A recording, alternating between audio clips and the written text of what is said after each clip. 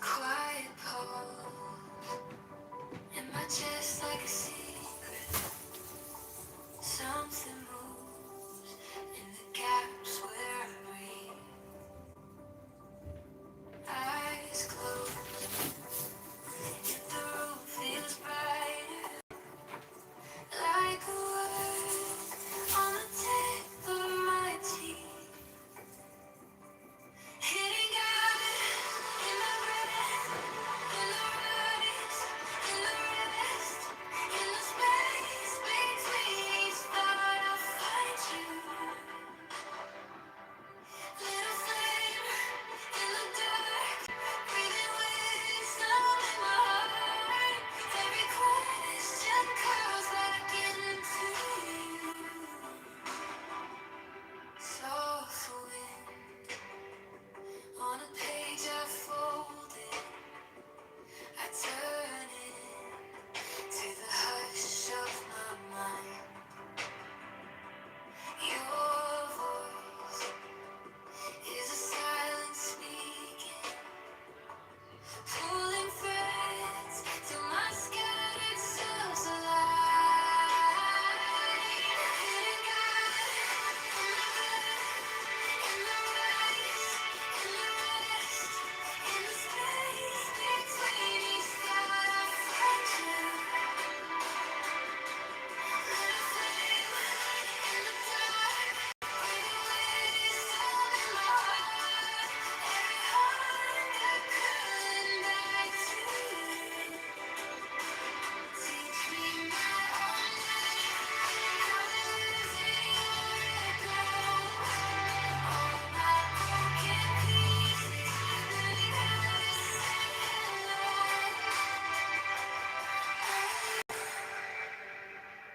I find myself knowing me. I see you too. Mystery and waking mind. Finally moving as one. True. Hidden God in my breath, in the rise, in the rest, in the space between each thought I find you.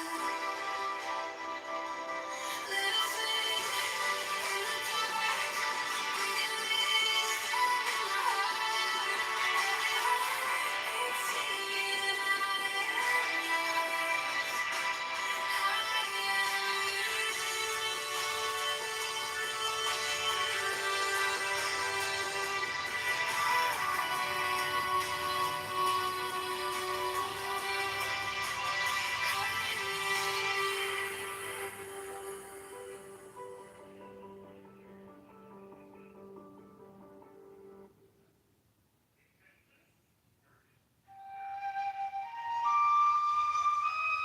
First, there are many and diverse conditions of life upon this earth. In all of these is some seed of sorrow. Who can escape from sickness and from old age and from death? We are come to save our fellows from these things. For there is a life intense with knowledge and extreme bliss, which is untouched by any of them. This life we attain even here and now. The adepts, the servants of thee, have attained the Runeterm. It is impossible to tell you of the splendors of that to which they have attained. Little by little, as your eyes grow stronger, will we unveil to you the ineffable glory of the path of the adepts and its nameless goal. Even as a man ascending a steep mountain is lost to sight of his friends in the valley, so must the adept seem. They shall say, he is lost in the clouds, but he shall rejoice in the sunlight of them and come to the eternal snows. Or as a scholar may learn some secret language of the ancients, his friends shall say, look, he pretends to read this book, but it is unintelligible.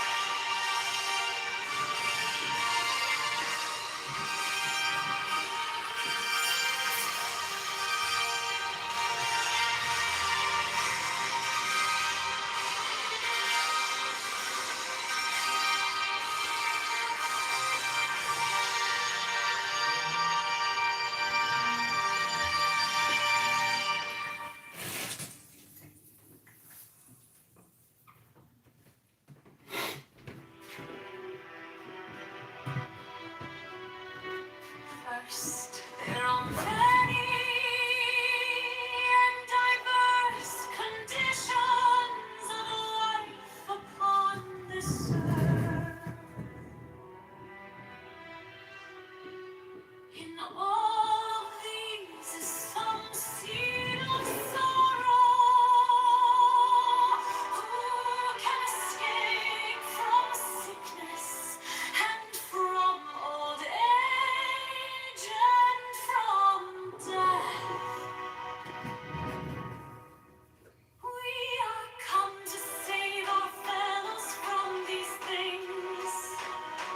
For there is a life intense with knowledge and extreme bliss which is untouched by any of them. To this life we attain even here and now.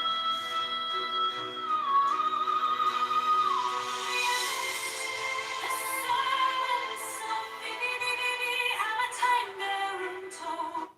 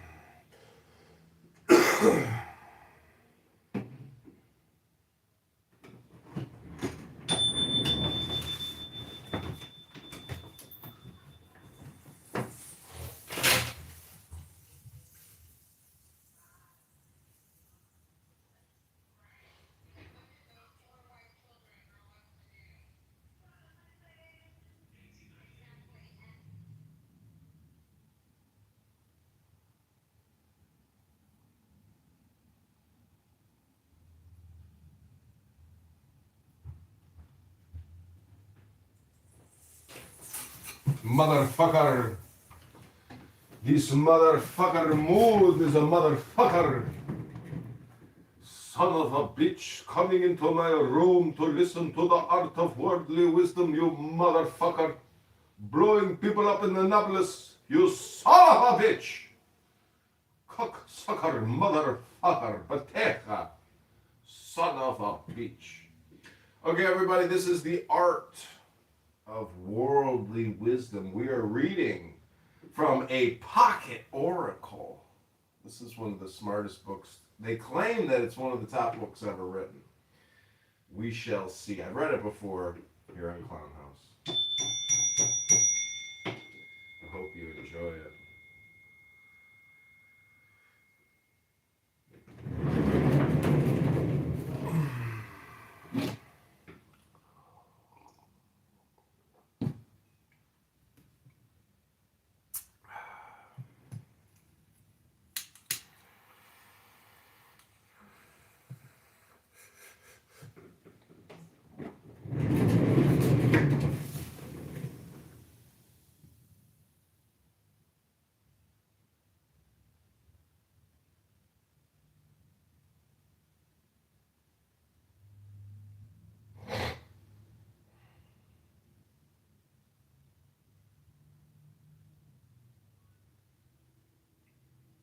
Priscilla. Tilambara. Revidential day. How are you running Buttercup's room? I was appointed the new master of the Church of Buttercup. That's right. They demanded strong leadership, so they put me in charge. That's wild. Well, where's Buttercup? She melted into a cup of butter, and I used her in a Belgian waffle with walnuts and bananas, and plenty of maple syrup. Sure, that makes a lot of sense. Have you ever heard of this book called The Art of Worldly Wisdom? It sounds familiar. It's by Baltasar Gracian. It's called A Pocket Oracle. This is not the real Church of Buttercup. You know how I know? Oh. Because I already joined her house. Mm-hmm. So you made another one. Yeah, I cloned it. This is my Church of Buttercup. You're awful. You're awful. Why am I awful? Who cares? This is a waste of time. This is like for, people who didn't make it in the real world. This Why is did you a do garbage that? dump. Why did you do that? I'm a garbage collector. I go around Clown House and I collect garbage. You're nuts. It's true. That's what I do. I'm a garbage man. Most people don't know that about me, but I'm just a humble garbage man. You know what I think is amazing about you? You don't need anyone else to like have a party. You'll have a party all by yourself. Like you'll enjoy yourself, amuse yourself. Like you don't need others. It's true. I wouldn't go sit in a movie theater by myself because that's really boring, but I will come here and read a book by myself because I'm telling you, because I like to listen to myself reading the books because do you know what the 1530 rule is? You say 1,500 words a day and you listen to 3,000 words a day. And it's my theory that people who actually make it in this world and who are very smart throughout their life, they've controlled the 1,500 words and they've controlled the 3,000 words. Thus, they've become intelligent and hyper focused on a certain thing, whether it's the law or medicine. So, anyways, that's how you become successful because life is all communication, and people on this app just want to have frivolous, meaningless, conversations with no real intelligence, just a lot of drama, as if it actually is a theatrical stage. Because you could come on here and cry and complain about 100 different topics, but what did you actually do? You didn't do anything. It just goes off into an unrecorded room.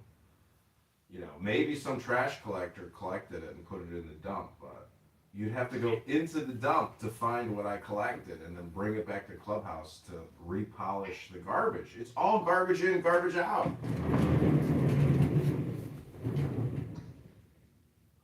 I'm on a ping. There he is.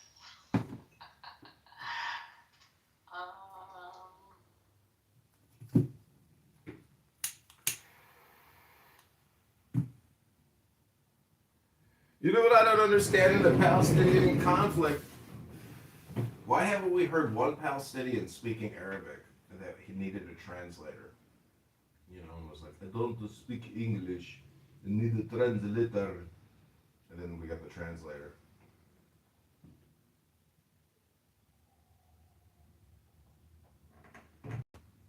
Okay, this is the art of worldly wisdom. This is the dust jacket. It says, use human means as though divine ones did not exist, and use divine means as though there were no human ones. This is the dust jacket. Throughout the centuries, mankind has produced three timeless wisdom books: Machiavelli's The Prince, Sun Tzu's The Art of War, and Baltasar Gracian's The Art of Worldly Wisdom, a pocket oracle. And yet until now, Gracian's astonishing classic has been largely unavailable to modern readers. The Art of Worldly Wisdom was written 300 years ago by one of Spain's greatest writers, a worldly Jesuit scholar and keen observer of many in positions of power.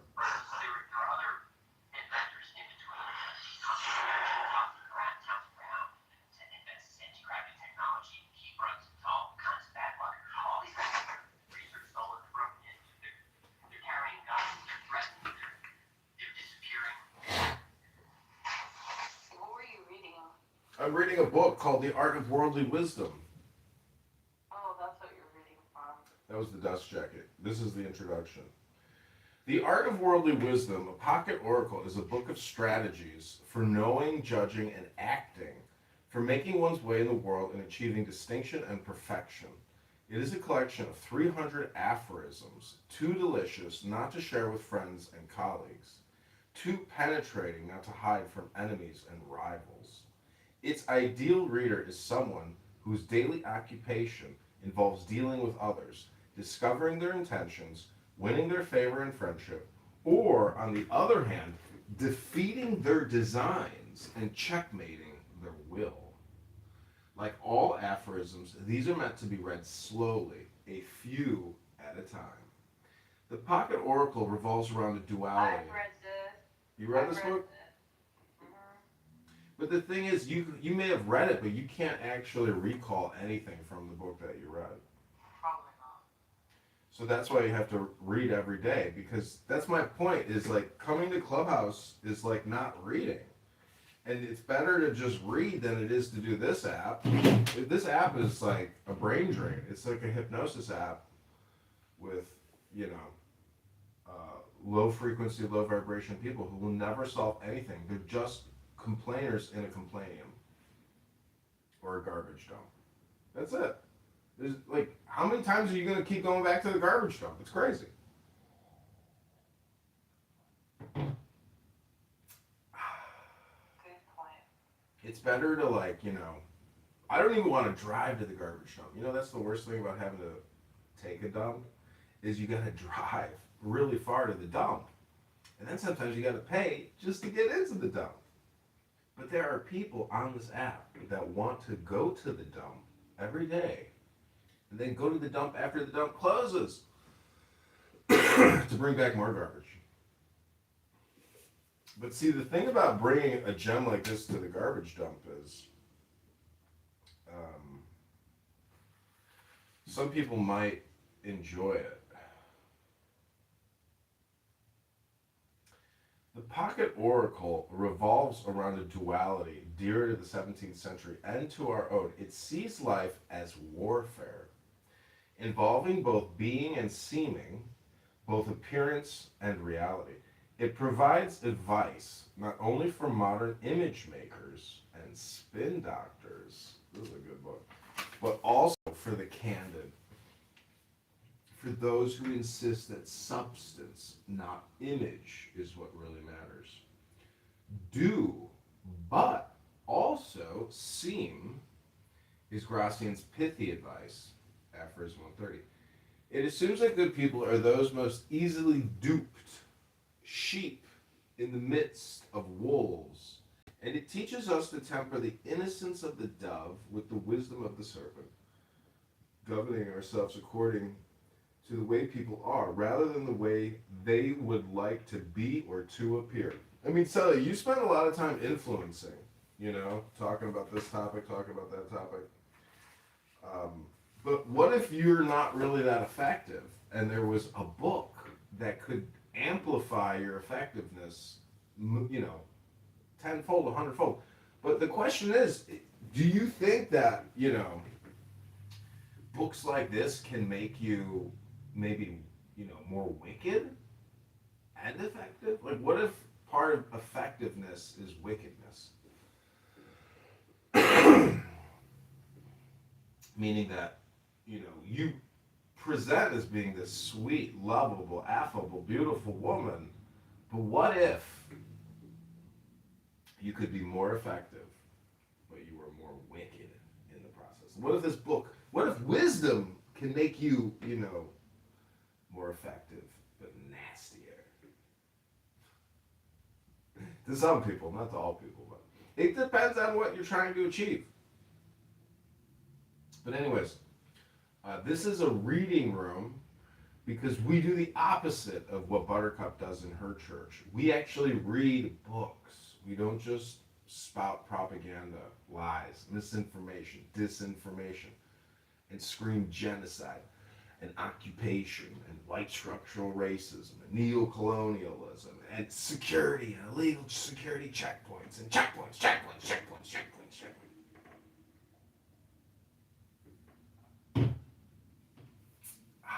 We read books. Okay. This is still the introduction. The oracle has spoken in many tongues, has been heard with admiration and greeted with praise. It was imitated by Le Rochefoucauld, who learned of it in the salon of his friend M. de Sable, valued by writers as diverse as Joseph Addison and Friedrich Nietzsche, and lovingly translated into German by Arthur Schopenhauer. Nietzsche observed that Europe has never produced anything finer or more complicated in matters of moral subtlety. And Schopenhauer believed the oracle absolutely unique. It teaches the art which all would fain practice, and is therefore a book for everyone, but it is especially fitted to be the manual of those who live in the great world, and peculiarly of young people who wish to prosper in that world. To them it gives at once and beforehand that teaching which they could otherwise only obtain through long experience. To read it once through is obviously not enough. Welcome, Honey Badger. It is a book made for constant use as occasion serves, in short, to be a companion for life. What sort of person composed these strategies for perfection? The voice that emerges from the oracle is not, as some have argued, an entirely cynical Machiavellian one. Balthasar Gracian, 1601 to 1658, a worldly Jesuit priest, felt undying hatred for human folly. But the oracle insists on the perfectibility of man and the capacity of goodness, assisted by art to triumph over evil. It is true that in the oracle, perfection depends not upon religious revelation, God appears only rarely in these pages, but upon human resources and industry, attentiveness, mastery of one's emotions, self-knowledge, and other forms of prudence. There is, however, nothing irreligious or overly pessimistic about this emphasis on human reason. It was, after all, from Saint Ignatius of Loyola, the founder of his order, that Gracian learned aphorism 251. Use human means as though divine ones didn't exist, and divine means as though there were no human ones. In the oracle, Gracian has all but ignored divine means, aware of Ignatius's advice and of the Spanish proverb it elaborates on.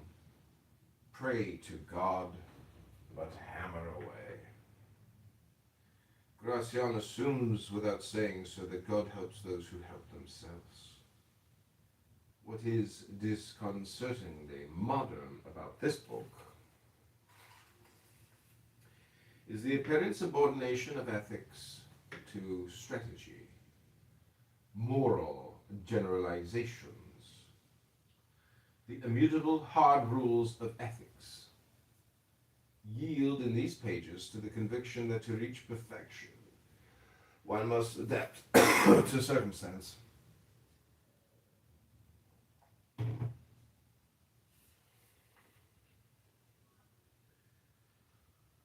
To achieve Gracian's prudencia, wisdom or prudence, one avoids generalities, among them generalizations about morals. The oracle bids us to speak the truth, but to administer it skillfully, with a touch of artifice. The most practical sort of knowledge lies in dissimulation. We are to be learned with the learned, saintly with the saints, observe others' temperaments, and adapt ourselves accordingly. The wise are as mutable as Proteus, but even mutability and dissimulation must not harden into guiding principles. Gracian's insistence on adaptability, on metamorphosis and camouflage reveals an Italian philosopher, reminds us poignant sense of man's fragility and vulnerability. Nor can Gracian be accused of indifference to the spiritual or material well-being of others. Avoid fools, he tells us repeatedly, but beyond that his injunctions are clear. Speak what is very good. Do what is very honorable. Know how to do good, little by little, with moderation. Love, if you would be loved. Friendship is a recurrent theme, both here and in Gracian's other works, as it was in his life, and so his conversation. As for the pessimism of which he is often accused, the concept is anachronistic. But many of us call optimism a belief that people are basically good and that things will turn out for the best. Gracian would have regarded as a hoax of the imagination. Hope is a great falsifier. Let good judgment keep her in check. Like other moralists of his age, from Francis Bacon and Jeremy Taylor to Francisco de Quevedo, Gracian labored painfully toward desengaño, a state of total disenchantment or disillusionment, in which one gains control of one's hopes and fears, overcomes deceitful appearances, vain expectations, and weans oneself from false worldly values. Much of the oracle, with its insistence on curbing the imagination, concerns strategies for reaching that bittersweet beatitude. To entertain no illusions about things or people was a large part of wisdom. The modern notions of pessimism and optimism seem shallow in comparison. Optimism would have seemed out of place anyway in 17th century Spain, the Spain of Velázquez and Zurbarán, a kingdom in social turmoil and political decline. Like Quevedo, Gracian had the sense that his country's moral strength was waning. From time to time we hear a melancholy, unmistakably elegiac sigh. Good conduct has departed. Debts of gratitude now go unpaid. Few people give others the treatment they deserve. Only strategy, incessant plotting against one's own weaknesses and those of others, allow us to push forward to perfection. It takes more to make one sage today than it did to make 7 of Greece. What of Gracian's own life? His own struggle toward worldly wisdom. It was not, as so many have written, an entirely uneventful one. He was born in 1601 in Belmont, a village in Aragon, not far from the birthplace of the great Latin satirist Martial, a coincidence which must have delighted him. Gracian's allegorical novel, El Criticon, or The Master Critic, is one of the most forceful satires ever written by a Spaniard. As an adolescent, he studied philosophy and letters in Toledo and Zaragoza, and in 1619, at the age of 18, entered the novitiate of the Jesuit order. For the remaining 50 years of his life, Gracian labored as chaplain and confessor, preacher, professor, and administrator. He was rector and vice-rector of several Jesuit colleges.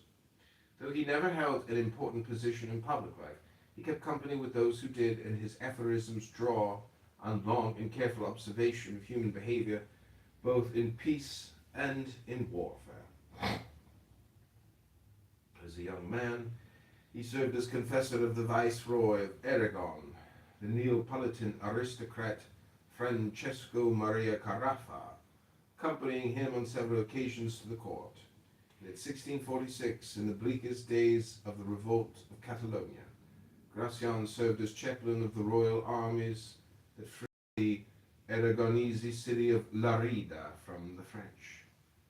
The only chaplain who neither fell ill nor was captured, Gracian went bravely to the front lines, and he says proudly in a letter, exhorted the troops as they went into battle. The soldiers hailed him, he says, as El Padre de la Victoria. When he extols friendship as a pleasant way to acquire learning, he is thinking, no doubt, of blissful hours spent in the salon and library of his friend and protector, Vincenzo Juan de la Stanosa, 6 years younger than he, one of the wealthiest and most learned of the 17th century Spanish humanists. La Stanosa was patron of an important literary and cultural athenaeum, a true microcosm of all human learning, and it would be difficult to exaggerate his importance to Gracian. Gracian's first assignment after he took his vows was to the Jesuit college at Huesca, an ancient town to the northeast of Zaragoza. From the college it was only a few tempting steps to the La Stanosa mansion, an astoundingly rich Baroque museum of books and manuscripts, paintings, Titian, Dura, Tintoretto, Ribera, sculpture, and objects of classical antiquity. There were, La Stanosa once wrote, more than 8,000 coins and medals of Greek and Roman emperors, and 2,000 cameos and stones from ancient rings. La Stanosa was especially proud of his library, his collection of armor, and his botanical gardens, whose rare plants, trees, and shrubs were cared for by 8 French gardeners, several of whom had held that post for more than half a century. There was even a small zoological garden, 4 caves behind strong bars with a tiger, a leopard, a bear, and a lion. In a cage, 2 voracious ostriches. To La Stanosa's literary and cultural treasures, Gracian was granted access, an incalculable boon for one who thirsted for aesthetic perfection, an infallible taste, and hungered to be vulgar in nothing. It was La Stanosa who paid for the publication of several of Gracian's books, and many of the aphorisms of the art of worldly wisdom may have been tried out for the first time on listeners in his salon. The records of the Jesuits give us a glimpse of Gracian as priest and administrator, and he seems less stern, less forbidding in those pages than in these. In 1637, for example, he is rebuked for having been too lenient toward a fellow Jesuit guilty of weakness, flaqueza, with the opposite sex.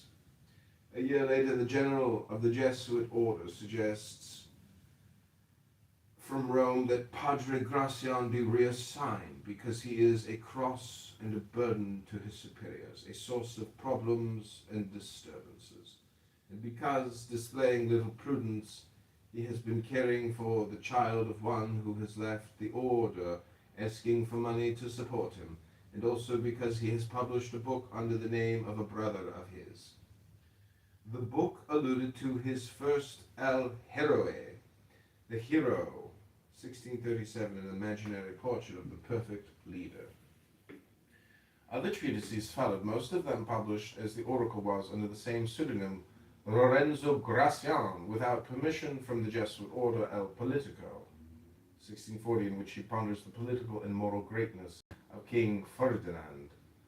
Arte de Ingenio, a treatise on style and poetic conceit, with examples from a multitude of classical and Spanish authors. El Discreto, 1646, translated into English in 1730, as the complete gentleman, or a description of the several qualifications, both natural and acquired, that are necessary to form a great man, a book in the tradition of Castiglione's courtier. Over the years, Gracian was warned repeatedly not to publish his works without permission. So troubling was his continual disobedience that when he published the 3rd and final volume of his masterpiece, El Criticon, a vast satirical allegory of human existence, he was removed from his chair of sacred scripture in Zaragoza and exiled to the country town where he died. From Rome came instructions to watch him closely, to observe his hands, to visit his room from time to time, and look over his papers. Were he to write anything against the Jesuits, he was to be locked up and forbidden the use of paper, pen, and ink. Not that his writings were regarded as heretical. It was somewhat unseemly for a Jesuit priest to write so brilliantly on worldly wisdom and on political behavior. But the Jesuits never accused Gracian of contradicting Catholic doctrine. What rankled his superiors was his persistent disobedience and perhaps his nonchalance. I am prohibited from publishing, he writes in 1653, and have no lack of envious people. But I bear it all patiently, and am still able to eat lunch and dinner, to sleep, etc. Gracian's enemies cruelly exploited his problems with his superiors, and some of their allegations are delightful. In a sermon delivered in Valencia, Gracian is said to have told his listeners that he was reading from a letter he had just received from hell. No doubt he was a difficult person, with a large dose of the stubbornness for which the Aragonese are famous. The Jesuits left a record of his prevailing humorous biliosus melancholicus in 1628, cholericus biliosus, 1651, and the year of his death, complexio cholerico. The author of the Art of Worldly Wisdom, at Peoria to Prudence, said to possess ingenium bonum, good intelligence. But after 1645, his powers of judgment, audicium, his prudence and his experience of things are found less than normal, or barely satisfactory. Audicium infra mediocritatum, 1651. Audicium mediocre, prudentia non multa, experientia rerum mediocri, 1655. Where his fellow Jesuits write, Gracian may have shown poor judgment in publishing almost all of his works without authorization, but time acquitted him. His works emerged unscathed, he won immortality, and no one remembers his accusers.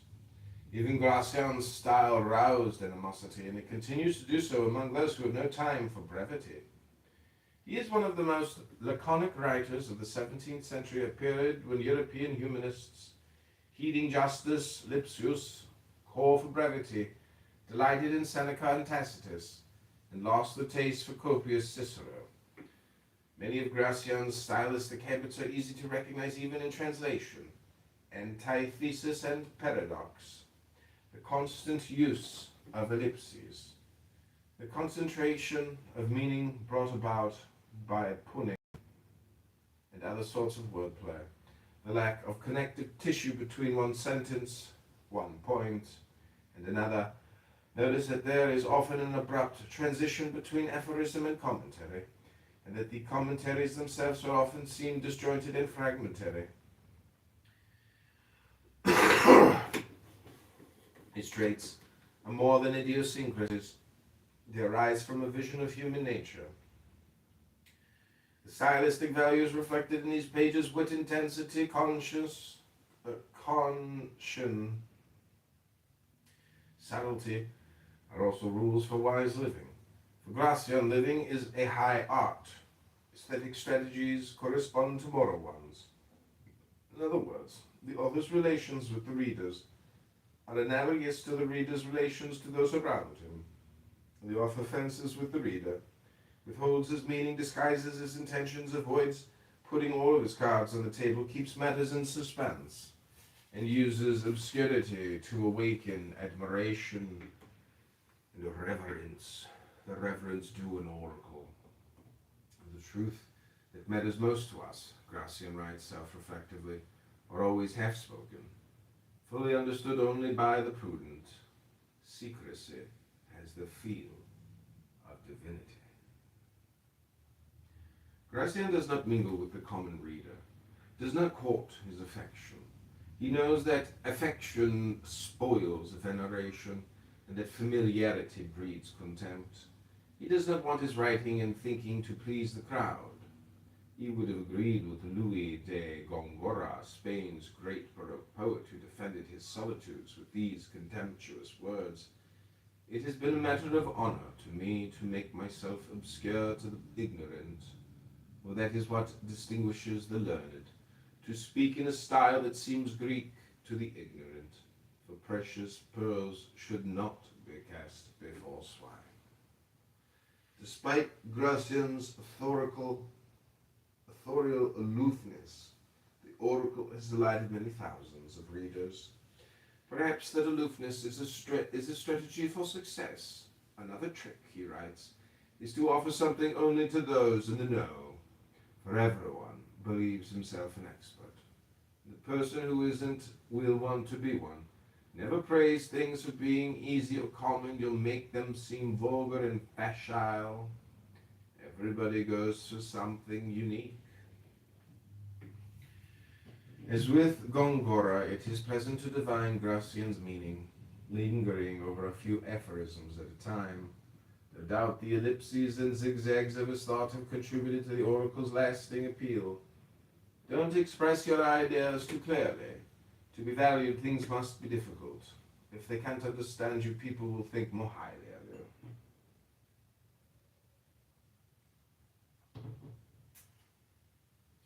The aphorisms are not arranged as a system. The Spanish critic Gonzalo Subejano once observed that they come upon us with the chaos of life itself, reproducing the chaotic randomness of pure experience.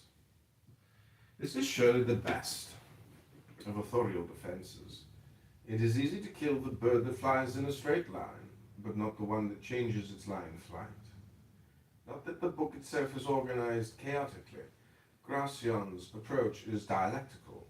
This happens with popular proverbs, and one aphorism offsets another, contradicting or complementing it, and moral phenomena are viewed from different perspectives. One fragment tells us how to perform a maneuver, another how to defend ourselves from it. For brevity, it too is both an aesthetic ideal and a strategy for survival. Say less, and you, as author or reader, will be less likely to be discovered, contradicted, proven wrong. Speak as though you were writing your testament. The fewer words, the fewer lawsuits. And good things, if brief, are twice good. True, certainly, a translator's prefaces. This translation follows upon 7 previous English versions, only 2 of which I have been able to consult. The Oracle's translators, one for each day of the week, are as follows. Anonymous, 1685. John J. Savage, 1702. Joseph Jacobs, 1892. Martin Fisher, 1934. Otto Eisenschimmel, 1947. L.B. Walton, 1953, and Lawrence C. Lockley, 1967. To the Jacobs translation, I have occasionally gone for help, not with questions about the meaning, but looking for solutions for Gracian's puns. You may think you'll share pairs, but you'll share only the pairings, was the clever way Jacobs rendered an untranslatable sentence about peras, pears, and piedras, stones, and I've gladly picked up those peelings. Unlike that of Jacobs, this translation draws on the splendid critical edition of Miguel Romero Navarro, based on the only extant copy of the first edition, Huesca, 1647. Romero Navarro sensed that his annotations would guide future translators, and that Providence is cause for deep gratitude. I am grateful also to Harriet Rubin Doubleday Currency, an editor of uncommon taste, who believed that Gracian's delightful oracle belongs in the pockets and hearts of contemporary readers. Christopher Morer, Vanderbilt University, May of 1991.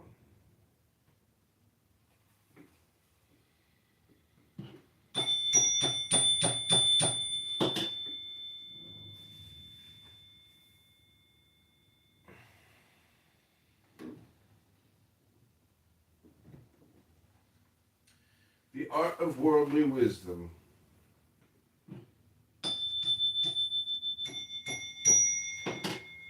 All has reached perfection.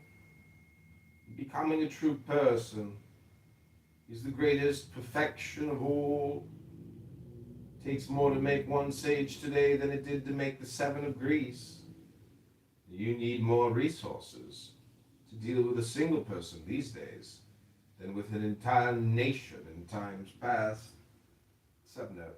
For Gracia, not everyone is a true person, persona. One becomes a person, and not merely a man or woman, by striving for moral perfection. Number 2, character and intelligence. The poles your talent spins on, displaying your gifts. One without the other brings only half of success. It isn't enough to be intelligent. You must also have the right character.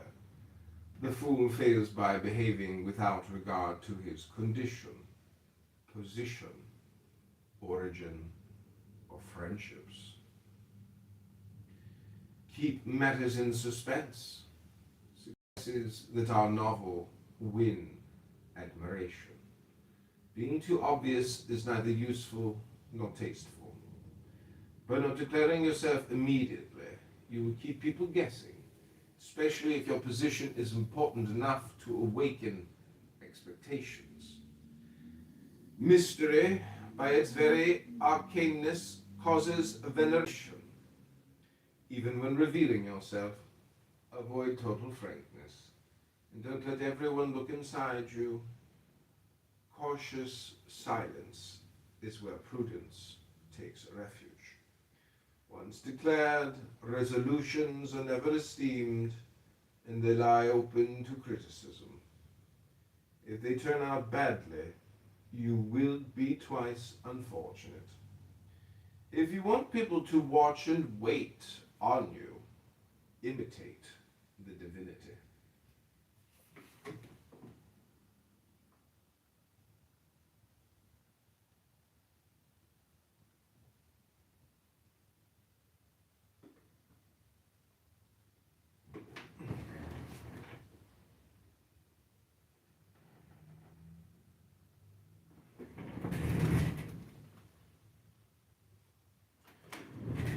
Knowledge and courage take turns at greatness.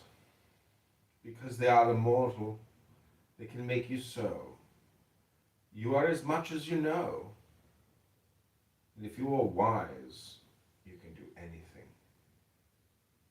The uninformed person is a dark world unto himself.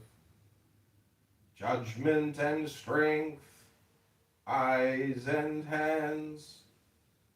Without courage, wisdom bears no fruit. Make people depend on you. God is made not by adorning the statue, but by adoring it. He who is truly shrewd would rather have people need him than thank him. Vulgar gratitude is worth less than polite hope. For hope remembers and gratitude forgets. You will get more from dependence than from courtesy. He who has already drunk turns his back on the well, and the orange already squeezed turns from gold into mud. When there is no longer dependence, good manners disappear, and so does esteem.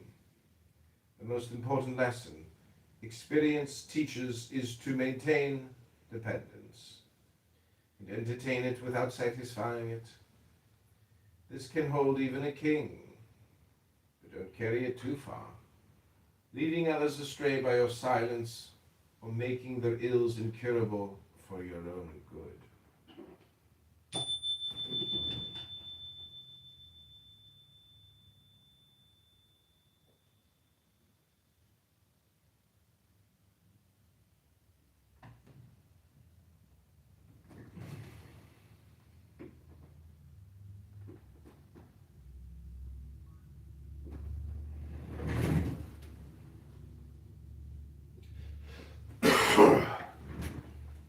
Reach perfection.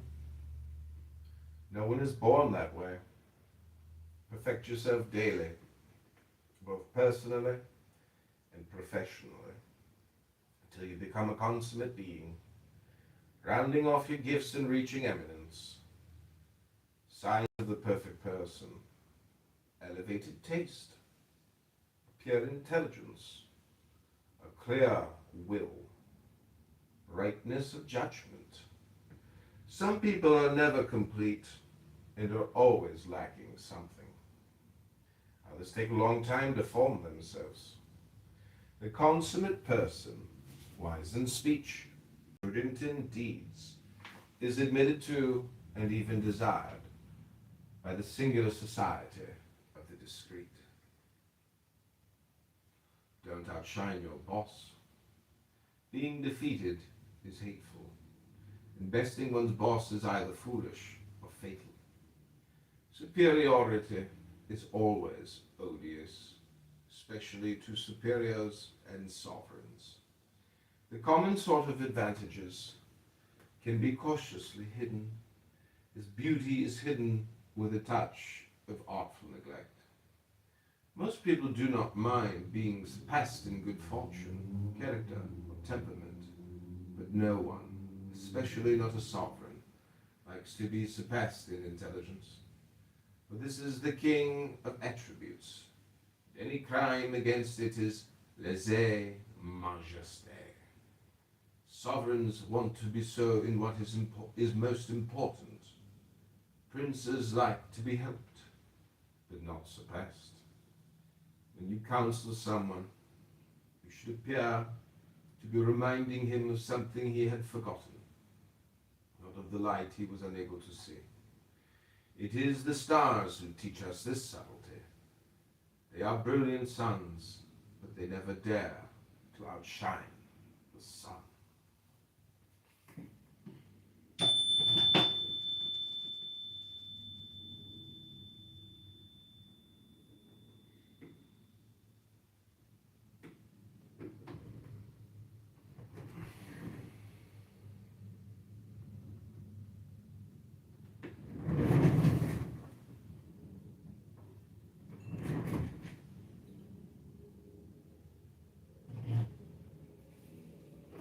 Not to be swayed by passions, the highest spiritual quality of all. Let your superiority keep you from succumbing to vulgar, passing impressions. Your mastery is greater than mastering yourself and your own passions. It is a triumph of the will. Even when passion affects your person, don't let it affect your position. Least of all when the position is an important one.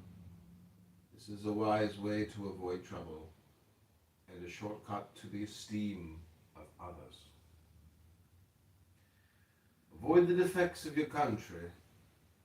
Water shares the good and bad qualities of the beds through which it runs.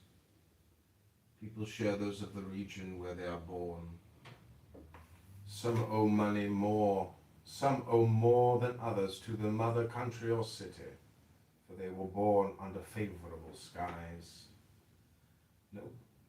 No country, not even the most refined, has ever escaped some innate defect or other, and these weaknesses are seized on by neighboring countries as defense or consolation. It is a triumph to correct, or at least dissimulate, such national faults. By doing so, you will be revered as unique among your people, for what is least expected is most valued. Other defects are caused by one's lineage, condition, occupation, and by the times. If all these defects come together in one person, and no care is taken to foresee and correct them, they produce an intolerable monster.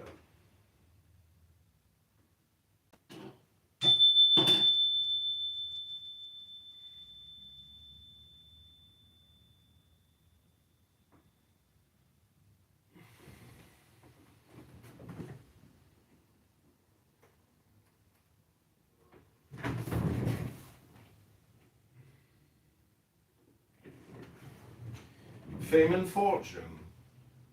One is inconstant, the other is firm. The latter helps us live, the former helps us latter. Fortune, against envy, fame against oblivion. You can wish for fortune, sometimes nurture it with your efforts, but all fame requires constant work. The desire for renown is born from strength and vigor. Fame has always been the sister of giants.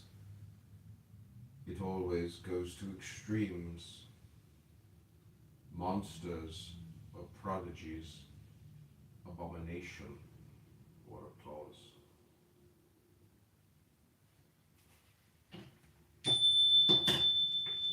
Associate with those you can learn from.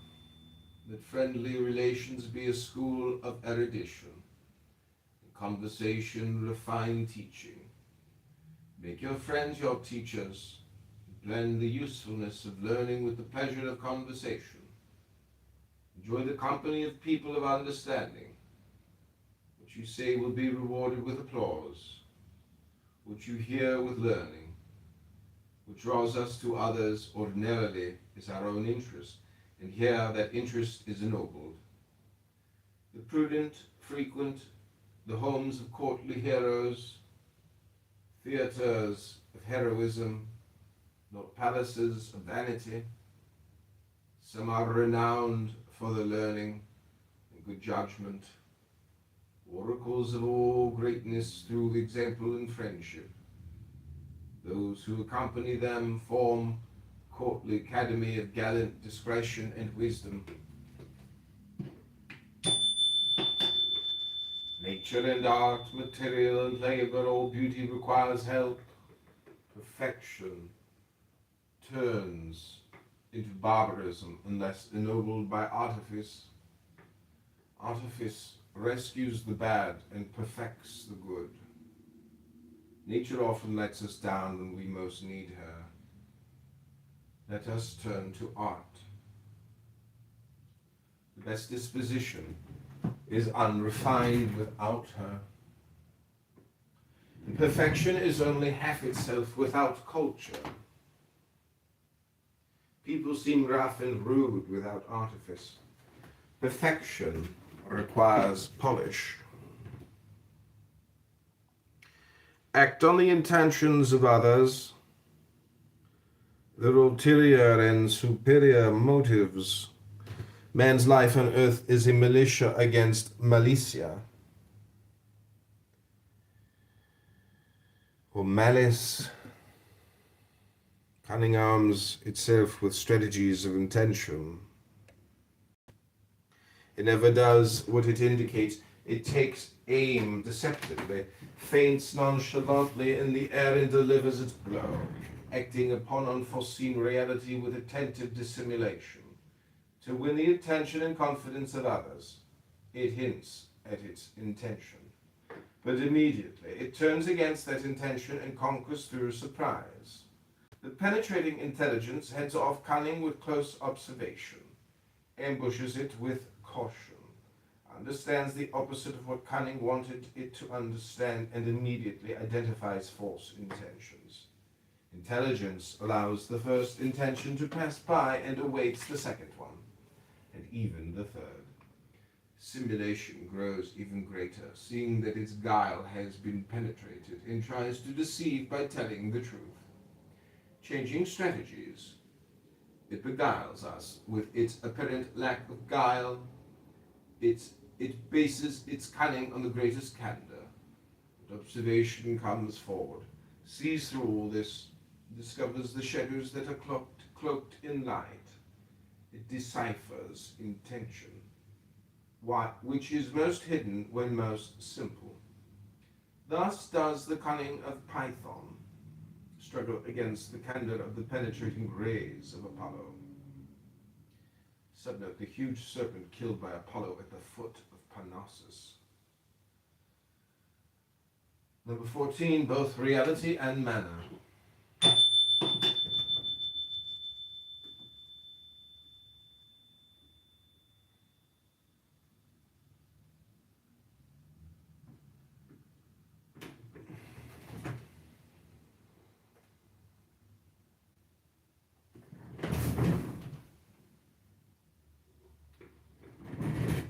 Substance is not stance enough.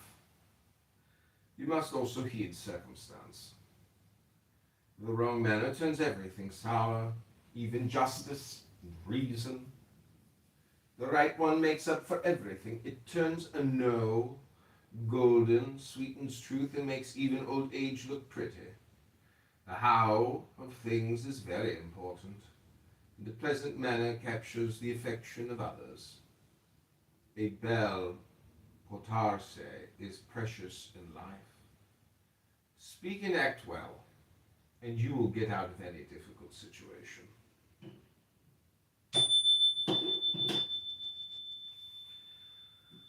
Surround yourself with auxiliary wits. Things turn out well for the powerful when they are surrounded by people of great understanding who can get them out of the tight situations where their ignorance has placed them, and take their place in battling difficulty. It is singular greatness to use wise people, better than the barbaric taste of Tigranes. Subnote, King of Armenia, 1st century BC, who conquered Parthia and often appeared in public attended by the princes he had defeated,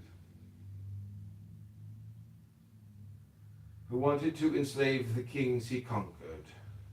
This is a new way of mastering others in what matters most in life.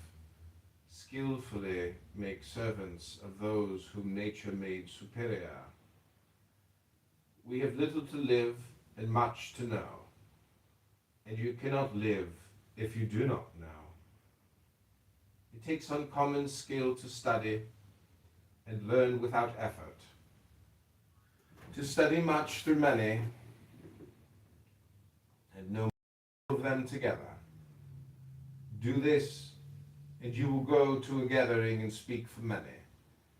You will speak for as many sages as counseled you, and will win fame as an oracle, thanks to the sweat of others. Choose a subject, and let those around you serve out quintessential knowledge. If you can make knowledge your servant, make it your friend.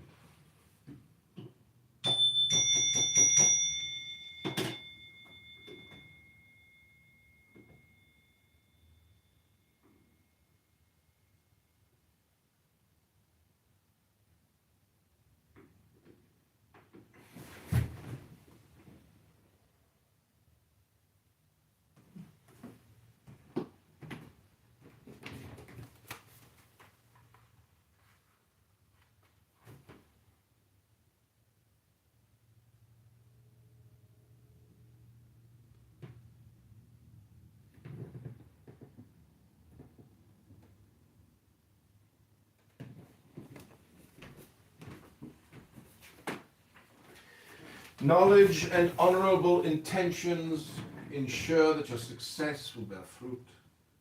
And understanding Mary's bad intention, it isn't wedlock monstrous rape. Malevolence poisons perfection. When abetted by knowledge, it corrupts even more subtly. Superior talents given to baseness come to a bad end. Knowledge without judgment is double madness. Keep changing your style of doing things. Vary your methods. This will confuse people, especially your rivals, and awaken their curiosity and attention. If you always act on your first intention, others will foresee it and thwart it. It is easy to kill the bird that flies in a straight line, but not one that changes its line of flight. Don't always act on your second intention either. Do something twice, and others will discover the ruse. Malice is ready to pounce on you. You need a good deal of subtlety to outwit it. The consummate player never moves the piece of his opponent expects him to, and less still the piece he wants him to move. Application and capacity. Eminence requires both. When both are present, eminence outdoes itself. The mediocre people who apply themselves go further than the superior people who don't. Work makes worth. You purchase reputation with it.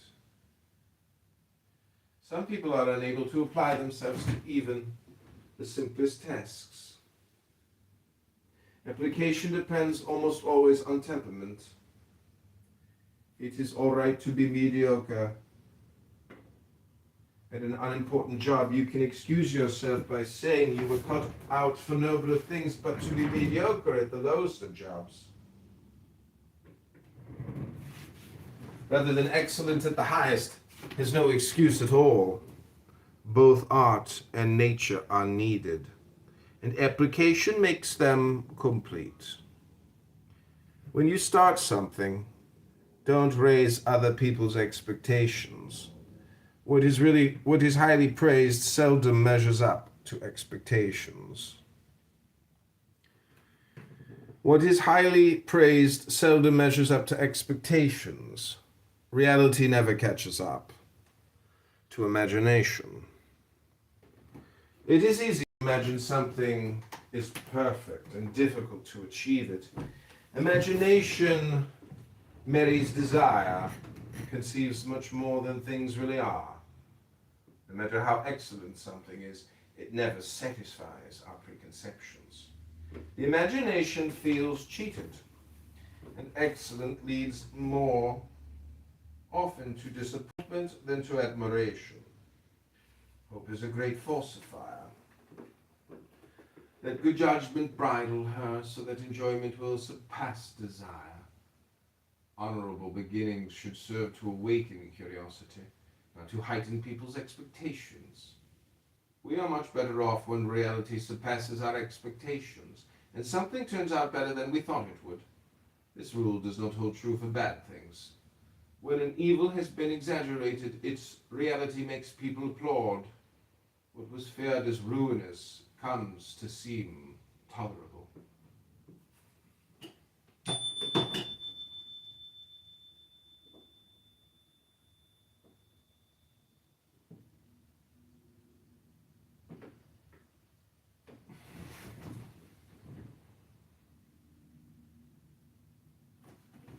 A person born in the right age, people of truly rare eminence, depend on the times.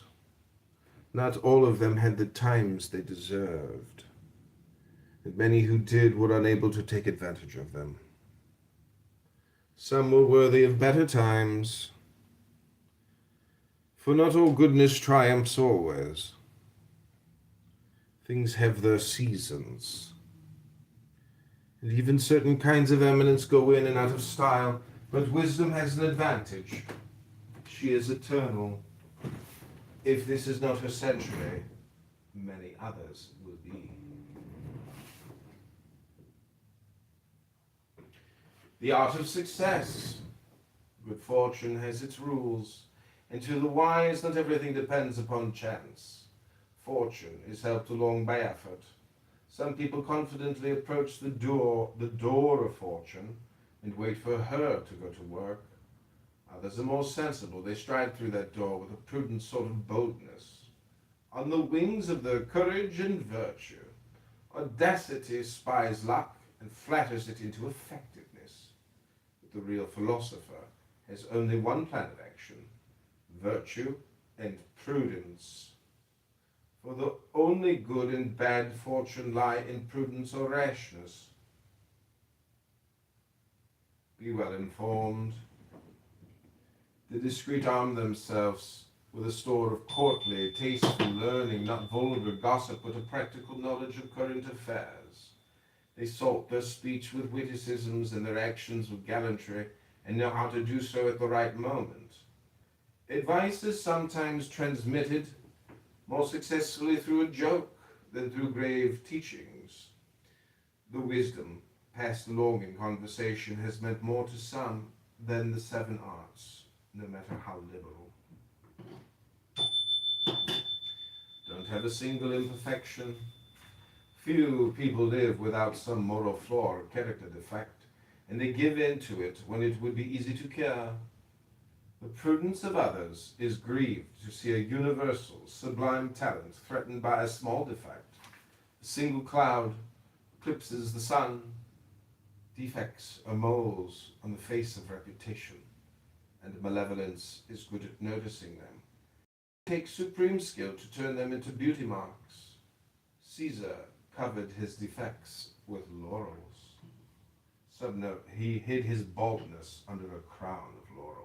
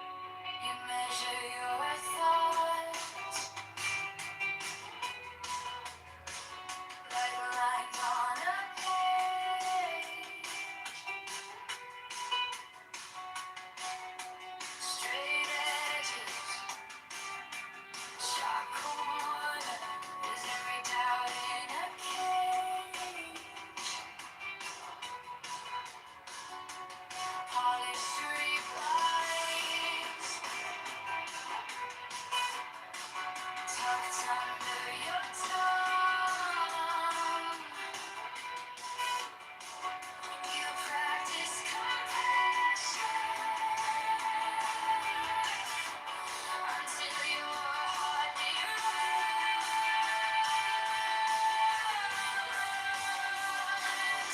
She's a lost symmetry in silence. Every angle in your headline. You wanna furious justice, but stay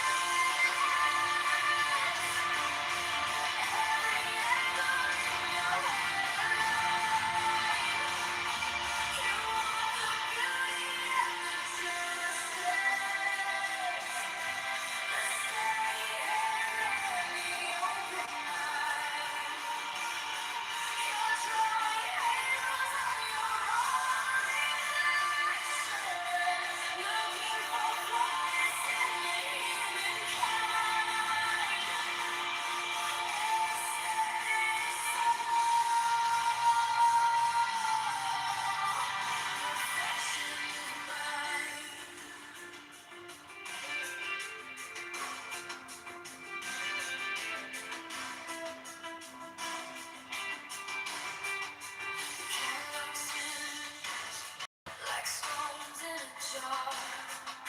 Forgiveness for others is easier by far.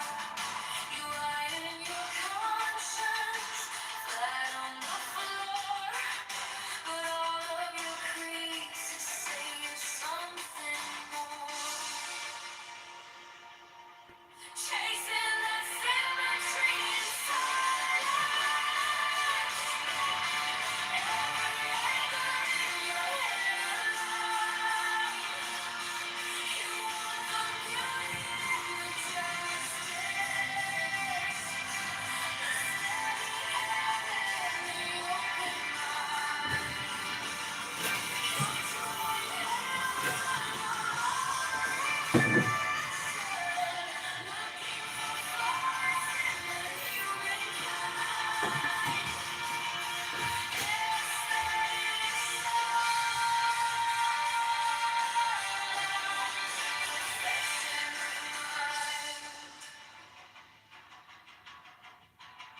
What if the grace is in every fraction, every scar, a secret design?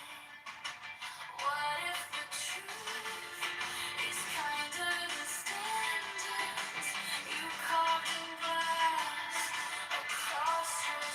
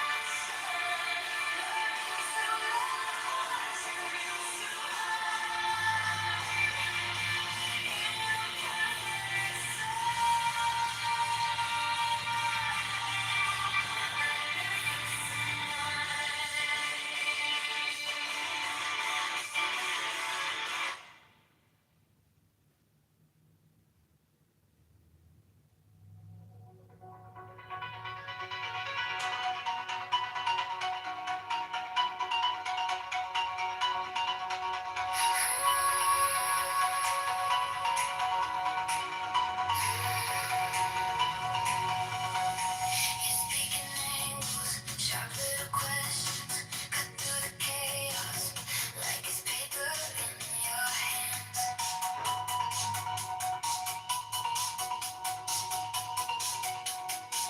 You're in my patterns, call out my shadows, hold up a mirror till I finally understand.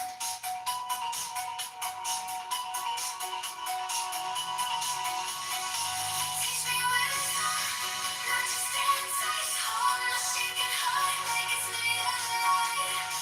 Golden light, too quiet, static, you stay on.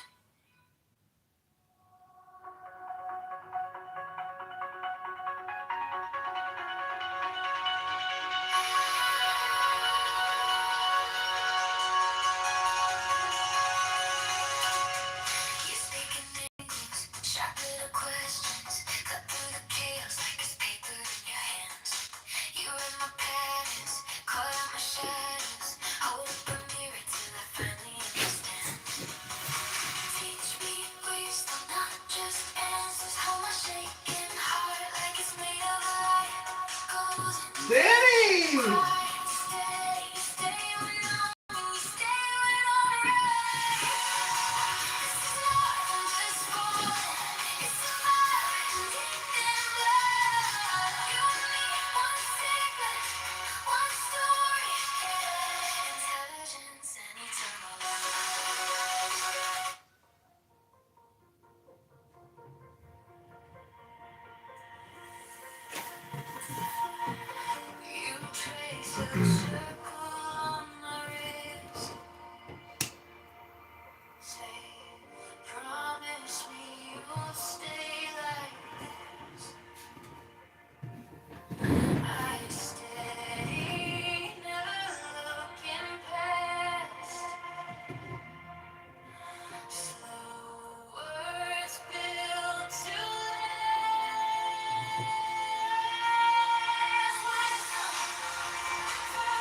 Dr. Gruber!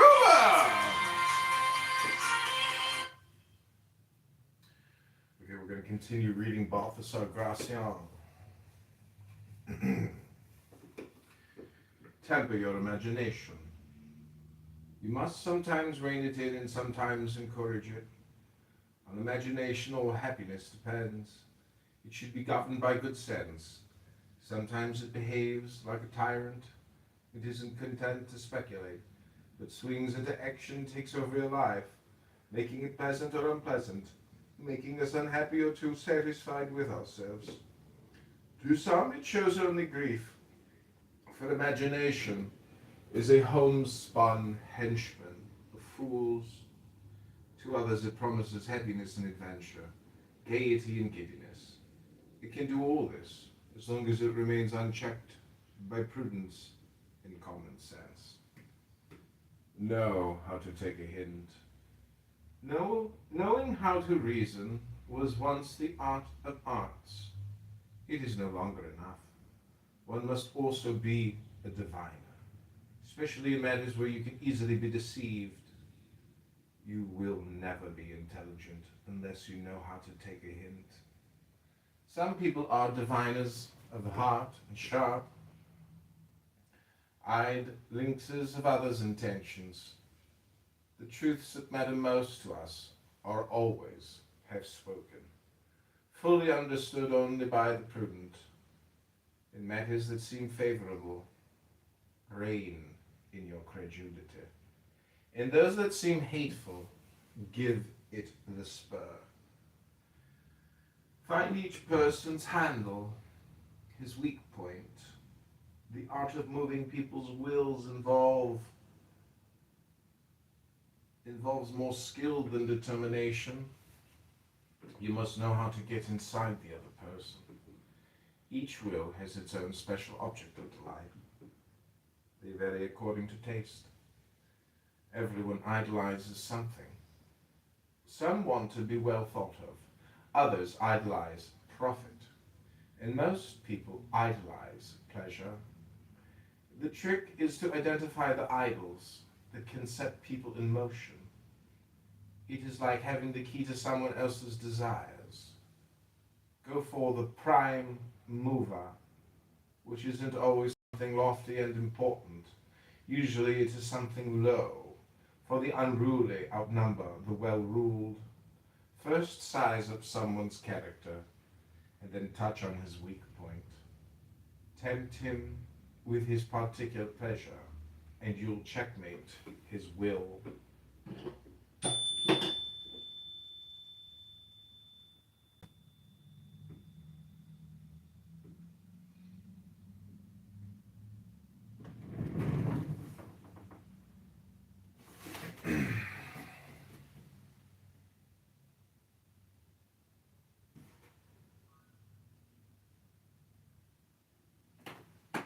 Better to be intensive than extensive.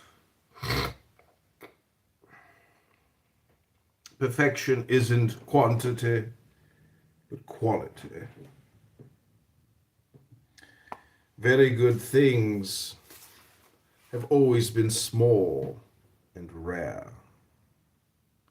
Muchness brings discredit.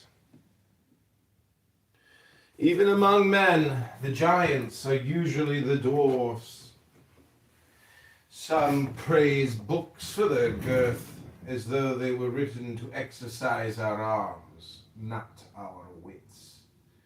Extension alone can never be more than mediocre, and the universal men who want to be in on everything are often in on nothing. Intensity leads to eminence, and even in matters of great importance, fame. Be vulgar in nothing, certainly not in your taste. What a wise person it was who did not want his things to please the many. The discreet never gorge themselves on vulgar applause. Some people are such puffed up chameleons of popularity. Subnote, a symbol of vanity, the chameleon was thought to live on air. that they enjoy the breath of the crowd more than the gentle breezes of Apollo. It's not an understanding. Take no pleasure in the miracles of the many. They are nothing but quackery. The crowd admires common foolishness and places no stock in excellent counsel.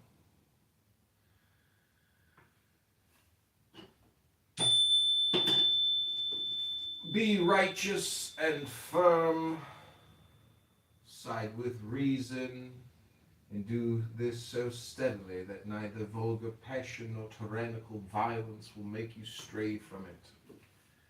But where will we find such a phoenix of equity? Few are devoted to righteousness.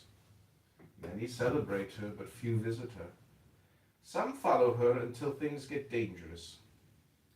In danger, the false disown her, and politicians cunningly disguise her. She is not afraid to set aside friendship, power, and even her own good, and this is when people disown her.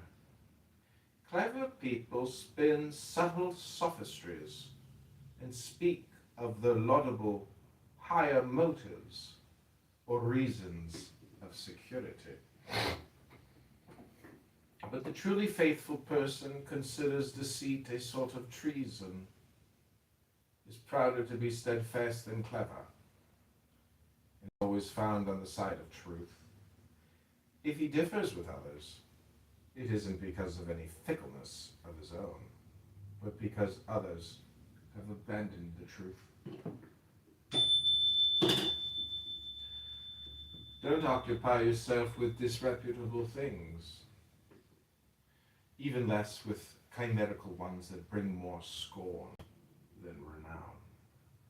Caprice has founded many sects, and the same person should flee from all of them. There are people with extravagant tastes who embrace anything wise people repudiate. They take pleasure in any sort of eccentricity. And although this makes them well known, they are more often laughed at than renowned. Even when pursuing wisdom, the prudent ought to shun affectation and public notice, especially in things that can make them look ridiculous. There is no use pointing out these pursuits one by one. Common ridicule has already done so. Know the fortunate in order to choose them, and the unfortunate in order to flee from them. Bad luck is usually brought on by stupidity, and among outcasts nothing is so contagious. Never open the door to the least of evils, for many other greater ones lurk outside. The trick is to know what cards to get rid of. The least card in the winning hand in front of you is more important than the best card in the losing hand you lay down. When in doubt, it is good to draw near the wise and the prudent. Sooner or later, they will be fortunate. Be known for pleasing others, especially if you govern them.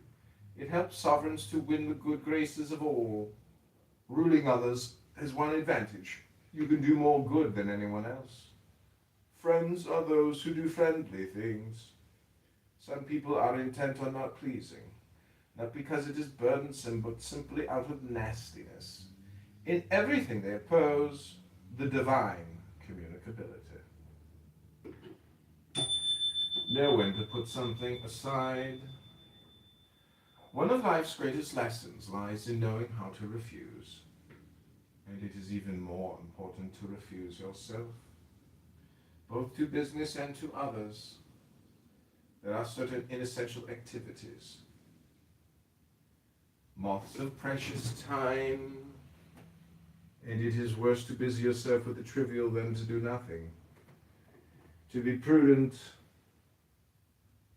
it is Is it enough not to meddle in other people's business? You must also keep them from meddling in yours.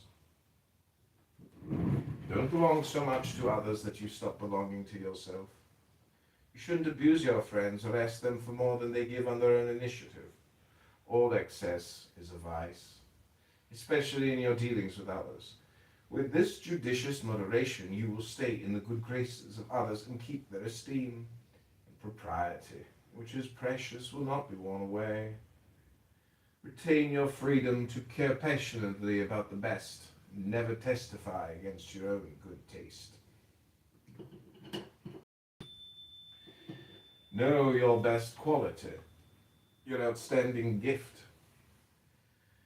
Cultivate it and nurture all the rest. All people could have achieved eminence in something if only they had known what they excelled at. Identify your king of attributes and apply it in double strength. Some excel at judgment and others at courage. Most people force their intelligence and achieve superiority in nothing. Their own passions blind and flatter them until too late. Time gives them the lie.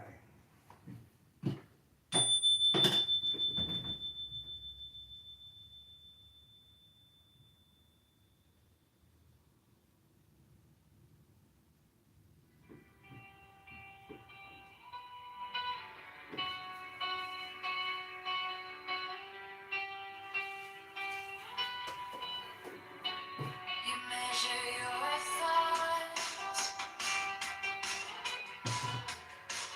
like lines on a page. Straight edges, sharp corners, with every doubt in a cage. Polished replies tucked under your tongue. You practice compassion until your heart deruns.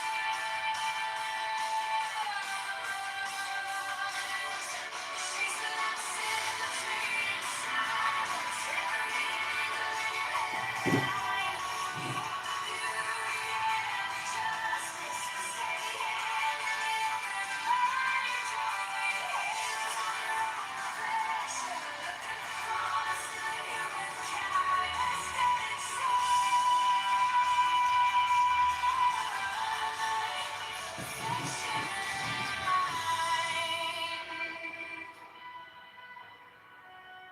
catalog sins like stones in a jar. Forgiveness for others is easier by far. You write in your conscience, flat on the floor, but all of your pieces say you're something more.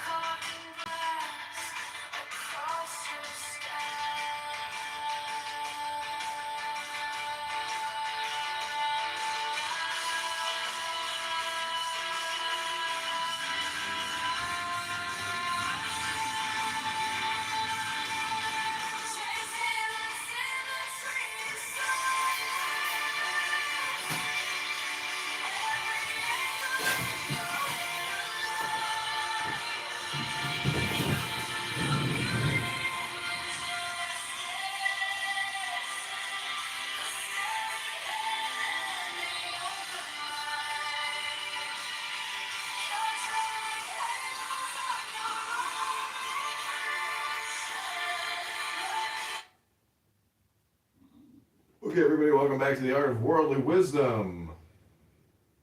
Hosted by candidate John Kitover, the 26th District. Hope you enjoy this reading of Balthasar Gracian's Eternal Wisdom.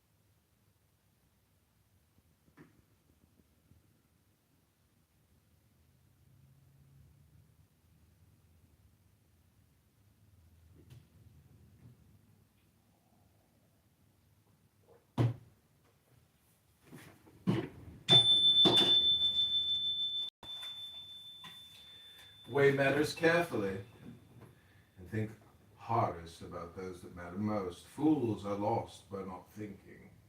They never conceive even half of things, and because they do not perceive either the advantages or the harm, they do not apply any diligence. Some ponder things backward, paying much attention to what matters little, and little to what matters much. Many people never lose their heads, because they have none to lose. There are things we should consider very carefully and keep well rooted in our minds. The wise weigh everything. They delve into things that are especially deep or doubtful, and sometimes reflect that there is more than what occurs to them. They make reflection reach further than apprehension. Take the measure of your luck in order to act and in order to commit yourself. This matters more than identifying your predominant humor and understanding your physical makeup. It is foolish for a 40-year-old to ask Hippocrates for health, and even more foolish to ask Seneca for wisdom. It is a great art to govern fortune, either awaiting her, for she sometimes takes her time, or taking advantage of her, for she sometimes turns good, although you will never completely understand her inconsistent behavior.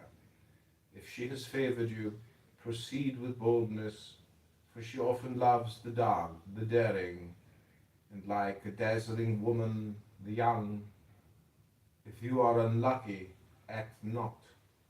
Withdraw and save yourself from failing twice. If you master her, you have taken a great step forward.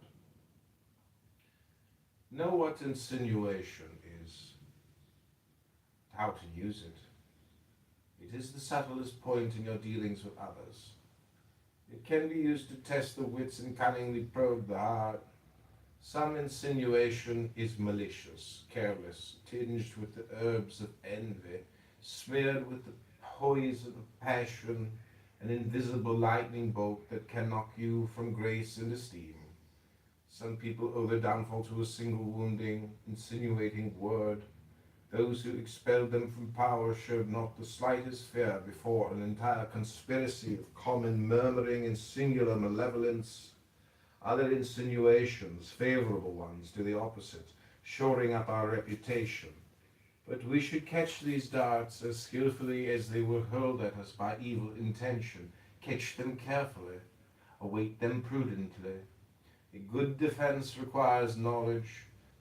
When we expect a blow, we can ward it off. Quit while you're ahead. All the best gamblers do. A fine retreat matters as much as a stylish attack. As soon as they are enough, even when they are many, cash in your deeds. A long run of good fortune is always suspicious. You're safer when good luck alternates with bad, and besides, that makes for bittersweet enjoyment.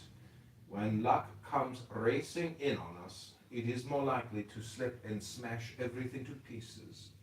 Sometimes Lady Luck compensates us, trading intensity for duration. She grows tired when she has to carry someone on her back for a long time.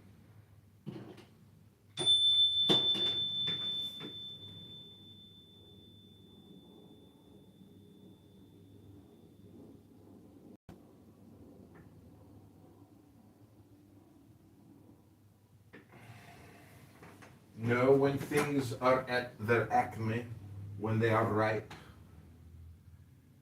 and know how to take advantage of them. All works of nature reach the point of full perfection before they were gaining from them on waning. As for works of art, only rarely can they not be improved. People with good taste know how to enjoy each thing when it reaches perfection. Not everyone can. And not everyone who can knows how. Even the fruits of the understanding attain this ripeness, but you must know it in order to value and use it. Grace in dealing with others. Oh, yeah. It is a great thing to win universal admiration, but even greater to win benevolence. Part of it is having a lucky star, but diligence is more important. One begins with the former and carries through with the latter. It isn't enough to be eminently gifted, though people often suppose it is easy to win affection when one has a reputation. Benevolence depends on beneficence. Do all sorts of good words and better deeds. Love if you would be loved. Courtesy is the way great people bewitch others. Reach for deeds and then for the pen. From the sword to the pen, for there is also grace among writers, and it is eternal. Never exaggerate. It isn't wise to use superlatives. They offend the truth and cast doubt on your judgment. By exaggerating, you squander your praise and reveal a lack of knowledge and taste. Praise awakens curiosity, which begets desire, and latter, when the goods seem overpriced, as often happens, expectations. Feels cheated and avenges itself by running down the praised and the praiser. The prudent show restraint and would rather fall short than long. True eminences are rare, so temper your esteem. To overvalue something is a form of lying. It can ruin your reputation for good taste, and even worse, for wisdom.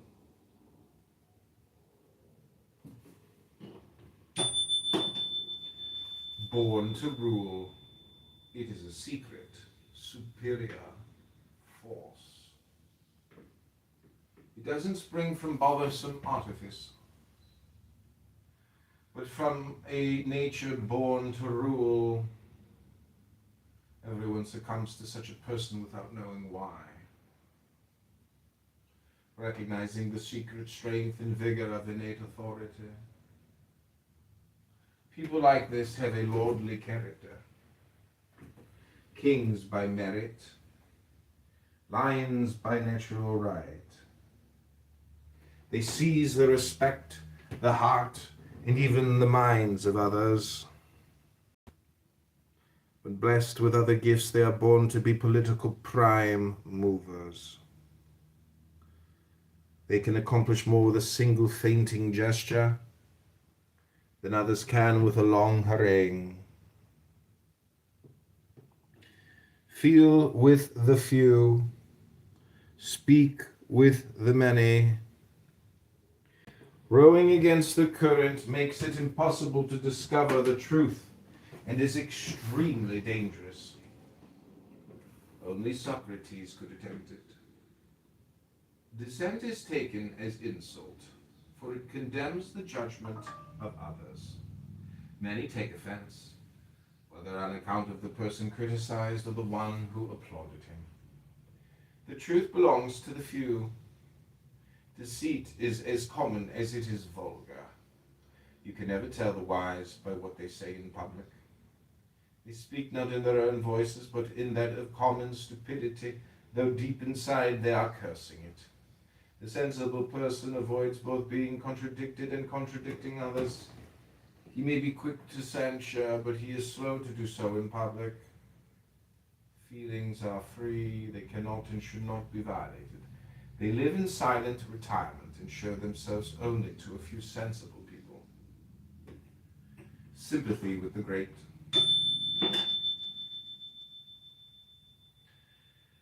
One of the gifts of the hero is the ability to dwell with heroes. This ability, called sympathy, is a wonder of nature. Both because it is so mysterious and because it is so beneficial. There are similar hearts and temperaments, and the effects of sympathy resemble those which vulgar ignorance attributes to magic potions. Not only can this sympathy help us win renown, it inclines others towards us and quickly wins their goodwill. It persuades without words, achieves without merit. There is active and passive sympathy, and both kinds work wonders among people in high positions. It takes great skill to know them, distinguish between them, take advantage of them. No amount of effort can take the place of this mysterious favor. Use but don't abuse. Hidden intentions, and above all, don't reveal them. All art must be concealed, for it rouses suspicion, especially hidden intentions which are hateful. Deceit is common, so be on your guard, but hide your caution from others so as not to lose their confidence. When it becomes known, caution offends others and provokes vengeance, awakening unimagined evils. A reflective way of doing things will give you a great advantage. Nothing provides more food for thought. The greatest perfection of an action depends upon the mastery with which it is carried out. Temper your antipathy. We hate some people instinctively, but even before we are aware of the good qualities. And sometimes this vulgar natural aversion is directed towards the eminent. Let prudence keep it in check. There is nothing more demeaning than to abhor the best people. It is as excellent to get along with heroes as it is disgraceful to treat them with antipathy. Avoid committing yourself to risky enterprises. This is one of the chief goals of prudence. People of great talent keep well away from extremities. It is a long way to walk from one extreme to another. The prudent stick to the middle ground.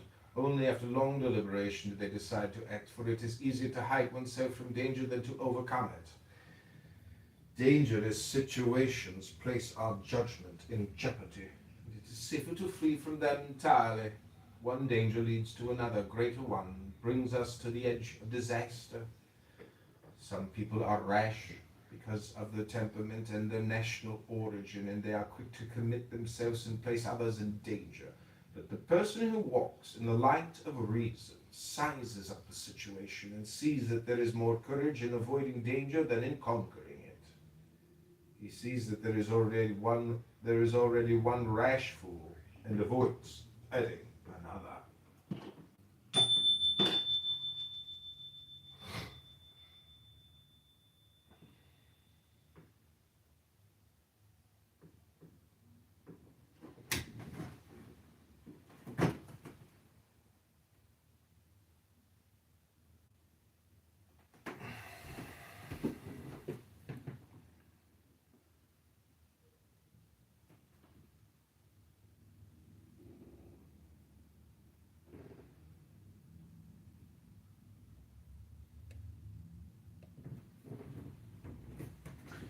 You are as much a real person as you are deep.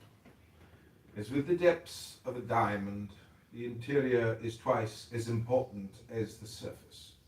There are people who are all facade, like a house left unfinished when the funds run out. They have the entrance of a palace, but the inner rooms of a cottage. These people have no place you can rest, though they are always at rest. But once they get through the first salutations, the conversation is over. They prance through the initial courtesies like Sicilian stallions, but immediately lapse into monkish silence. Words dry up when not refreshed by perennial springs of wit. Such people easily fool those who see things superficially, but not the sharp-sighted, who look inside them and find only emptiness. The person of sharp observation and sound judgment rules over objects and keeps objects from ruling him. He plumbs the greatest depths and studies the anatomies of other people's talent. No sooner does he see someone than he has understood him and judged his essence. With rare powers of observation, he deciphers even what is most hidden. He observes sternly, conceives subtly, reasons judiciously. There is nothing he cannot discover, notice, grasp, understand.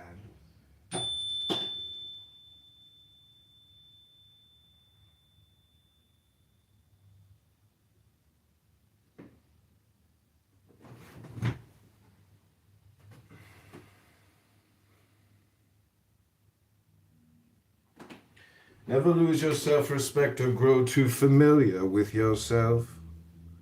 Let your own integrity keep you righteous.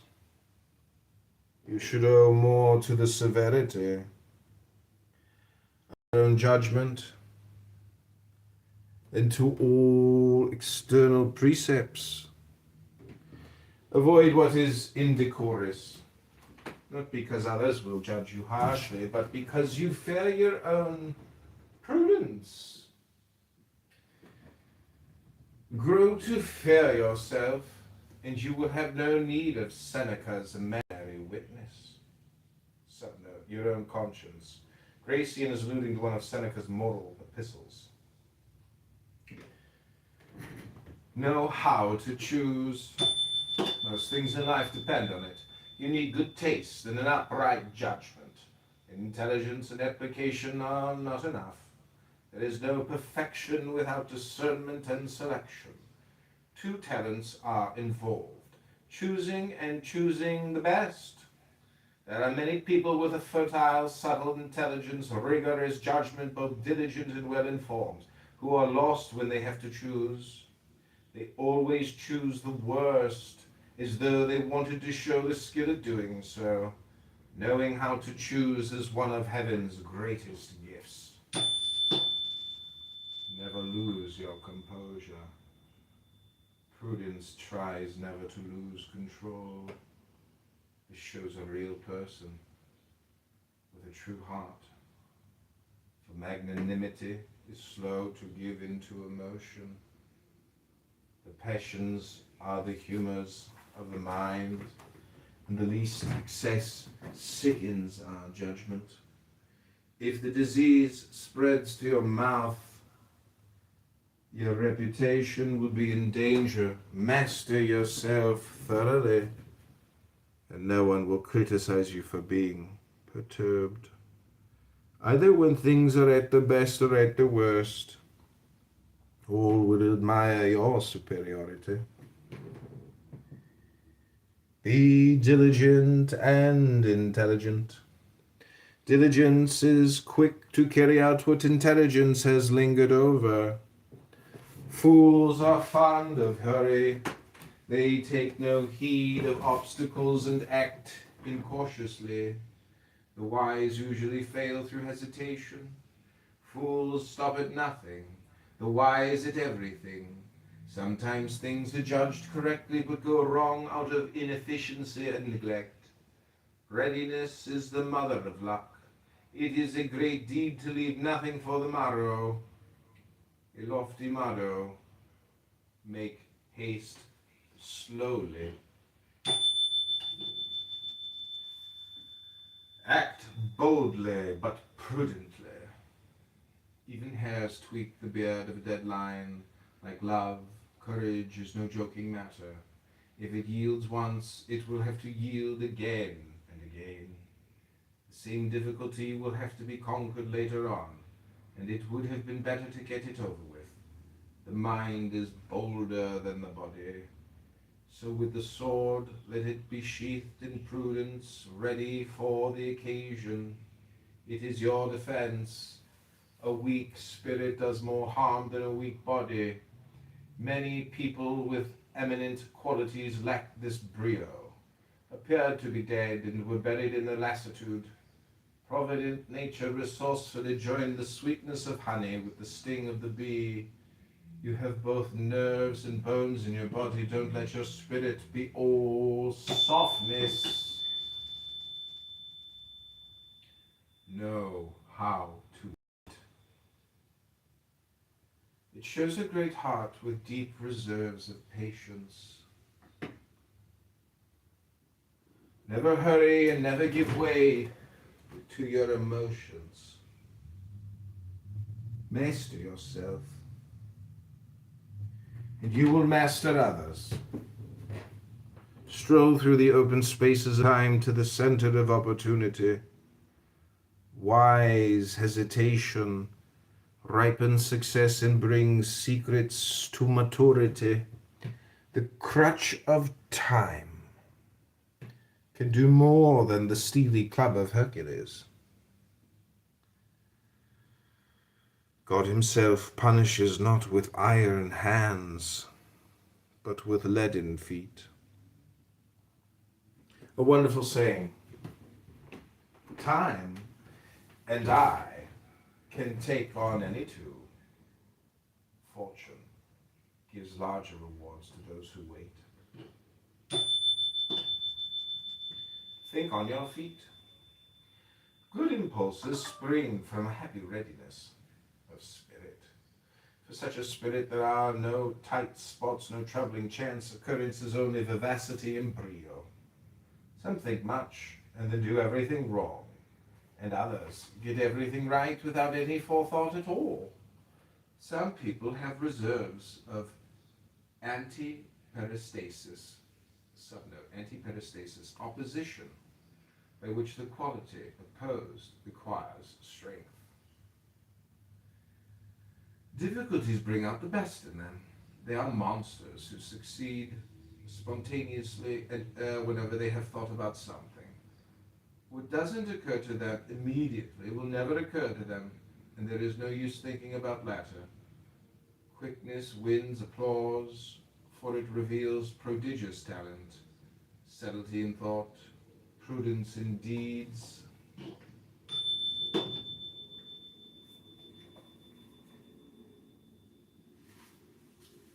Okay, those are 56 oracles from Balthasar Gracian, The Art of Worldly Wisdom.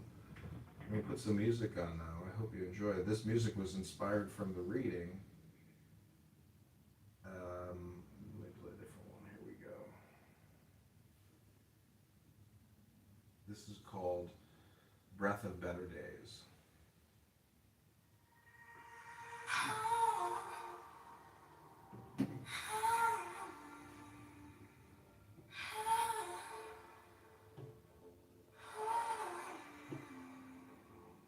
Inhale, slow and steady, counting colors, heart so ready.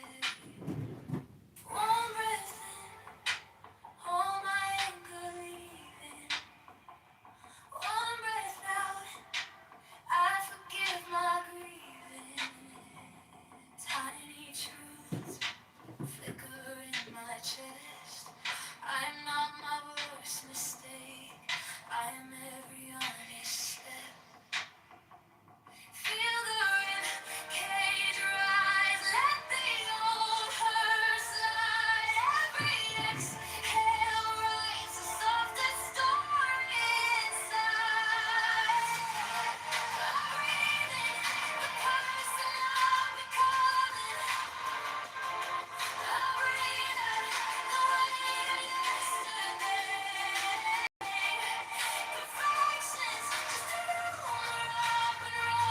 Eyes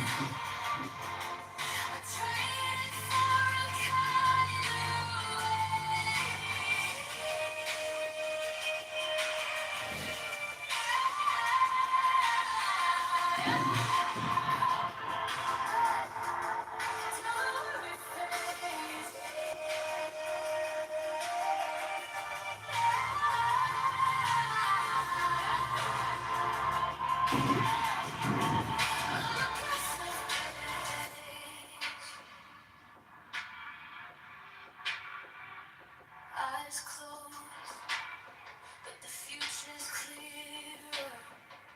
Quiet voice speaking in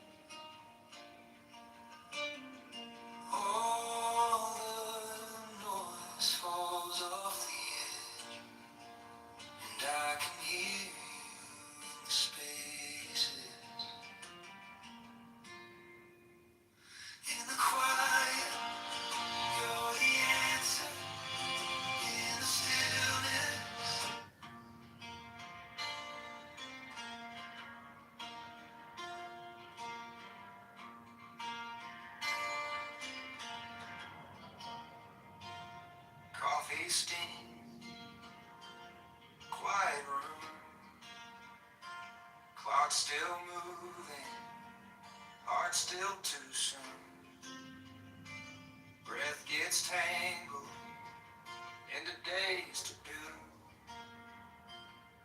So I close my eyes, make some room for you. In the still night, I find you. In the slow breathing, you speak the truth. When the world shouts loud, I sit right down, and your love turns this chair into holy ground.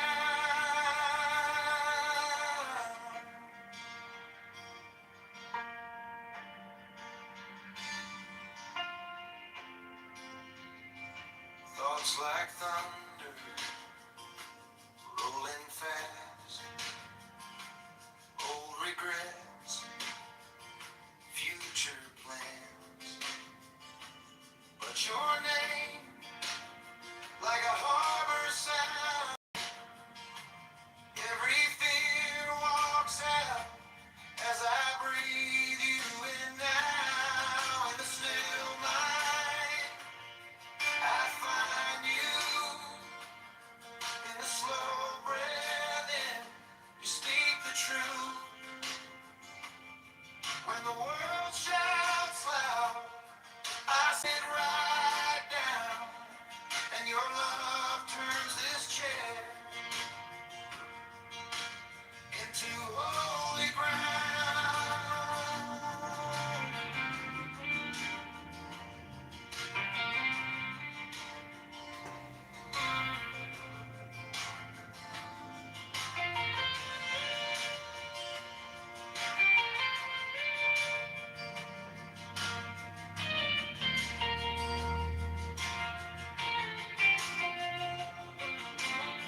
No burning bush, no parted sea.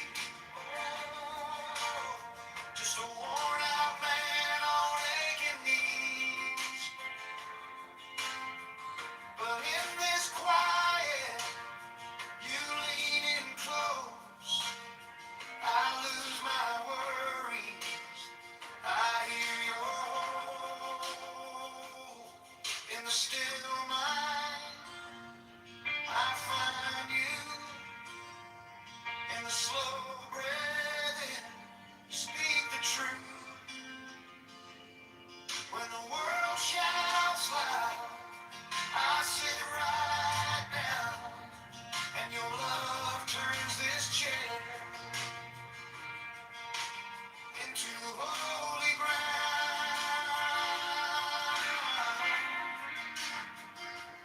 Holy ground.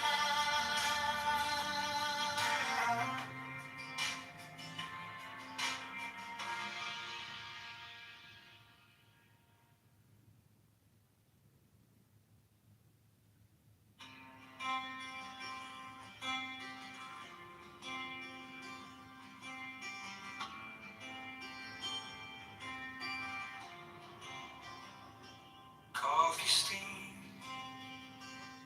quiet room, clock still moving, heart still too soon, breath gets tangled, days to do, so I close my eyes, make some room for you. In the still mind, I find you. In the slow breathing, you speak the truth. When the world shouts loud, I sit right down. Your love turns this chair into holy ground.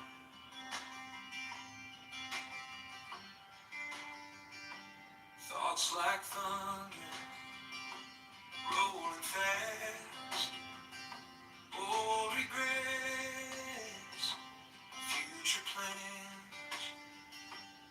But your name, sound. Every fear walks out as I breathe you in now. In the still mind, I find you. In the slow breathing, you speak the truth. When the world shouts aloud, I sit right down. Your love turns this chair into holy ground.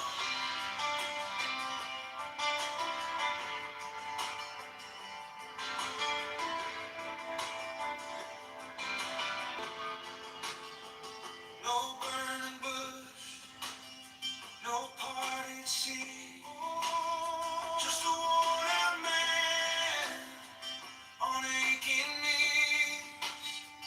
But in this quiet, you lean in close. I lose my worry. I hear your hope. In the still mind, I find you. In the slow breathing, you speak the truth. When the world shouts aloud, I sit right down, and your love turns this chair into holy ground. Holy ground.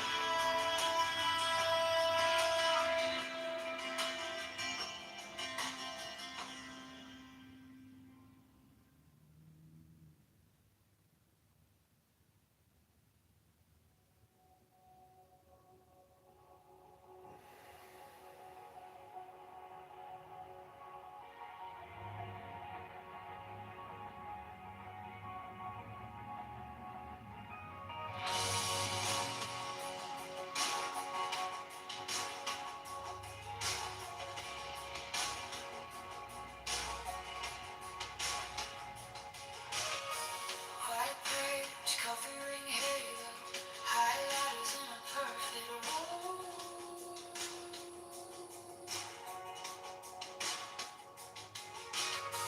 Tiny lips pinned above the window, every thought lined up just so.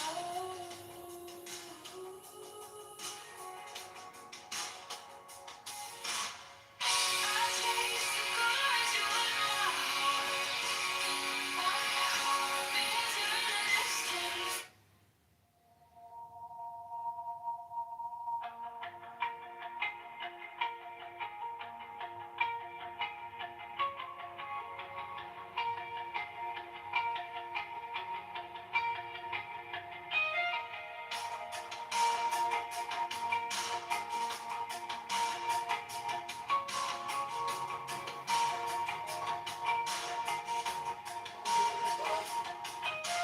White page covering halo, highlighters in a perfect row.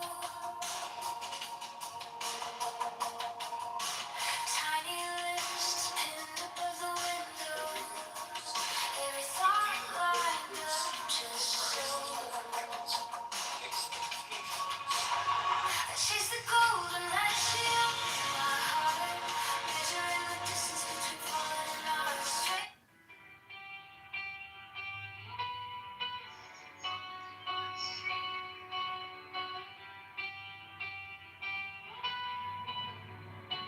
You measure your thoughts.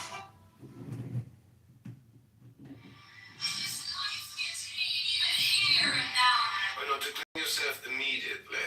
You will keep people guessing, especially if your position is important enough to awaken expectations. Mystery, by its very arcaneness, causes veneration. Even when revealing yourself, avoid total frankness. And don't let everyone look inside you. Cautious silence is where prudence takes refuge. Once declared, resolutions are never esteemed, and they lie open to criticism. If they turn out badly, you twice unfortunate. If you want people to watch and wait on you, imitate. For hope remembers and gratitude forgets. You will get more from dependence than from courtesy. He who has already drunk turns his back on the well, and the orange already squeezed turns from gold into mud. When there is no longer dependence, good manners disappear, and so does esteem. The most important lesson experience teaches is to maintain dependence and entertain it without satisfying it. This can hold even a king, but don't carry it too far, leading others astray by your silence or making their ills incurable for your own good. Mind being surpassed in good fortune, character, or temperament, but no one, especially not a sovereign, likes to be surpassed in intelligence. For this is the king of attributes. Any crime against it is lèse-majesté. Sovereigns want to be so in what is most important. Princes like to be helped, but not surpassed. When you counsel someone, you should appear to be reminding him of something he had forgotten, not of the light he was unable to see. It is the stars who teach us this subtlety. They are brilliant suns, but they never dare to outshine the sun. Yes. No country, not even the most refined, has ever escaped some innate defect or other, and these weaknesses are seized on by neighboring countries as defense or consolation. It is a triumph to correct, or at least to simulate, such national faults. By doing so, you will be revered as unique among your people, for what is least expected is most valued. Other defects are caused by one's lineage, condition, occupation, and by the times. If all these defects come together in one person, and no care is taken to foresee and correct them, they produce this. No country, not even the most refined, has ever escaped some innate defect or other, and these weaknesses are seized on by neighboring countries as defense or consolation. Enjoy the company of people of understanding. What you say will be rewarded with applause. What you hear with learning. What draws us to others ordinarily is our own interest, and here that interest is ennobled. The prudent frequent the homes of courtly heroes, theaters of heroism, nor palaces of vanity. Some are renowned for their learning and good judgment, oracles of all greatness through example and friendship. Those who accompany them form courtly academy of gallant discretion and wisdom. Nature and enjoy the company of people of understanding. What you say will be rewarded with applause. What you hear with learning. What draws us to others ordinarily is our own interest, and here that interest is ennobled. The prudent frequent the homes of courtly heroes, theaters of heroism, nor palaces of vanity. Some are renowned for their learning and good judgment, oracles of all greatness through example and friendship. Those who accompany them form courtly academy of gallant discretion and wisdom. Nature and enjoy the company of people of understanding. What you say will be rewarded with applause. What you hear with learning. What draws us to others ordinarily is our own interest, and here that interest is ennobled. The prudent frequent the homes of courtly heroes, theaters of heroism, nor palaces of vanity. vanity. Some are renowned for their learning, good judgment, oracles of all greatness through example and friendship. Those who accompany them form courtly academy of gallant discretion and wisdom. Nature and enjoy the company of people of understanding.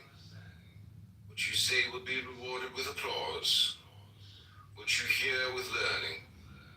What draws us to others ordinarily is our own interest, and here that interest is ennobled. The prudent frequent the homes of courtly heroes, theaters of heroism, not palaces of vanity. Some are renowned for their learning, good judgment, oracles of all greatness through example and friendship. Those who accompany them form courtly academy of gallant discretion and wisdom. Nature and enjoy the company of people of understanding. What you say will be rewarded with applause. What you hear with learning. What draws us to others ordinarily is our own interest, and here that interest is ennobled. The prudent frequent the homes of courtly heroes, theaters of heroism, not palaces of vanity. Some are renowned for their learning, good judgment, oracles of all greatness through example and friendship. Those who accompany them form courtly academy of gallant discretion and wisdom. Nature and enjoy the company of people of understanding. What you say will be rewarded with applause. What you hear with learning. What draws us to others ordinarily is our own interest, and here that interest is ennobled. The prudent frequent the home of courtly heroes, theaters of heroism, not palaces of vanity. Some are renowned for their learning, good judgment, oracles of all greatness through example and friendship.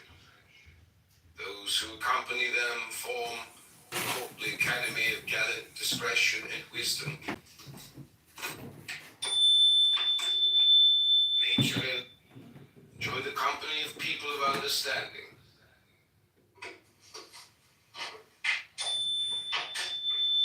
Nature and art, material and labor, all beauty requires help. Perfection turns into barbarism unless ennobled by artifice. Artifice rescues the bad and perfects the good. Nature often lets us down when we most need her. Let us turn to art. Unless disposition is unrefined without her. Perfection is only half itself without culture. People seem rough and rude without artifice. Perfection requires polish.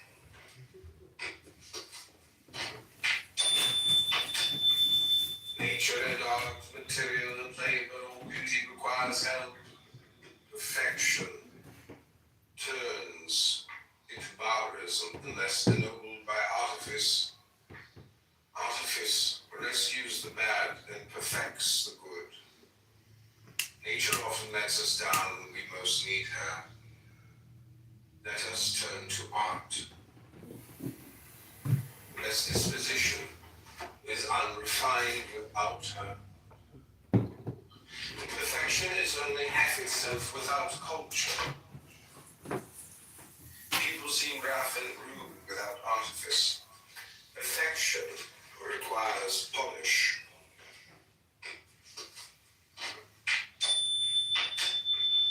Nature and art, material and labor, all beauty requires help. Perfection turns into barbarism unless ennobled by artifice. Artifice rescues the bad and perfects the good. Nature often lets us down when we most need her. Let us turn to art. As disposition is unrefined without her. Perfection is only half itself without culture. People seem rough and rude without artifice. Perfection requires polish.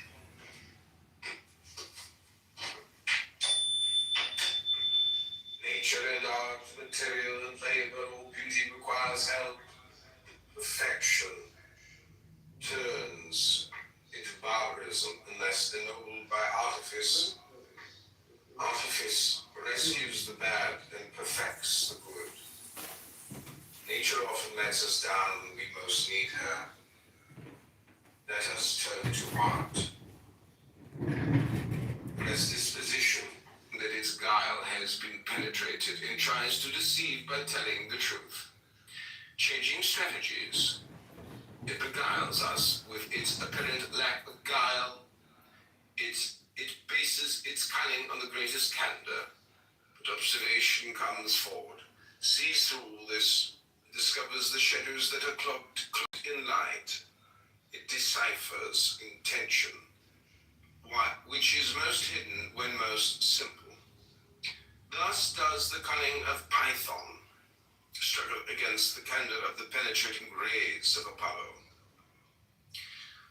The huge serpent killed by Apollo at the foot of Parnassus. Number 14, both reality and manner. That its guile has been penetrated and tries to deceive by telling the truth. Changing strategies. It beguiles us with its apparent lack of guile. It bases its cunning on the greatest friend! Observation comes forward, sees through all this, discovers the shadows that are cloaked in light. Welcome, my friend, to the Art of World Wisdom. Wait, are you reading from The Art of Worldly Wisdom? By Balthasar Gracia. I have The Art of Worldly Wisdom by Balthasar Gracia. Well, I could read from The Art of Worldly Wisdom. please read this from the book. What's that accent? The Castilian, how did the Castilian, anyways, go ahead and read a little bit, because I'm about to jump back into this book. I'm listening to my replays. Feel free to read, for 5 to 10 minutes, or 3 to 10 minutes, whatever you choose. Balthasar Gracian.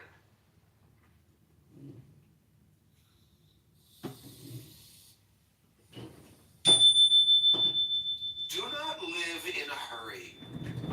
To know how to separate things is to know how to enjoy them.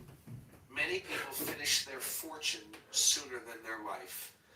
They run through pleasures without enjoying them and would like to go back when they find they have overrun the mark. Oh, silly enough. They increase the ordinary pace of life by the hurry of their own calling. They devour more in one day than they can digest in a whole lifetime. They live in advance of pleasures, eat up the years beforehand, and by their hurry, get through everything too soon.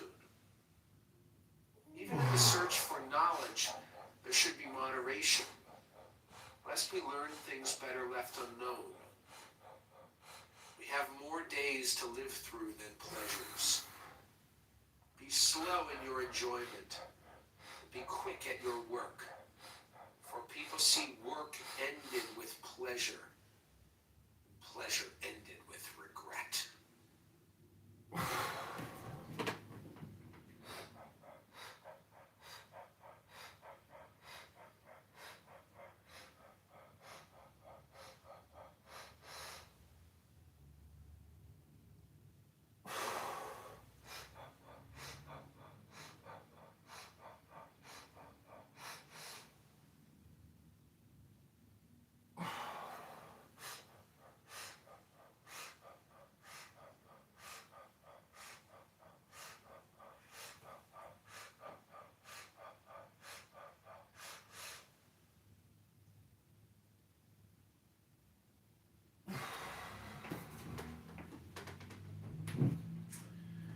All right. Welcome to the Art of World Wisdom. We are reading a pocket oracle.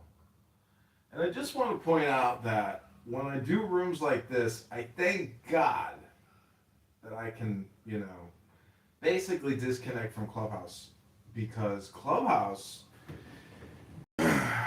is really just fools passing by, and like they can pull you into their force vector of retardation. And it's hard to get back out of that tractor beam sometimes. It's like a powerful Star Trek episode where they have you in that, you know how they capture the other spaceships in their tractor beams? Vector of retardation. You are entering the vector of retardation. There's only one way to prove to me you're not retarded, and that's to read an intelligent book to me. And, everything that everybody says on here is just so stupid. It's like they're making observations like, I think that's really interesting, actually. It's kind of really interesting if you think about it. It's very strange and unique, and, like, what is it behind that that's, like, responsible for that? It's a very interesting observation. Oh, I smell something. You think existence came from nothing?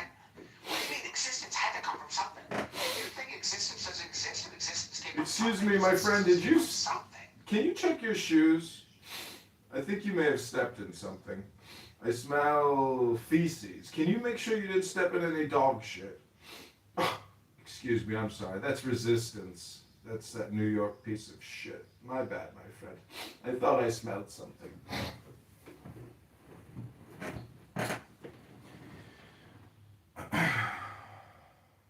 Well, it's a delight to be here with you. I know you're a fast-moving man nowadays, driving Somalis around, how to drive cars, teaching people how to do this and that.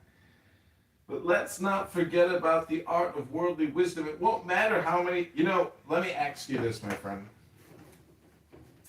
Let's say you have no morals, virtue, character, personality, and you're a human piece of shit. Like, let's say you're a real scummy guy, or scummy, slutty whore. Piece of trash. What happens when a piece of trash reads a book out loud and, learns something? Like, does that actually improve someone's character when there was none to begin with? That's my opinion, that, like, reading a book is the work. That is, like, what people are actually missing. If they haven't achieved much, or if their character is in the garbage dump, the only way to actually resurrect your character or to polish your I am is obviously to read, and read it out loud with comprehension and integration, etc. Like, there's no other really way that you could do it in the real. See, even if you went into the real world and you were to perform acts of virtue, you would still need the book in a way, or books, because anyways, this Balthazar Gracian, that's what I'm looking for, the Gracian. He says that wisdom without courage is useless. Like, you could read books all day long, but applying the wisdom with courageous acts, that's the secret. That's where real transformation happens. And anyways, I'm just saying, I was thinking, like, does reading a book, like, it's for self-development. Anyways. Oh, Lord. You ain't did the homework.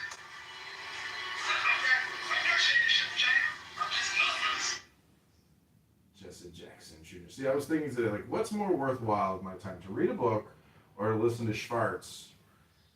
Basically, I don't want to call it N-wordism, but with African Americans on this app, you definitely detect that there's like a church of N-word. And they are all basically like in this N-word performance. And it's unique to American N-word. There's nothing like it in the world. It's very... You're right. You're onto something here. It's privileged N-wordism. Or it's like it's the cult of N-word. And it's like a show that they do. It's like a vaudeville N-word show here. And it's just like funny to like think of it that way, to frame it that way, because it's not wholly It's completely stupid and folly, and like, but it exhibits a culture which is really Black American culture, and it is privileged in the sense that it has like this protective status. It's a protected status, and it's. Have you heard of? Are you familiar with the "start digging in your butt" twin meme? No.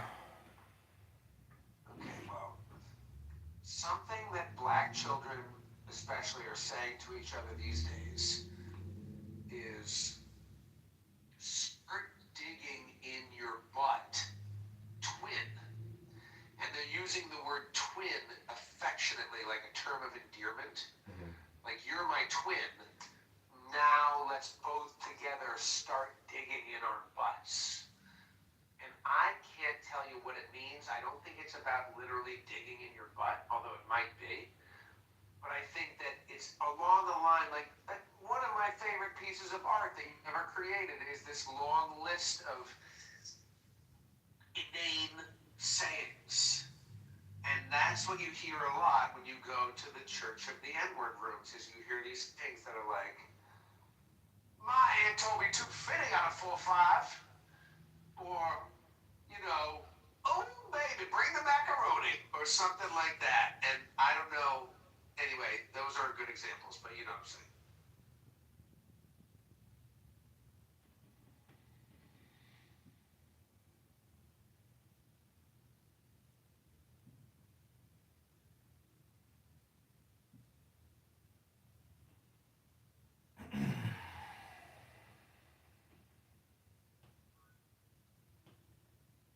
Who is Balthasar Gratian?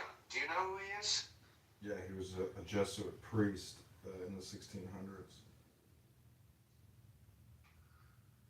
But he was very unique and special, and the Vatican and the Church kept him under lock and key because he was so disruptive, and his information was, so intelligent that he was considered a problem.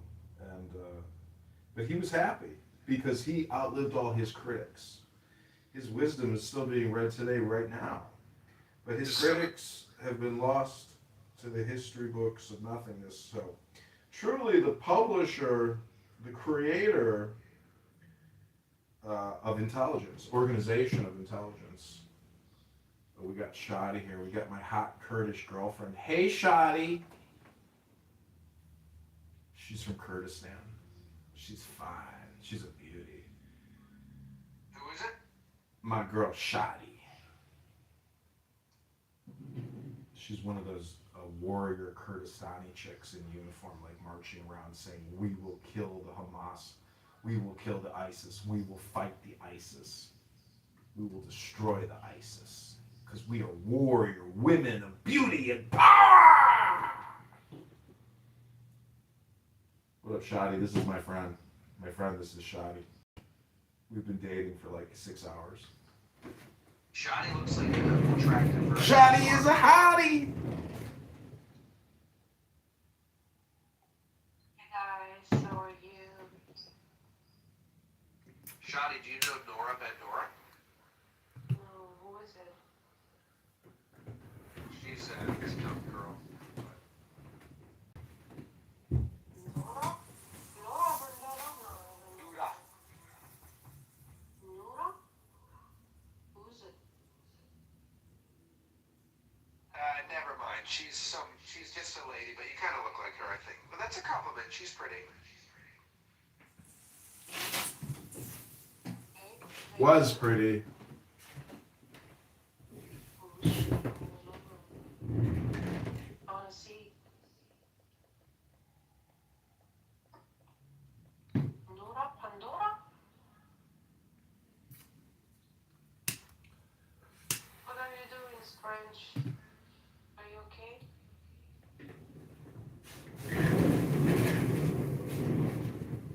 Yeah, we're good. We're reading a book. What book? The Art of Worldly Wisdom, a Pocket Oracle by Balthasar Gracian. We are on number 57. This is a meditation on wisdom. I've also been creating AI music based on the readings, the words, and the understanding. This is number 57. So take the deepest breath of the day.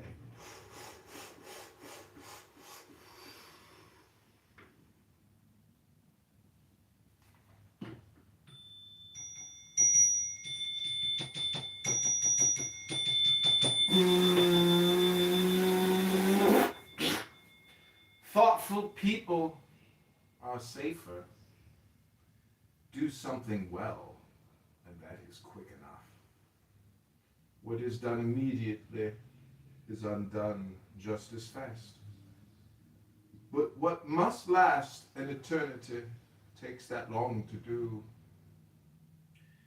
Only perfection is noticed, and only success endures.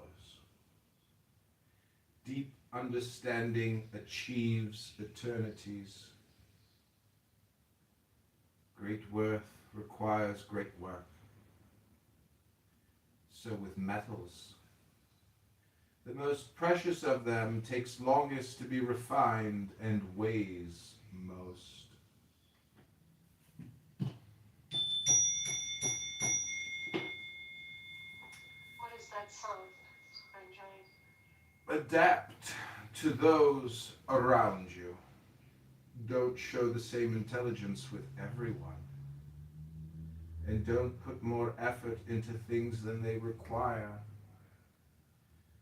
Don't waste your knowledge or merit. The good falconer uses only the birds he needs. Why do you sound like this?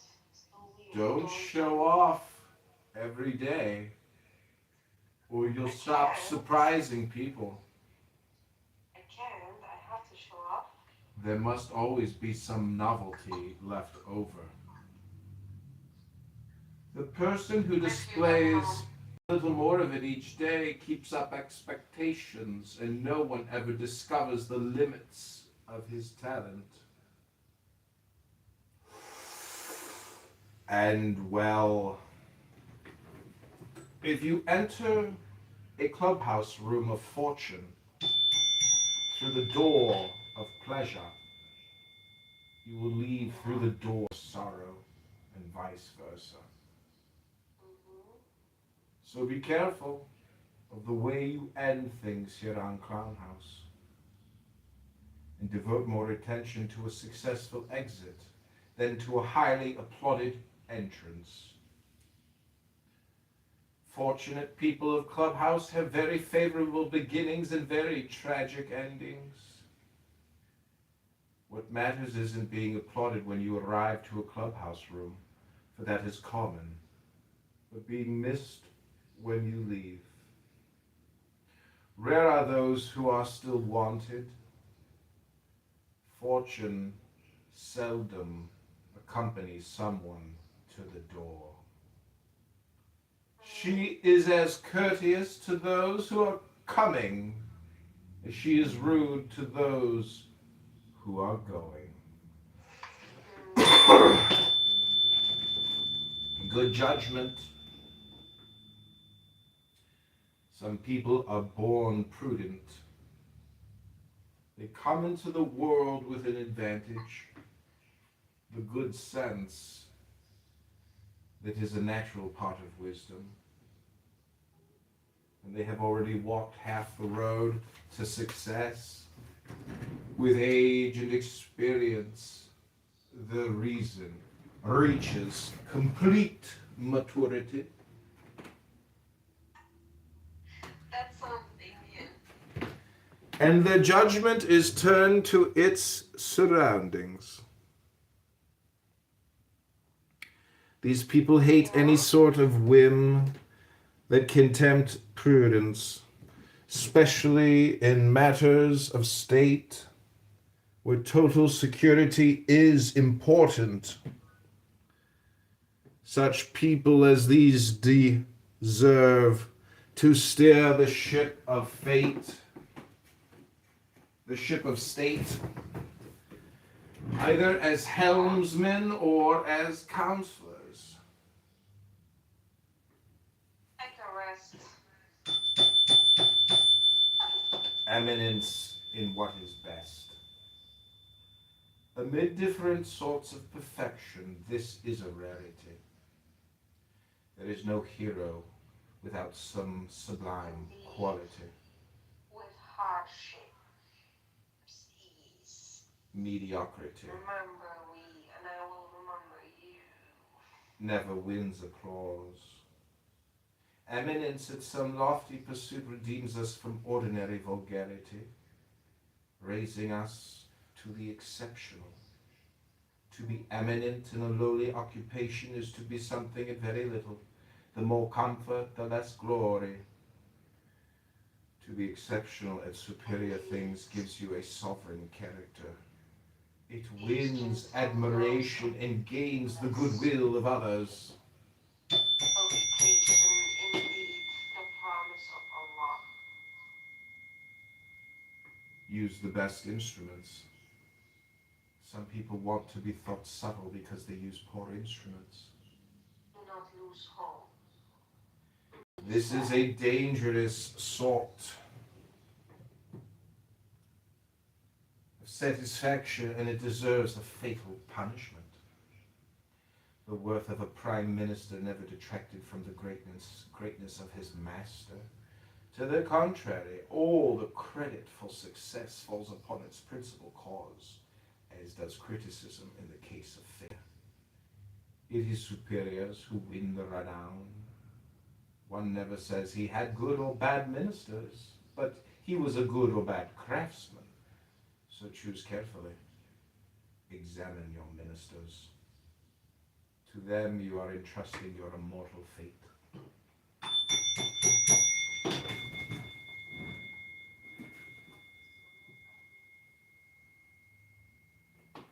The excellence of being first. It is doubled when you are truly eminent, other things being equal. The person who makes the first move has the advantage. Some people would have been as unique as the phoenix in their occupations if others had not preceded them. Those who are first are the firstborns of fame, and the children who follow are left to file lawsuits for the daily bread. No matter how hard they try, they cannot elude the vulgar accusation that they are imitators. Prodigious, subtle people have always invented new ways to achieve eminence, provided that prudence makes their adventures safe.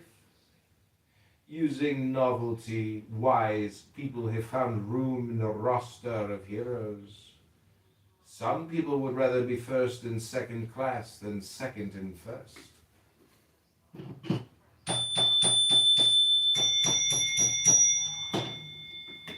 Avoid grief.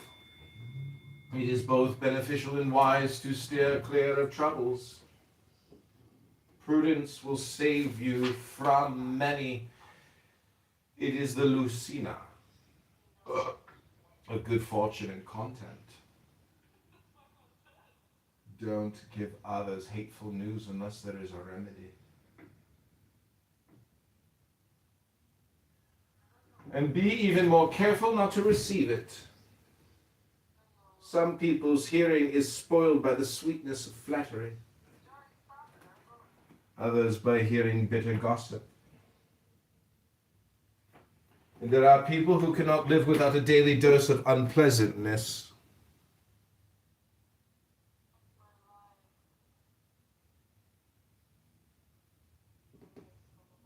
Like Mithridates with his poison, king of Pontus, who fearing his enemies would poison him, accustomed himself by taking daily doses of it.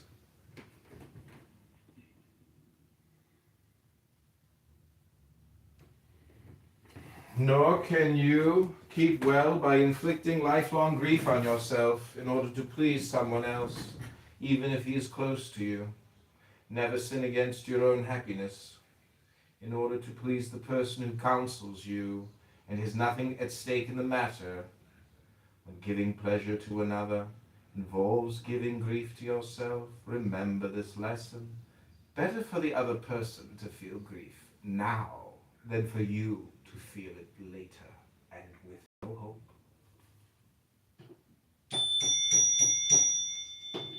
Elevated taste. You can cultivate it as you can the intellect. Full understanding whets the appetite and desire, and later sharpens the enjoyment of possession. You can judge the height of someone's talent by what he aspires to. Only a great thing can satisfy a great talent. Large bites are for large palates. Lofty matters for lofty characters. Even the greatest excellences tremble before the person of refined taste, and the most perfect lose their confidence. Few things have perfection of the first magnitude. Let your appreciation be sparing. Taste is acquired through contact with others. You make it your own through continual exercise.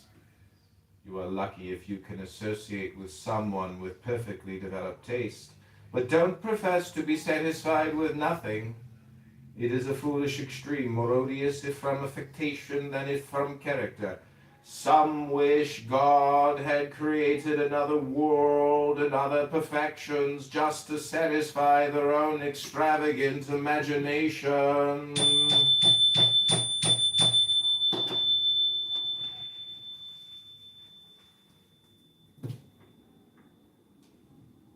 Okay, I want to thank everybody for being here, including those that we might consider to be somewhat the R word.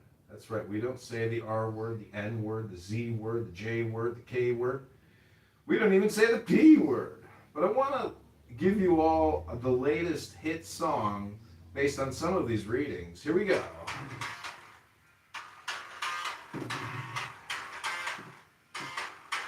I drew maps on the backs of receipts,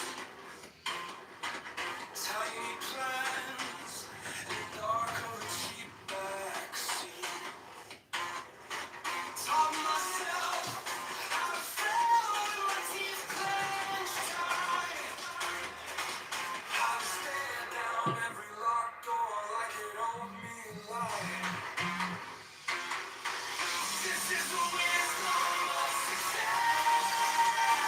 Blueprints in my blood. It's not a secret test.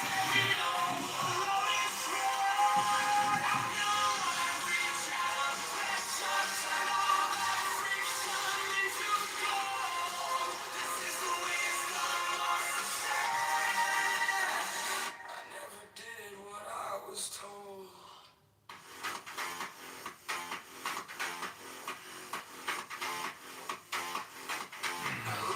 So what do you think, my friend? This really is just like an ESL platform for non-native English speakers that want to come here and improve their English. And I think I'm really trying to help them. But as you can see, my friend, even if somebody wants to learn English, their ADHD kicks in and they can only last for like 30 seconds before they want attention and want to start practicing English. Danny, welcome to the Art of Worldly Wisdom. My friend and I have been reading what's called a book. You should try it sometime instead of just, I got kicked out of the PSYOP.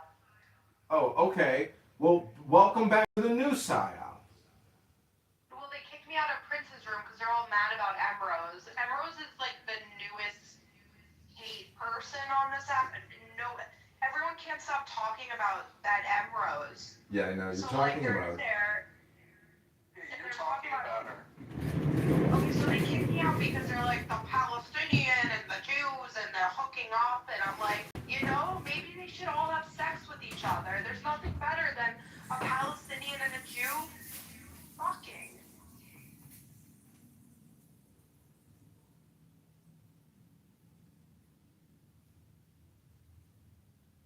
Sorry, guys. No, we're not. Listen, I consider this a big tent, and everybody's a clown. You know, did you put your makeup on? No, I didn't put my makeup on. That picture you have of me doing the clown contour is pretty old. But I should have put makeup on because I just got this Palestinian food, and the guy that was working there is like the sexiest man I've ever seen in my life. And to be honest, I think I've always had a little bit of a fantasy there. Well, beautiful people are beautiful, but clowns that waste all their time, you know, talking to F words, T words. Like I was listening to Yael in Vancouver, you know, talk to a couple T's this morning and like screaming at them, all kinds of stuff, and they're screaming. Yeah, they're screaming at Yael, all kinds of stuff, and they're saying that she's got all these nudies, and I'm like, why haven't I seen these nudies? I know. I didn't like this. You guys never seen those? She would probably show you if you ask her nice. She's not gonna show me. She hates me. Does she hate you? She hates me. Yeah, she hates me too. I never heard her say she hates you, John. Well, Danny, can you just be like, you know, our cool clown and like share? I know, and then she blocked me. Can you like share some of these photos? I'll take them. Yeah, I wouldn't do that. You have them though. How do you know that I have them? I heard you in a room talking about it. I have them because she might have sent them to me at one point, and it might still be in the folder wherever she sent it to me. But I don't like reference it, and I haven't seen it since she sent it to me. So. But there's literally people who make it their picture all the time. Yeah, and I think they made a Telegram group where they're sharing it, the trannies. Not that I don't want to be a part of that. Craziness. Well, I want to thank you for coming to the Art of Worldly Wisdom. We try to stay on topic for the sake of at least the recordings that I make. We've already put out, you know, many videos today of me reading a book. It's all under my name, John Kitover, and what I'm going to do shortly, now that I bought some additional computers, new computers, I will be able to quickly turn these videos public, retitle them, and start actually maybe trying to monetize my YouTubes based off of intelligence. Because nobody Googles, oh my God, all hail Megatron.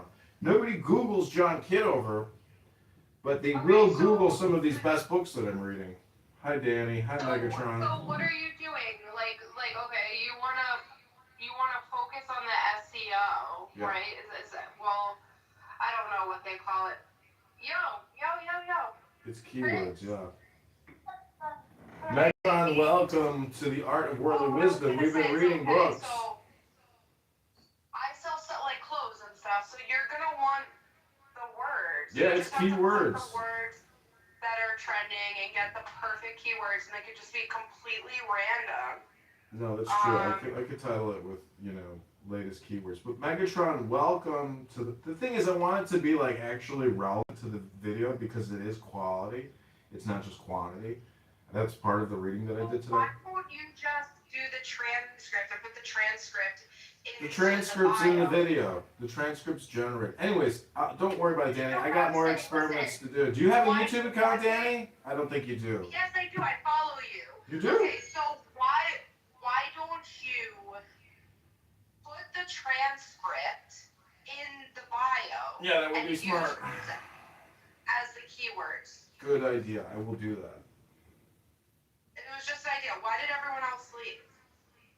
I don't know, because they weren't getting the dopamine that they came for. That's why people are here. You were getting the dopamine. That's why you stayed.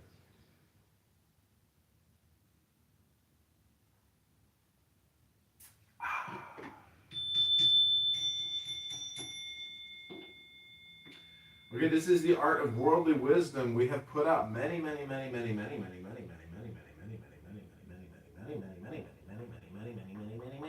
videos today. And I've avoided listening to Clubhouse, which is like an amazing feeling because I'm like, because I've spent many days, many days listening to Clubhouse. But today I was just like, you know what? I'm so glad. And you know how I did it, Danny? There's a little trick that I did yesterday. See my PTR? Yeah, is that a Bible? Nope. Guess what it is? Oh, it's the Quran. Mm-hmm. My son found the Quran on YouTube and was watching it. So what I did is I listened to an audiobook version of it last night in English for many hours, and then I was like, how did I do this? So I pulled this book, The Art of Worldly Wisdom, because the Quran is like a lot of mystical type of stuff. And also I did a query on what is the Kabbalistic, like is there a Quran Kabbalah or a Kabbalah Quran? And Grant gave me 10 references on how the Quran can be analogous or vice versa with Kabbalah. And there's terms in there. So the point is, I don't want to like sit there and read the Quran. I listened to half of it, and like that was plenty. But then I took this book off my shelf and I switched it out with the Quran. So it's like me taking a video game off the shelf and replacing it with a much more intelligent video game. Far more intelligent. Like the Quran doesn't even come close in terms of intelligence to the book that I'm reading right now. And I have my right hand on it. This book is so transformational and it's very deep and hard to even understand. Very difficult to even understand what he's saying. But the whole thing is you break it up. And it even says in the beginning, in the instructions, to just read like 1 or 2 a day and meditate on it, because it's just too much. But the cool thing about what I'm doing is you can watch the live stream version, or you can watch my clips, which are 50 seconds each. And when you break it up, you can listen to it in a segment over and over and over again to really try to understand the depth of it, because it's so rather complicated. And it's using words in a way that we don't really use words today. So it takes a lot of extra effort to try to get the juice out of the orange. Are you interested in squeezing any oranges?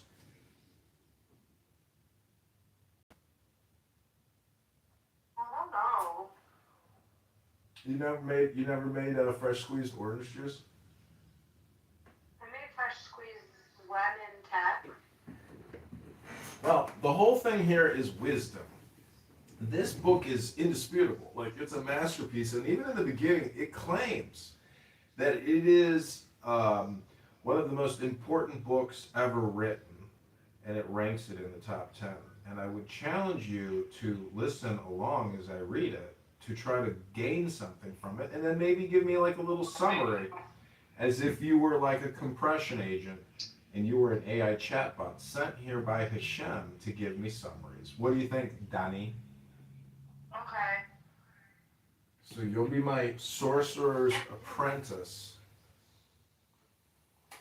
Okay, take the deepest breath of the day. Have him sit down, I had him standing up in front of it.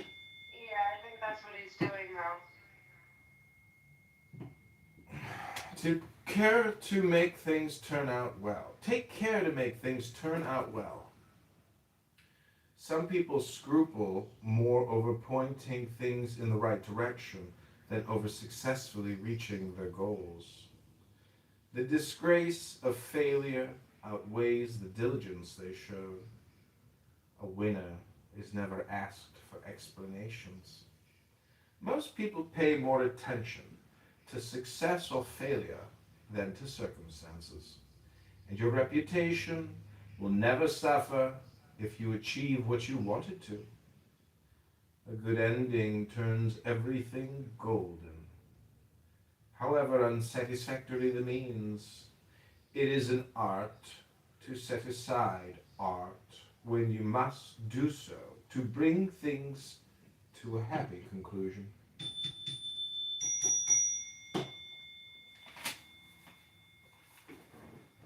Choose an occupation in which you can win praise. Most things depend upon the satisfaction of others. Esteem is to perfection what the zephyr is to flowers, breath and life. There are occupations that enjoy universal acclaim, and others that are more important but barely visible. The former are seen by all and win common benevolence. The latter are rarer and require more skill, but are secret and barely perceived, venerated but not applauded. Among princes, the most celebrated are the victorious ones. And that is why the kings of Aragon were so acclaimed, as magnanimous conquerors and warriors. The great person should prefer celebrated occupations that all can see and share. Common suffrage will make him immortal.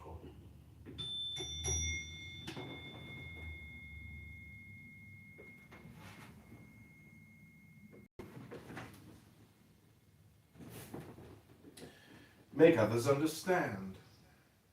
It is more excellent than making them remember. For intelligence is much greater than memory.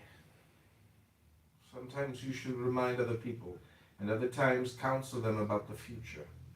Some people fail to do things that were ripe for doing simply because it never occurred to them. Let friendly advice point out the advantages. One of the greatest of gifts is to size up quickly what matters. When this is lacking, many successes go undone.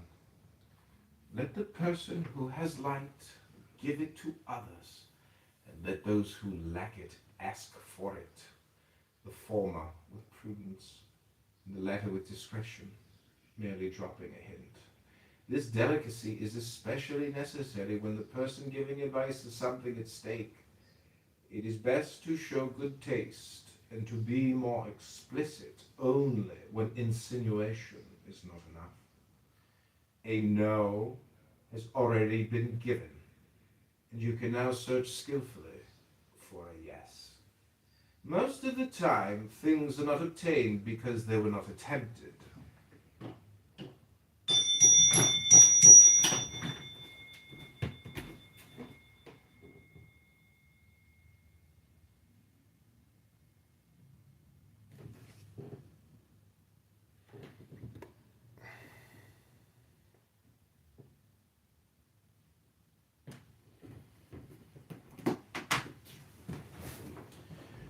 Don't give in to every common impulse.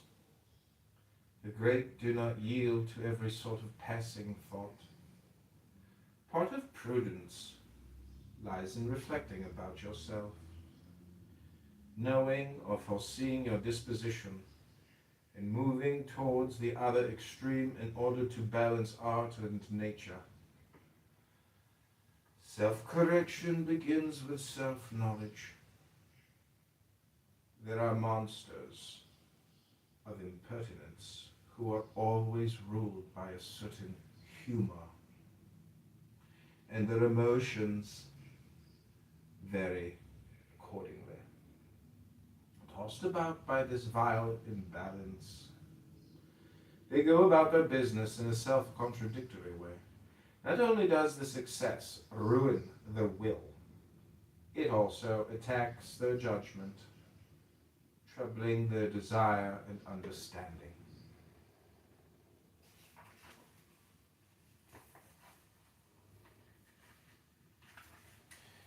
Know how to say no. Know how to say no.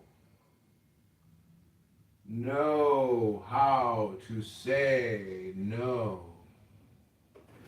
Know how to say no.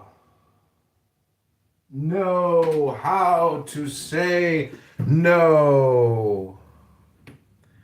Know how to say no.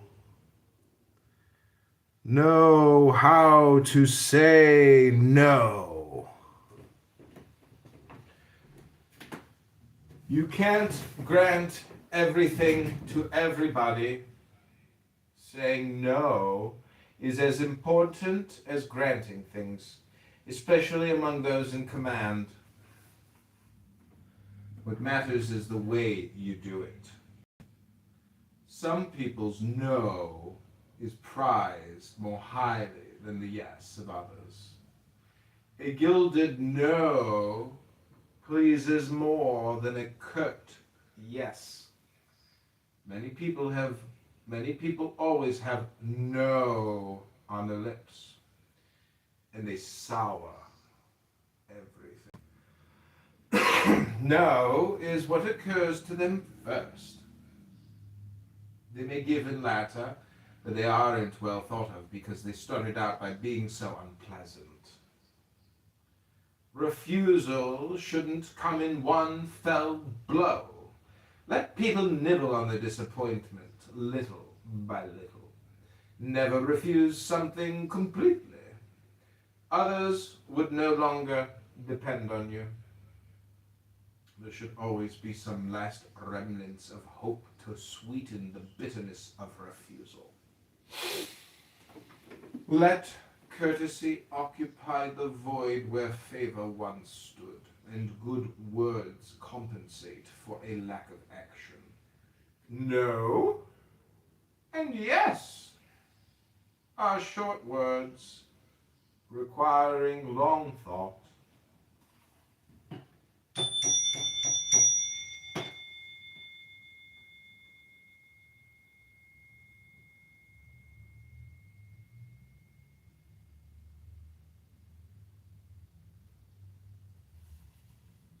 Don't be inconsistent, either because of temperament or out of affectation.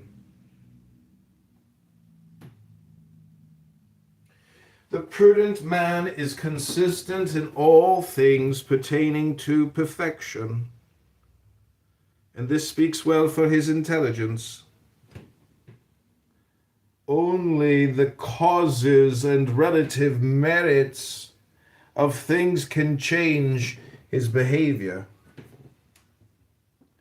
When it comes to prudence, variety is ugly. There are some people who are different each day. Their luck changes daily, and so do their will and their powers of understanding. Yesterday they conceded, today they receded. They believe their own reputation, confusing others.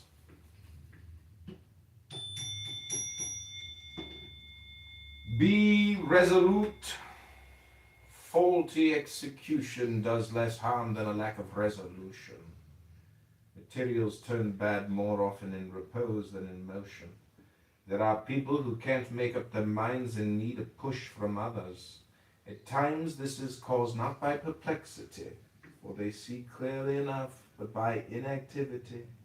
It may be ingenious to identify difficulties, but it is more so to find a way of eluding them. Other people are bogged down by nothing and have great powers of judgment and resolution.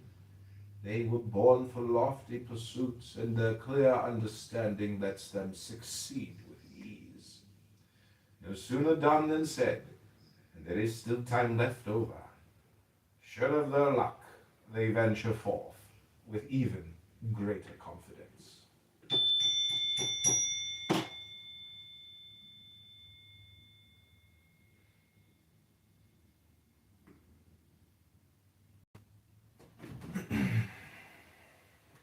Know when to be evasive. It is the way the prudent get out of difficulty. With an elegant joke, they are able to escape from the most intricate labyrinths. One smile and they have eluded difficulty. On this, the greatest of captains founded his courage.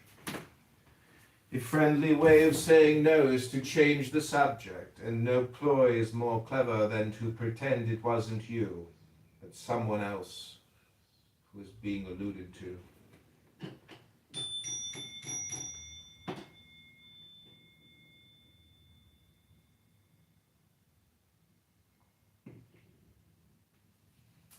Don't be unfriendly. The wildest animals inhabit cities. Being unapproachable is the vice of those who lack self-knowledge and who change humors with honors. To begin by annoying others is no way to win renown. Imagine one of these Shirley monsters always about to turn savage and impertinent. His unlucky servants approach him as though he were a tiger, arming themselves cautiously with a whip.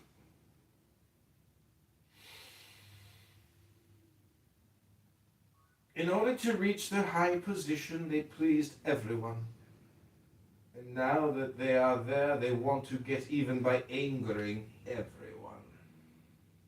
Because of their position, such people ought to belong to everyone, but their harshness and vanity makes them belong to no one.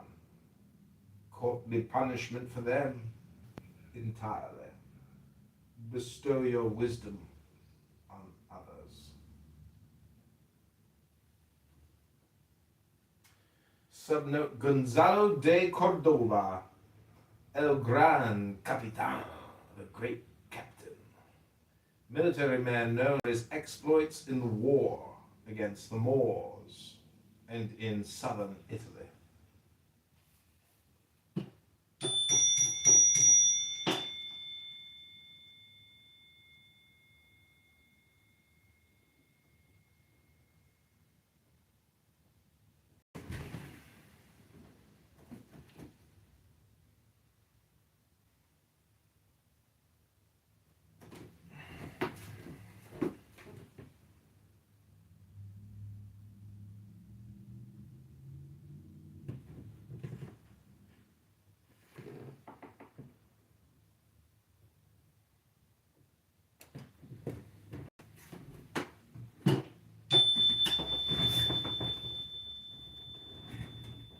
Choose a heroic model and emulate rather than imitate.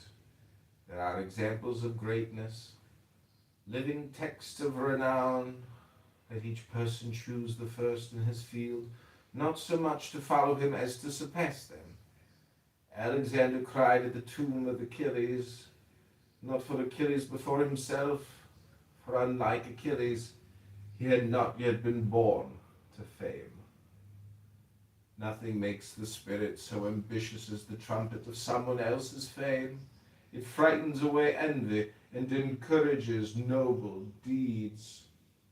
Subnote, according to Plutarch, Alexander the Great cried enviously before the tomb of Achilles because the latter had been lucky enough to be immortalized by Homer.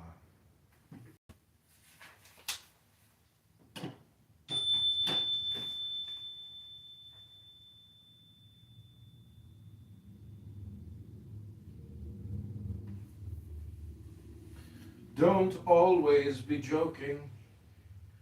Prudence is known for its seriousness, which wins more respect than wit. The person who is always joking falls laughably short of perfection. We treat him like a liar, never believing him. From one we fear deceit, from the other jest. One never knows when jokers are exercising their judgment, which is the same as not having any. No humor is worse than continual humor. Some win a reputation for wit and lose their wits. There are moments for joviality, but the rest of the time belongs to seriousness.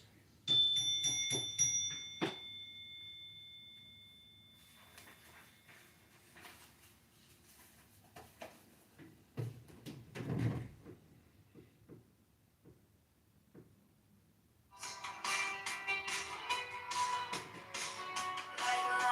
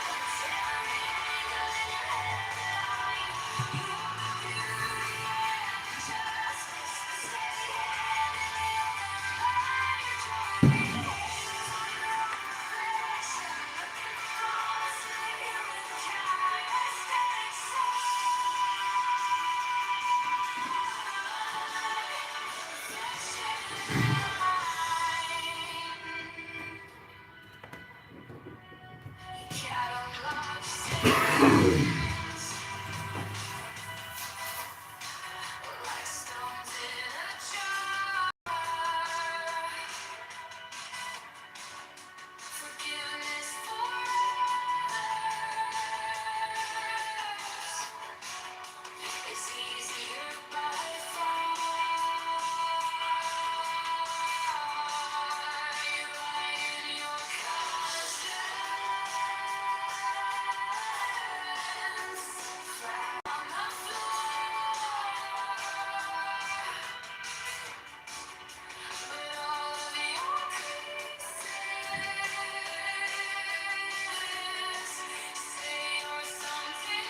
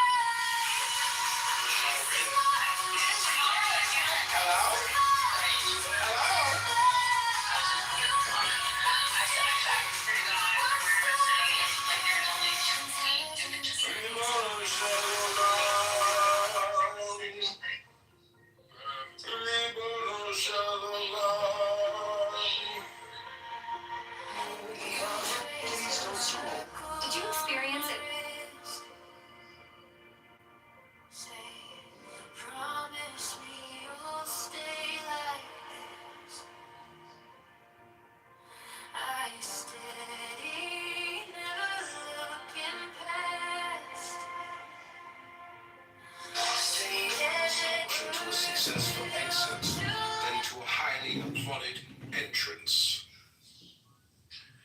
Fortunate people of Clubhouse have very favorable beginnings and very tragic endings. What matters isn't being applauded when you arrive to a clubhouse room, for that is common, but being missed when you leave. Rare are those who are still wanted.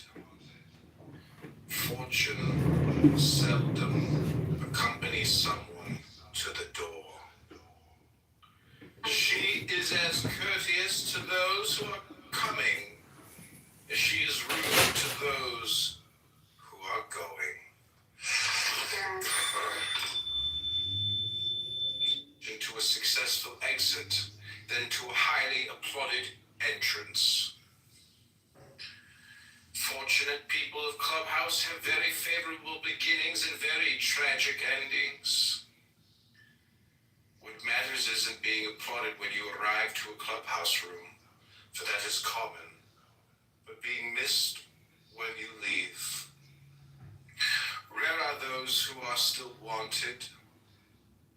Fortune seldom accompanies someone to the door.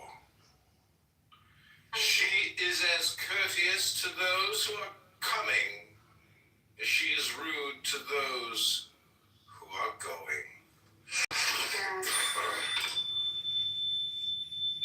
Into a successful exit, then to a highly applauded entrance.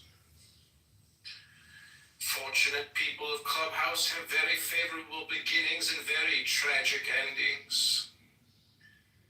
What matters isn't being applauded when you arrive to a clubhouse room, for that is common, but being missed when you leave. Rare are those who are still wanted. Fortune seldom accompanies someone to the door. She is as courteous to those who are coming as she is rude to those who are going. Into a successful exit, then to a highly applauded entrance. Fortunate people of Clubhouse have very favorable beginnings and very tragic endings. What matters isn't being applauded when you arrive to a clubhouse room, for that is common, but being missed when you leave. Rare are those who are still wanted. Fortune seldom accompanies someone to the door. She is as courteous to those who are coming as she is rude to those who are going.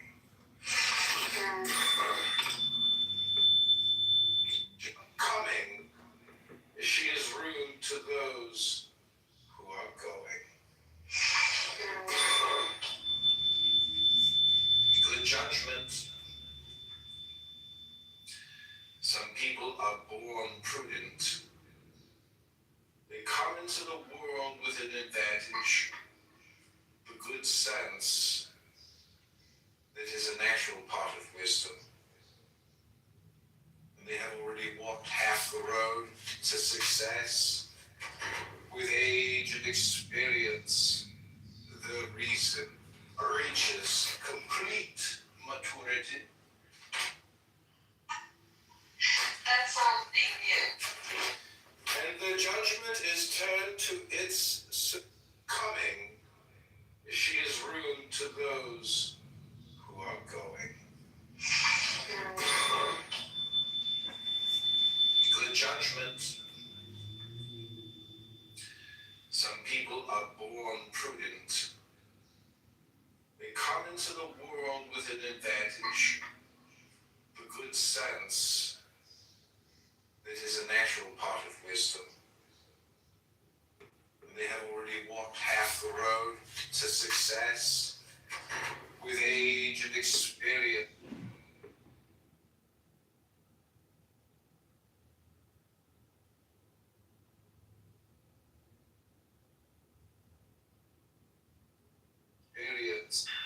Amid different sorts of perfection, this is a rarity. There is no hero without some sublime quality. With hardship, ease. Mediocrity Remember we, and I will remember you. never wins a cause. Eminence at some lofty pursuit redeems us from ordinary vulgarity, raising us to the exceptional. To be eminent in a lowly occupation is to be something of very little. The more comfort, the less glory. To be exceptional at superior things gives you a sovereign character. It wins admiration and gains the goodwill of others. Amid different sorts of perfection, this is a rarity. There is no hero without some sublime quality. With hardship, ease. Mediocrity Remember we, and I will remember you. never wins a cause. Eminence at some lofty pursuit redeems us from ordinary vulgarity, raising us to the exceptional. To be eminent in a lowly occupation is to be something at very little. The more comfort, the less glory. To be exceptional at superior things gives you a sovereign character. It wins admiration and gains the goodwill of others. Amid different sorts of perfection, this is a rarity. There is no hero without some sublime quality. With hardship, ease. Mediocrity Remember we, and I will remember you. never wins a cause. Eminence at some lofty pursuit redeems us from ordinary vulgarity, raising us to the exceptional. To be eminent in a lowly occupation is to be something at very little. The more comfort, the less glory. To be exceptional at superior things gives you a sovereign character. It wins admiration and gains the goodwill of others. Amid different sorts of perfection, this is a rarity. There is no hero without some sublime quality. With hardship, ease. Mediocrity Remember we, and I will remember you. never wins a cause. Eminence at some lofty pursuit redeems us from ordinary vulgarity, raising us to the exception. And it deserves a fatal punishment. The worth of a prime minister never detracted from the greatness of his master. To the contrary, all the credit for success falls upon its principal cause, as does criticism in the case of failure. It is superiors who win the renown. One never says he had good or bad ministers, but he was a good or bad craftsman. So choose carefully. Examine your ministers. To them you are entrusting your immortal fate.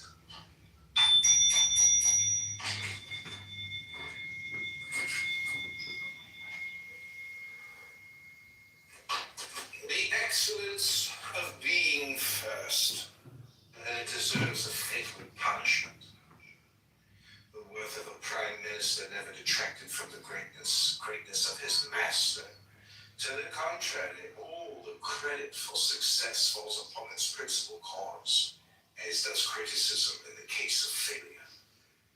It is superiors who win the renown.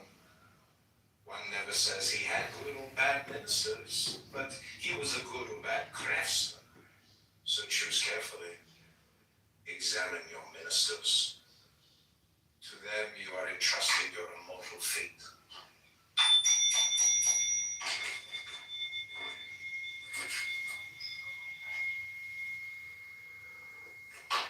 The excellence of being first. Are the firstborns of fame, and the children who follow are left to file lawsuits for the daily bread. No matter how hard they try, they cannot elude the vulgar accusation that they are imitators, prodigious, Subtle people have always invented new ways to achieve eminence, provided that prudence makes their adventures safe.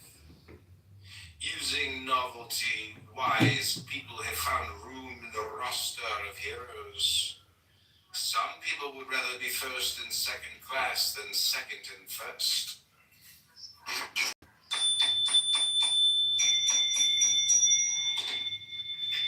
Avoid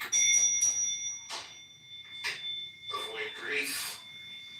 It is both beneficial and wise to steer clear of troubles. Prudence will save you from many.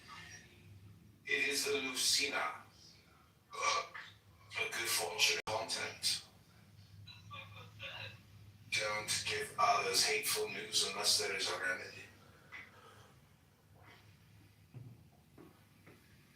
And be even more careful not to receive it. Some people's hearing is spoiled by the sweetness of flattery. Others by hearing bitter gossip. And there are people who cannot live without a daily dose of unpleasantness. They accustom himself by taking daily doses of it.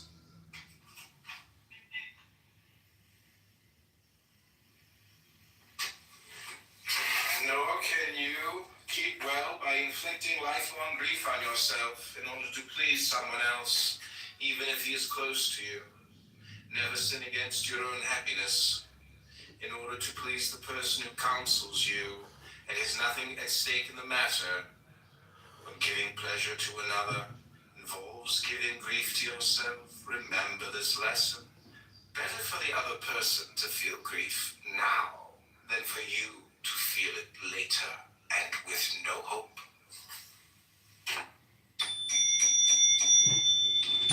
Elevated taste. Accustom himself by taking daily. Elevated taste. You can cultivate it.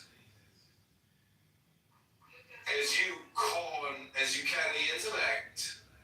Full understanding whets the appetite and desire, and later sharpens the enjoyment and possession.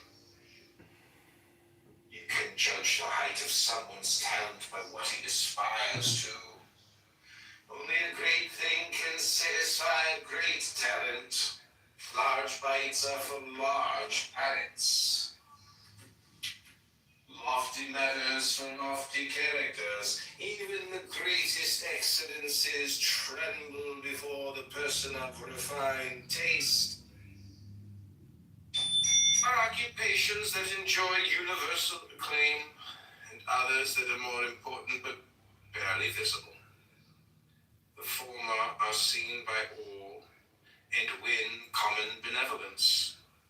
The latter are rarer and require more skill, but are secret and barely perceived, venerated but not applauded. Among princes, the most celebrated are the victorious ones. And that is why the kings of Aragon were so acclaimed. As magnanimous conquerors and warriors, the great person should prefer celebrated occupations that all can see and share. Occupations that enjoy universal acclaim, and others that are more important but barely visible.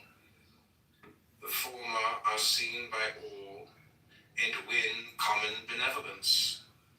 The latter are rarer and require more skill, but are secret and barely perceived, venerated but not applauded. Among princes, the most celebrated are the victorious ones. And that is why the kings of Aragon were so acclaimed. As magnanimous conquerors and warriors, the great person should prefer celebrated occupations that all can see and share. Occupations that enjoy successes go undone. Let the person who has light give it to others, and let those who lack it ask for it. The former with prudence, and the latter with with discretion, merely dropping a hint. This delicacy is especially necessary when the person giving advice is something at stake. It is best to show good taste and to be more explicit only when insinuation is not enough. A no has already been given, and you can now search skillfully for a yes. Most of the time, things are not obtained because they were not attempted.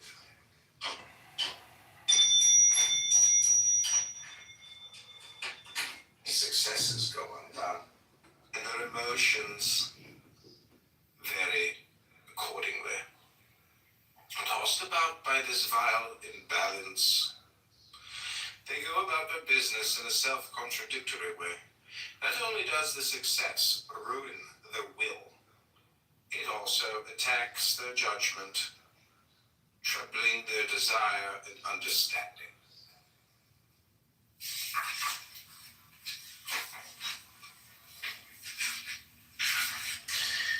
Know how to say no. Know how to say no. Know how to say their emotions ruin their will. It also attacks their judgment, troubling their desire and understanding.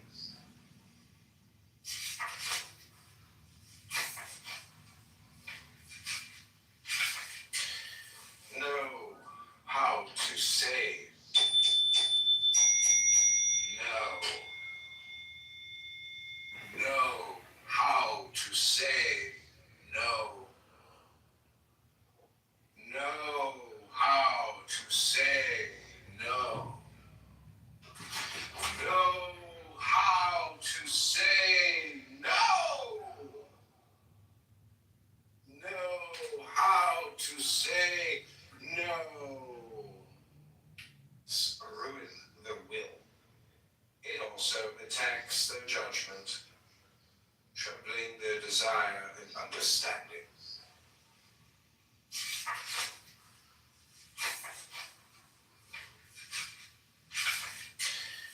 Know how to say no. Know how to say no. Know how to say no.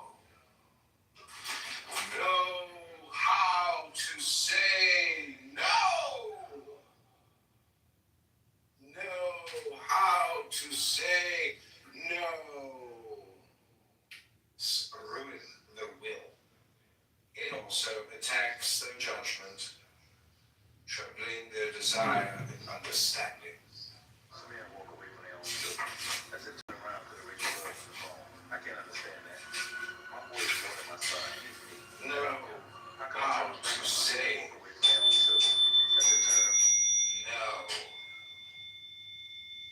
Know how to say Every time I walk past this no. colors, people say our Know eyes are windows. how to say no. Know how to say no. Refusal shouldn't come in one fell blow. Let people nibble on the disappointment little by little.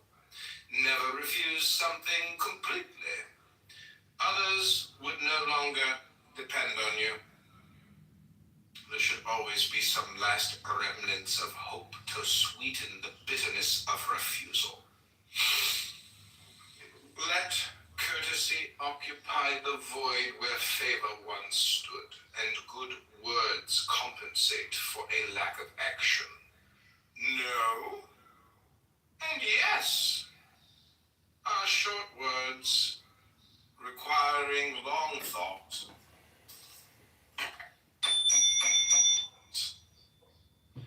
Refusal shouldn't come in one fell blow. Let people nibble on the disappointment little by little. Never refuse something completely. Others would no longer depend on you. There should always be some last remnants of hope to sweeten the bitterness of refusal. Let courtesy occupy the void where favor once stood, and good words compensate for a lack of action. No and yes are short words requiring long thought.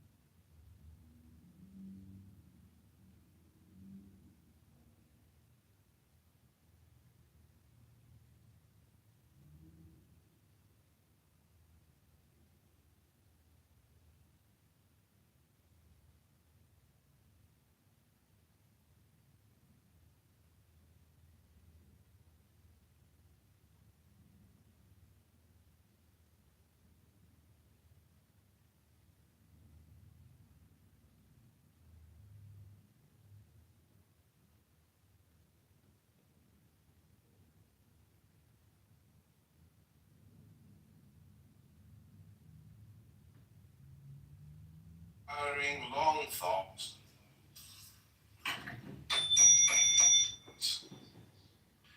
Refusal shouldn't come in one fell blow. Let people nibble on the disappointment, little by little. Never refuse something completely. Others would no longer depend on you. There should always be some last remnants of hope to sweeten the bitterness of refusal. Let courtesy occupy the void where favor once stood, and good words compensate for a lack of action. No and yes are short words requiring long thought.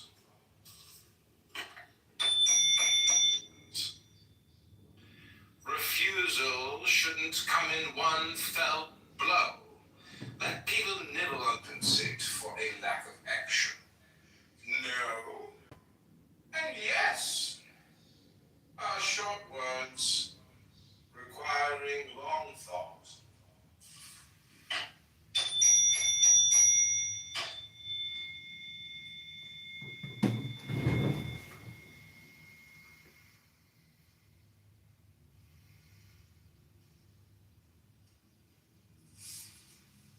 Don't be inconsistent, either because of temperament or out of affectation. The prudent man is consistent in all things pertaining to perfection. Materials turn bad more often in repose than in motion. There are people who can't make up their minds and need a push from others. At times this is caused not by perplexity, for they see clearly enough, but by inactivity. It may be ingenious to identify difficulties, but it is more so to find a way of eluding them. Other people are bogged down by nothing and have great powers of judgment and resolution. They were born for lofty pursuits, and their clear understanding lets them succeed with ease. No sooner done than said. There is still time left over. Sure of their luck, they venture forth with even greater confidence. Is more so to find a way of eluding them. Other people are bogged down by nothing and have great powers of judgment and resolution.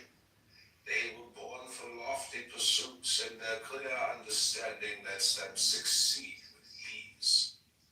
No sooner done than said. There is still time left over. Sure of their luck, they venture forth with even greater confidence.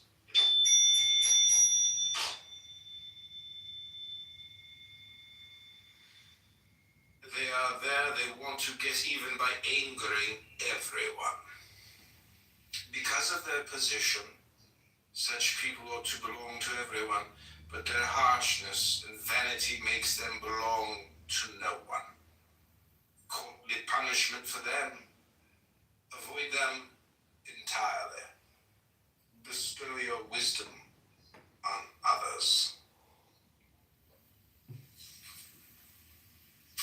Subnote Gonzalo de Cordova, El Gran Capitan, the great captain. Military man known for his exploits in the war against the Moors and in southern Italy. They are there, they want to get even by angering everyone. Because of their position, such people ought to belong to everyone, but their harshness and vanity makes them belong to no one. Courtly punishment for them. Avoid them entirely. Bestow your wisdom on others. Subnote Gonzalo de Cordova, El Gran Capitan, the great captain. Military man known for his exploits in the war against the Moors and in southern Italy. Entirely.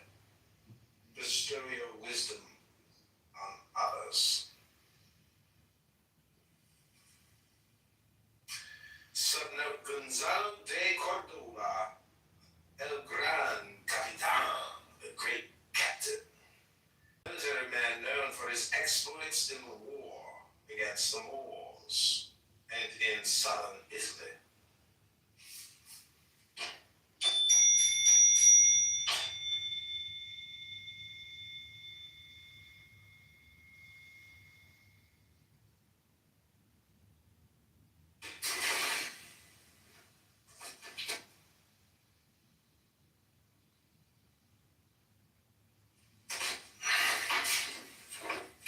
Entirely.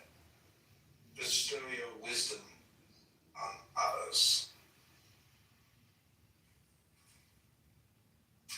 Subnote Gonzalo de Cordova, El Gran Capitan, the great captain. Was laughably short of perfection. We treat him like a liar, never believing him. From one we fear deceit, from the other jest. One never knows when jokers are exercising the judgment, which is the same as not having any.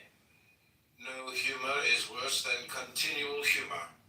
Some win a reputation for wit and lose their wits. There are moments for joviality, but the rest of the time belongs to seriousness.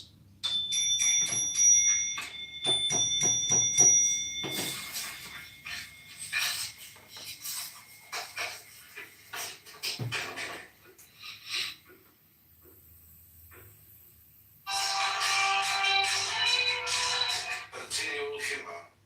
Some win reputation for wit and lose their wits. There are moments for joviality, but the rest of the time belongs to seriousness.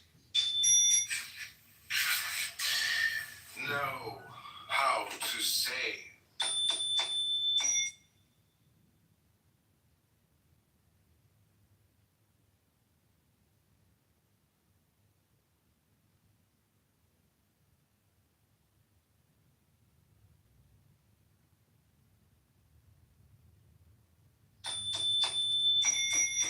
No.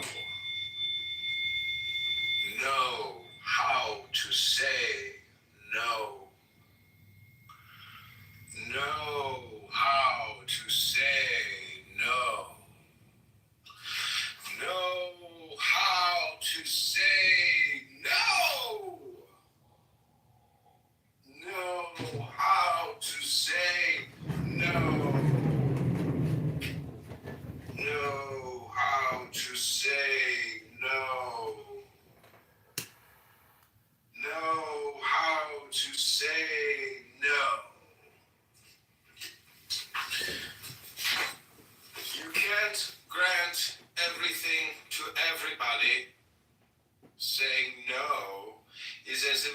competent as granting things, especially among those in command. What matters is the way you do it. Some people's know how to say. This life we attain even here and now. The adepts, the servants of me, have attained the Runta. It is impossible to tell you of the splendors of that. By not declaring yourself immediately, you will keep people guessing, especially if your position is important enough to awaken expectations. Mystery, by its very arcaneness, causes veneration. Even when revealing yourself, avoid total frankness, and don't let everyone look inside you. Cautious silence is where prudence takes refuge. Once declared, resolutions are never esteemed, and they lie open to criticism. If they turn out badly, you will be twice unfortunate. If you want people to watch and wait on you, imitate the not declaring yourself immediately, you will keep people guessing, especially if your position is important enough to awaken expectations. Mystery, by its very arcaneness, causes veneration. Even when revealing yourself, avoid total frankness, and don't let everyone look inside you. Cautious silence is where prudence takes refuge. Once declared, resolutions are never esteemed, and they lie open to criticism. If they turn out badly, you will be twice unfortunate. If you want people to watch and wait on you, imitate the not declaring yourself immediately, you will keep people guessing, especially if your position is important enough to awaken expectations. Mystery, by its very arcaneness, causes veneration. Even when revealing yourself, avoid total frankness, and don't let everyone look inside you. Cautious silence is where prudence takes refuge. Once declared, resolutions are never esteemed, and they lie open to criticism.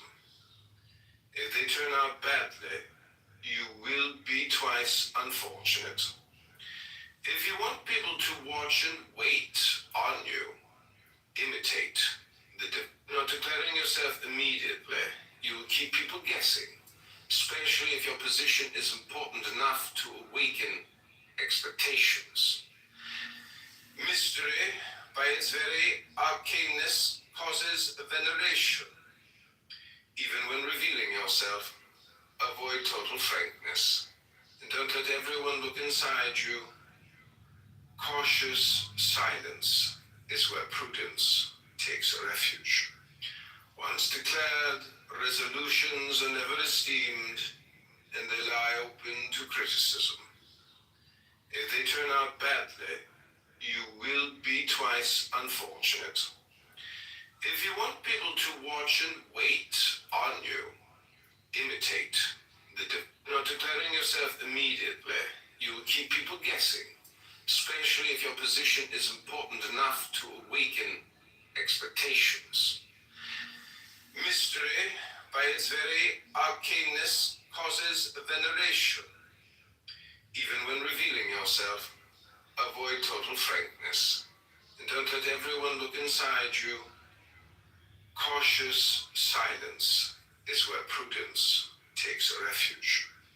Once declared, resolutions are never esteemed, and they lie open to criticism. If they turn out badly, you will be twice unfortunate. If you want people to watch and wait on you, imitate the not declaring yourself immediately, you will keep people guessing, especially if your position is important enough to awaken expectations. Mystery, by its very arcaneness, causes veneration. Even when revealing yourself, avoid total frankness. And don't let everyone look inside you. Cautious silence is where prudence takes a refuge. Once declared, resolutions are never esteemed, and they lie open to criticism. If they turn out badly, you will be twice unfortunate.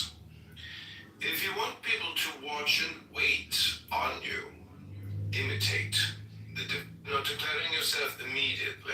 You will keep people guessing, especially if your position is important enough to awaken expectations. Mystery, by its very arcaneness, causes veneration. Even when revealing yourself, avoid total frankness. And don't let everyone look inside you. Cautious silence is where prudence takes a refuge. Once declared, resolutions are never esteemed, and they lie open to criticism. If they turn out badly, you will be twice unfortunate. If you want people to watch and wait on you, imitate not declaring yourself, for hope remembers and gratitude forgets. You will get more from dependence than from courtesy. He who has already drunk turns his back on the well, and the orange already squeezed turns from gold into mud.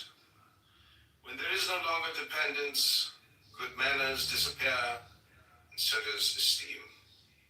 The most important lesson experience teaches is to maintain dependence and entertain it without satisfying it. This can hold even a king, but don't carry it too far, leading others astray by your silence or making their ills incurable for your own good. A mind being surpassed in good fortune, character, or temperament, but no one, especially not a sovereign, likes to be surpassed in intelligence. For this is the king of attributes.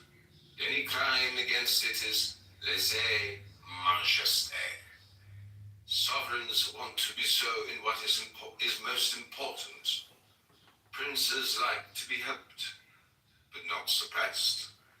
When you counsel someone, you should appear to be reminding him of something he had forgotten, not of the light he was unable to see. It is the stars who teach us this subtlety. They are brilliant suns, but they never dare to outshine the sun. Yes.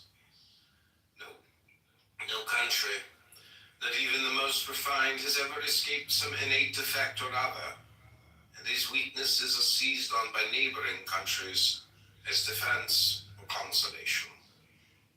It is a triumph to correct, or at least to simulate, such national faults. By doing so, you will be revered as unique among your people, for what is least expected is most valued. Other defects are caused by one's lineage, condition, occupation, and by the times. If all these defects come together in one person, and no care is taken to foresee and correct them, they produce this. Enjoy the company of people of understanding. What you say will be rewarded with applause. What you hear with learning. What draws us to others ordinarily is our own interest, and here that interest is ennobled. The prudent frequent the homes of courtly heroes, theaters of heroism, nor palaces of vanity. Some are renowned for their learning and good judgment, oracles of all greatness through example and friendship. Those who accompany them form courtly academy of gallant discretion and wisdom. Nature, enjoy the company of people of understanding. What you say will be rewarded with applause. What you hear with learning. is our own interest, and here that interest is ennobled. The prudent frequent the homes of courtly heroes, theaters of heroism, nor palaces of vanity.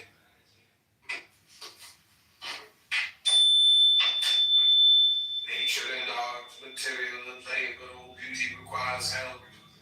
Perfection turns into barbarism unless ennobled by artifice.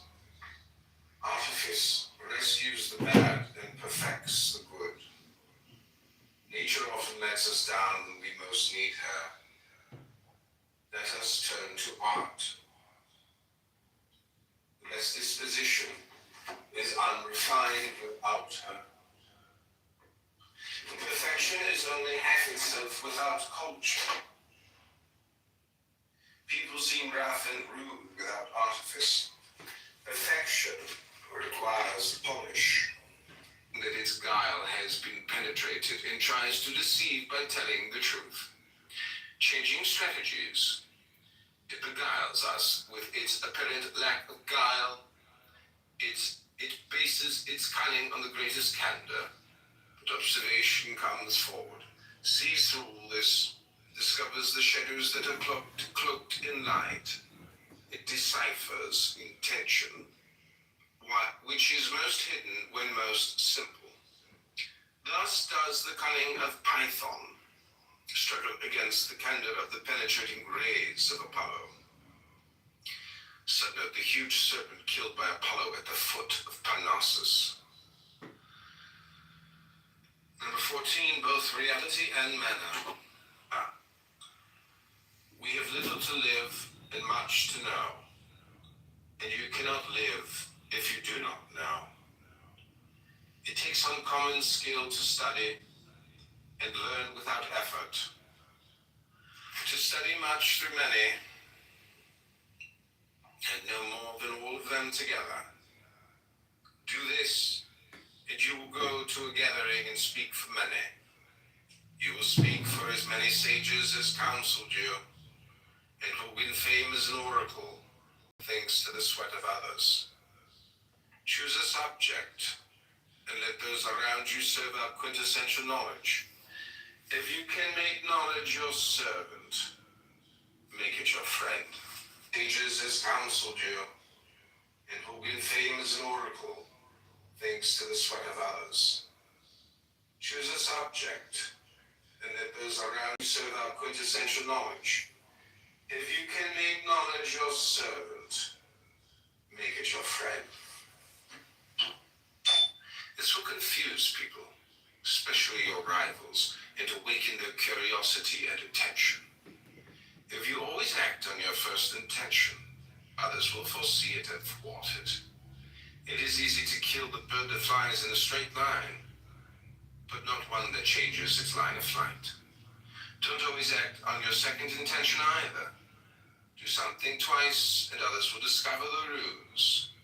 Malice is ready to pounce on you. You need a good deal of subtlety to outwit it.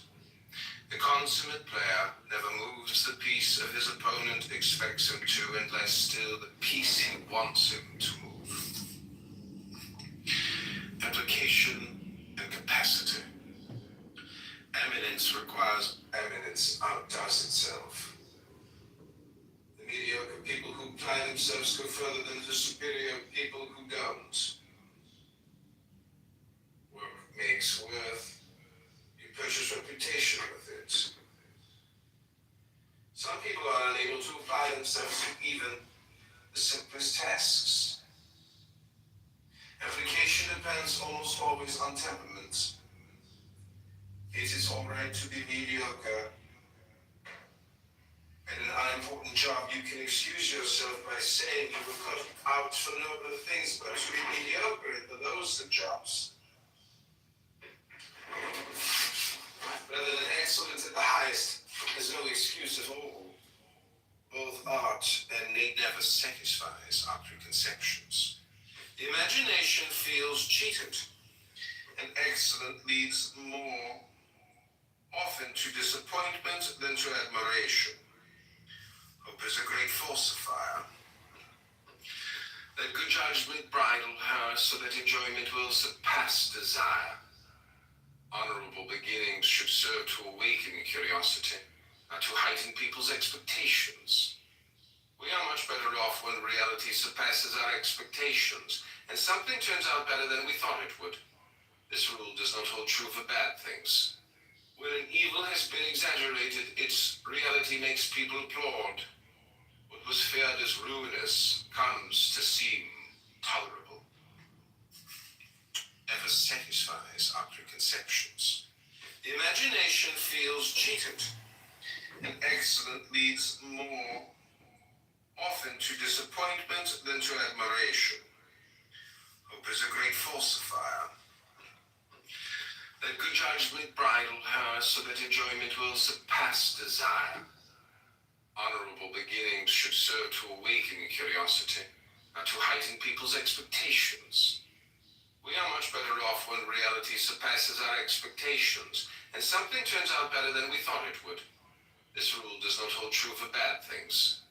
When an evil has been exaggerated, its reality makes people applaud. What was feared as ruinous comes to seem tolerable. In curiosity, not to heighten people's expectations. We are much better off when reality surpasses our expectations, and something turns out better than we thought it would. This rule does not hold true for bad things. When an evil has been exaggerated, its reality makes people applaud. What was feared as ruinous comes to seem tolerable.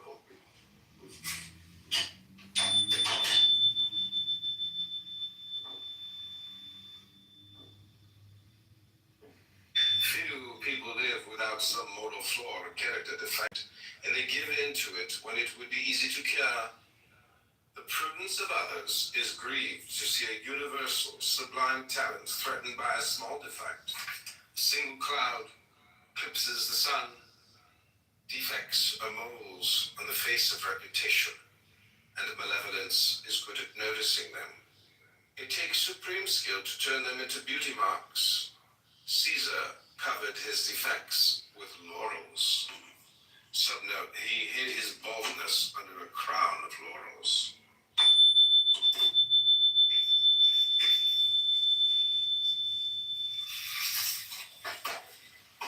On the face of reputation, and the malevolence is good at noticing them. It takes supreme skill to turn them into beauty marks. Caesar covered his defects with laurels, tricked them to lie. They vary according to taste. Everyone idolizes something. Some want to be well thought of. Others idolize profit. And most people idolize pleasure. The trick is to identify the idols that can set people in motion.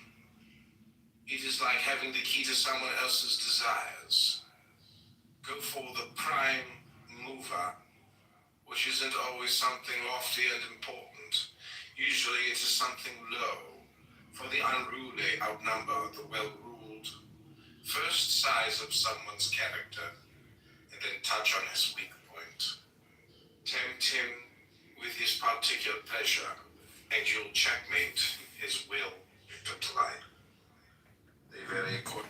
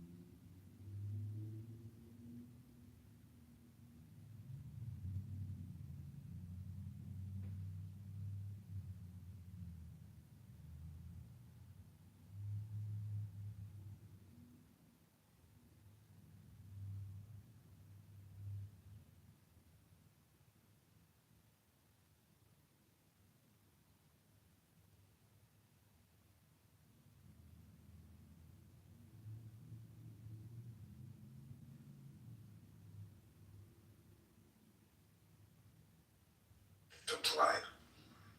They vary. Always something lofty and important. Usually it is something low. For the unruly outnumber the well-ruled.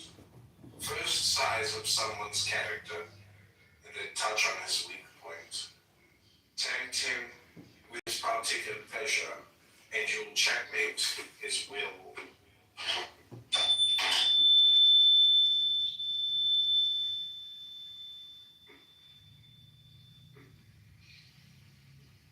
Politicians cunningly disguise her.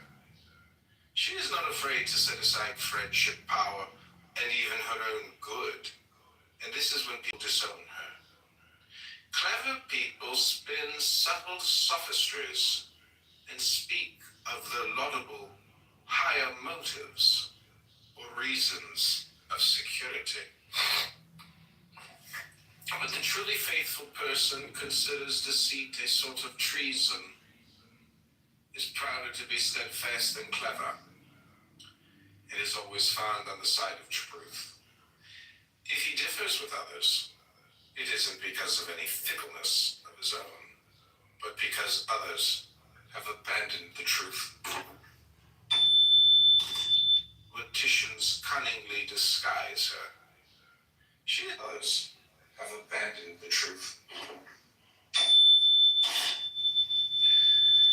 Don't occupy yourself with disreputable things, even less with chimerical ones that bring more scorn than renown. Caprice is found in many sects, and the same person should flee from all of them. There are people with extravagant tastes who embrace anything wise people repudiate. They take pleasure in any sort of eccentricity. And although this makes them well known, they are more often laughed at than renowned. The trick is to know what cards to get rid of. The least card in the winning hand in front of you is more important than the best card in the losing hand you lay down. When in doubt, it is good to draw near the wise and the prudent. Sooner or later, they will be fortunate. Be known for pleasing others, especially if you govern them. It helps sovereigns to win the good graces of all. Ruling others has one advantage. You can do more good than anyone else. Friends are those who do friendly things. Some people are intent on not pleasing, not because it is burdensome, but simply out of nastiness. In everything they oppose the divine communicability. Quit while you're ahead. All the best gamblers do. Fine retreat matters as much as stylish attack. As soon as they are enough, even when there are many cash in your deeds, a long run of good fortune is always suspicious. You're safer when good luck alternates with bad, and besides, that makes for bittersweet enjoyment. When luck comes racing in on us, it is more likely to slip and smash everything to pieces. Sometimes Lady Luck compensates us, trading intensity for duration. She grows tired when she has to carry someone on her back for a long time.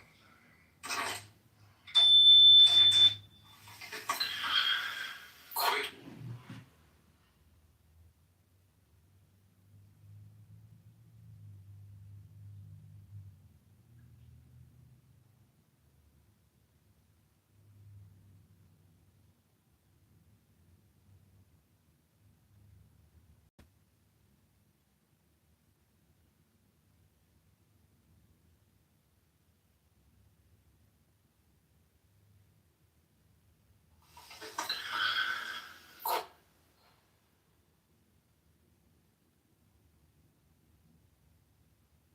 Smash everything to pieces.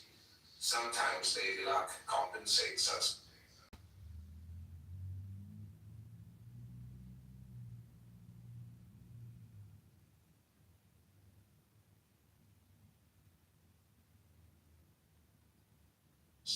As though they wanted to show a skip.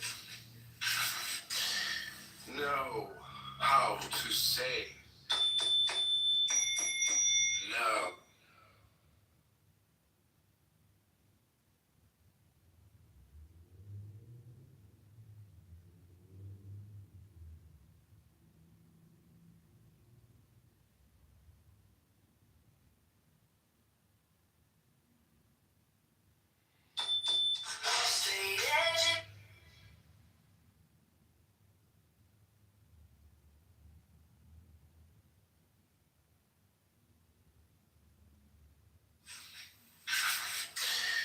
Know how to say no. Know how to say no. Know how to say no. No.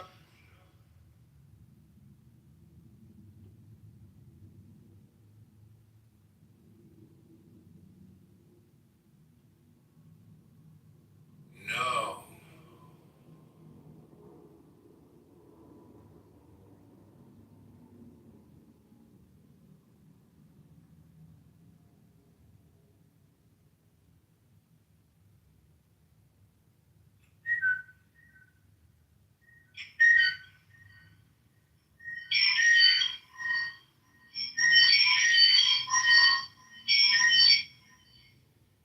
Did you experience inappropriate behavior from a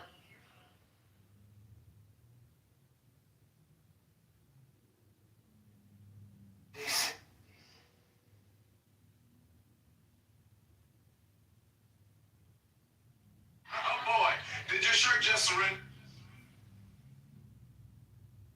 Oh boy, this place needs a little more hype.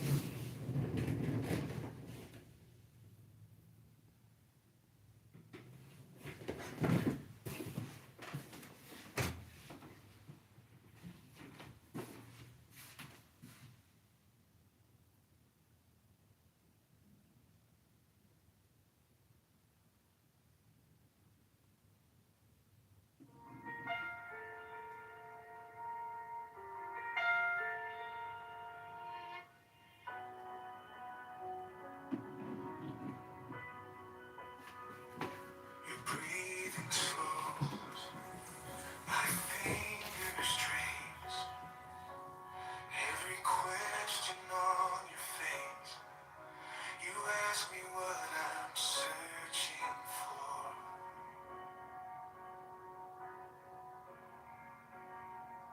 Your eyes go deep like midnight skies. I lose my words. I find His light shining where your shadows were before. There's a secret wisdom of God hidden in your heart. I hear it when you're quiet. I feel it in the dark. When we're lying here in silence, you're a temple in my arms. Every kiss, every sigh pulls me closer to His heart.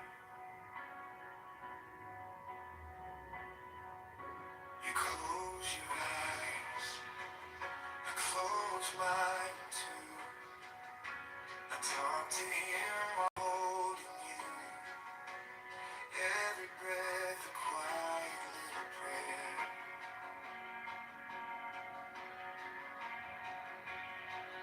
Your head on me, my hands in yours.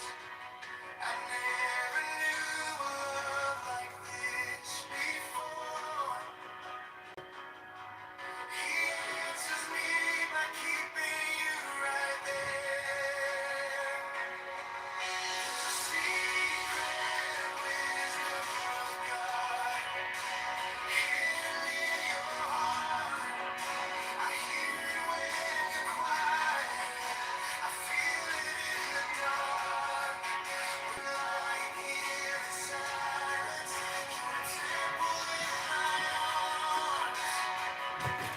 Every kiss, every sigh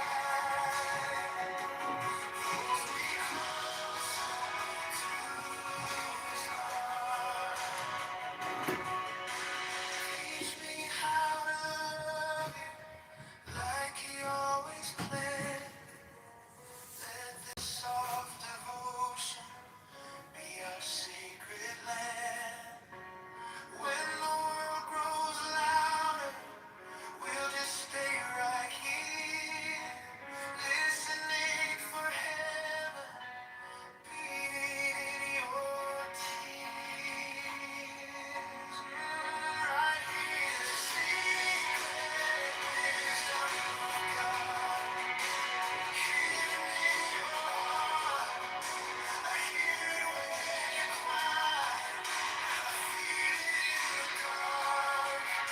We're lying here in silence. You're a temple in my arms. Every kiss, every sigh pulls me closer to His heart. Every kiss, every sigh leads us deeper to His heart.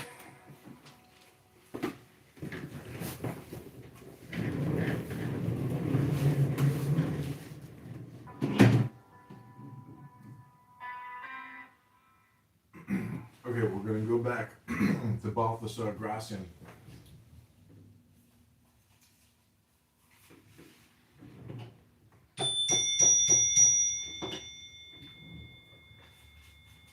Adapt yourself to everyone else.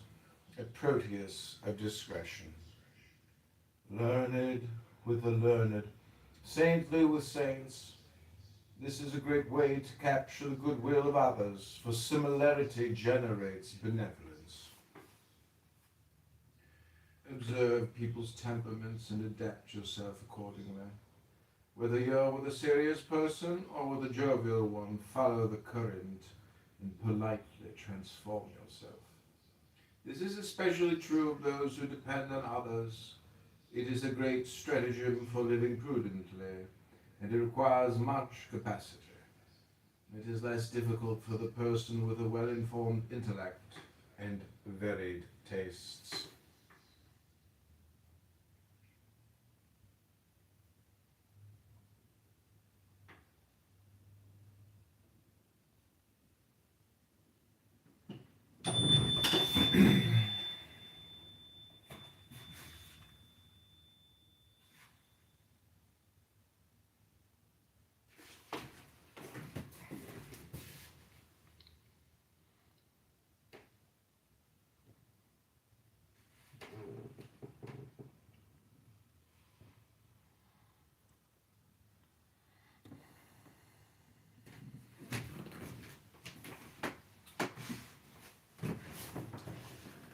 Skill at trying things out. Folly always rushes into action, for all fools are bold.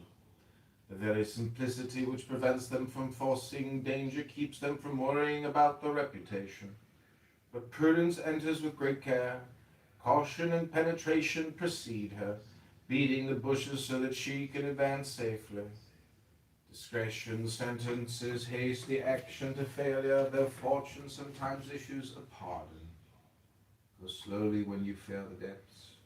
Let shrewdness feel its way forward, and prudence steer you toward firm ground.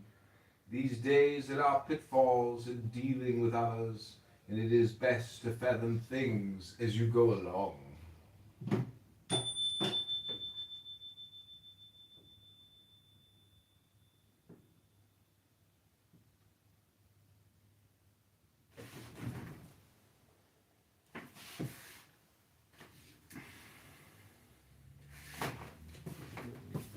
Be careful when you inform yourself about things.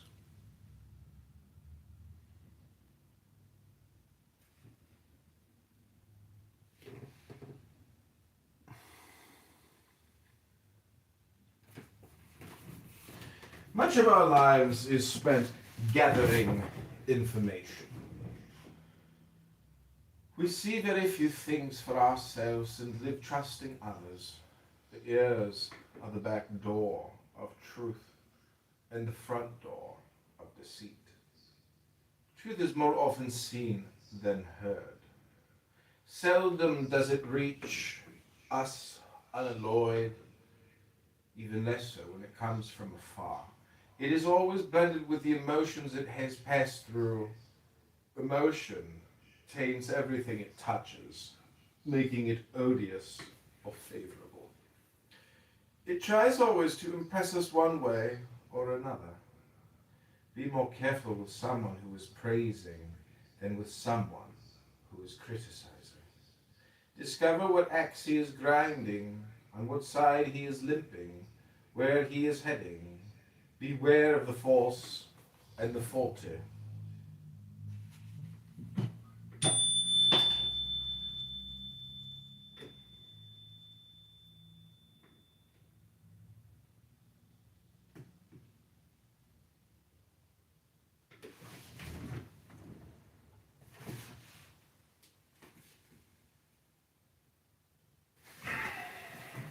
Renew your brilliance. Renew your brilliance. Renew your brilliance. It is the privilege of the phoenix. Excellence grows old, and so does fame. Custom wears down our admiration, and a mediocre novelty can conquer the greatest eminence in its old age. So be reborn in courage, in intellect, in happiness, and in all else. Dare to renew your brilliance, dawning many times like the sun, only changing your surroundings. Withhold it and make people miss it. Renew it and make them applaud.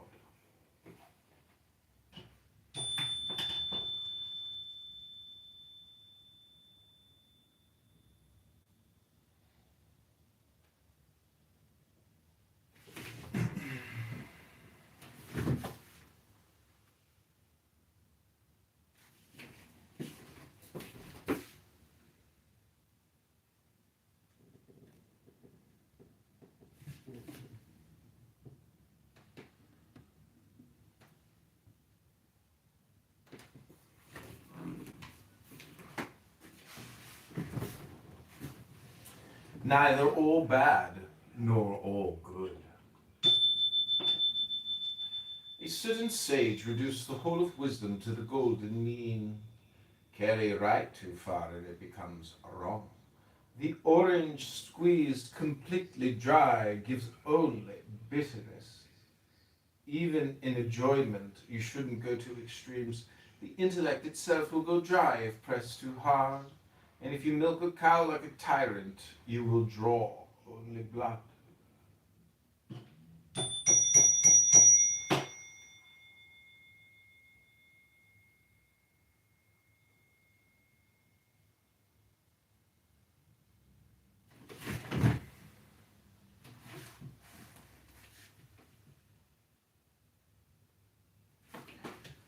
Allow yourself some venial fault.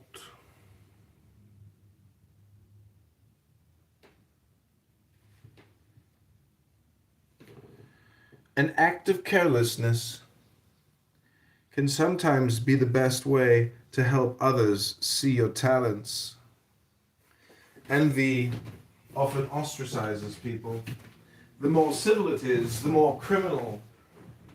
It accuses what is very perfect of sinning by not sinning, and it condemns complete perfection. It makes itself into an Argos, looking for the faults in excellent things, if only to console itself.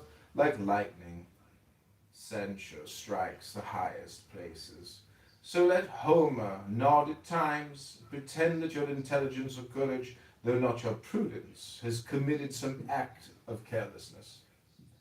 That way malevolence will calm down and not burst its bubble of poison. This is like waving a red cape in front of the bull of envy in order to escape with immortality.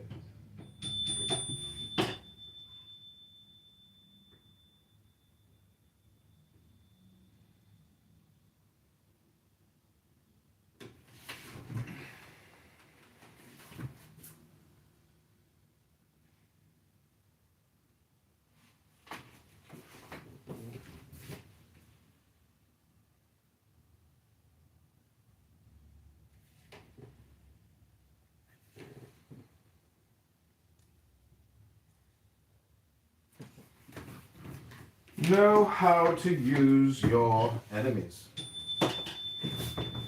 Grasp things not by the blade, which will harm you, but by the hilt, which will defend you. Same applies to emulation. The wise person finds enemies more useful than the fool does friends. Malevolence often levels the mountains of difficulty that favor made fearful. Many owe their greatness to their enemies. Flattery is fiercer than hatred, for hatred corrects the faults flattery had disguised. The prudent man makes a mirror out of the evil eye of others, and it is more truthful than that of affection, and helps him reduce his defects or amend them. One grows very cautious when living across the border from malevolent rivals.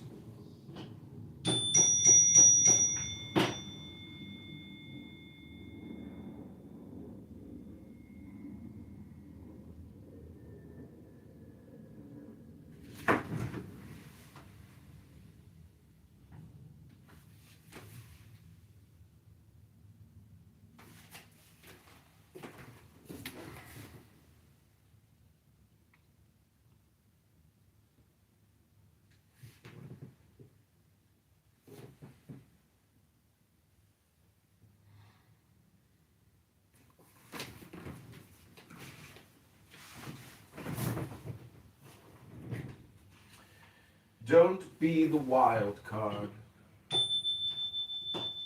The wild card or joker, the one that can be anything its holder pleases.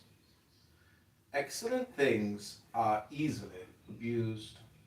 When everyone covets something, they are easily annoyed by it. It is a bad thing to be good for nothing, but worse to be good for everything. Some lose because they win so often, and soon they are as despised as they once were desired. Such wild cards are found in every sort of perfection. They lose their initial reputation for uniqueness and are scorned as common. The remedy for extremes is not to exceed the golden mean in displaying your gifts. Be excessive in your perfection, but moderate about showing it. The brighter the torch, the more it consumes itself, and the less it lasts. To win true esteem, make yourself scarce.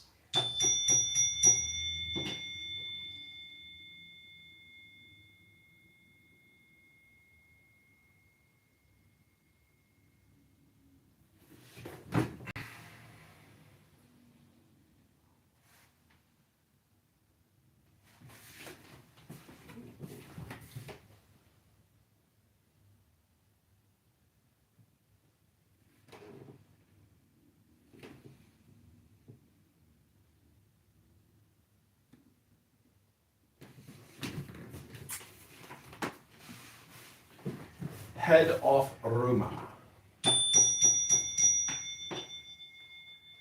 The crowd is a many-headed monster, many eyes for malice, many tongues for slander.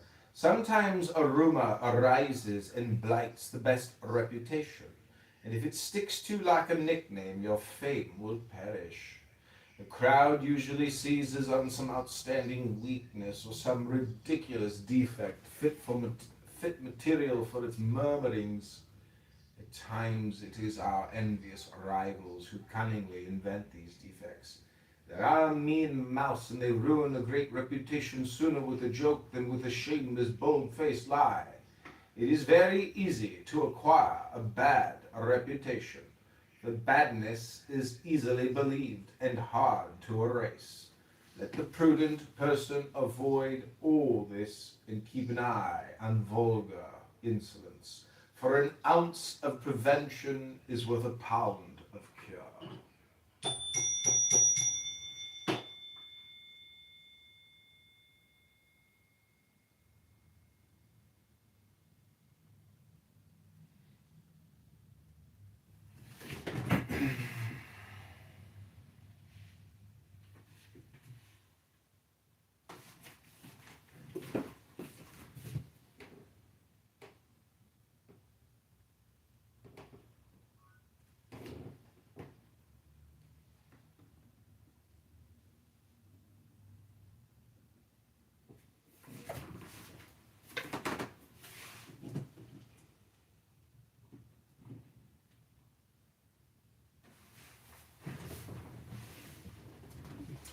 Culture and refinement.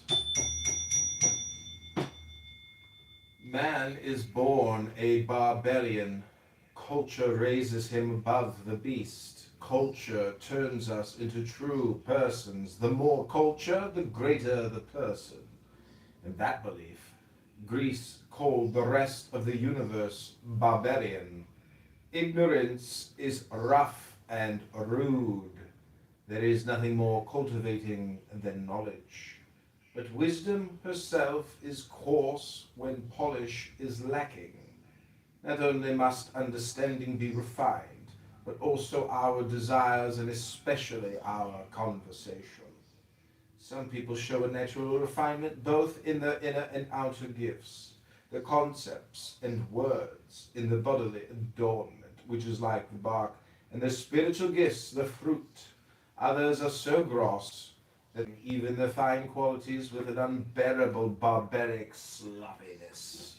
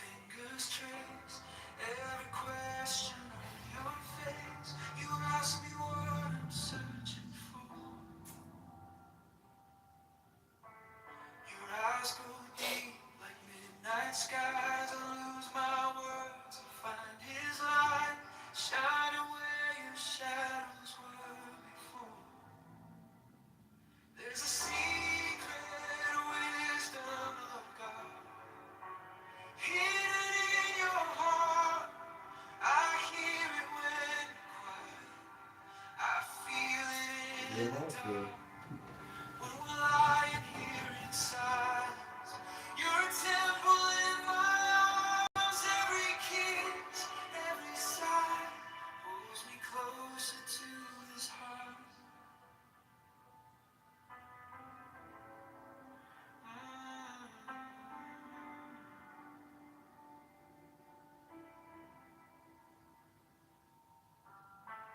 You close your eyes, I close mine too. I talk to him while holding you. Every breath a quiet little prayer. Your head on me, my hands in yours. I never knew love like this before. He answers me by keeping you right there. There's a secret wisdom of God hidden in your heart. I hear it when you cry. I feel it in the dark. When we're lying here inside, you're a temple in my arms. Every kiss, every sigh, Know how to say no. like he always planned. Let this soft devotion be our sacred land. When the world goes louder, we'll just stay right here, listening right here.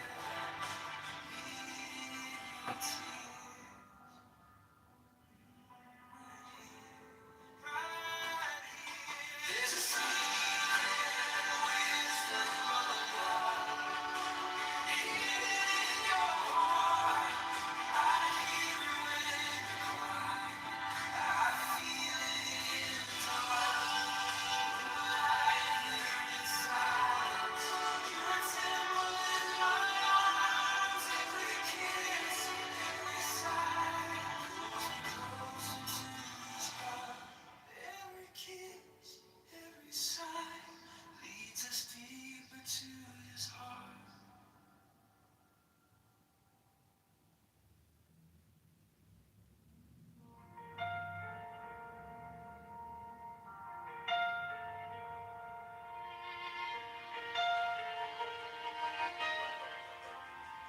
You're the stillness in my breathing. Every pause between my prayers. I was chasing every answer. You were waiting in the air. There's a secret wisdom of God hiding right here in your eyes. Every heartbeat feels like scripture. Every kiss, another sign. If I lose all words and doctrines, let me lose them in your arms. 'Cause the secret wisdom. Adapt yourself to everyone else. A Proteus of discretion. Learned with the learned, saintly with saints. This is a great way to capture the goodwill of others, for similarity generates benevolence. Observe people's temperaments and adapt yourself accordingly. Whether you're with a serious person or with a jovial one, follow the current and politely transform yourself. This is especially true of those who depend on others. It is a great stratagem for living prudently, and it requires much capacity. It is less difficult for the person with a well-informed intellect, and adapt yourself accordingly. Whether you're with a serious person or with a jovial one, follow the current and politely transform yourself. This is especially true of those who depend on others. It is a great stratagem for living prudently, and it requires much capacity. It is less difficult for the person with a well-informed intellect and varied tastes.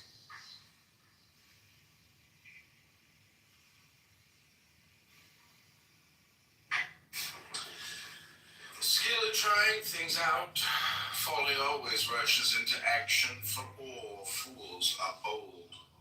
The very simplicity which prevents them from foreseeing danger keeps them from worrying about their reputation. But prudence enters with great care. Caution and penetration precede her, beating the bushes so that she can advance safely. Discretion sentences hasty action to failure, though fortune sometimes issues a pardon. Go slowly when you fail the depths. Let shrewdness feel its way forward, and prudence steer you toward firm ground. These days there are pitfalls in dealing with others, and it is best to fathom things as you go along. And precede her, beating the bushes so that she can advance safely. Discretion sentences hasty action to failure, though fortune sometimes issues a pardon. Go slowly when you fail the depths. Let shrewdness feel its way forward, and prudence steer you toward firm ground. These days there are pitfalls in dealing with others, and it is best to fathom things as you go along.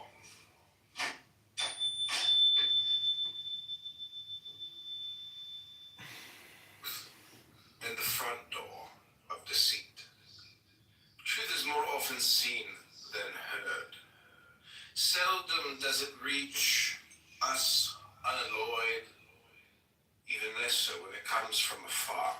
It is always blended with the emotions it has passed through. Emotion taints everything it touches, making it odious or favorable. It tries always to impress us one way or another.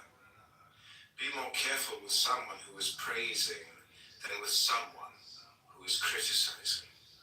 Discover what axe he is grinding, on what side he is limping, where he is heading.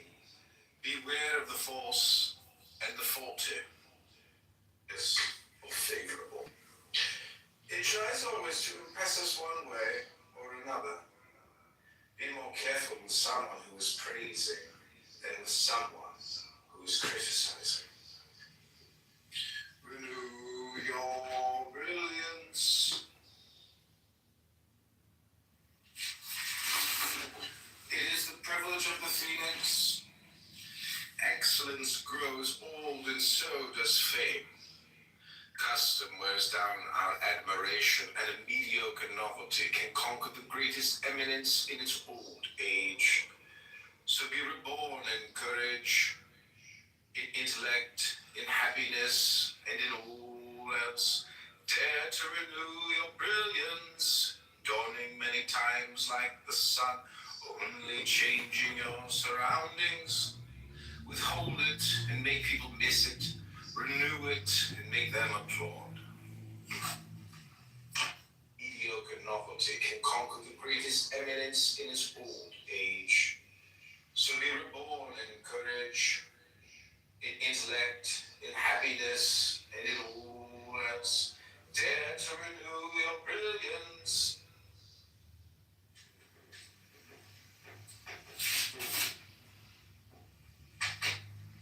Listen to the golden mean. Carry right too far and it becomes a wrong. The orange squeezed completely dry gives only bitterness. Even in envy often ostracizes people.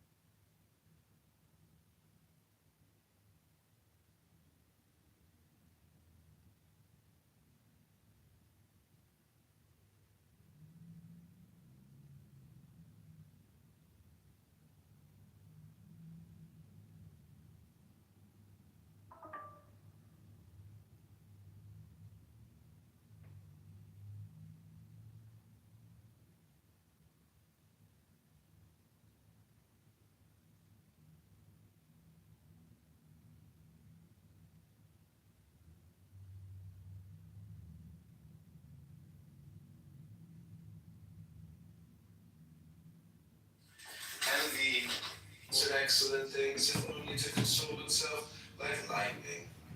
Censure strikes the highest places. So let Homer nod at times, pretend that your intelligence or courage, though not your prudence, has committed some act of carelessness. Then we mark malevolence will calm down, and not burst its bubble of poison. This is like waving a red cape in front of the bull then in order to escape with immortality. Things not by the blade which will harm you, but by the hilt which will defend you. Same applies to emulation. The wise person finds enemies more useful than the fool does friends. Malevolence often levels the mountains of difficulty that favor made fearful. Many of their greatness to their enemies. Flattery is fiercer than hatred, for hatred corrects the faults flattery had disguised. The prudent man makes a mirror out of the evil eye of others, and it is more truthful than that of affection, and helps him reduce his defects or amend them. One grows very cautious when living across the border from malevolent rivals. Things not by the blade which will harm you, but by the hilt which will defend you. Same applies to emulation. The wise person finds enemies more useful than the fool does friends. Malevolence often levels the mountains of difficulty that favor made fearful. Many owe their greatness to their enemies. Flattery is fiercer than hatred, for hatred corrects the faults flattery had disguised. The prudent man makes a mirror out of the evil eye of others, and it is more truthful than that of affection, and helps him reduce his defects or amend them. One grows very cautious when living across the border from malevolent rivals. Things not by the blade which will harm you, but by the hilt which will defend you. Same applies to emulation. The wise person finds enemies more useful than the fool does friends. Malevolence often levels the mountains of difficulty that favor made fearful. Many owe their greatness to their enemies. Flattery is fiercer than hatred, for hatred corrects the faults flattery had disguised. The prudent man makes a mirror out of the evil eye of others, and it is more truthful than that of affection, and helps him reduce his defects or amend them. One grows very cautious when living across the border from malevolent rivals. Things not by the blade which will harm you, but by the hilt which will defend you. Same applies to emulation. The wise person finds enemies more useful than the fool does friends. Malevolence often levels the mountains of difficulty that favor made fearful. Many owe their greatness to their enemies. Flattery is fiercer than hatred, for hatred corrects the faults flattery had disguised. The prudent man makes a mirror out of the evil eye of others, and it is more truthful than that of affection, and helps him reduce his defects or amend them. One grows very cautious when living across the border from malevolent rivals. Things not by the blade which will harm you, but by the hilt which will defend you. Same applies to emulation. The wise person finds enemies more useful than the fool does friends. Malevolence often levels the mountains of difficulty that favor made fearful. Many owe their greatness to their enemies. Flattery is fiercer than hatred, for hatred corrects the faults flattery had disguised. The prudent man makes a mirror out of the evil eye of others, and it is more truthful than that of affection, and helps him reduce his defects or amend them. One grows very cautious when living across the border from malevolent rivals. Things not by the blade which will harm you, but by the hilt which will defend you. Same applies to emulation. The wise person finds enemies more useful than the fool does friends. Malevolence often levels the mountains of difficulty that favor made fearful. Many owe their greatness to their enemies. Flattery is fiercer than hatred, for hatred corrects the faults flattery had disguised. The prudent man makes a mirror out of the evil eye of others, and it is more truthful than that of affection, and helps him reduce his defects or amend them. One grows very cautious when living across the border from malevolent rivals. Things not by the blade which will harm you, but by the hilt which will defend you. Same applies to emulation. The wise person finds enemies more useful than the fool does friends.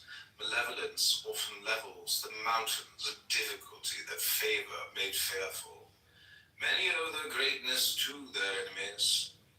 Flattery is fiercer than hatred, for hatred corrects the faults flattery had disguised. The prudent man makes a mirror out of the evil eye of others, and it is more truthful than that of affection, and helps him reduce his defects or amend them. One grows very cautious when living across the border from malevolent rivals. Things not by the blade which will harm you, but by the hilt which will defend you. Same applies to emulation. The wise person finds enemies more useful than the fool does friends. Malevolence often levels the mountains of difficulty that favor made fearful. Many owe their greatness to their enemies. Flattery is fiercer than hatred, for hatred corrects the faults flattery had disguised. The prudent man makes a mirror out of the evil eye of others, and it is more truthful than that of affection, and helps him reduce his defects or amend them. One grows very cautious when living across the border from malevolent rivals. Things not by the blade which will harm you, but by the hilt which will defend you. Same applies to emulation. The wise person finds enemies more useful than the fool does friends. Malevolence often levels the mountains of difficulty that favor made fearful. Many owe their greatness to their enemies. Flattery is fiercer than hatred, for hatred corrects the faults flattery had disguised. The prudent man makes a mirror out of the evil eye of others, and it is more truthful than that of affection fiercer than hatred. Excellent things are easily abused.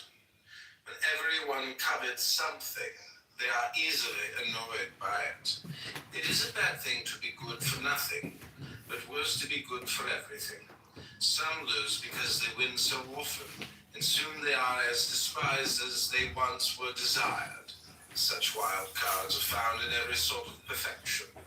They lose their initial reputation for uniqueness and are scorned as common. The remedy for extremes is not to exceed the golden mean in displaying your gifts. Be excessive in your perfection, but moderate about showing it. The brighter the torch, the more it consumes itself, and the less it lasts. To win true esteem, make yourself scarce. Excellent things are easily abused. When everyone covets something, they are easily annoyed by it. It is a bad thing to be good for nothing, but worse to be good for everything. Some lose because they win so often, and soon they are as despised as they once were desired. Such wild cards are found in every sort of perfection. They lose their initial reputation for uniqueness and are scorned as common. The remedy for extremes is not to exceed the golden mean in displaying your gifts. Be excessive in your perfection, but moderate about showing it. The brighter the torch, the more it consumes itself, and the less it lasts. To win true esteem, make yourself scarce. Excellent things are easily abused. When everyone covets something, they are easily annoyed by it. It is a bad thing to be good for nothing, but worse to be good for everything. Some lose because they win so often, and soon they are as despised or desired. And if it sticks to you like a nickname, your fame will perish. The crowd usually seizes on some outstanding weakness or some ridiculous defect fit material for its murmurings. At times it is our envious rivals who cunningly invent these defects. There are a mean mouse, and they ruin a great reputation sooner with a joke than with a shameless, bold-faced lie. It is very easy to acquire a bad reputation. The badness is easily believed and hard to erase. Let the prudent person avoid all this and keep an eye on vulgar insolence. For an ounce of prevention is worth a pound of cure. And if it sticks to you like a nickname, your fame will perish. The crowd usually seizes on some outstanding weakness or some ridiculous defect fit material for its murmurings. At times it is our envious rivals who cunningly invent these defects. There are a mean mouse, and they ruin a great reputation sooner with a joke than with a shameless, bold-faced lie. It is very easy to acquire a bad reputation. The badness is easy.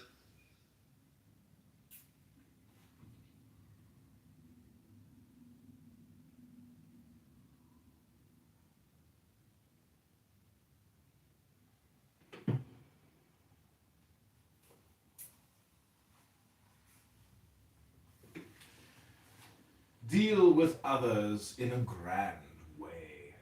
Aspire to elevation. The great should never be petty. You needn't go into all the details when conversing with others, especially when the subject is distasteful. Notice things, but do so casually. It isn't good to turn conversation into detailed interrogation. Act with a courteous, noble generality, which is a sort of gallantry. A large part of ruling lies in feigning indifference.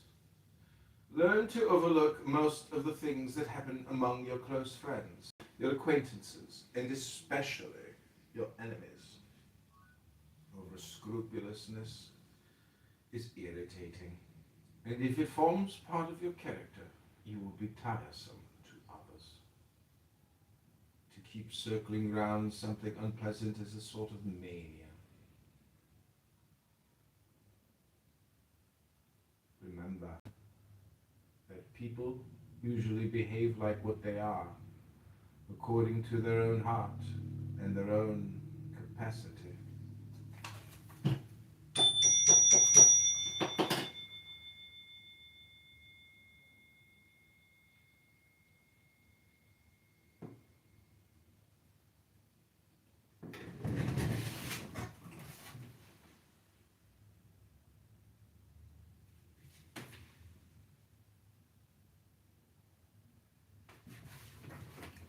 Know yourself, your character, intellect, judgment, and emotions. You cannot master yourself if you do not understand yourself. There are mirrors for the face, but the only mirror for the spirit is wise self-reflection. And when you stop caring about your outer image, try to amend and improve the inner one. In order to undertake matters wisely, gauge your prudence and perspicacity. Judge how well you measure up to a challenge. Plumb your depths. Weigh your resources. The art of living long, live well. Two things bring life to an early end: stupidity and depravity. Some lose their life by not knowing how to save it, others by not wanting to, just as virtue is its own reward. Vice is its own punishment. The person who races through a life of vice comes to a doubly quick end. The one who races through virtue never dies. The strength of the mind is communicated to the body. A good life is long both in intention and extension.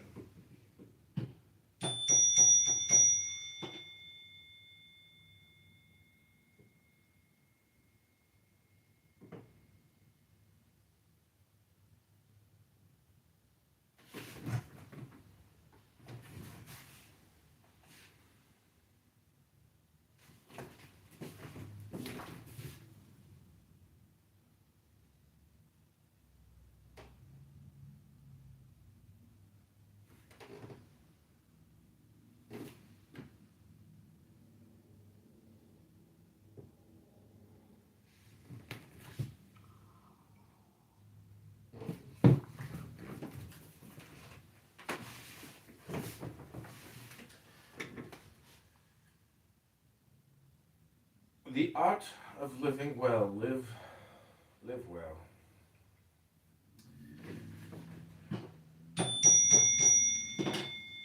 Never act unless you think it prudent to do so. If the person doing something suspects he will fail, it will be evident to the person watching, even more so when he is a rival. If your judgment wavers in the heat of emotion, you'll be thought a fool when things cool down. It is dangerous to undertake something when you doubt its wisdom. It would be safer not to act at all. Prudence refuses to deal in probability. It always walks under the midday sun of reason. How can something turn out well when caution started to condemn it the moment it was conceived? Even resolutions that pass the inner examination, nemine discrepante, often turn out badly. So what can we expect from those that reason doubted over and judgment considered rash?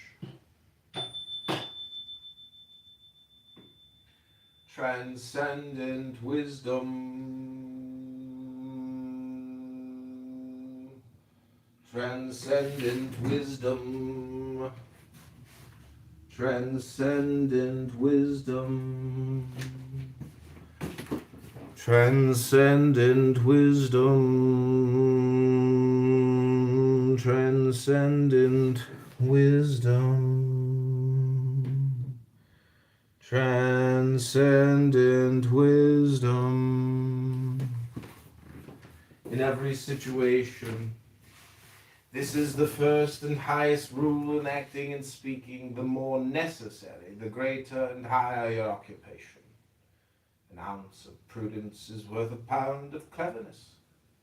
It's more a matter of walking surely than of courting vulgar applause.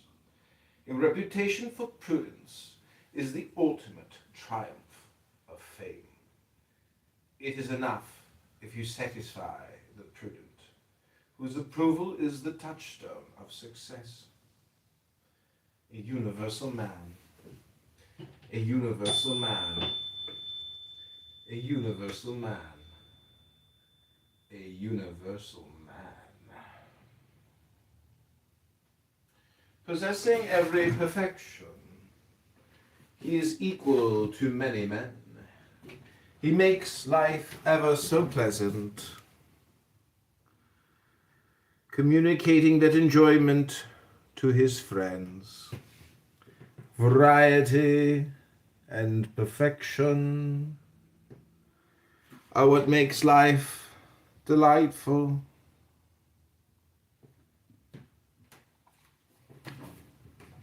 It is a great art to know how to enjoy all good things. And since nature made man a compendium of the whole natural world, let art make him a universe by training his taste and intellect. Unfathomable gifts. prudent person, if he wants to be revered by others, should never allow them to judge the extent of his knowledge and courage. Allow yourself to be known, but not comprehended. No one will discern the limits of your talent, and thus no one will be disappointed. You can win more admiration by keeping other people guessing the extent of your talent or even doubting it than you can by displaying it, however great.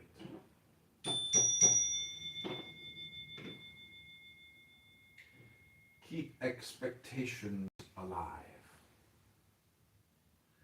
Keep nourishing them. Let much promise more. And let great deeds make people expect still greater ones.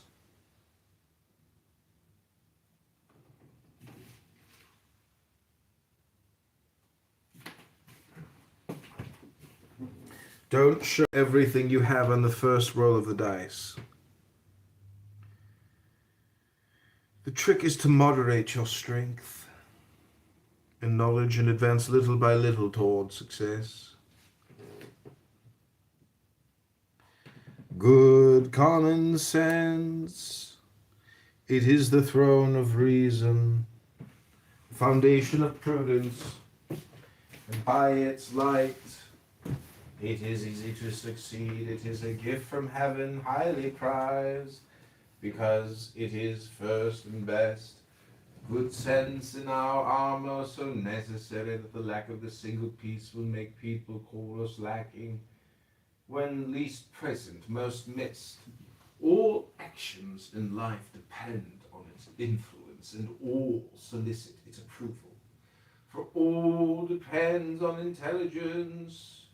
It consists of a natural inclination to all that conforms most to reason, and to all that is most fit.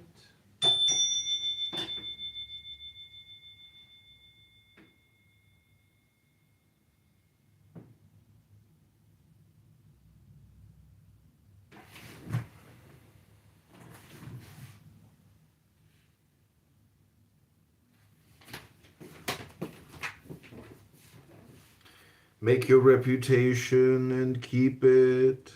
We enjoy it on loan from fame.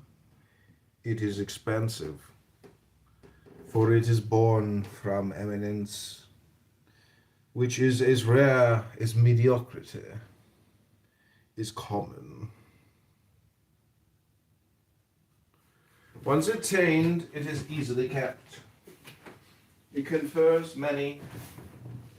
An obligation performs many a deed. It is a sort of majesty when it turns into veneration through the sublimity of its origin and sphere of action.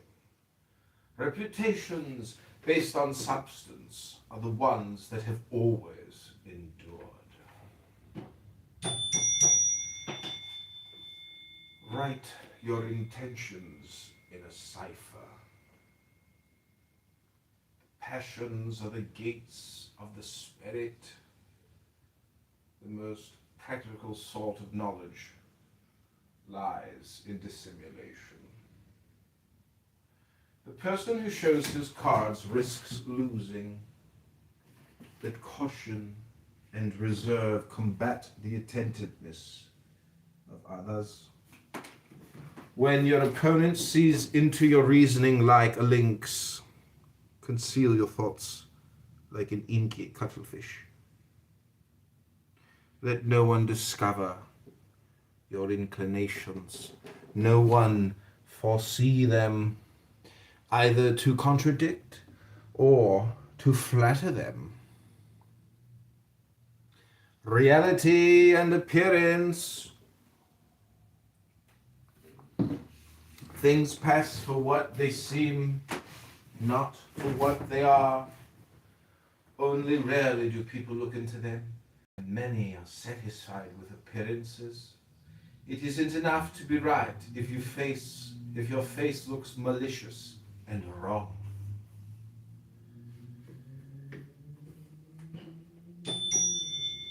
A man free of deceit and illusion one who is virtuous and wise, a courtly philosopher. But do not be so only in appearance, or flaunt your virtue. Philosophy is no longer revered, although it is the chief pursuit of the wise. The science of prudence is no longer venerated. Seneca introduced it to Rome, and for a time it appealed to the noble, but now it is considered useless and bothersome. And yet freeing oneself from deceit has always been food for prudence, and one of the delights of righteousness. Half the world is laughing at the other half, and folly rules over all. Either everything is good, or everything is bad, depending on how you look at it.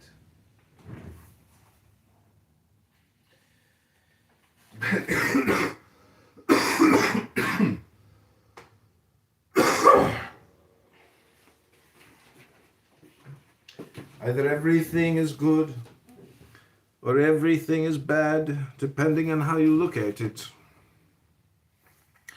What one person pursues, another shuns. It is an insufferable fool who measures all things by his own opinion. Perfection does not mean pleasing one person alone. Tastes are as abundant as faces and just as varied. There is no defect that someone does not value, and you need not lower your opinion because a thing doesn't please some people. There will be others to appreciate it, and their applause in turn will be condemned. The norm of true satisfaction is the approval of renowned people who know how to judge each class of things. One does not live by following one opinion, one custom, or one century.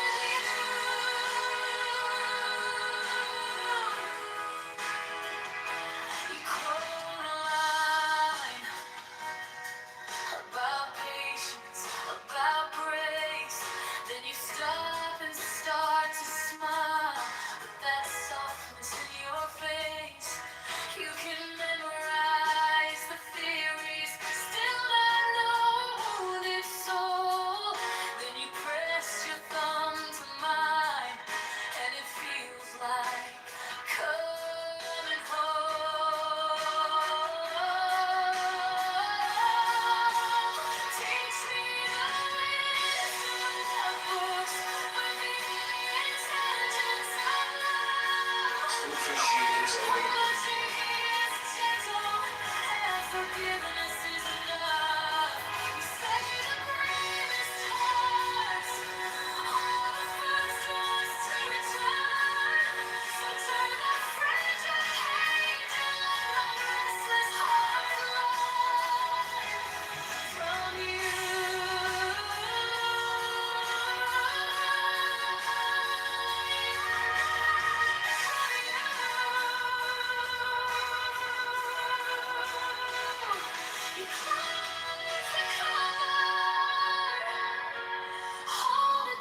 The art of living well.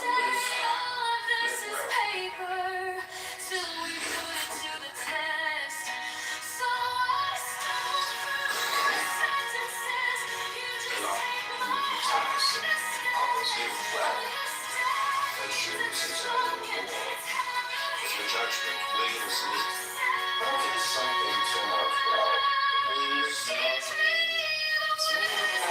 A companion like healing other people, good colleagues who make people of action, of righteousness by his own people.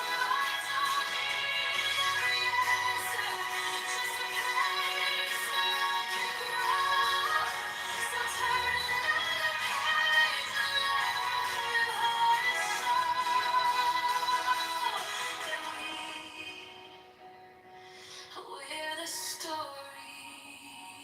began.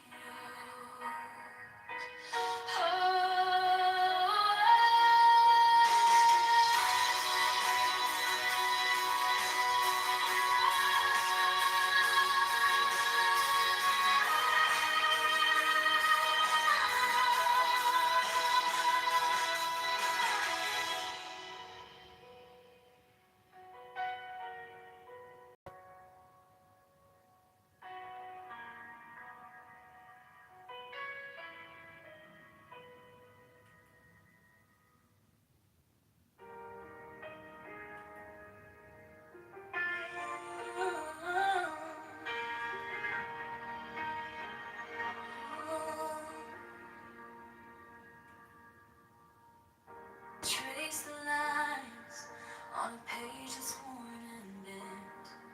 Marginalia from another time. Little notes of what they meant. Coffee stains on chapter 10. You say someone cried right here. All these quiet, folded corners hold the years.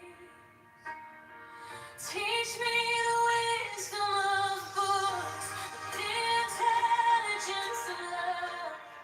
Read between the lines where the ink gives up. You say the brightest minds still have so much to learn. So turn that fragile page and let my stubborn heart turn with you.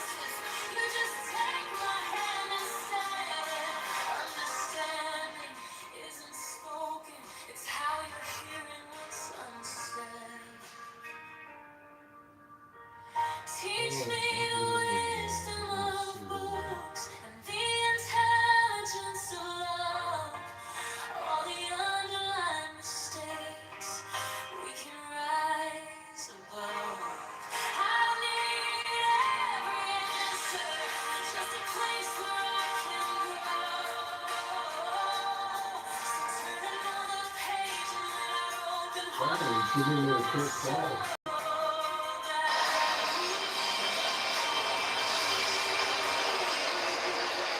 Where the story being wrong. Where the story being wrong. The art of living well, live. The art. Another place, man.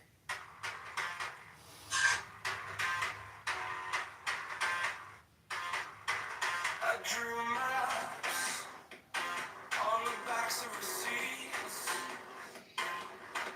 tiny plans in the dark of a cheap backseat.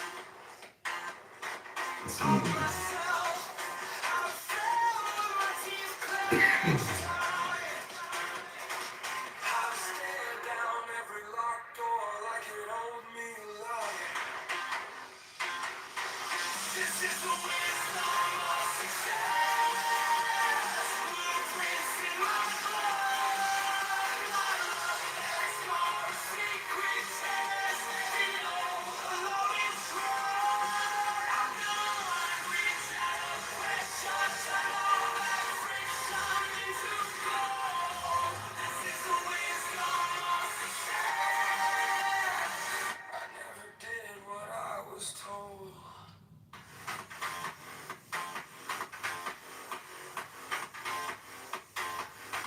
I learned fast from the cracks in my own design.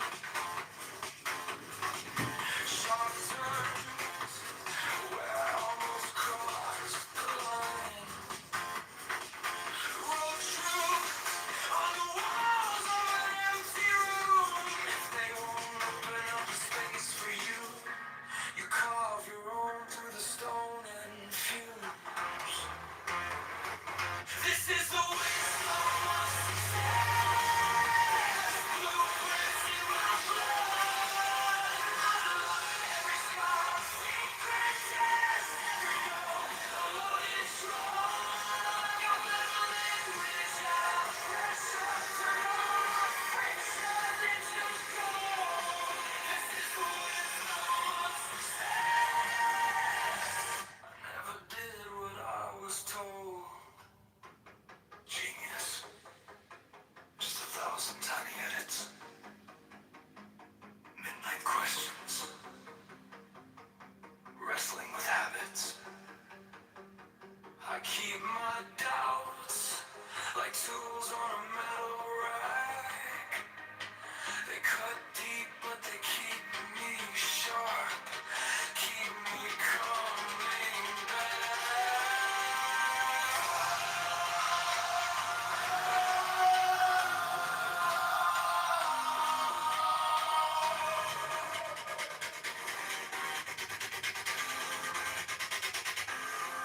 This is the wisdom of success. Blueprints in my blood. Every scar, secret test. Every note, although it's wrong. I'm gonna language out of pressure. Turn all my friction into gold. This is the wisdom of success. I never did what I was told.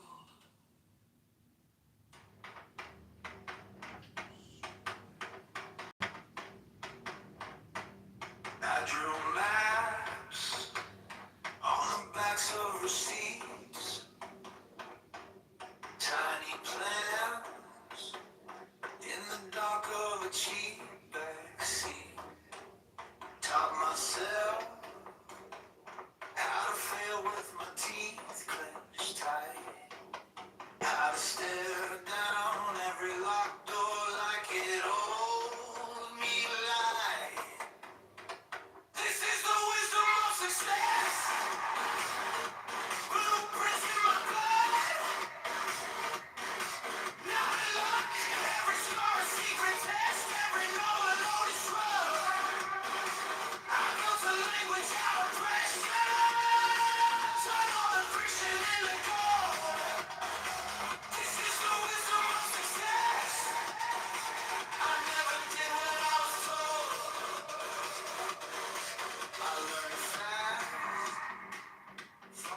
marks in my own design. Sharp turns where I almost crossed the line. Wrote truths on the walls of an empty room. If they won't open up a space for you, you carve your own Hey, send to Kitover. stone and view. This is the wisdom of success. Hey, send to Kitover. In my blood,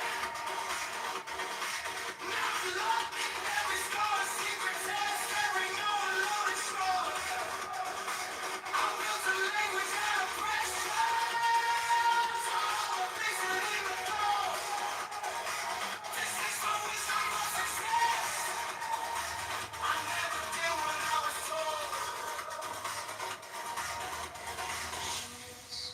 Just 1,000 tiny edits. Midnight questions. Wrestling with habits. I keep my doubts like tools on a metal rack. They cut deep, but they keep me sharp, keep me coming back. Oh,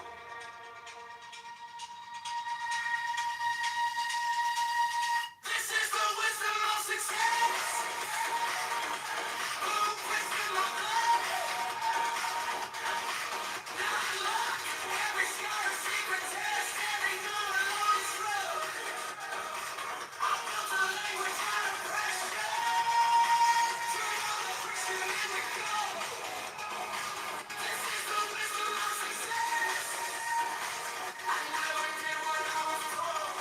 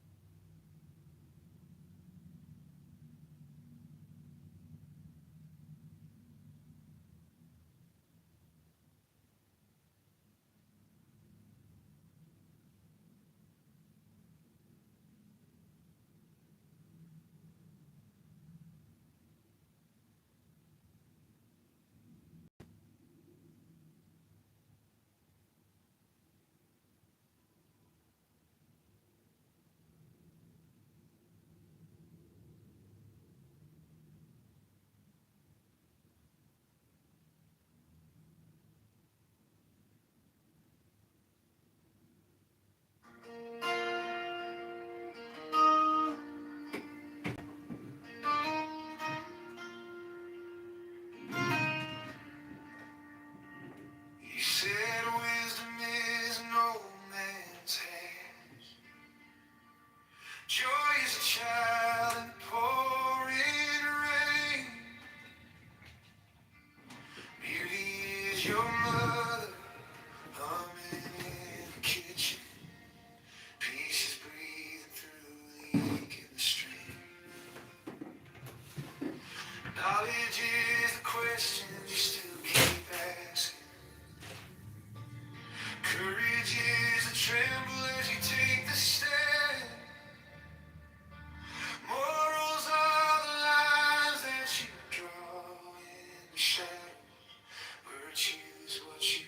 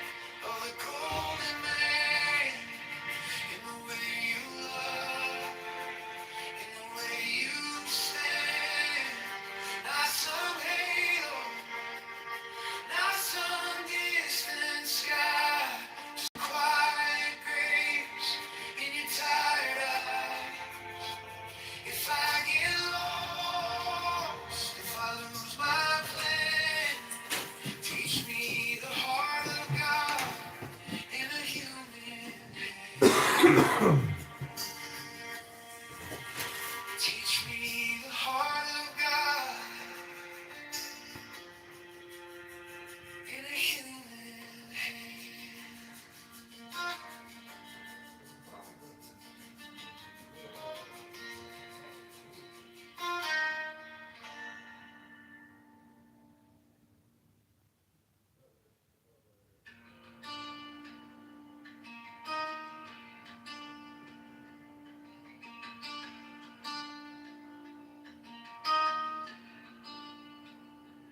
You said wisdom is in no man's hands. Joy is a child in the pouring rain. Beauty is your mother humming in the kitchen. Peace is breathing through the ache and the strain. Knowledge is a question you still keep asking. Courage is a tremble as you take the step. Morals are the lines that you draw in the shadow. Virtue is what you got when you got nothing left. I see the image of the golden man in the way you love, in the way you stand. Not some halo, not some distant sky. Just a quiet grace in your tired eyes. If I get lost, if I lose my place, teach me the heart of God in a human hand.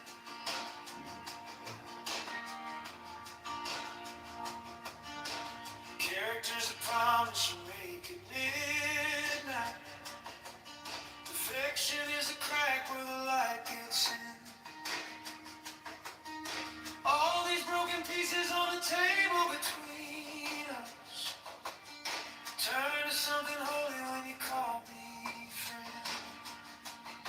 I see the image of the golden man in the way you love, in the way you stand. Not some halo, not some distant sky. Just a quiet grace in your tired eyes. If I get Well, I lost, haven't passed the bar. This isn't running for Congress. I'm a candidate, aka potential lawmaker. Though I haven't passed the bar. every scar, a little stained glass window. Every failure folded into prayer. If heaven has a face, I know looks a lot like mercy here. I see the image of the golden in the way you love, in the way you stand. Not some halo, not some distant sky. Just a quiet grace in your tired Is it? eyes.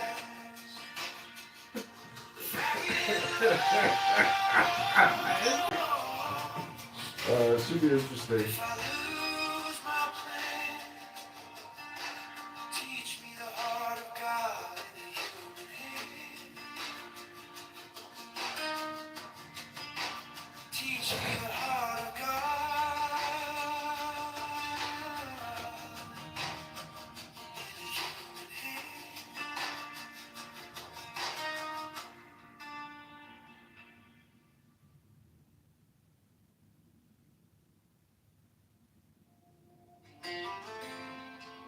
Open some hot.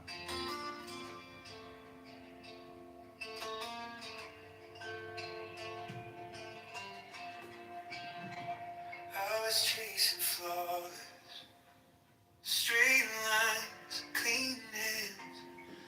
You polish every moment into something it could never stand. But wisdom came quiet, like rain on dry ground. Said you're not a finished statue, you're the clay I'm shaping now.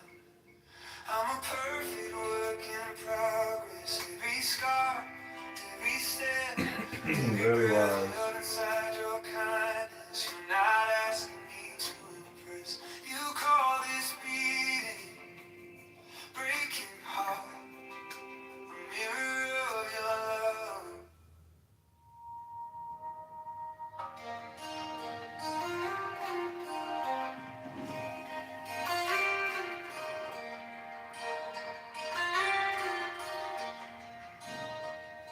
I was chasing flaws, straight line, clean hand. Tried to polish every moment into something it can never stand. But wisdom came quiet, like rain on dry ground. Said you're not a finished statue, you're the clay I'm shaping now. I'm a perfect work in progress. Every scar, every step, every breath held inside your kindness. You're not asking me to impress. You call this being breaking heart.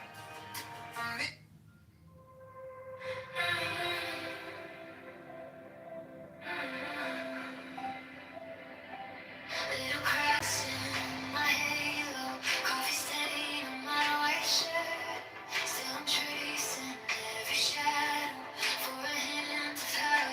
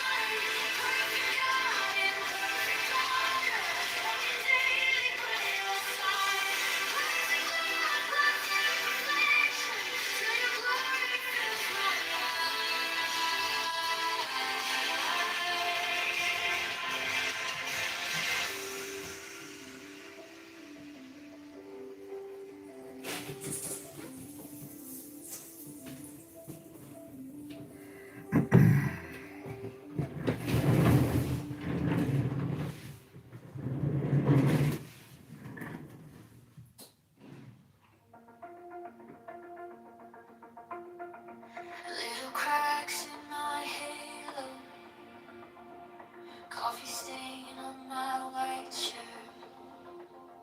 Still I'm tracing every shadow for a hint of how you were. Yes, sir. I keep tripping on my questions. Stir my heart on every doubt. Yeah, you're writing in the margins. Lines I still can't figure out. You're the wisdom in my wonder. Joy inside my aching chest. You're the beauty in the broken piece that lets my chaos rest. You're the courage in the shaking. You're the way my will grows kind. Perfect love, perfect perfection. Drawing heaven Was through you ready my for boy? life. I was taught to live the virtues. All the ways I had to shine. Be patient with my mistakes. Turning rules to living light. Every scar becomes a teacher. Every failure furrow ground. Good, didn't you? Slowly shape yourself to riches. Till Oh, you Daniel. kindness shows in mine. You're the wisdom in the wonder. Joy inside my aching chest. You're the beauty in the broken piece that lets my chaos rest. You're the courage in the shaking. You're the way my will grows kind. Perfect love, perfect perfection. Drawing heaven through my life. Don't understand flawless as you, but a heart that learns to stay when it's hard to offer mercy. You still meet me in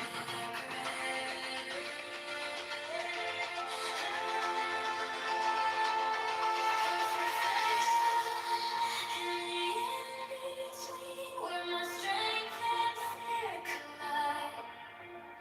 Making something bright and holy from this ordinary life. You're the wisdom and the wonder. Joy inside my aching chest. You're the beauty in the broken piece that lets my chaos rest. You're the courage in the shaking. You're the way my will grows kind. Perfect God in perfect order. Walking daily by your side. Perfect love, perfect perfection. Till your glory fills my life.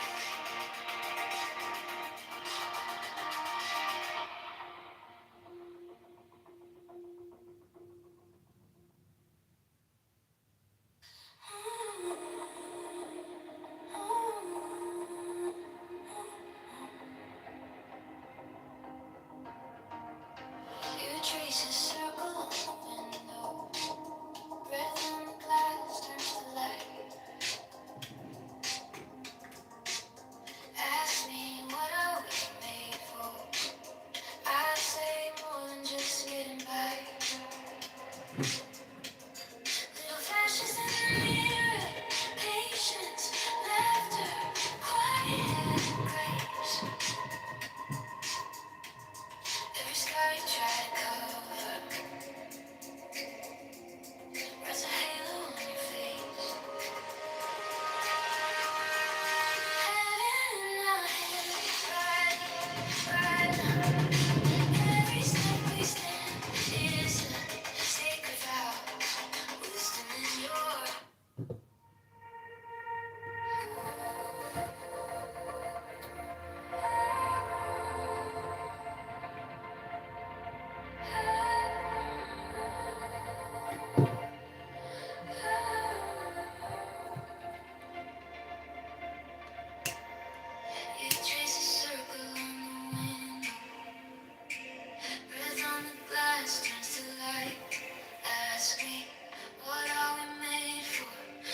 something more than just getting by.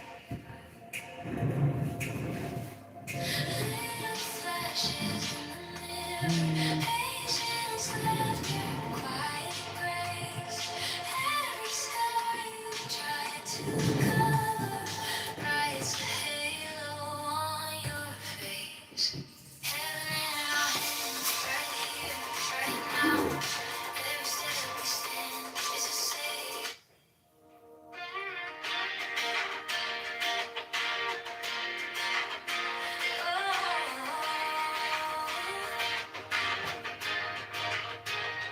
Doorstep sunshine, a name on fire, a coffee in hand, talking truth to power. From our schools to the small town stores, John's been listening at our doors. Kitover, can win. We can win this time. March 17, let your voice align. Ballot cast every hope we bring. John Kitover, let the people sing. Kitover, can win. Yeah, we choose him in for our future. Change begins.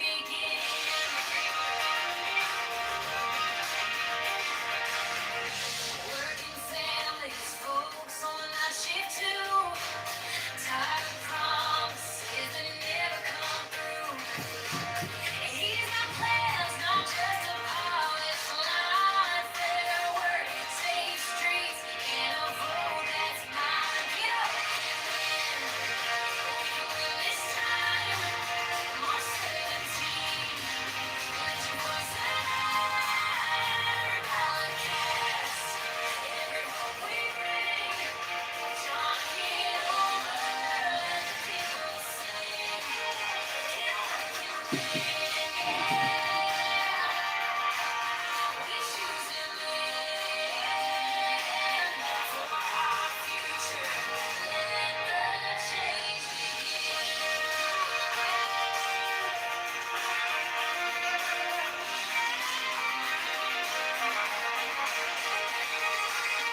is our moment.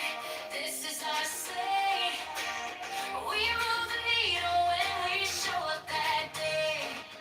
Hand in hand, neighbor and friend. John's gonna fight for us to the end.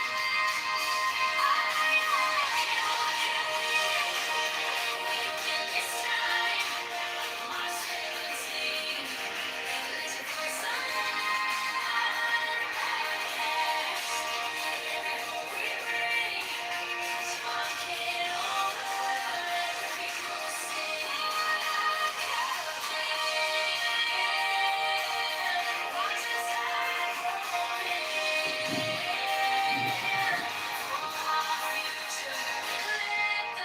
change begin.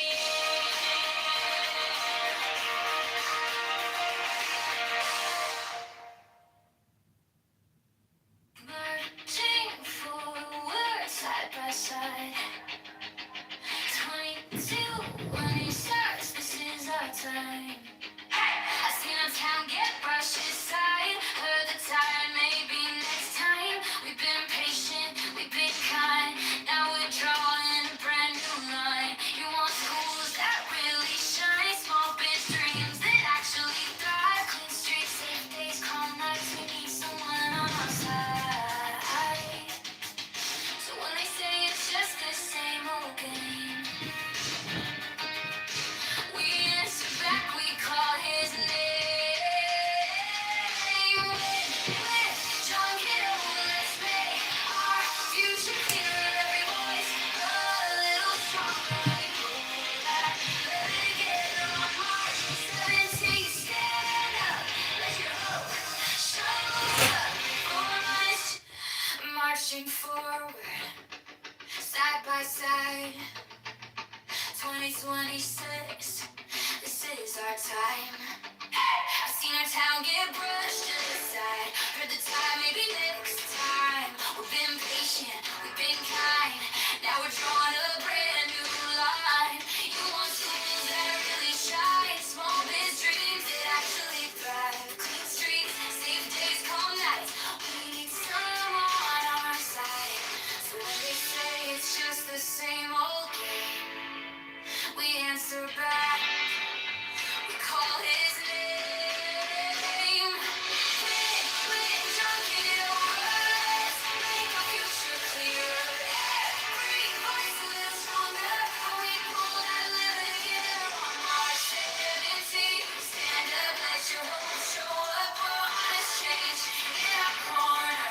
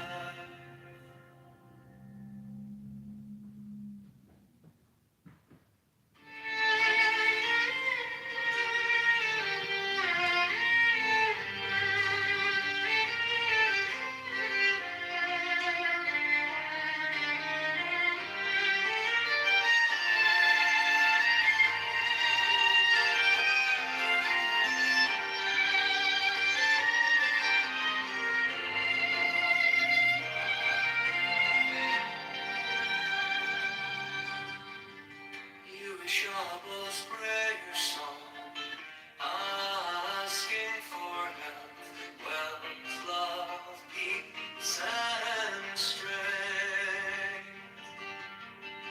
You Shabba's prayer song, asking for health, wealth, love, peace, and strength.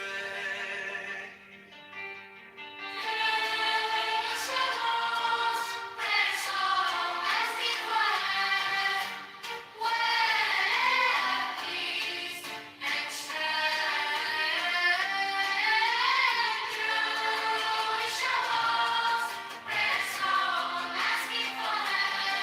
Shabbat's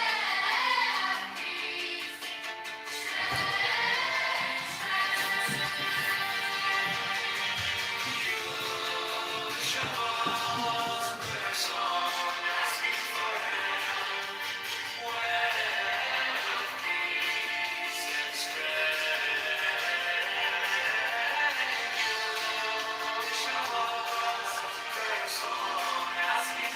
health, wealth, peace, and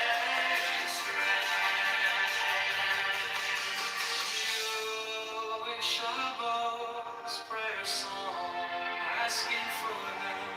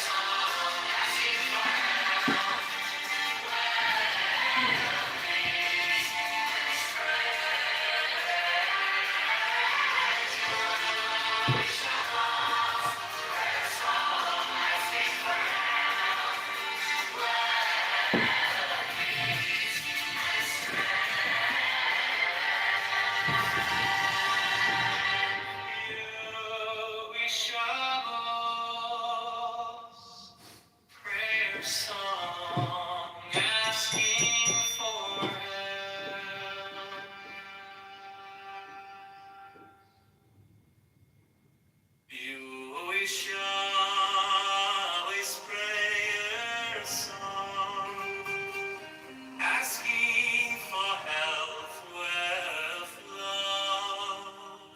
Peace and strength.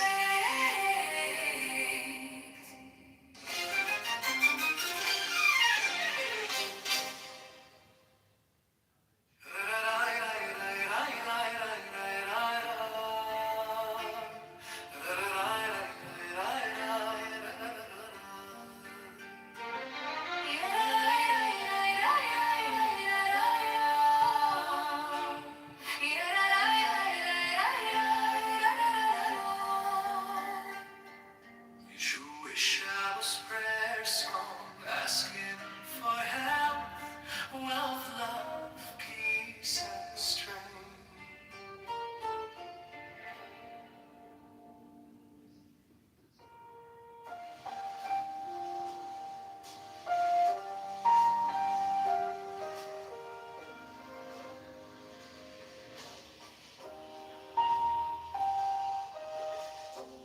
Learn first.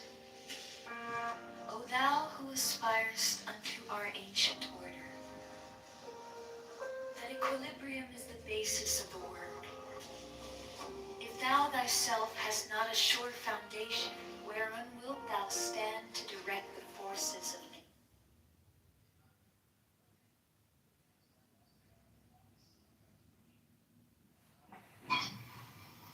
Peoria town's given to baseness come to a bad end.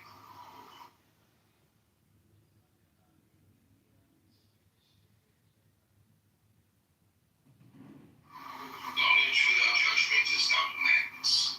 The art of living well. Live well.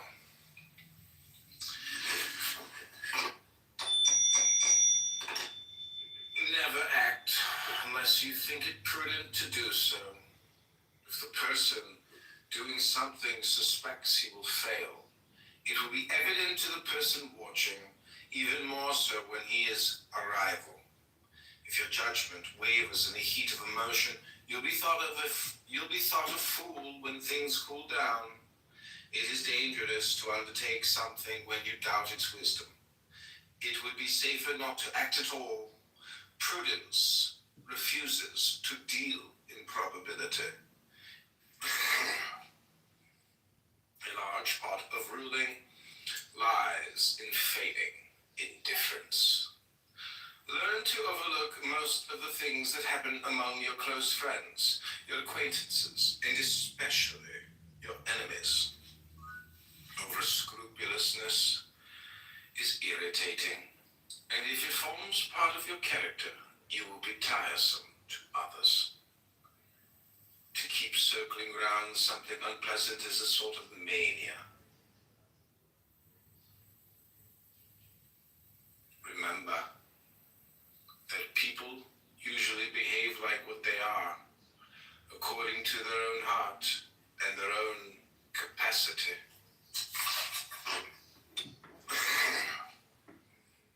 A large part of ruling lies in feigning indifference. Learn to overlook most of the things that happen among your close friends, your acquaintances, and especially your enemies. Over-scrupulousness is irritating, and if it forms part of your character, you will be tiresome to others. To keep circling around something unpleasant is a sort of mania.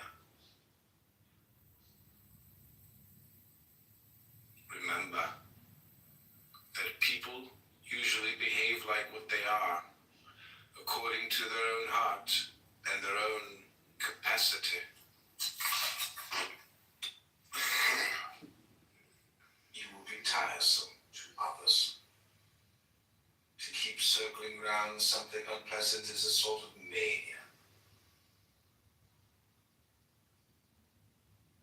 Remember that people usually behave like what they are, according to their own heart and their own capacity.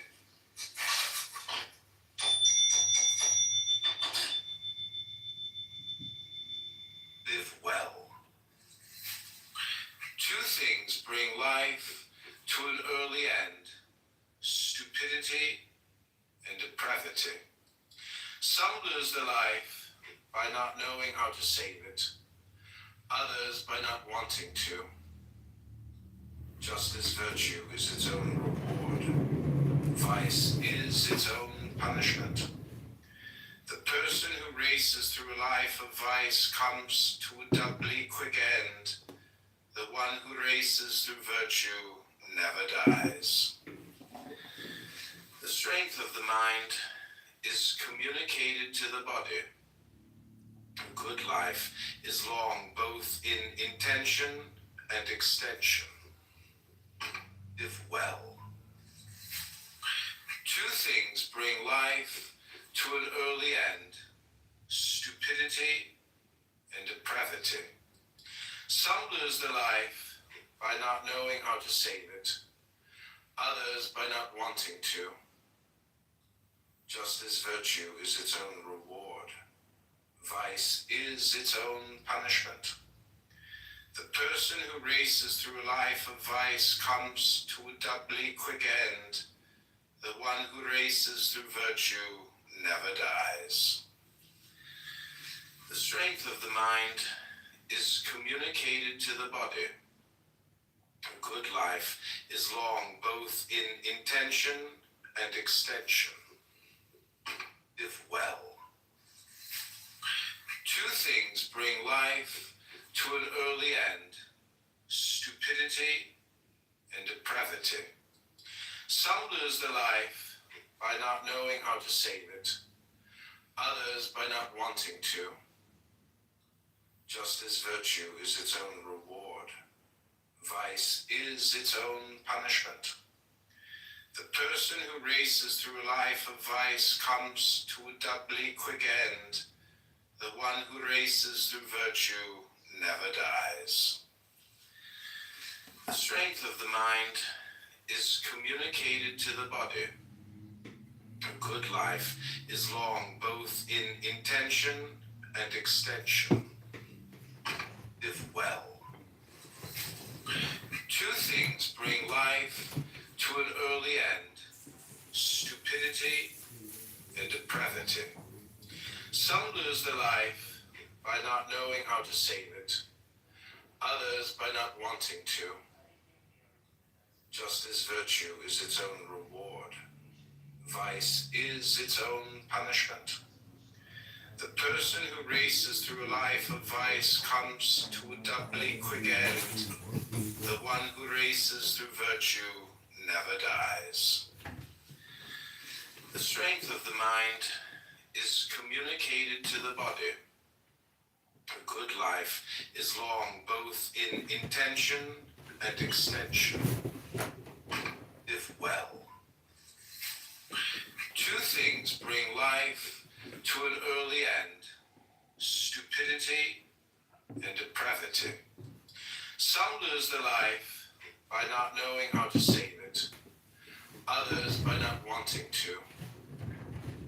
Just as virtue is its own reward, vice is its own punishment. The person who races through a life of vice comes to a doubly quick end. The one who races through virtue never dies. The strength of the mind is communicated to the body. A good life is long both in intention and extension. If well, two things bring life to an early end: stupidity and depravity. Some lose their life by not knowing how to save it, others by not wanting to. Just as virtue is its own reward, vice is its own punishment. The person who races through a life of vice comes to a doubly quick end. The one who races through virtue never dies. The strength of the mind is communicated to the body. A good life is long both in intention and extension. Virtue is its own reward, vice is its own punishment. The person who races through a life of vice comes to a doubly quick end. The one who races through virtue never dies. The strength of the mind is communicated to the body. A good life is long both in intention and extension. If your judgment wavers in the heat of emotion, you'll be thought a fool when things cool down. It is dangerous to undertake something when you doubt its wisdom. It would be safer not to act at all. Prudence refuses to deal in probability. It always walks under the midday sun of reason. How can something turn out well when caution started to condemn at the moment it was conceived? Even resolutions that pass the inner examination, nemine discrepante, often turn out badly. So what can we expect from those that reason, doubted, over, in judgment could?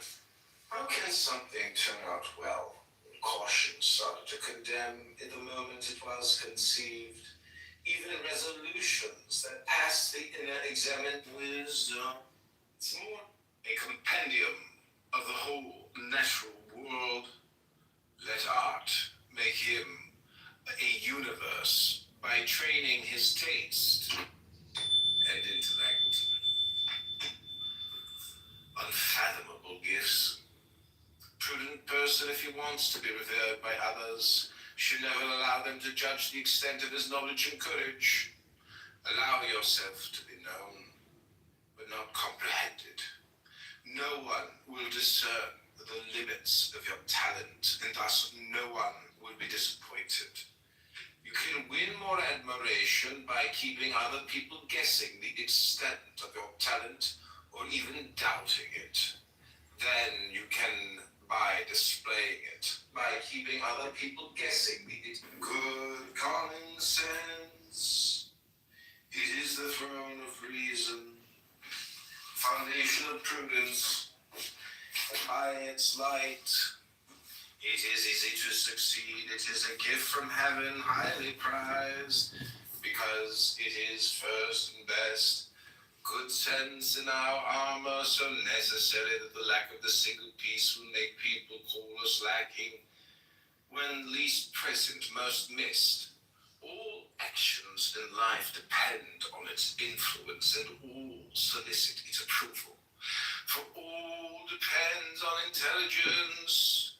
It consists of a natural inclination to all that conforms most to reason, and to all the peace will make people call us lacking. When least it is expansive, for it is born from eminence, which is as rare as mediocrity is common. Once attained, it is easily kept.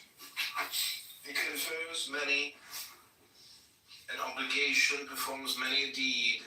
It is a sort of majesty when it turns into veneration through the sublimity of its origin and sphere of action. Reputations based on substance are the ones that have always endured.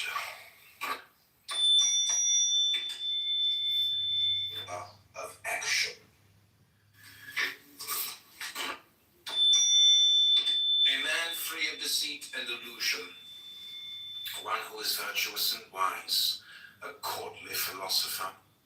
But do not be so only in appearance, or flaunt your virtue. Philosophy is no longer revered, although it is the chief pursuit of the wise. The science of prudence is no longer venerated. Seneca introduced it to Rome, and for a time it appealed to the noble, but now it is considered useless and bothersome. And yet freeing oneself from deceit has always been food for prudence, and one of the delights of righteousness.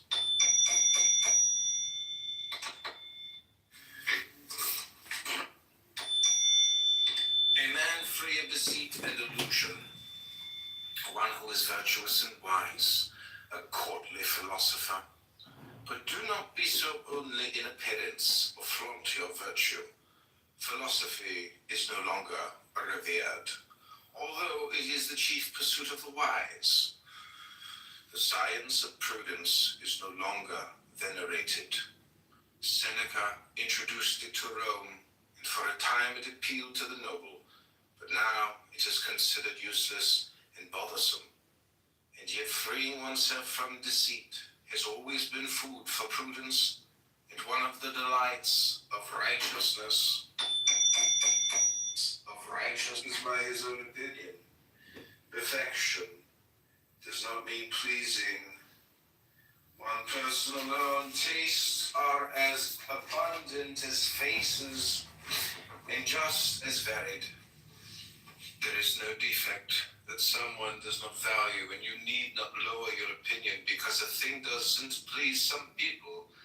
There will be others to appreciate it, and their applause in turn will be condemned. The norm of true satisfaction is the approval of renowned people who know how to judge each class of things. One does not live by following one opinion, one custom, or one century.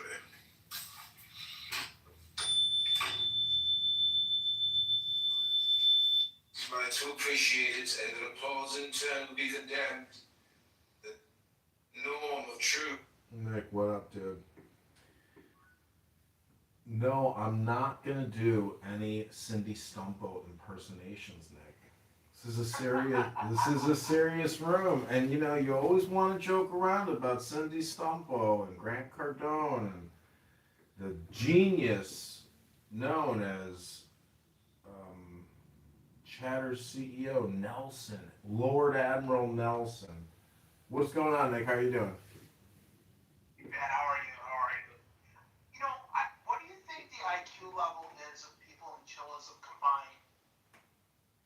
I really don't know. I really don't know.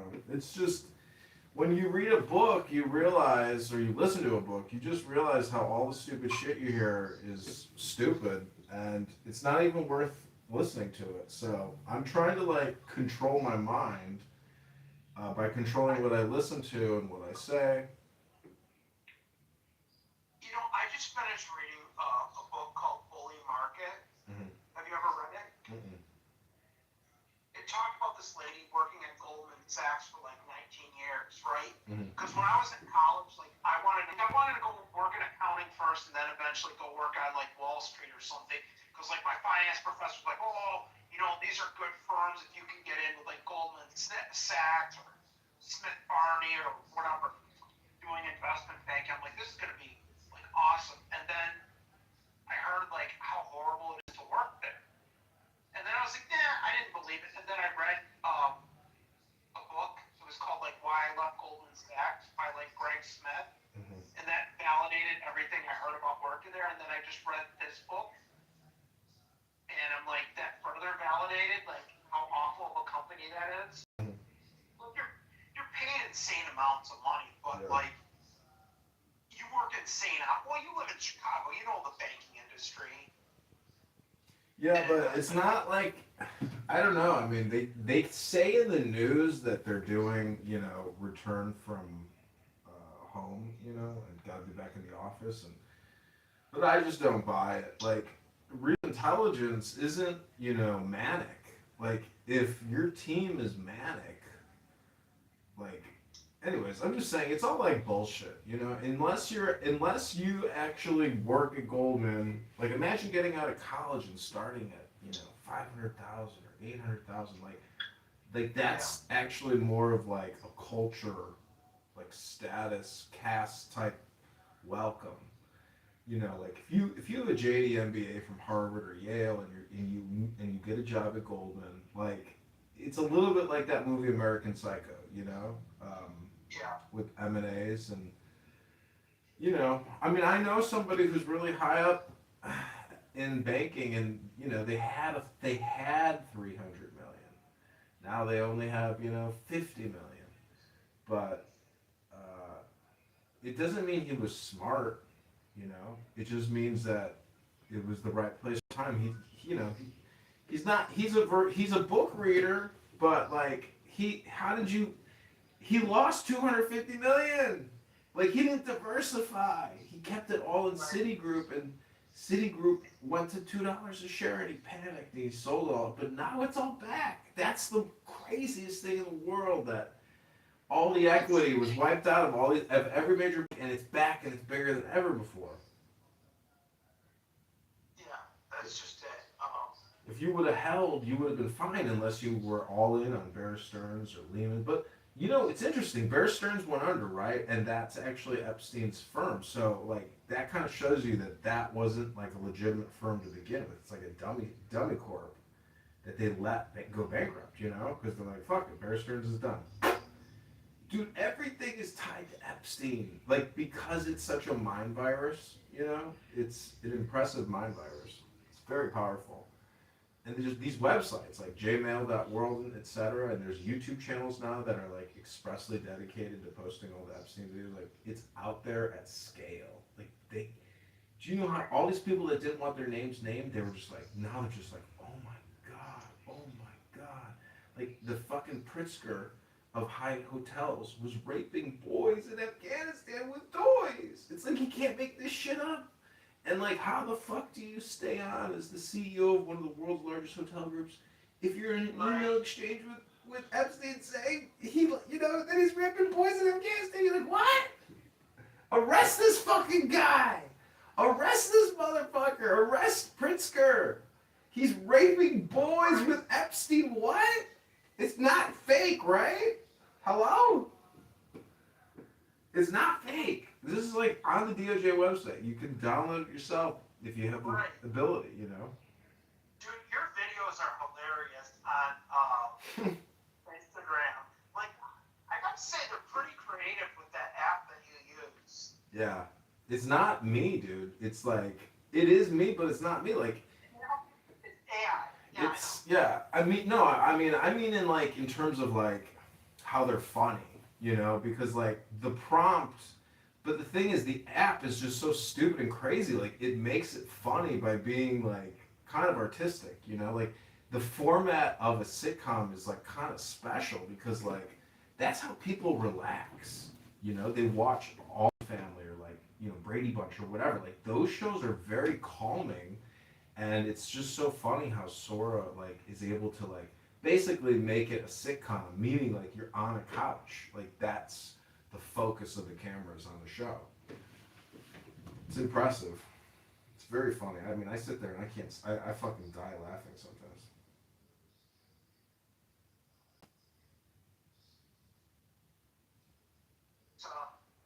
It's pretty entertaining.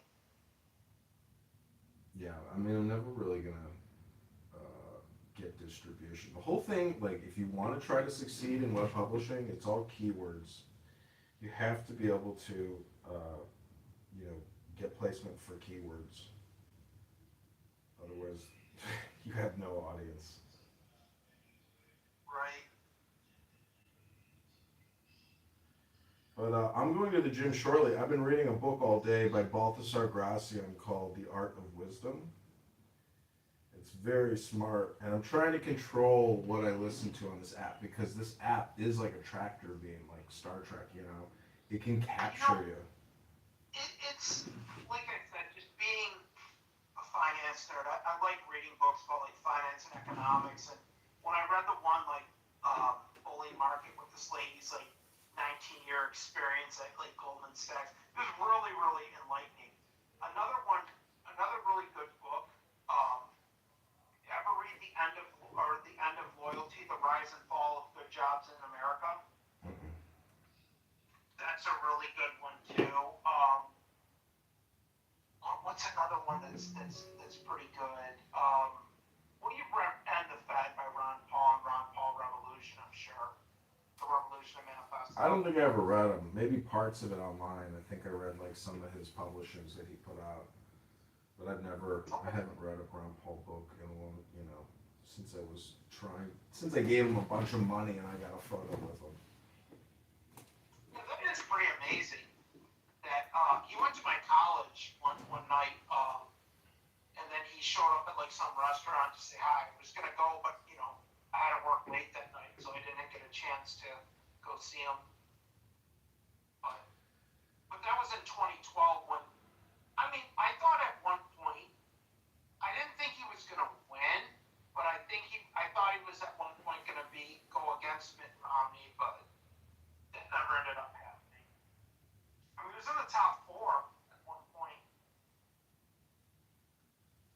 but I don't know about his son. I think Rand Paul and Massey are done.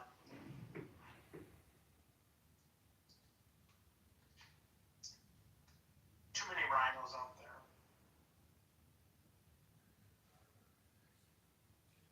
Pritzker just said that he erased $1 billion in medical debt.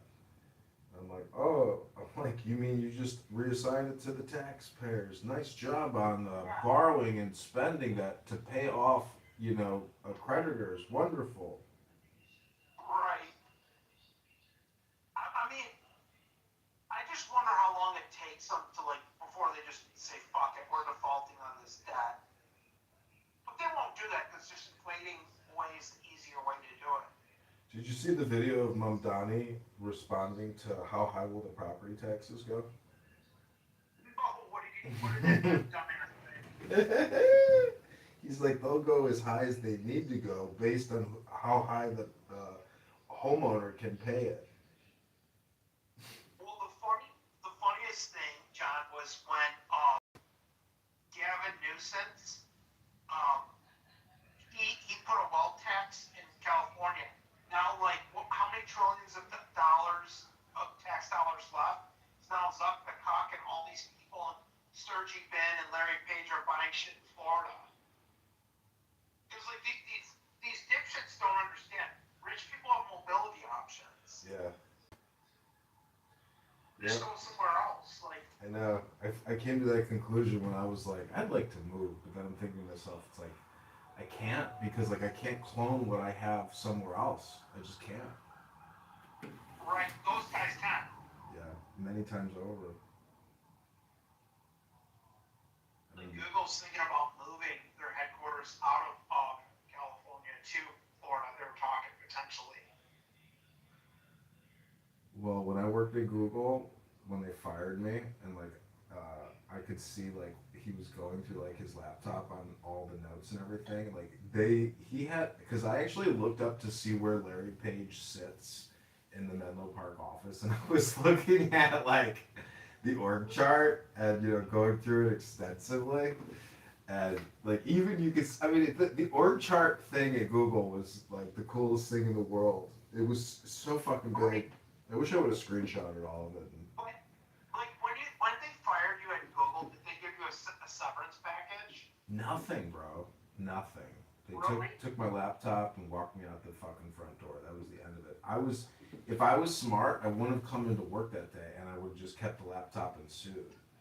Like But how good were like the benefits? Because I've heard like the benefits are insane there. yeah, dude. And the severance packages that they give to people that they lay off is incredible. I mean, and like incredible. And people made their livelihood there. I was working with people that had been there for so many years. I was just shocked. I was like, I can't believe you've been here like 20 years already at this point. Welcome, man. Oh, quick in and out. Fucking Lebanese whore. The thing is with Google and all those tech companies, they pay everyone in like stock options like after 3, 4, or 5 years. Yeah. You get company stock or something. Yeah. Because that's what one guy was telling me when I was out in the Bay Area. He's like, yeah, I work for Google, and he's like, the thing is that I know like after like next year I fully invest and then I'm cashing in my options to buy a house. Nice. Because he's like, that's the only way you can buy a house in that area. It's so fucking expensive. It's ridiculous. I know. I know. I stayed in San Mateo.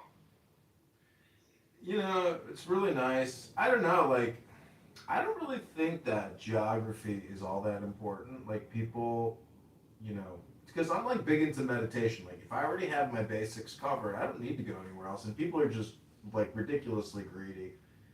And they can't find any happiness in the now, and they're just constantly like comparing, contrasting, trying to upgrade, or like it's like just relax. It's like try to enjoy it because life is short, and I don't know. I'd focus on other things than the lifestyle of the rich and famous or something. Like if you're a fat ass, like shouldn't that always be your number one priority? I just can't understand obese people.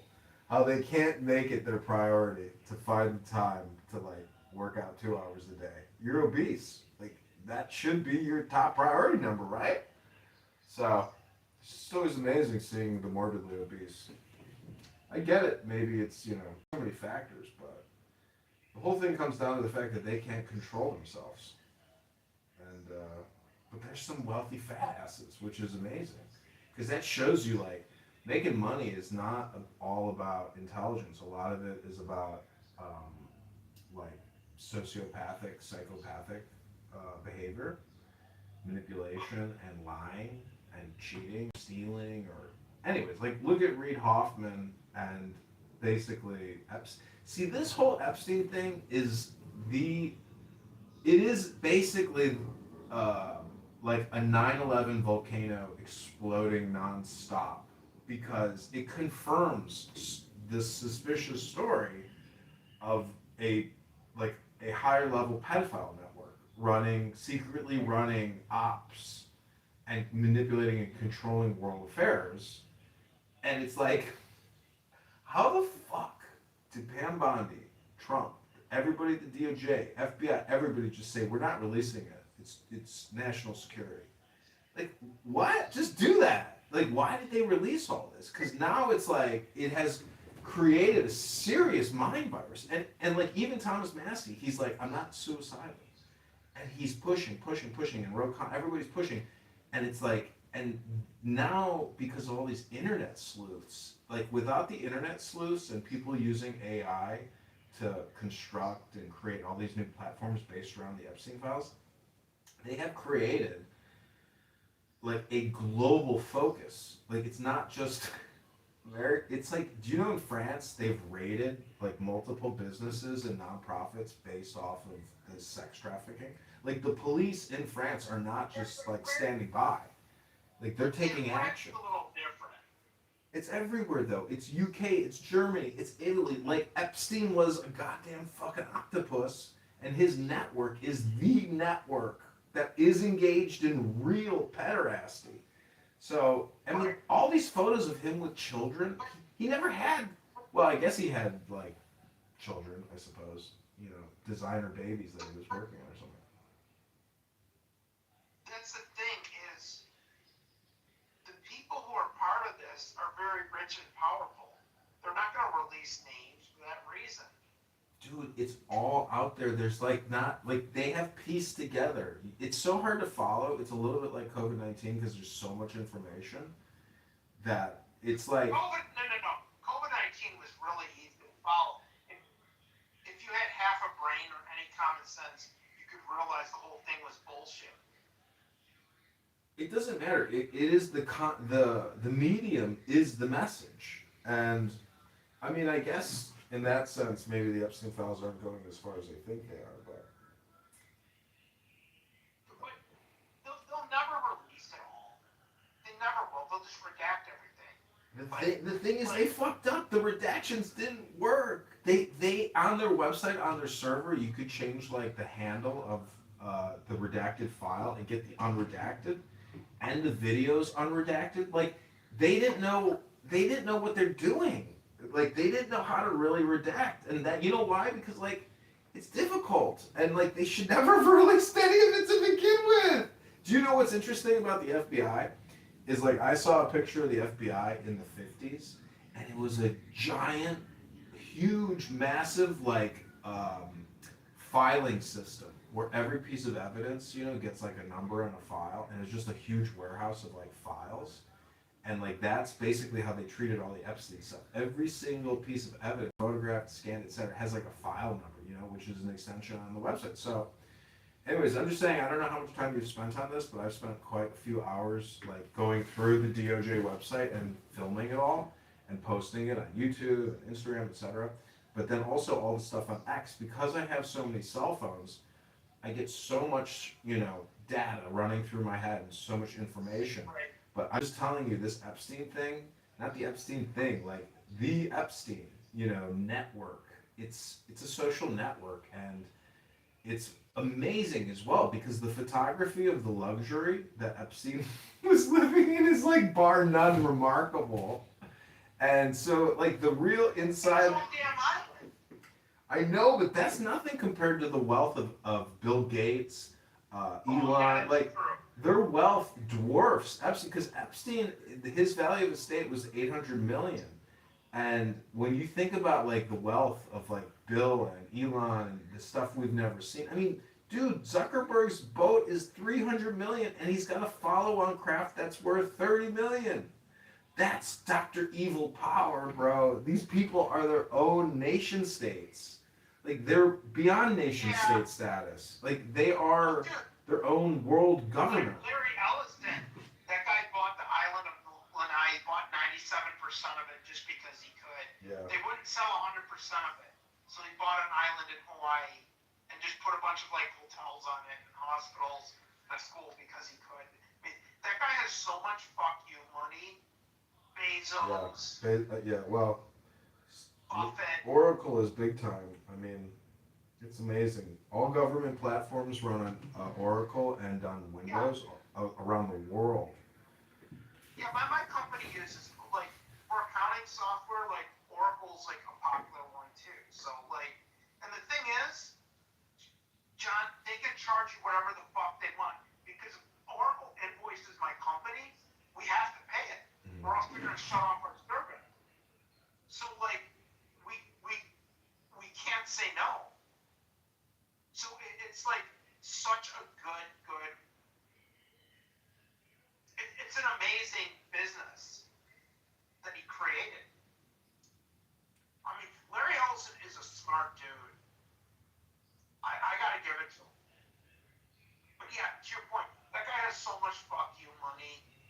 it's not even talked about. Oh. Did you see where Tucker Carlson called out Mark Cuban?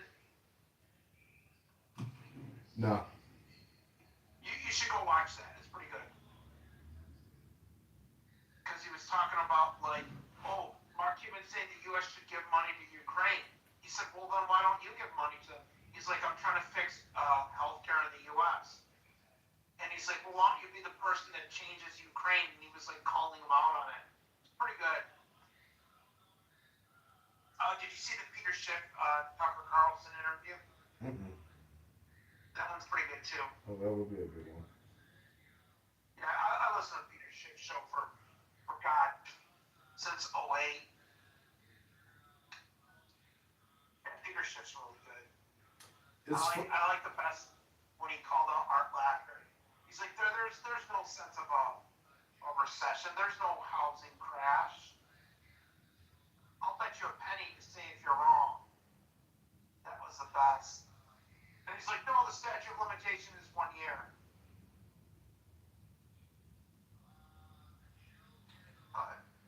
Do you know anybody that works in wealth management? Financial advisors? Series 7? Series 63? Just come on Clubhouse. There's plenty of them, John. Yeah, they're like real estate agents or same thing. Real estate agents and financial advisors, they're everywhere. Yeah, exactly. Everywhere. I know a guy that he does like wealth management, but again, I used to think I wanted to go into that, but what you have to do to be really good at that and make a lot of money is like you basically have to be an ambulance chaser. I have a mirror in my other recording studio name dropping me. I can hear him. Oh, that's funny. I've been live streaming him under a new burner. You know, I had another burner and I accidentally didn't have it in anonymous mode, and his room was the first in the lineup, so it showed me in the room, and then he blocked it like a brand new burner. So I had to get another burner, and now I got the new burner going. And it really is true. If you do play copyrighted music, like, you can fucking cause me serious problems. And so it's challenging because, like, I want to just like leave, you know, and go to the gym.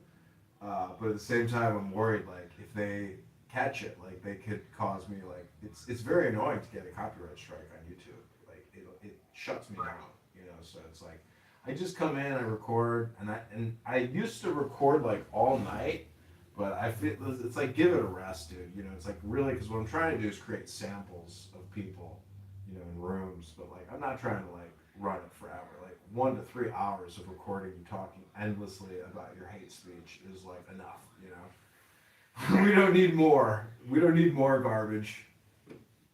I still think your best troll name was Tiffany Sotheby.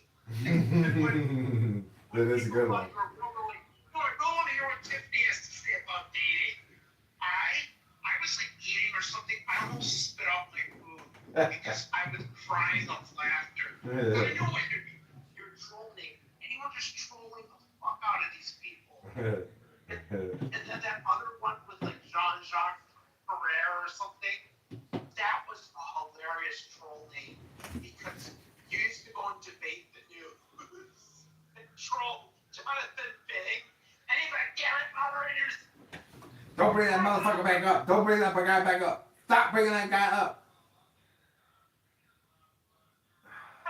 Thank God. Daphne with that.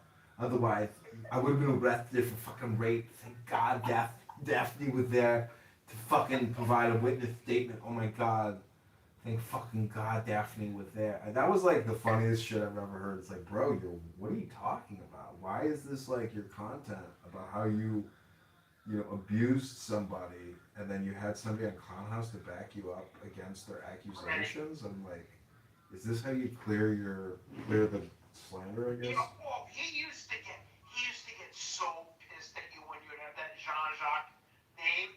I used to laugh my ass off when he used to run rooms and debate the news, and you just go up there and troll them, and he would say, "Moderators, throw down to the audience. Moderate." People are crazy, dude. Like every day for like 2 weeks straight, I would just laugh my ass off on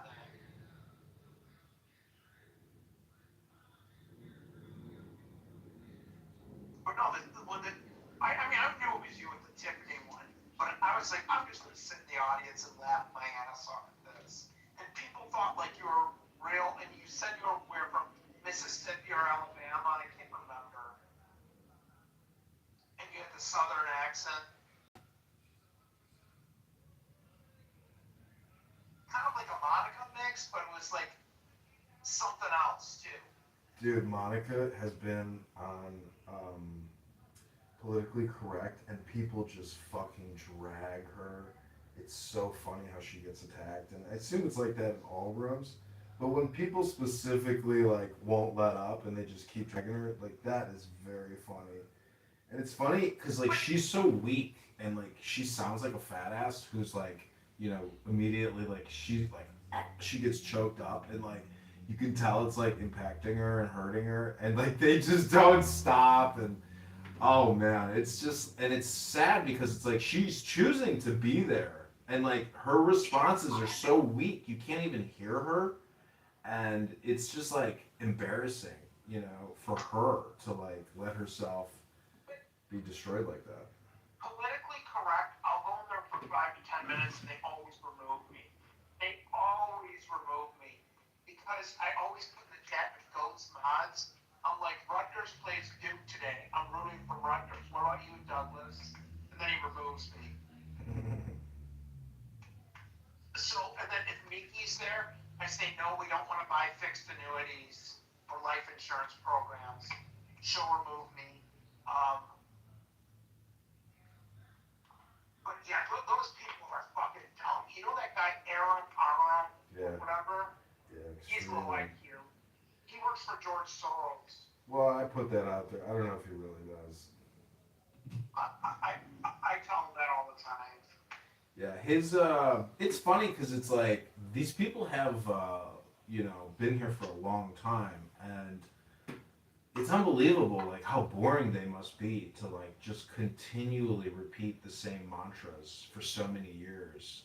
But you know what's amazing is I think it works for some of these guys because like if I were to like cast myself as a liberal Democrat, I probably would have gotten laid a lot more to tell you the truth because women are looking for that beta cuck orbiters to like you know to basically worship them to think that like you know because anyways I'm just saying like it's more maybe it's more subversive than I think it is and I'm not accurately like understanding the psychology of being a Democrat and maybe there is like a sexual component maybe it's like a whole sexual you know network that I'm not involved in because I don't present myself as being a you know an N-word F-word.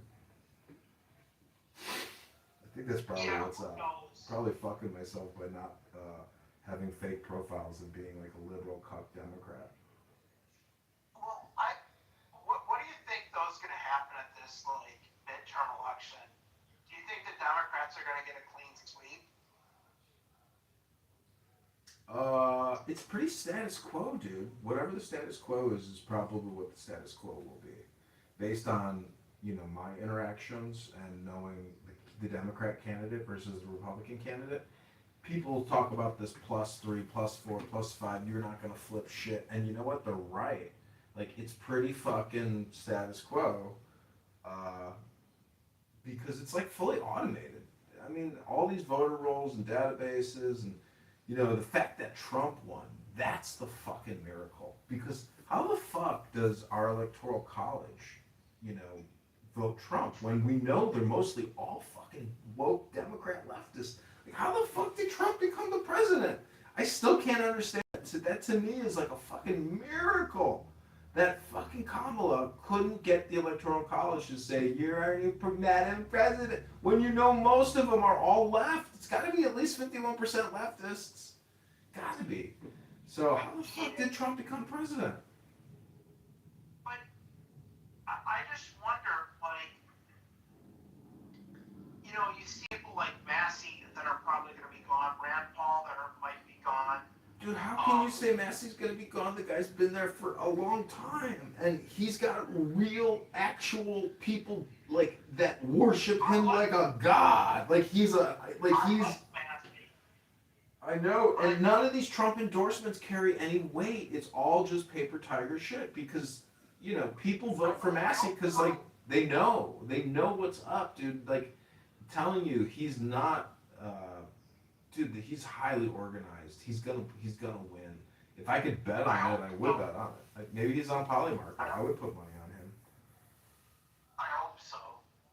But like Mitch McConnell's gone, Nancy Pelosi's gone. Isn't that bitch Maxine Waters gone? No, no. 87. She just got in a fight with Secretary Besant, and Besant's like, have some dignity. And she's like, shut him up! Shut him up! Shut up! Shut up! He's like, have some dignity. She doesn't even live there. She represents Compton, Inglewood, and Watt. You think that she lives there? No, she lives in like Beverly Hills or something. But like, Did you see, I thought she was Judge Judy? Yeah. I read how she negotiated her, like, $45 million a year salary. She would show up at, like, an annual dinner with CBS and, like, give him an envelope every year with, like, an upgrade to her salary in her contract. And one year they gave her an envelope and she threw it back at them. She said, I'm not accepting this. And she says, if I accept this, this is a negotiation. She says, there's no negotiating with Judge Judy. And they just acquiesced and said, yes, Judge. Because the show made a lot of money, If she's pulling in $45 million a year, that show's bringing in like $100 million, $200 million a year. So yeah, she can. They have to almost pay her what she's asking. Yeah, they'd be stupid to walk away from $150 million net a year to say fuck you. Like, no. But Seinfeld, they kind of pulled the same thing, and their royalties ended up being so huge that no one. How the fuck could Larry David and Jerry Seinfeld have ever guessed that they'd become a billionaire? Like, no way. Like, unless the thing called residuals, which is probably rapidly dying, but they were smart enough to get that, especially for Jerry and Larry, but nobody else got that sweetheart deal. But everybody's set, dude. More money than they can ever spend.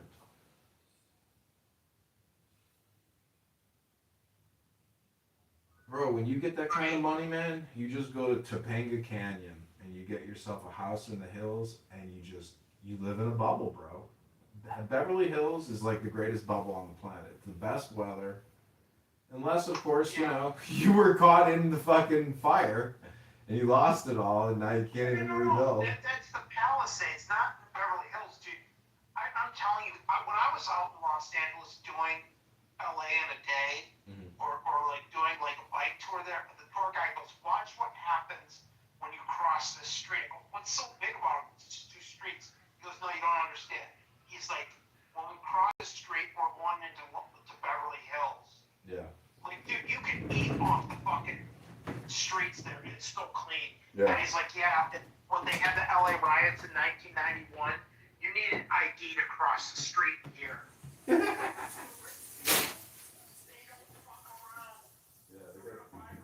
They got their own military police called the Beverly Hills Police Department.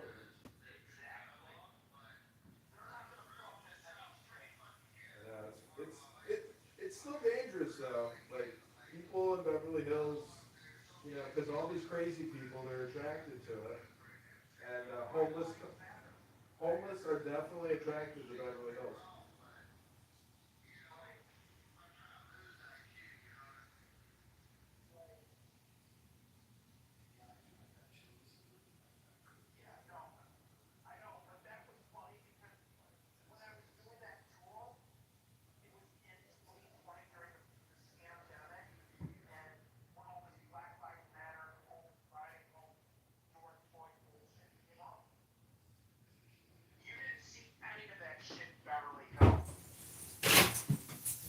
It's everywhere. Well, they have protests. That guy ran the box truck through the Iranian protest just a couple months ago. Like, it's dangerous everywhere, dude. In fact, the nicer it is, the more likelihood that there's going to be an attack at that location. But that dipshit, mayor there in Chicago. He's up for re-election, and they're gonna re-elect him, I'm sure. No. There's a lot of people, including myself, that are throwing our hats in the ring. The election is in February of 27, and I'm thinking about putting up a big billboard outside of my house, Kitover for mayor, because I can probably get the signatures needed to get on the ballot because of proximity and volume and quality. You know, we'll see. I mean, I'm gonna definitely run for mayor of Chicago because it's really easy to do. It's so easy to file, and it'll be one of the most watched nationally political events. Brandon Johnson is his name. Yeah, I know. He's a total moron, completely low IQ, brain dead.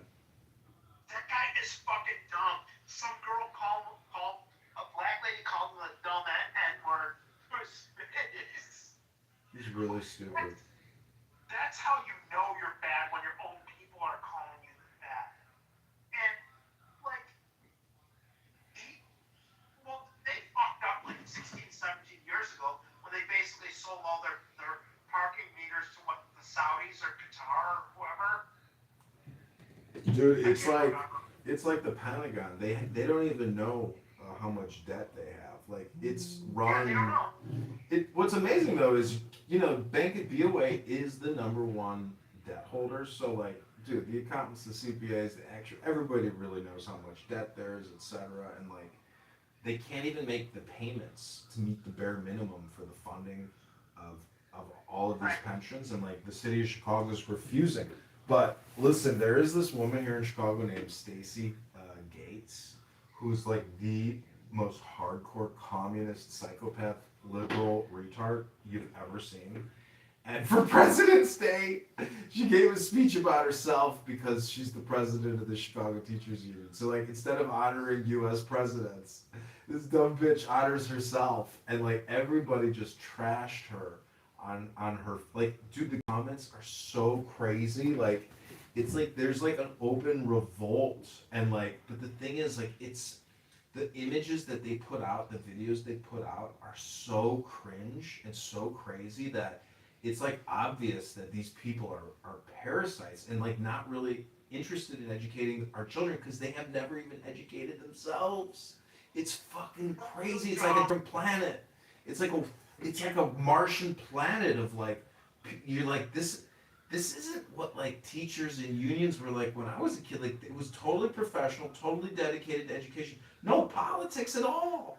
So like, how the fuck can teachers become hyper political when we're paying them with our property taxes? Shut the fuck up and read the books.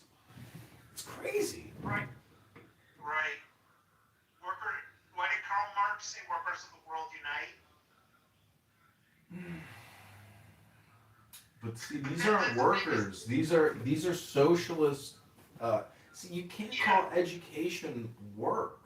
It's a duty and responsibility of everybody because everybody should want to be educated. But when all your communication deals with, basically, it's the same complaint against the Zionists: occupation, genocide, and reparations, and white structural racism. And it's so crazy because, like, in Evanston, they have given like 300 African Americans $40,000 from cannabis taxation, and it's just like, well, let's see the profiles of all these people that they've given all this money to. Plus, have they paid income tax on it? There's like this whole, basically, that's what they're really interested in, is like social equity redistribution based on race. And the whole concept of race is just so tentative and stupid at this point. Man, I don't know. Maybe if there is some kind of like awesome AI breakthrough, because like we are so smart as like a collective globally, that like maybe there will be like some kind of like AI messiah or AI antichrist, whatever you want to call it. But maybe there will be like some type of breakthrough innovation, because like based on like how TikTok and the micro like electronics, like it would be pretty cool to have an AI dog, or like what that was like amazing, Don't But will it live up to like our imaginations? And sadly, I think philosophy says no. I think it will over time. It will. Really though, because like it's pretty complicated to create. Because you would imagine it would have to be very expensive to have a very amazing robot. It would cost like a Bugatti, no? Like it would be millions of dollars to have one of the latest robots from Tesla. I'm sure, but Because it's basically a slave. Like you now have a slave. Like you don't have to cook, you don't have to clean. Like that's what it's. People would first go for the housekeeper, no? Like that's the premium model. Like that movie I Robot, with Will Smith, and I hate Will Smith, right. but like that would be the dream where like we actually have, a robot smarter than a human serving a human. Like that would be the imagination. But I just don't think it's possible. Because most of Yeah. this stuff is like linguistic spam. It's not like literal. And these robots are like, it's all kind of the same shit. I mean, most of these videos are all AI videos.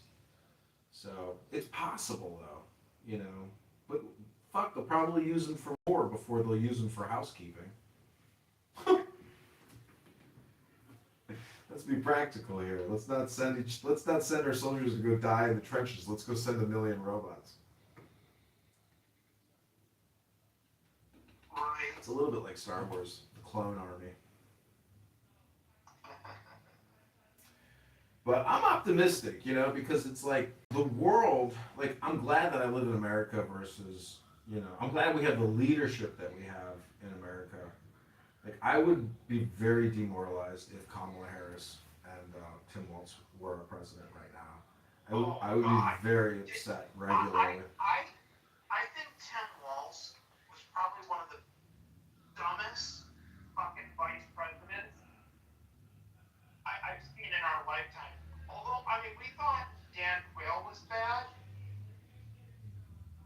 I don't know, man. Walz was dumber. Dude, Waltz is leading and in charge and responsible for like one of the, not the biggest, but a massive fraud and drain on our system in California. Like, have you seen, so Doge, HHS, have you seen the Health and Human Services, which is tracking all the spending for Medicare and Medicaid? And they're outing all of these massive fraud rings in Boston, in California, everywhere. Like, now they have the actual data and the expenditures. And I even had a post on Grok because Thomas Massey was like posting about this HHS fraud. And then I just posted a reply like, hey Grok, identify the top 10 most suspicious fraud line, and then it got 20,000 views on X because right time, right place, right question, and then all these other accounts, like big accounts with huge research capabilities, are really doing deep diving into the expenditures, and they're like, how the fuck can an office with one person build $74 million out of Brooklyn? Like they're saying the fraud in Brooklyn is like insane levels of purport, like per capita and all this shit. So like they're able to do a lot of this on per capita. So all this analysis is coming out, but will there be action? I mean, will there be clawback? Because most of these IRS criminal investigators, they're going after these fraud rings, and but it's everybody. Everybody should be going after these fraud rings now that like the government data is public and internet sleuths are doing the work that people in the government can't even do because they're too stupid, and like can't do it at scale. So there's, dude, it's gonna be a banger of a year.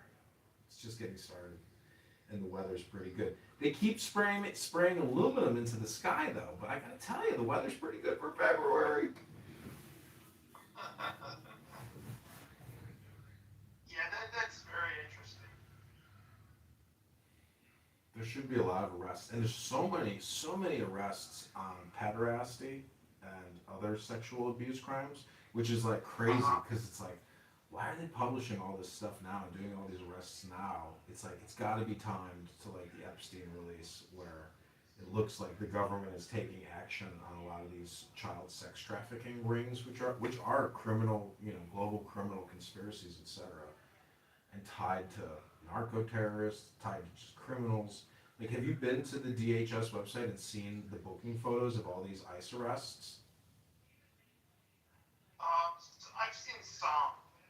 Well, I looked at like over 300 booking photos in the state of Illinois, and I didn't even go to other states. But if you were to just like sit there and watch a video of 5,000 mugshots, you'd be like, bro, holy shit. Like, wow, talk about like a job well done. And talk about like trying to save America and getting like real criminal narcotic terrorists arrested. I mean, it's these booking photos and the associated description on their rap sheet is terrifying, dude. You're like, what? Yeah, you gotta realize that like this whole country, like in every major city, really does have a serious criminal, illegal alien presence that is living here illegally and will not leave unless forcibly arrested. And they've got big rap sheets, and you're talking about like probably hundreds of thousands of more people that need to be arrested, who are like the most dangerous, you know. And they're living in major U.S. cities, but they're protected. And we don't have enough people to do these arrests. But a lot of this is also a scam. Like they're buying these huge like warehouses to like create these new like prison X facilities, etc. Dude. There's just no debt crisis, man. There's like never a debt crisis. It doesn't seem, there's just like spending opportunities. They sweep it under the rug and they put something else up there. Here's another 50 billion to build prisons. It's like, wow, 50 billion. Yeah. Where did you come from, 50 billion? Oh, you mean Congress just said, here's 50 billion and the Federal Reserve put it into their systems, into their models. Here's your 50 billion. Thank you, Federal Reserve. No problem. Glad to help. So, dude, this Epstein thing has fucking caused lots of problems, even for replacing Chairman Powell. You know, because the guy that they wanted to put in is in the Epstein emails. Well, you know what's interesting about this guy replacing Powell? I think he's going to be. I think he's going to be a little different. He's not going to be what Trump expects. I don't think he's going to cut rates. Dude, never say never. Like, Trump is the miracle man. And a lot of this deals with his legacy and his appraisal of his ministers and his, you know, cabinet. So, also the thing is, when people get outed, he's got to take action. And if somebody's dishonor requires that they be terminated, like, they're going to lose their job, you know? And, like, this ain't no Watergate, you know? I saw a picture of the police officer who arrested the operatives that were doing Watergate. And, like, Watergate, you know, became, like, a huge, massive machine, you know, that brought down the presidency. He didn't have to, you know, retire, but he's like, I didn't want to damage the presidency anymore. Dude, the guy didn't have to step down. Like, what the fuck? You know, Nixon probably regretted that over time. He's like, fuck it, I never should have stepped. Fuck it, I was the president. What the fuck? Did you ever read his book, Watergate? No. It's very good. Very, very interesting. But, you know, to your point, I don't think he had to step down either. Dude, that's the mandate, man. The fucking guy is Caesar. You know, like, maybe he stepped down because he got a deal. That's probably what happened. He probably got a deal. And they're like, we won't arrest you, we won't kill you. And you can have all this shit. Just step down. Yeah, that was his plea bargain, is what you're saying. Yeah. I get it.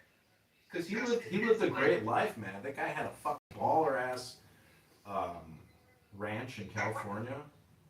I went to his library in California. It's very nice. Yeah, the guy had an incredible, you know, the guy was, you know, he didn't flaunt his wealth, and I liked how he's like, I work. I don't go to Newport Beach on the weekend and hang out on my boat with a bunch of faggots. Like, the guy was pretty based, you know? I mean, he didn't seem like he, you know, I mean, when you just compare, like, him to Obama and everything that Obama has done since leaving the presidency, it's like, dude, this guy is such a fucking F word, N word, and his Tower of Mordor in Chicago that he wants people to create misinformation out of. It's like the Tower of Babel. You know, it's just like never ending American hate. And how are we going to fix this? How are we going to come back after Trump is gone? It's like he he has created his own industry, and it's totally Right. territorial and anti-American. It's like there's so many brainwashed people look at him as the goat, and they look at Brandon Johnson as the goat, the goat, the goat. It's like, bitch, why don't you try to become a goat? It's just, I mean, we have a problem in this country where the most unqualified, most woke, most deranged, biggest liars and misinformationists do become our leaders, and it's all based off of like this lie of racism and brown black reparations by electing people who are unqualified. Like, the guy is not a learned man. We need to elect extremely wise and learned people with extreme experience of incredible brilliancy. Like, we can't let these insane Marxists, socialists, liberal, Democrat, communist liars and traitors. They have to keep the Constitution in their mind, in their heart at all times with what they're thinking and saying, and they just don't. They're crazy. They're history revisionists that hate American culture and history. It's wild to watch. It's like, dude, this is like the extreme clown world. Like, extreme clown world. It's unbelievable, and it's at scale. It's like everywhere. Every major liberal left woke city is a sanctuary city of wokeism and resistance and trans too. Like, Clinton just put out a photo with that trans congressperson, and it's like, dude, even using the word trans, it's like, no, man, I'm not gonna do these word games with people that want to create words. They're the most sinister amongst us that demand that we even use words like trans or gay.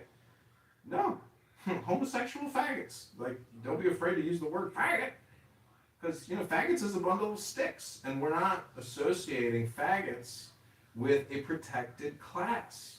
Just because you want to have homosexual orgasm doesn't give you a special protection of speech. It doesn't, despite the fact that Google says you can't talk about certain groups of people because they have protected speech benefits. That violates our Constitution. Everyone and everyone is worthy of being roasted. Doesn't matter if you suck cock or pussy. Like, we will roast you if your ideas are impractical and stupid, because we have a major crisis, which is the debt crisis. And none of these people can talk about it. They can't talk about it because it's not a crisis to them. It's just an opportunity.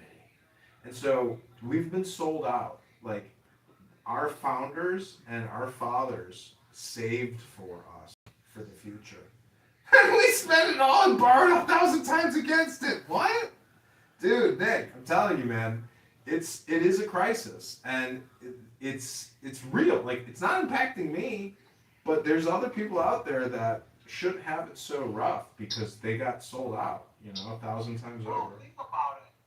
From what, 1776 to 2010, what was our national debt? Like 10 trillion when Rand Paul was first running, or first got into Senate. He was talking about like being 10 trillion, 10 or 12, something like that. Yeah, we've almost tripled that. Yeah. Or we have tripled that. Yep. In like 15 years. Quadrupled it. Yeah, we quadrupled it pretty much. Or even more than that, because the unfunded liabilities, Yeah, that's the real unfunded number. liabilities. And we don't even know how much, 150 to 200 trillion.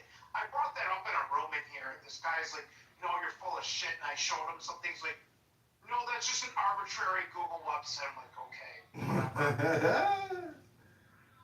I mean, it's see, the thing is, it's just not genuine. See, the thing is that $1 trillion we're paying in interest every single year, which is really like $100 billion a month.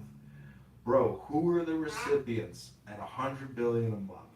It's probably BOA, Wells Fargo, Chase. JP Morgan Chase, Chase. State Street, Vanguard, etc. Those are the real recipients of that $100 billion interest VIG monthly. And that's what's bleeding us. And because that's pure profit, dude. These financial services company don't have to manufacture a car to net that. Wow, what a life. What a life. There's no labor that goes into netting that, dude. That's just fucking finance profit, which is beautiful. Like fucking margins out the wazoo. But if you look at the margin of BOA or JPM, it's like 25%. You know, it's not like the craziest profit margin in the world. It's not like a 4-to-1, but still, we're talking about $100 billion a month. Dude, want to talk about the? I'm not in the mafia, but Nick, when you're talking about $100 billion a month, now we start to talk about the integration of the banking industrial complex and the military industrial complex. Because guess what bankers like? They like former special, forces, soldiers. Like, you can go from the Rangers into banking, You can. I mean, they recognize, like, they want dangerous people or sociopaths, psychopaths working with them because they need the security. They want killers with them because it's that much money. Like, that's how dangerous it is, really. Because, that's life. But anyways, in the Epstein files, one of the scariest things that I read was, do you know what the Winter Hill Gang is? No, I don't. It's like one of the most psychotic, brutal narcotics trafficking gangs in American history with Whitey Bulger. It's called the Winter Hill Gang, and it says that they infiltrated and took over the Boston FBI. Wow. Can you imagine, like, the FBI is not the FBI. It's being run by a gang, a terrorist, narcotic, psychopathic, deranged gang led by a former MK Ultra, subject participant known as Whitey Bulger, who they captured in Santa Monica with $1 million stuffed in the wall. But, he was like an MK Ultra participant who did like this lysergic acid and reprogramming that the CIA was doing. So they created a monster. They basically created a Frankenstein through the MK Ultra program, and there's multiple people who basically are Frankensteins as a result of their experimentation, but it's all taxpayer funded. So, in conclusion, if you run a cult about deprogramming people from cults, guess what? That's your cult. You run a deprogramming cult. So the question is, who's going to watch the prison guards? Who's going to president the president? Who's going to, watch the teachers? I mean, like, I'm just saying that we live in a very such a robust, hyper-dynamic society. And I was reading this book today by Balthasar Grassi. It was talking about what is perfection, and then also variety, and what was the other term for perfection? But anyways, variety is the spice of life, in my opinion. And it was also saying, don't live your life by just one century. And that's what a lot of people do, especially a lot of Muslims. They live their life by one century, as opposed to consuming multiple centuries of information and then living their life without so much judgment, but more living a life based on wisdom accumulation and information accumulation. And we're accumulating a lot of information, but a lot of the information that people are accumulating, it's just garbage. So garbage in, garbage out. This app is actually like a recycling center and a garbage dump. And what you bring into it is what you take out of it. But no one here has ever brought anything out other than garbage from Clubhouse. Nobody's ever brought a polished diamond or a polished bar of gold or silver or platinum. They've only brought out emotion. And that's what is tied. That's what this whole app is about. It's about emotion. It's not about information gathering or information transfer. It's about emotional emotion plus political position, and propaganda. So that's really the power of this app. And humans are smart enough to know that that's really the real value in it, because they're not bringing in any good information. Like CM here, he doesn't bring in any good information into this app. And therefore he leaves this app with the garbage that he brings into it, which is complaints and criticism. And he's a terrible critic. There are professional critics out there. People that get paid because their critique is valued, but not CM's. CM has very negative critique. And I would challenge him to say, okay, John, I'll bring some value. I'm going to open up a book and read something. If you'll listen to me for 60 seconds or 3 minutes, you're here all day. You probably would listen to me if I had something valuable to say, because you're here all day, dude. You're here on this app like all day, 7 days a week, bro. How are you here so much? Are you getting paid? Well, I guess I don't have anything important to say or anything intelligent to say that you'd want to listen to give me some of your time and recording, but that's okay, because I actually don't have anything interesting or intelligent to say. So, that's my show. And there's a Clubhouse speaker here who's a super F word, super N word. Oh, Nick, do you know what an NFFN is? No. It stands for nigger, fucker, fucker, nigger. And you gotta say it real quick, otherwise it would be considered hate speech. So you gotta say it real quick so nobody can really know what an NFFN is. But that's my comedy, and I'm sticking to it. And, it's freedom of speech to be funny. To get around the censors in creative ways. That's what people get paid for, to be creative against the censors. Because the censors are the enemy of we the people, enemy of intelligence. They want to, I was talking about 9/11, on YouTube, and they literally gave me a community guideline strike and said that it's hate speech. And it's like 100, everything and that's the craziest thing, Nick. It's like, when the censor says that you can't say this, then you're like, oh my God, then it's the truth. It's the truth. They don't want the truth to come out. It's so crazy. It's like, dude, they're telling me exactly, I'm hitting the nail on the head, dude. It's true, and they can't let out these national secrets on YouTube. So they tell you can't talk about 9/11 truth. You can't talk about World Trade Center 7. You can't talk about, the videos of people saying there's explosives going off in the lobby of the building. I mean, it's just like, dude, it was a CIA operation. I mean, controlled, So, Right. if you have a problem with your government lying to you and deceiving you, still to this day, and covering it all up when it was like such a huge catastrophe. And even to this day, with all the fucking chemicals, the asbestos poisoning, etc. There's just, and talking about, Silverstein and all this shit, it's like, dude, how can you censor us if we want to talk about 9/11? It's like, it makes me, it's unbelievable. I don't believe that, anyways, if I talk about it, I'll get another community guideline strike, so I can't talk about it. But I was just going to mention the Pentagon in Shanksville and the fact that those were not airplanes, those were rockets. It's obvious. It's fucking obvious that there's no evidence that there were planes ever until years later when they released photos and they showed the tail of the plane. And you're like, why did they release it so many years later? And why does it look like this is photoshopped? So, anyways, it's reality, dude.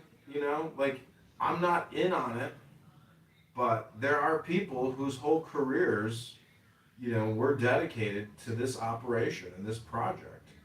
And it's terrifying to think that millions of people died based off of communication, hypnosis, and narrative. Because as soon as it all happened, Osama bin Laden, Osama bin Laden, Osama bin Laden, Osama bin Laden, Osama bin Laden, Osama bin Laden. What? Talk about key buzzword and keyword of the day every day was terrorism, terrorism, terrorist, terrorist, Osama bin Laden, Osama, terrorist, Islamic terrorist, Osama. It's just obvious that, But this is business, dude. And the thing is, the whole thing really does deal with how intelligent are you. But also the whole thing is censorship too, because like I specifically went on eBay and bought a bunch of 9/11 materials, like 9/11 newspapers, 9/11 books, stuff that was made like right after the attacks, to like try to keep a sample of what I would consider propaganda, because now that we know the truth, that 9/11 and COVID-19 were pre-programmed projects. They're not they're not they're not organic, dude. I mean, You can ask Ludwig on the app all about 9/11. He's an expert. yeah. See, many people are just repeating the memories that they've, seen on the internet. Um, Exactly. so, I take everything with a grain of salt, because, like, if we were to find out, anyway, I'm just saying, who are the family members of the people on the planes, and why haven't we ever seen any videos with them crying about their deceased, husband or uncle, and how that bastard Muhammad who was on that plane was the guy that did it? Like, there's just not enough. See, there's like fiction movies about this shit, but there's never any there's no like video of somebody like piecing it all together and showing the victim statements and showing their profiles and their LinkedIn accounts. And it's like, dude, so much of life is just what you're told. And that's when you've really got to realize that all communication is hypnosis and propaganda and projection and politics. And it's a huge manipulation and propaganda, because, like, your 8th grade education, right after that, like, you might as well just, anyways, it's all just water under the bridge for young people, because all these people die. A lot of this is just generational, I think, where, like, the Bushes, from JFK to George Bush, like, at George Bush's funeral, like, that was the end of, like, our Emperor Palpatine, and George Bush Jr. Doesn't seem to me to be, like, the most evil guy in the world. He seems actually to be, like, kind of an aloof American, but maybe he's not. Like, if his dad was eating the entrails of baby feces, I mean, he's the product of that. So, like, the Bohemian Grove, illumination crowd of what you could call, like, CIA Satanists or something. Did you ever see the movie The Good Shepherd? With Matt Damon. I've only seen parts of it. I've never seen the full thing. Well, Israel did really well, because all their enemies except for Iran have been knocked offline, dude.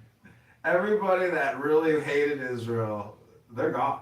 Bashar Assad, gone.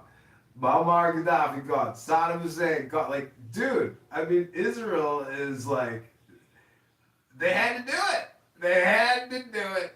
They had to do it. And it worked out well for them. They have, and oh my God, did you know that MBS is actually Jewish in Saudi Arabia? I heard a rumor out here talking about how his grandmother is Jewish, and I was like, that is so funny. Yeah, because, like, you gotta think about, like, the House of Saud is a mirror and a creation, really, of Britain, not so much America. Like Aramco. God, Aramco had the biggest IPO of all time at $1 trillion. Like that, and it's only grown. It's gotten bigger. So, it's a big club, bro, and I'm not. George Carlin said it best. I'm not Big in. club. You ain't in it.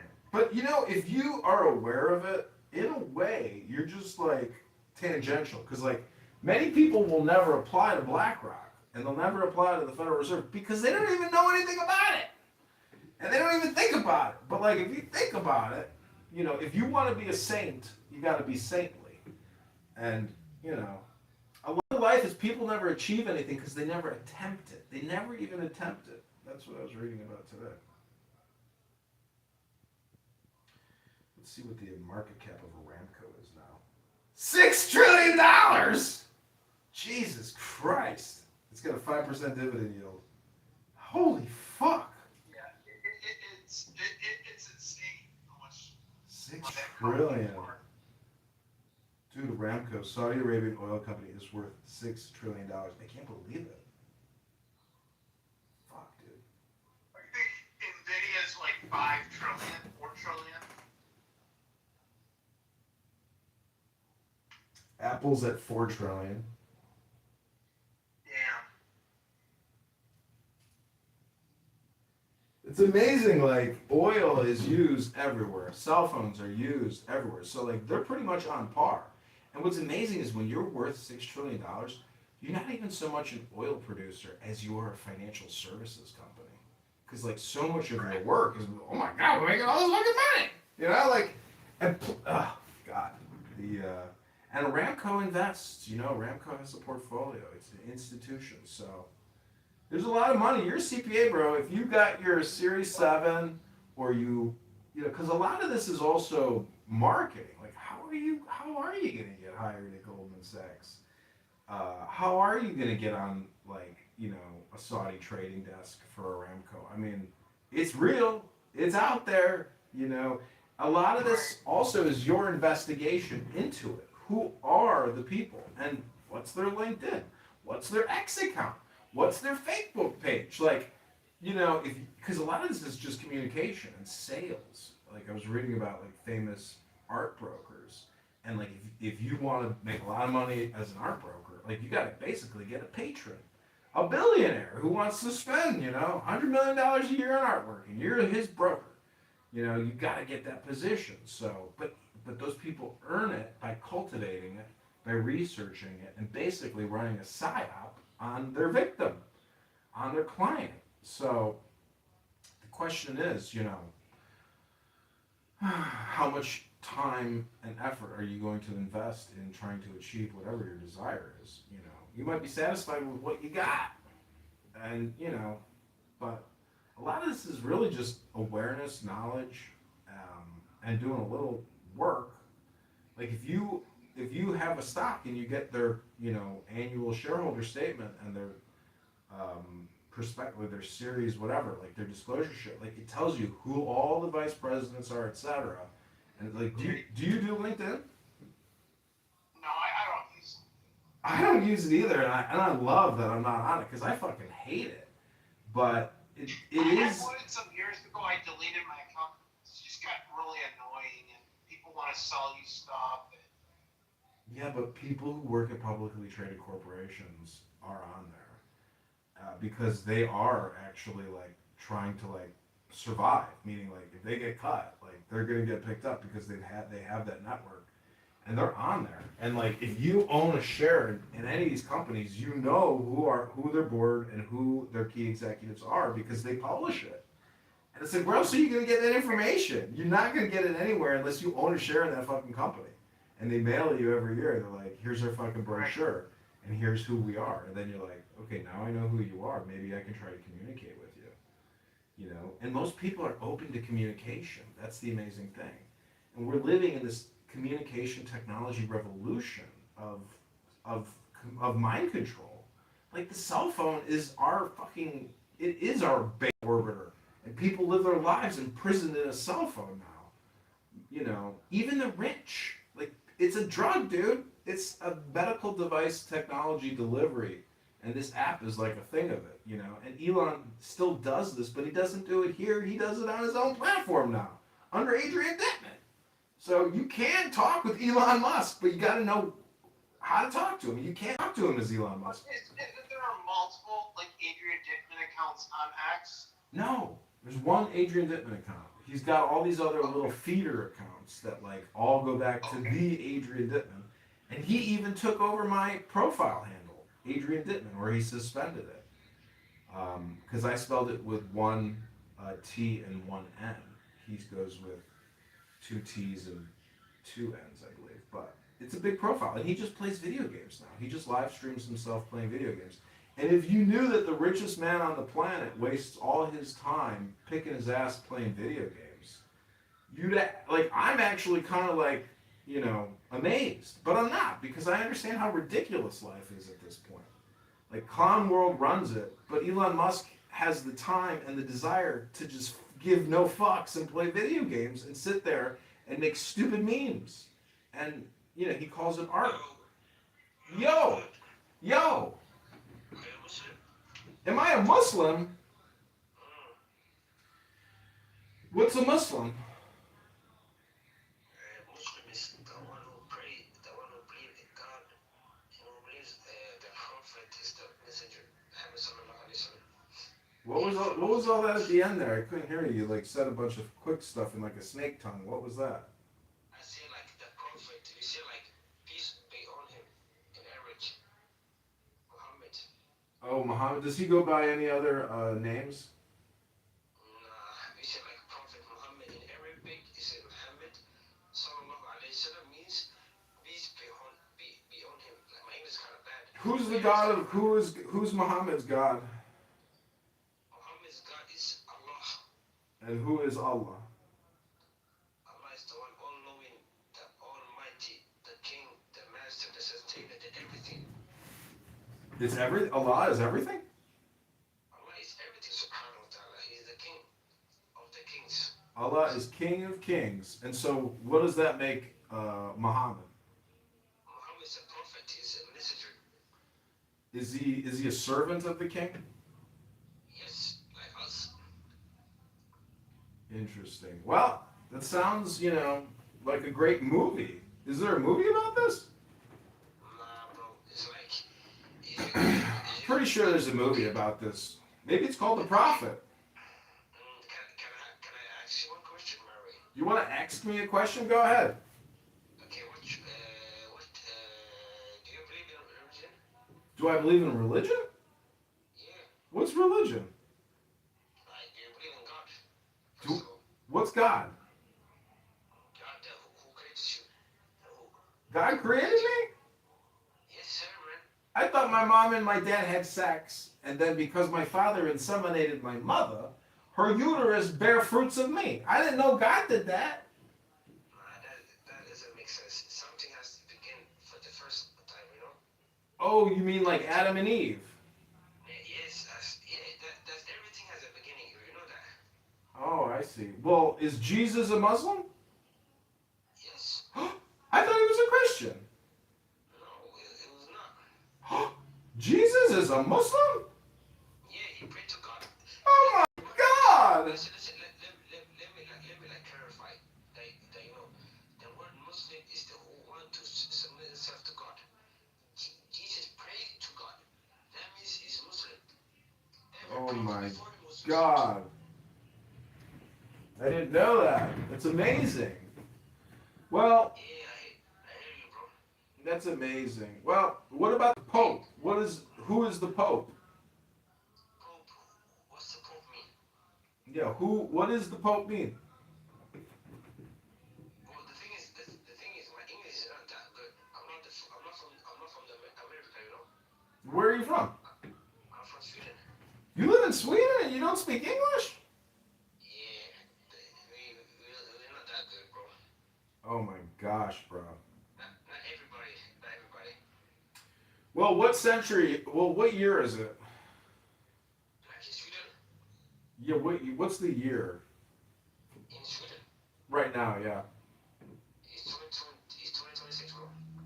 What century do you live in? In Islamic or like the other way? Islamic. Islamic like 1400 something. 1400 something? Mm. But do you live in 1400 something or do you live in 2026? We follow like the calendar of Islamic.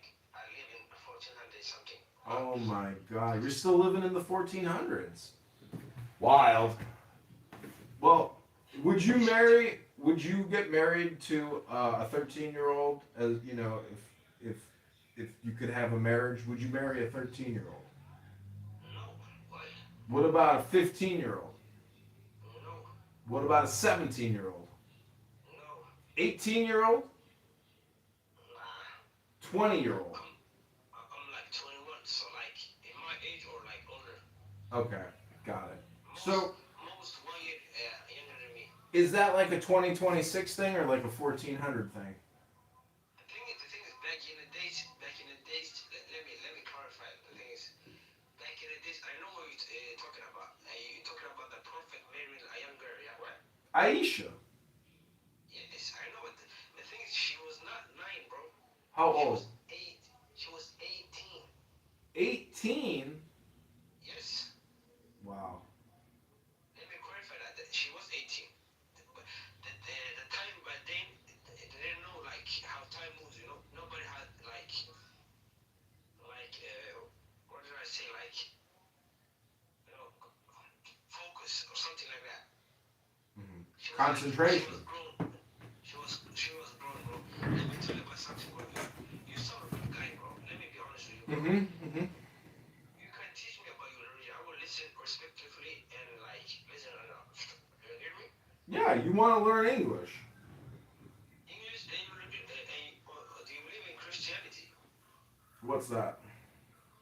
You don't believe any religion. What are the major religions? It's like the five, or it's more. I know there's more religion, but I know the five. What are the five?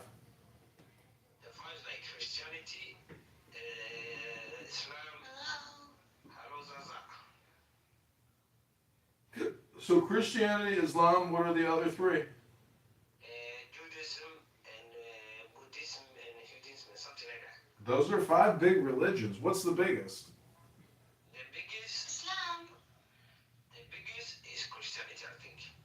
No, it's Islam. By population is Christianity. Wait, let me check. It is. But the fastest growing religion is Islam right now. That's for sure. Okay, I don't have to check that. It's Islam. It is Islam. The fastest growing religion is Islam, not the biggest. But it's growing, so it. But yeah, I hear you. Zaza. There are more Muslims in the world than any other Yeah, but religion. listen. I'm Muslim too. But the thing is, I am. Alhamdulillah. Muslims? No. This guy's not Muslim. What's the book here? Who's talking? Mayor or Jay? J. Mayor, are you Christian? He doesn't believe. I don't think. He doesn't believe nothing. No, I'm about to go to the gym. Okay, good for you. Yeah. What's the I'm about to go work out and sweat. Do you know what the religion of sweating at the gym is called on a treadmill? And then lifting weights and stretching? Discipline. The Supreme? Discipline. Oh, that's called discipline. Yeah, man. The religion of discipline. What does it call? The religion of discipline. It's the discipline religion. I'm a member of the biggest faith of all time. It's called the discipline religion. We have a prophet named Dr. Discipline. Have you heard of Dr. Discipline? His uncle is called Dr. Good, and he's got an auntie named Dr. Evil. Do you know Dr. Good? Yes. Where are you from? I'm from Libya. Libya? So you're Arabic. Do you own an oil well? No, I don't. But all the oil are it's not for anyone. It's for the country. Oh, Government. I see. Yes. Well, what's going on in Libya? How's the capital? It's okay. Is Don't there? believe the media. What about Muammar Gaddafi? His son just got killed a couple weeks ago. It's doubtful. There's nobody. Doubtful. The guy got killed. But no, he didn't. I don't think he got killed. I think he disappeared. Oh, it's fake news. I see. Just like Jeffrey Epstein. He didn't die in the jail cell. They put him on another island. Yes. Got think it. He just disappeared. Got Because it. there's nobody. Got it. I Like when understand. Muammar Gaddafi died, there were an autopsy and there were a body and everything was normal. But his son, there is no body. I don't buy it. Interesting. And I'm a forensic doctor, so Uh-huh. if there were a body, I would have known. Zaza, What? how old are you?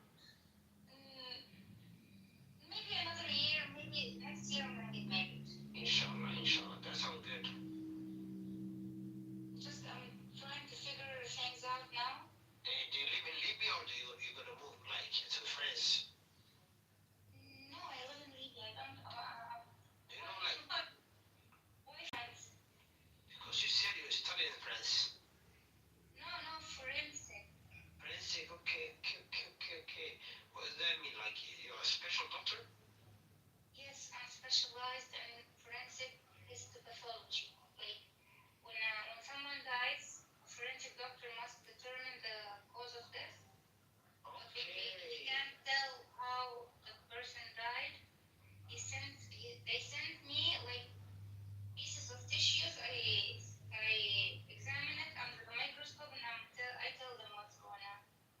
So it's a subspecialty. So you're a smart woman. Yes, I guess so. That sounds good. That sounds good. And I thought the mayor was holding a mushaf. What's that in your profile picture? Zaza. Why this guy Mayor, he holding like Quran or something. Yes, I thought it's a mushaf Quran. Yeah, I use Sunni or Shia. I'm sorry, there's no Shia in Libya. We're all like Sunni. MashaAllah. No, that does sound good. MashaAllah. Hey, Mayor. Mayor. He's not talking, man. I'm here. Brother, you sound like a good guy, man. Why are you not giving the Islam a chance and learn about Islam first? I did. I read half of the Quran. Okay, tell me what you know. What you know. It's political because the Muslims say we sent the prophet to you, and so they're claiming more than they can claim. It's ridiculous, but it's what they claim. But it's just a claim. So it's really very specific geographically, and Muhammad and his history. So it's a book club called the Quran, and it's just a book club. But if you only want to be a part of that book club, that's the only book club you want to be a part of, that's your choice. But I like more than one book in my life. I like multiple books, just like multiple movies.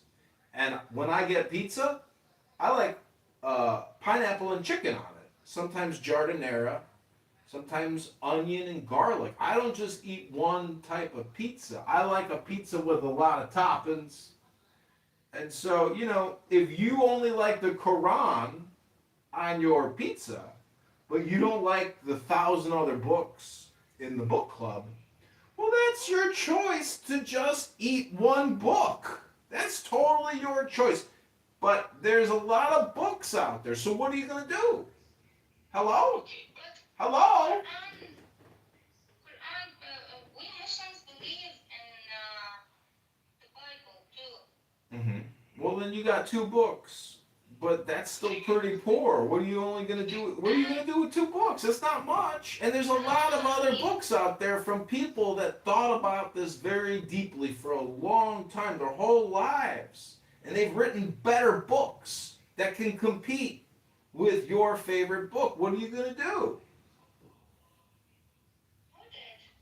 Oh my gosh, there's like 100 books, the top books. I could show you my library. You'd be like, that's a lot of books. That's a lot of books. And those are some of those books are really good books. Very smart books. Really smart books. Really smart book. What are you going to do? You're going to say this book is better than the... No, you just read the book. You don't say this book is better than that book. You just read the books. Then you see what happens in your life. It's not just a book. It's a book.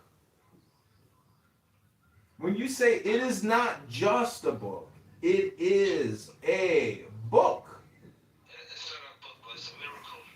It's your opinion that it's not a book, and it's your opinion that it's a miracle. Because I could show you other books that are also, not just books and also miracle books. Because is it your opinion? Do you think the Bible is a miracle book? It got corrected. Oh, the Bible's corrupted, but the Quran is not corrupted, eh? All right. Wait. Do you know, you're by a nature Muslim? Your innate nature. Yeah, I know. I hear that, but that is you claiming that that's your opinion, first of all, and second of all, you're making a final claim. You are superseding other people who claim the same thing. It's not about claiming. No. The word Islam Yeah. and Muslim is it's taken from peace Yeah. The word peaceful and like peace. Yeah, I get it. I understand, but it's not special enough because it's redundant. It's the same thing. You gotta understand. It's not. It's a historical thing because of Muhammad. Without Muhammad, there could be no Quran and no Allah. It is specific and special to the life of Muhammad and all of the people associated to Muhammad. You can say this. You can say this about Jesus too. Or you're like, Yeah, I get it, but Jesus is God, and He is the King of the universe and the King of the earth. But Muhammad is not. Muhammad is a murderer and a pedophile. Jesus was not a murderer or a pedophile, and he's the Son of God. Muhammad was a pirate, and you got to understand that it's a cult. And the chief cult leader, pirate's name is Muhammad Abdul. Do you know Abdul? You don't know Abdul. Abdul is Muhammad's Dr. Jekyll. It's the guy you never met in the Quran. It's the guy that killed a lot of people with a sword, and raped a lot of people. You don't like people that kill and rape, do you? No, of course not.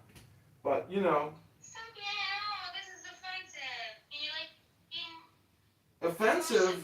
Offensive. I'm talking. This is history. It's not offensive. It is facts. I'm not attacking your religion, so don't attack mine. I didn't ask you whether or not you were. I don't think you're attacking. And plus, you don't even know my religion, do you? But I'm not attacking any religion. But my religion is not about attacking the Muslims of Islam or the What's your Quran. religion? What's your religion? Oh, I'm a philosopher. That's not a religion. It's the religion of philosophy and the philosophy of religion. That's not a religion. You just never heard of it. What planet are you from? What planet are you from? It's not a religion. Well, can you at least answer me one question? What planet are you from? You're being sarcastic. I'm not. Okay, doctor. If you can't answer a question, then I guess we can't have this conversation. Syed Rahim, welcome. Assalamu alaikum to the room.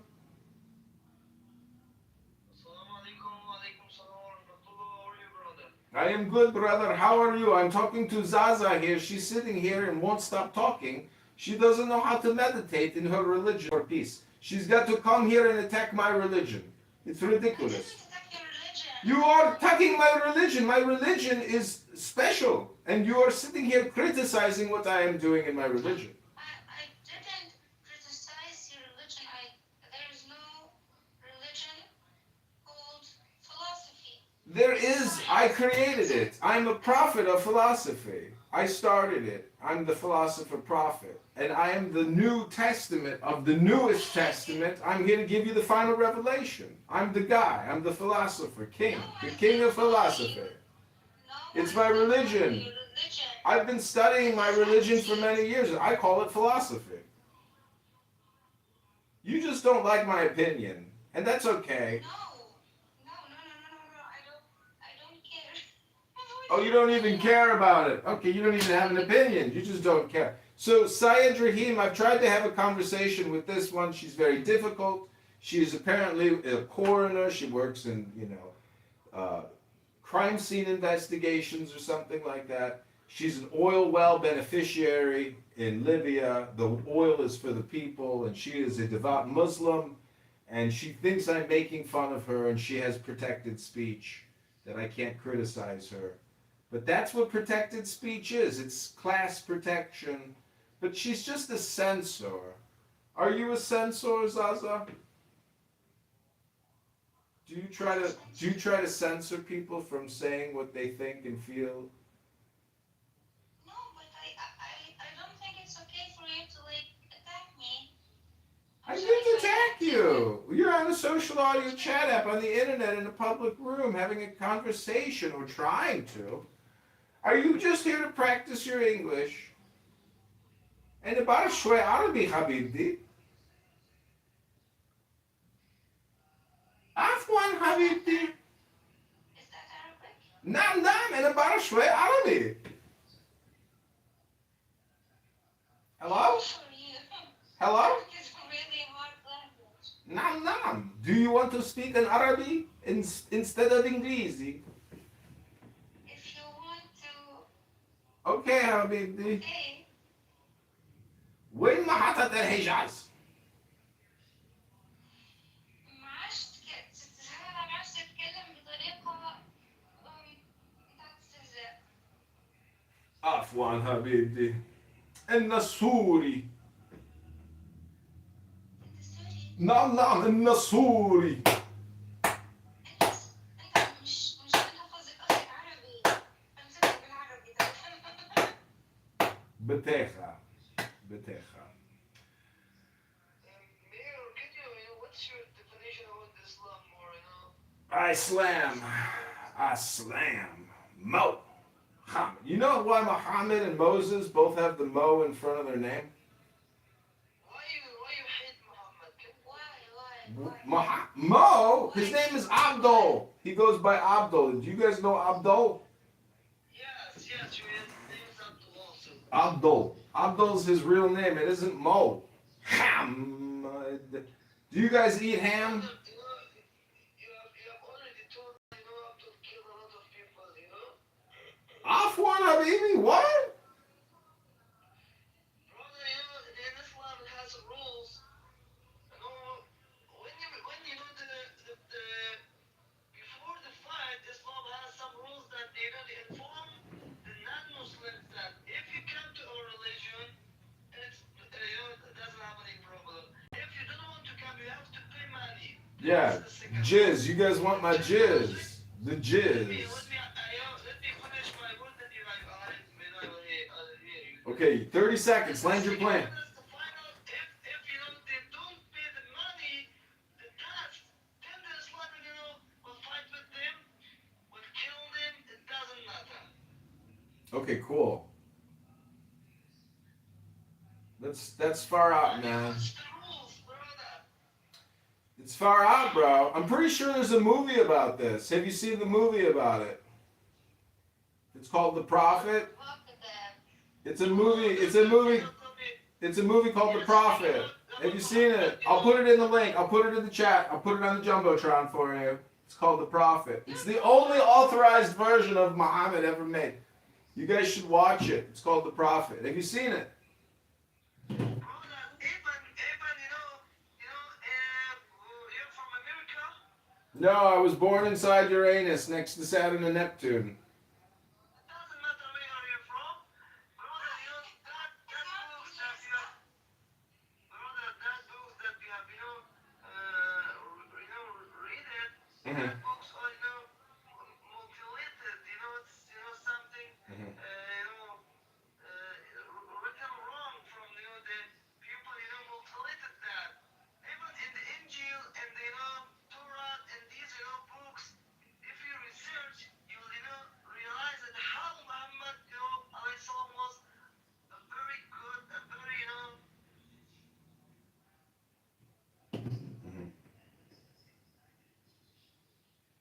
All right, well, link is up top. Click that link above and watch the movie about Muhammad the Prophet.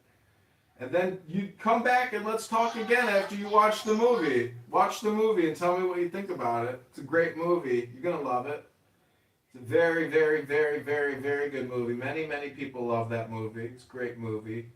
And then come back and we'll talk about it. Hello? No, I know. Do you know what's the movie? It's Risala. I got to get going to the gym, guys. I got, We all know this movie. I gotta go worship my God, Dr. Disciple. Discipline, I mean. Mr. Discipline. Let's wait so you can get rid of your anger.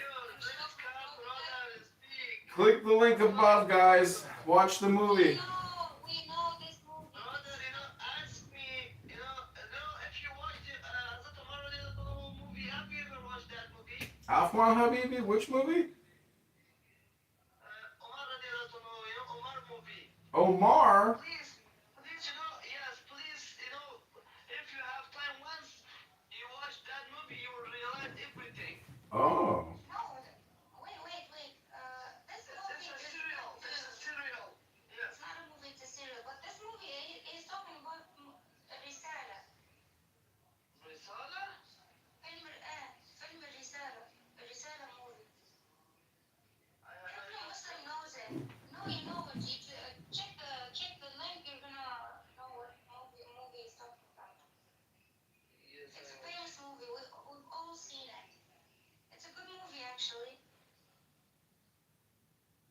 Very good movie. It's about Muhammad. Yes, it's about Islam.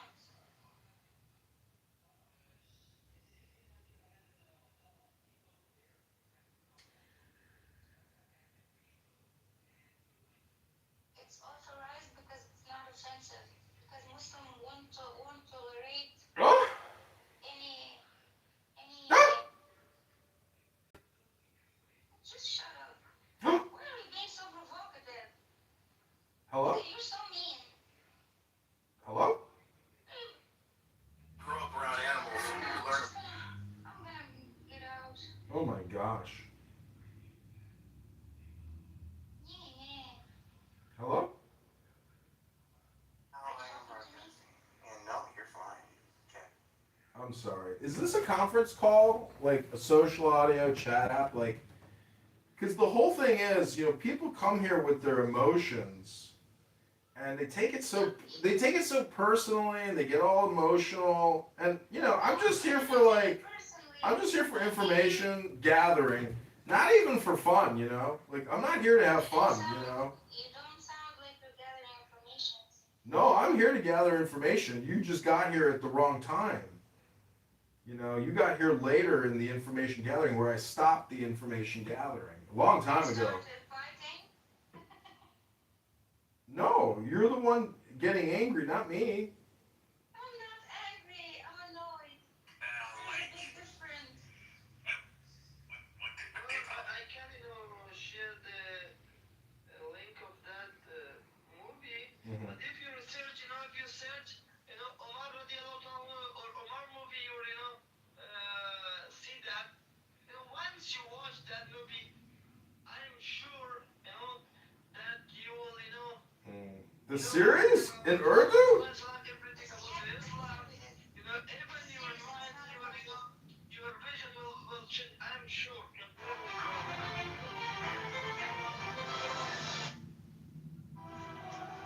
Wow.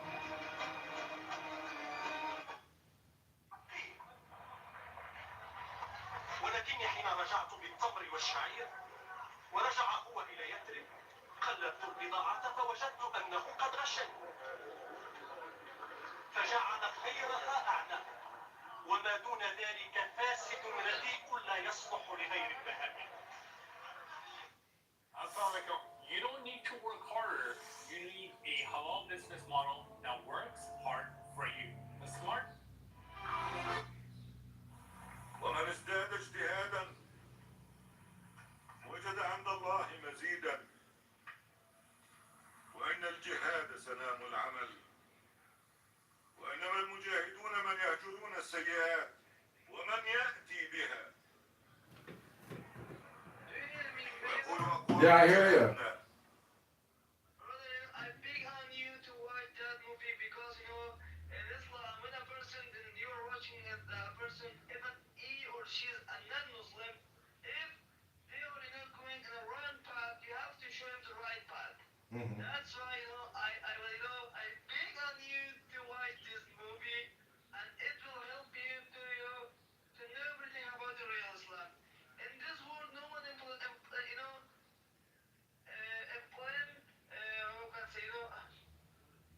one, show or no one say about the real Islam. Everything that you're watching, they are, somehow in order to, to make bad the name of Islam, and they name of Afghanistan. We are an Islamic country, and in a government, brother. Yo, Mir. And I forget what gospel this is in. Mir.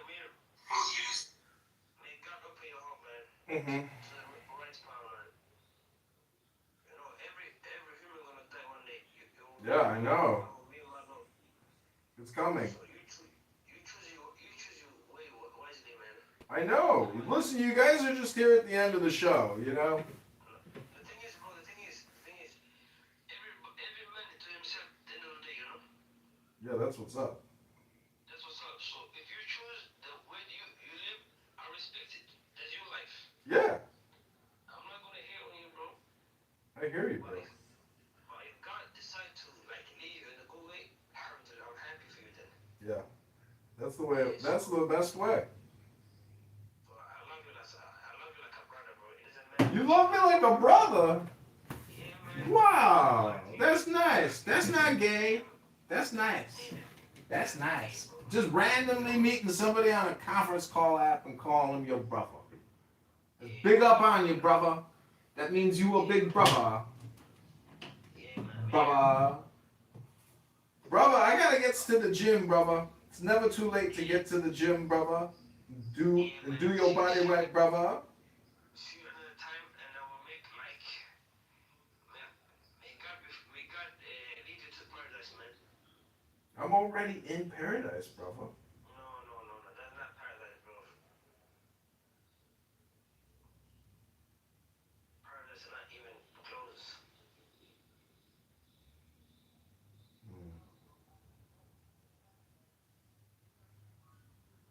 Hello?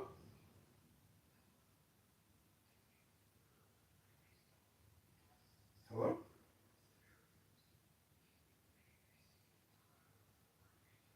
Hello?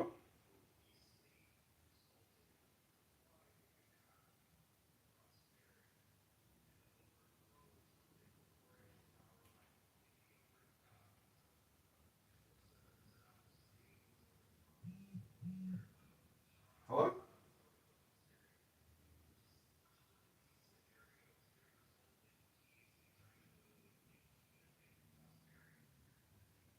Hello?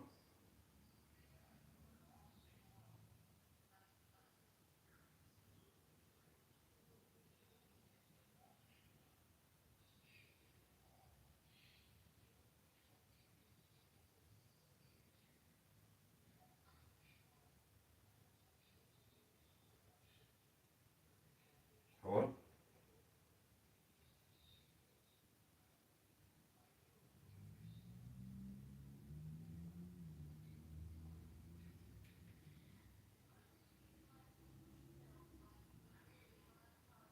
Hello?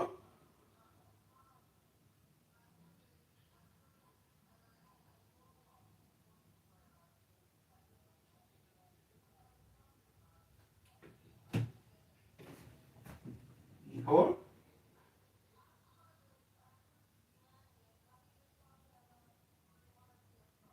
Hello?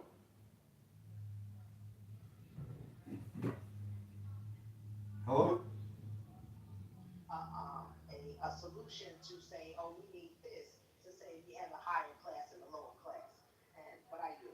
Thank you. It was added to keep the lower class low. It's just a logical fallacy off rip. So the fact that you guys keep rating within it is why you will forever lose. Appreciate you. That was late, Chris. That was good. Hello? Hello? Hello?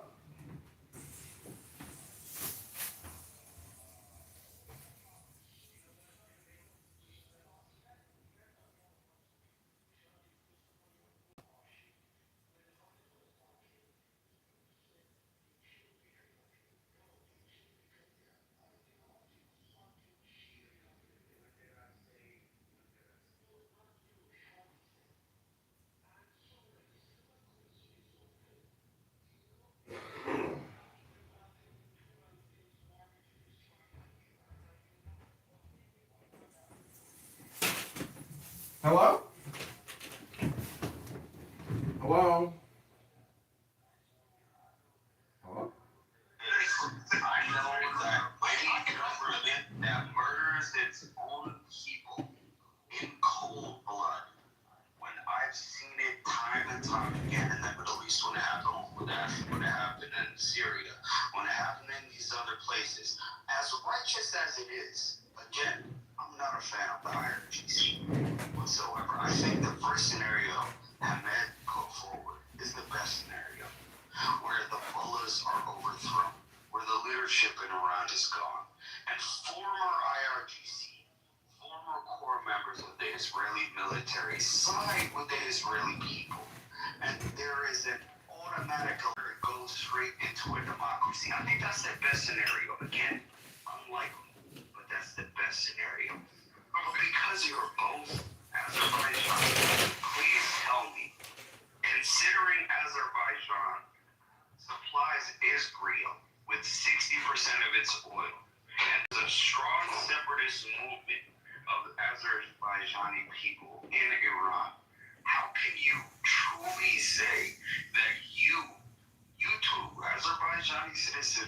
Iran that is currently unified with Persians and Arabs as Iranian citizens. How faithful are you to a future Iranian state, or do you just want the mullahs to fall so you can break off and be a part of Azerbaijan? Yeah, no. First of all, I'm an Iranian person. We are looking for our laws, basic laws inside the Iranian territory. Like, for example, I speak Turkish. I can't write it down. I can't study Turkish.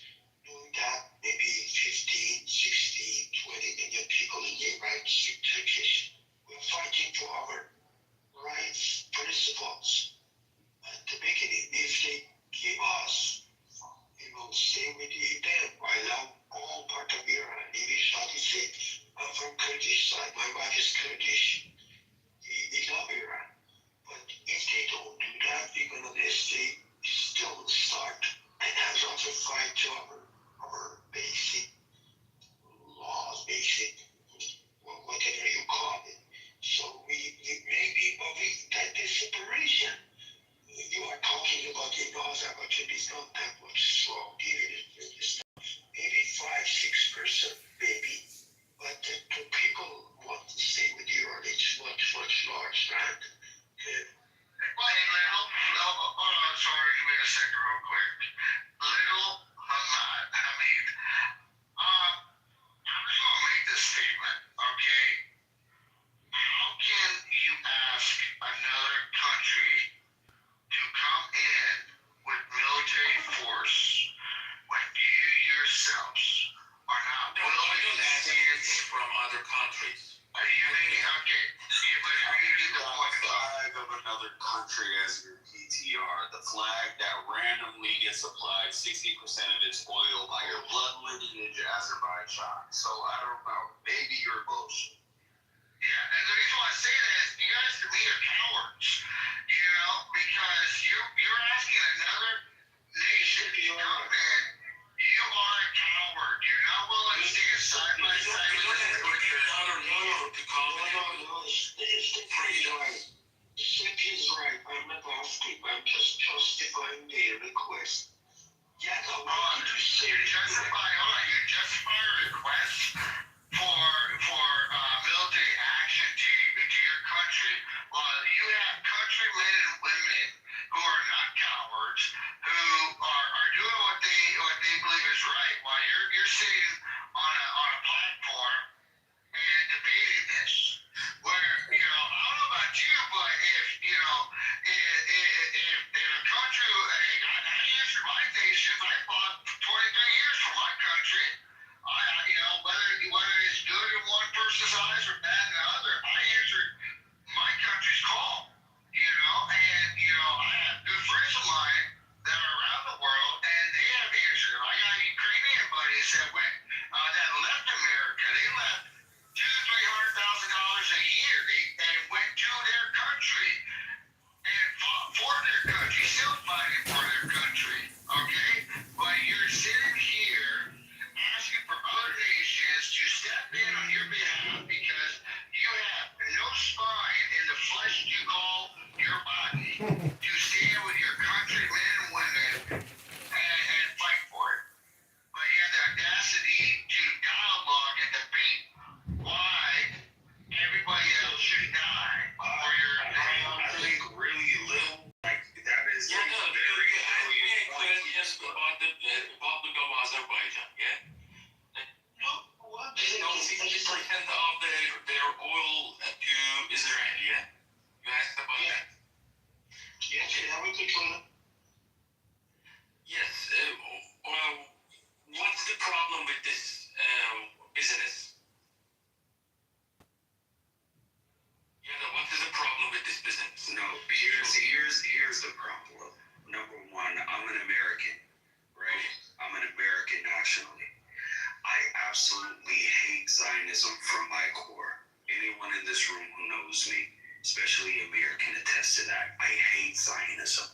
My president is a Zionist. His followers, for the most part, are Zionists. Okay, and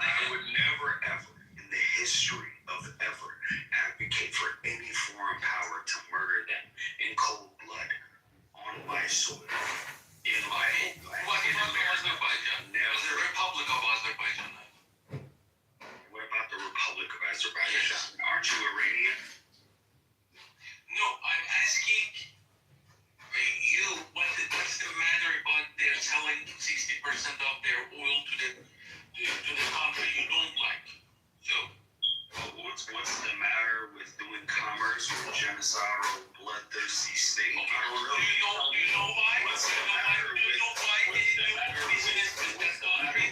Eastern countries in 1932 selling oil to the Nazi regime? When they slaughtered creditors of this state that year for. Like, what's the matter? What's the matter with Iran selling oil to China? What's the matter with, like, commerce is commerce? I get it. I can understand that. I'm not saying Azerbaijan is evil for selling oil to Israel.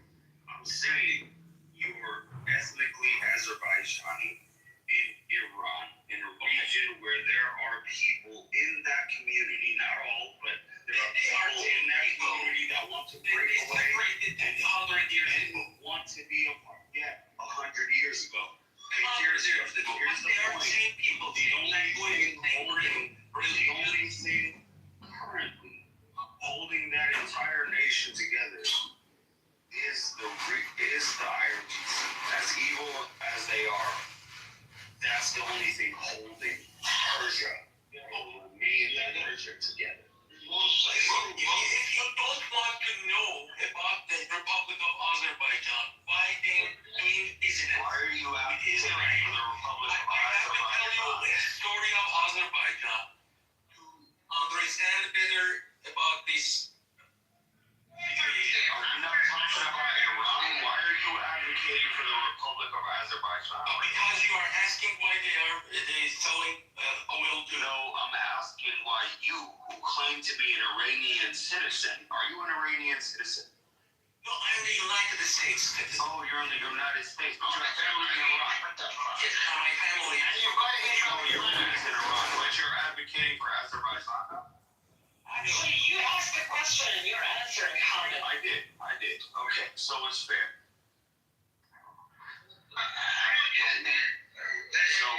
So, no, my bad. I was talking to my brother. Anyway, listen. Yeah, Hamid asked the question and he's answering. He's not waiting for you to answer yet. Thank you, Frank.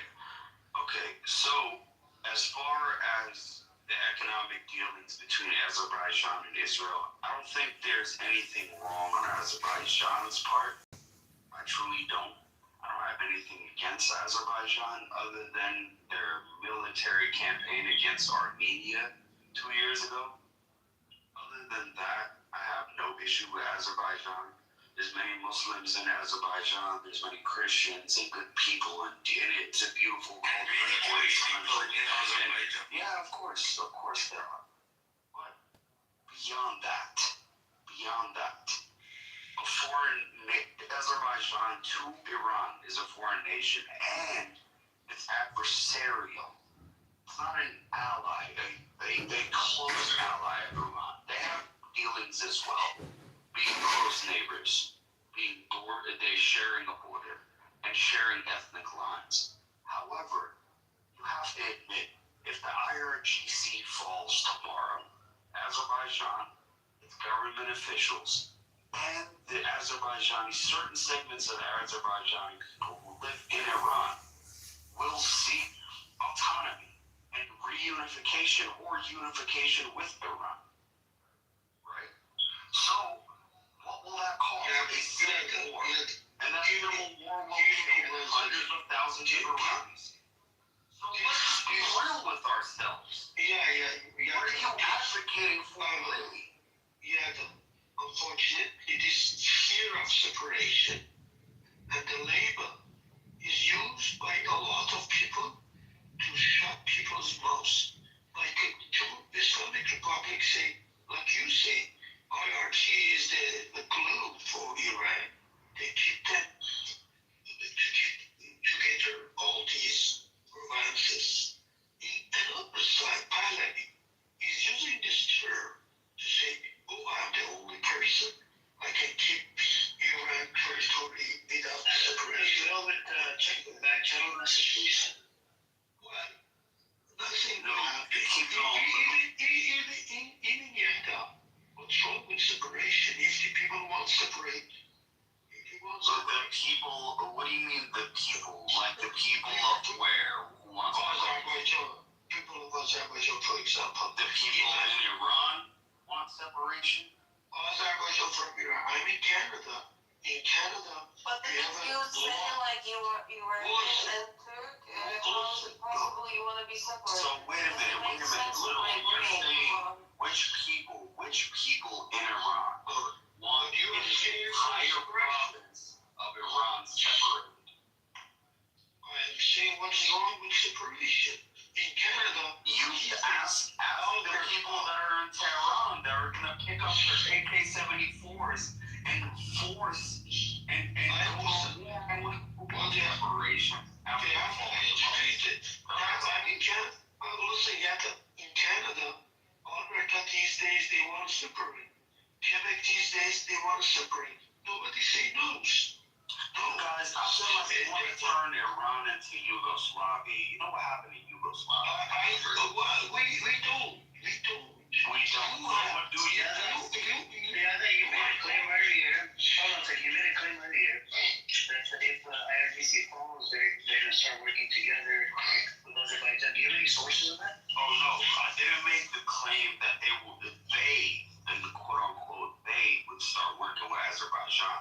I say there is a prominent, although not notable, currently separatist movement within Iran amongst Azerbaijani ethnic groups in Iran that want to separate from Iran and become a part of Azerbaijan. Do you have any sources on that? Yeah, Do you have any sources? I'm Azerbaijan. I'm from Tabriz. I think this is wrong. As I said, the rate of separation is very little. I'm a drug vet. I mean, that's it. I would say Sorry, before going there, explain me. I have my question open for you. Yeah. You cared about the 1,200 people killed in the Israel attack, but you didn't care about the people killed by brutal regime as yet. The problem with you guys is... Well, do you ask the question if you want to know? The problem with this show, is one side is Israel, other side whatever is good. The problem is this. That's a rhetorical question. That's not a question. That was a question. So first thing first, I mean, you made a lot of unsubstantiated claim. You claim that Iraq and Iraqis are actually better now than during the Saddam Hussein. That's what you just said. And obviously, like any other claim that you just made, you just keep making unsubstantiated claim. And it comes in one second turn. So I actually looked at them that actually most of the Azeris, they actually prefer the economy. Do not want full separation like we have. No, I never made the claim that most Azerbaijanis want to. I said a notable. Yeah, exactly. Of Azerbaijanis in Iran. We don't have any sources yet. Even if it's really, let's be real with ourselves here. If 30% of that entire population wants separation and the mullahs fall, there will be a civil war in the northwest of Iran. Let's be real. No, they don't, bro. You can make the argument minority, but you don't have any sources. Most. I'm not saying it's going to be all of them. I explicitly said, not all, but a notable amount. Just to be What is a notable amount? Can you tell us? Over 10%. Over 50%. There's no sources. There's no evidence. Okay, sure. Okay, so if you have any sources, let me put this up. I'm putting this source in the chat. Okay, guys, it's from the Middle East Forum, and it agrees mostly with both you and me, where most Azerbaijanis in Iran prefer autonomy. However, autonomy and unification with Iran does not explicitly say a part of a future Iranian state without the IRGC. Let's be frank and real about that. So here's the source. I just posted it in the chat, in the Middle East Forum. And if you guys like, I'm going to read the article really quickly. It says, outside of Africa, Iran is amongst the most ethnically diverse nations in the world. Persians might be a plurality, but Iran also is home to Azars, Kurds, Balochs, Arabs, Turkmens, Lurs, and other groups. is mistaken, however, to interpret ethnicity in Iran is the same way as the United States or Europe. In Iran, ethnically is fluid, especially among larger ethnic groups like the Azars, who assimilate and intermarry more. So, that being the case, I'm going to go skip ahead to the part of unification. It says, there are 3 largely Azar provinces in northwestern and western Azerbaijan. Their combined populations is about 8 million. About 5 million Azars live among Great Tehran. Do you have any sources that says 15% of them they want to separate, bro? Do you have any sources on that yet? Sure. I'm just... Because I don't want to go through this article. If you have Okay, sure. Okay. No, you're right about that. It needs to be specific towards the argument. So, You've time to sort and answer my question. Well, look, I mean, speaking of what you just initially said about the people involved in the current political establishment in Iraq are much more better condition and better than during Saddam Hussein. I mean, I am one of the maybe very few people on this app that I hate Saddam Hussein as much as the way that detest and despise the Zionist policy. So I am the last person that can give any credit to Saddam Hussein. But if you ask any Iraqis today that been through the brutality of the Saddam Hussein regime in the 80s, if you ask them today, they said we were better off. Those people actually lived during that era. They said we were better off during Saddam Hussein than what we are today. And the solidarity there. That's true. Yeah. Let me check his actual message.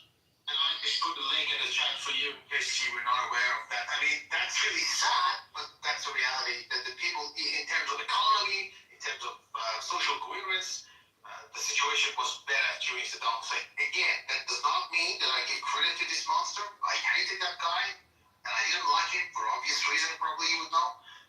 But I can't just be biased. And I asked the question to a lot of Iraqis, and there was also some articles about it too. We can look at it. So to suggest that the situation now is better than during Saddam is simply false. Now, getting back to what you just said about why I'm not talking about the unrest that started in Iran in the beginning of January. Actually, we do. We keep talking about it on a daily basis. Maybe you're new on this domain. I do talk about it. And I don't know specifically what exactly you need me to tell you. Is there anything that you want me to elaborate? Thank you, sorry. First of all, I think you are an educated person. I can accept that Iraq is people saying that or saying this. Listen to this. Listen, GDP growth.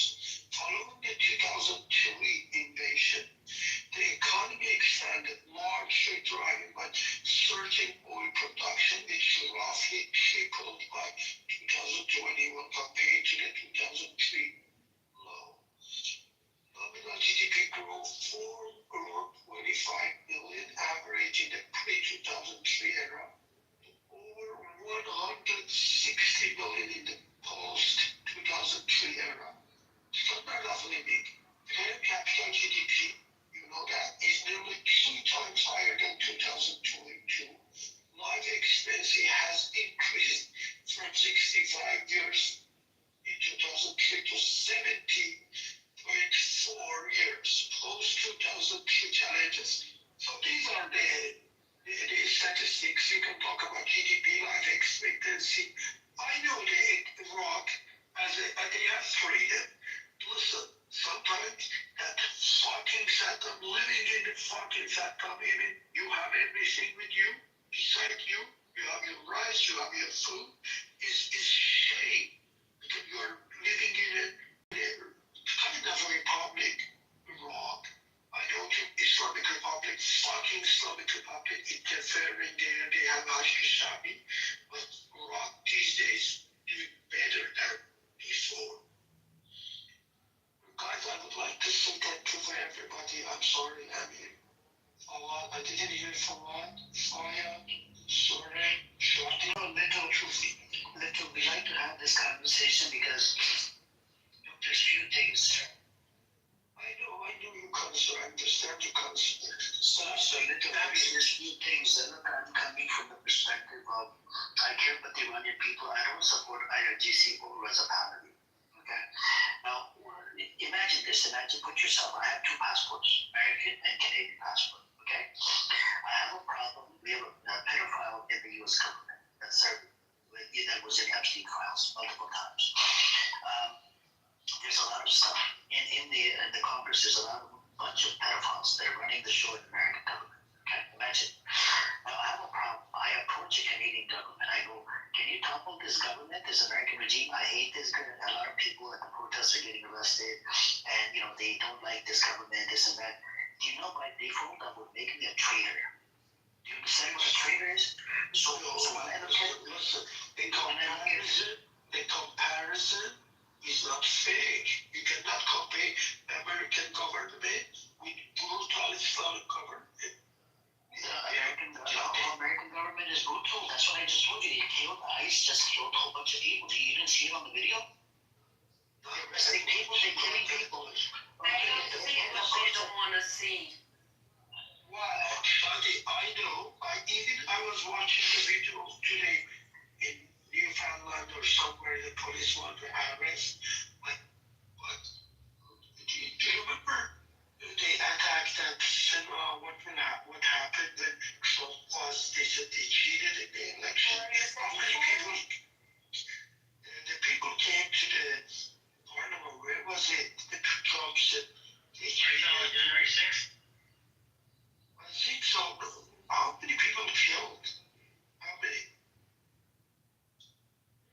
There weren't actually many people killed on January 6th, just FYI. And even the ones that were killed, they were literally attacking the cops. And here, I mean, I don't know, if you saw, how Alex Petty was murdered. Literally 6 cops surrounded him and, shot him. And, just passed around, or how to pronounce that word, style. Execution style. I mean, if you I guarantee, if this was done by anyone a bearded person wearing a turban, alright, I swear this would have been going crazy, and everybody would have been how, Islam is bad, how Muslims are bad, and all that stuff and everything. Wait, here's my question to you, Lil. Here, as defend the right of everybody, including the people of Iran, as every kind of government, they want this. That being said, listen. Let me complete my question. That being said, all right, once you oust this, I saw the start over because I couldn't hear you. Okay, can you hear me now? Hello? Can you hear me now? Yeah, good. So, here's my question. We can hear you clearly. Perfect. So here's my question to you, Lil. As I said, I do support the people of Iran, right? Whatever kind of government that they want, they should have it, right? That being said, once you take out the Mullah regime or the Islamic regime, right? Who do you want to place? What's the plan? Now, this is That's a good question. Well, inside the country, in prison, there are a lot of activists. Some socialists, I don't know, they have economists. We have Nargis Mohammadi, she got the Nobel Prize for the Peace. We have a lot of people, even from the reformists already they are inside. I believe actually in such country, there are universities, professors, they are talking about democracy, they are talking about, they have articles, they have books. I believe on them, and I think they can do that. I am on your side, on people's side. Even some people are chanting Pahlavi. I don't want shut their mouths, they do. They can have election if they want to kind of feel like England, I don't know, not like a previous one, like under the law hit the under years. No, they have a law, they can have a freedom, they can have a party, they can have selection, we can have an election, which goes for referendum. But this one country, I can trust a lot of people. I know Pahlavis, the followers of Pahlavi, they want only this regime to go. Otherwise, they can't go to the power. But for me, it's not the case. I don't want it to, if this government say, okay, I don't want to go, but I want to be secular. I want to be democratic. I'm supporting it. If somebody go away, give power to others. Maybe dynasty. I'm supporting.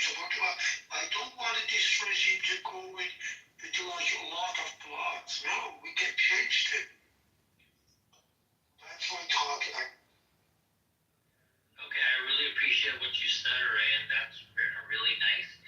So, well, like, you know, and I do partially agree with you on things, but let's just go with that. And I agree, like, I mean, you know, people of Iran are absolutely amazing people. I really, like, you know, respect them. They're amazing people, okay? But here's my problem that comes with those who are, again, I'm not an Iranian to, like, you know, comment, but I mean, a lot of the Pahlavi lovers are as less, I mean, they're ethnically probably Iranian, but that's about it. I mean, they haven't been to, like, I mean, you know, Iran in years. They don't really know much about it, right? A lot of them don't even know Farsi. So here's the problem with Pahlavi, right? Under Pahlavi, you know, women education was as less as 25%. You can look that up, all right?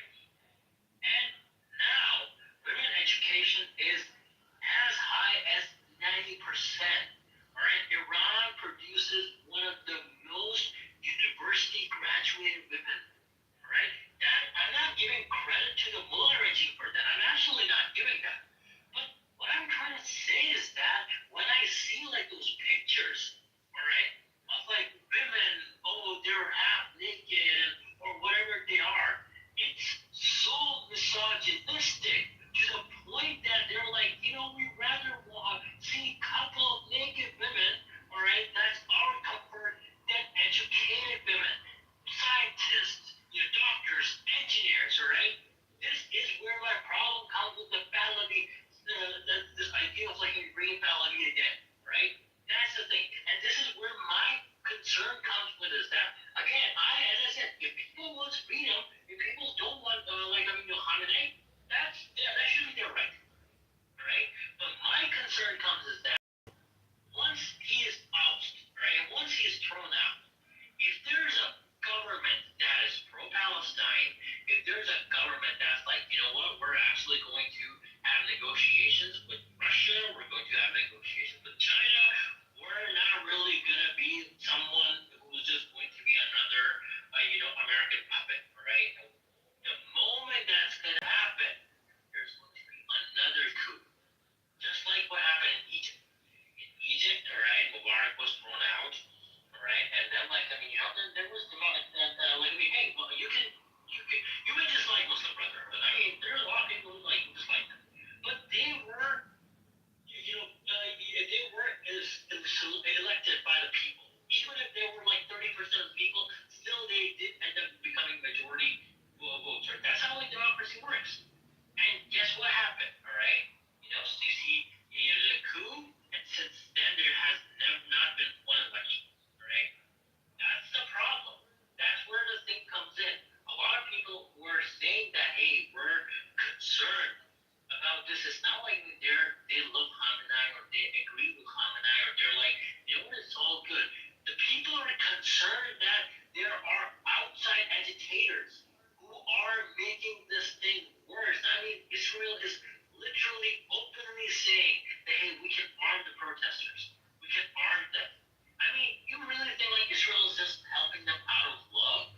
They're not gonna expect anything in return?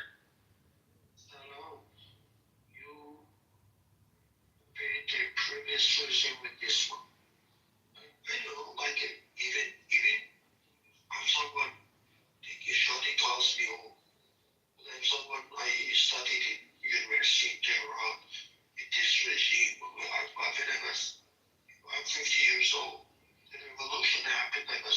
So, well, this regime invader, for example, they spent $2 trillion, not billion, not billion, $1 trillion for nuclear. In the Bush era, they gave money to Russia. It didn't ended up in the Victorian bomber or always when they signed a contract with these 7 countries, 6 countries, GDP went up to $800 billion. After Trump went up, so he went up, it came back to 200 million, and it up to again 400. They had 5 years when Biden was in power in the United States to go to an agreement again. They didn't. These guys they are wasting Iran's resources, everything. You cannot explain an Iranian today. This regime is good, but life expensive. When the child went, it was 60 something, maybe less than 60. Today is 78, we know that. But they wasted a lot of our resources, everything. We know we have education, we have everything. But now these kids, I have friends that teach in university. I ask them, what your students saying? What is their hope for future? They say nothing. They don't know what will happen with this regime. They will change. They will have an agreement with all over the world. They will join in the world economy. They just study the lead country. This is not fair.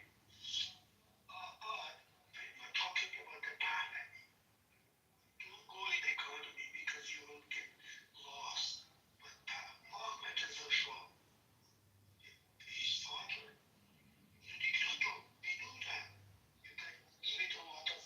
He had even he didn't have interview with his own journalist, internal news. He had always with Italian, I don't know, from England, go in with his interviews. We know there was only one or two party. He says, oh, if you don't accept this party, go out. Go out like now slow regime says. So then you have to just make 12 those he had as a revolution. I think they called white revolution. So he was not democratic person. However, he did something. People love it. He was somewhat, they call it, I don't know what you call it, nationalist. He cared about his own. He gave. But these guys do not care. They spend our money with Hashim Shabi in Iraq. They spend our money with Hezbollah. I know you love Hezbollah. I don't care. They give money. This Soleimani, he explained it himself. The guy Mahmoud Abbas said, oh, we don't have money. Tomorrow he gave it to luggage of money, cash. And we know this story. The budget is not transparent. You don't know what they are doing with our money. You don't know. Which Soleimani are you talking about, little boy? Because the information you were going to say, like, I don't think all of them are right. You say, like, he had a lot of achievements. Can you show me one achievement? Do you remember the history of Turks? Well, it was Muhammad Reza Shah. No, you don't remember, don't you? How he would sell Turkish people in Iran? I didn't say achievement. I said Absalom don't go in economy. Talk about politics. Why? He was a dictator. What politics are you playing? What role are you playing on? Please tell me, because don't talk about killing people, don't talk about politics, don't talk about economy. What should we talk about? It's cherry picking. Tell me. That's why it's cherry picking. You don't make sense in my brain. You took my point. Well, I don't know what shot he's talking about. Here's the thing. Here, well, like, no, Shaq is, I mean, like, I agree. We can't be like, oh, do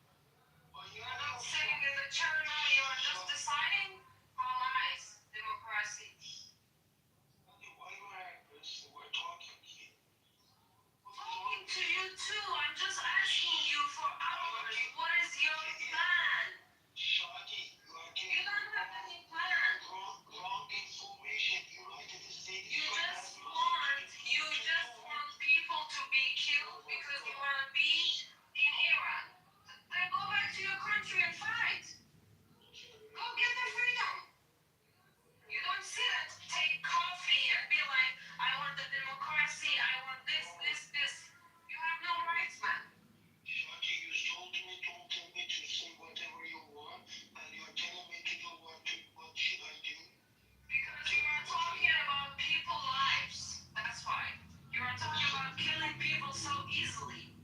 You're making a beautiful thing. Someone Israel, attack my country, please. That's what we want. Little sister, we're talking about that. I said, Absalom, what is the solution? The solution is today they had a negotiation in Geneva. They could give some stuff like, what the fuck we are doing with this nuclear? Turkey is a developed country. Do they have a nuclear?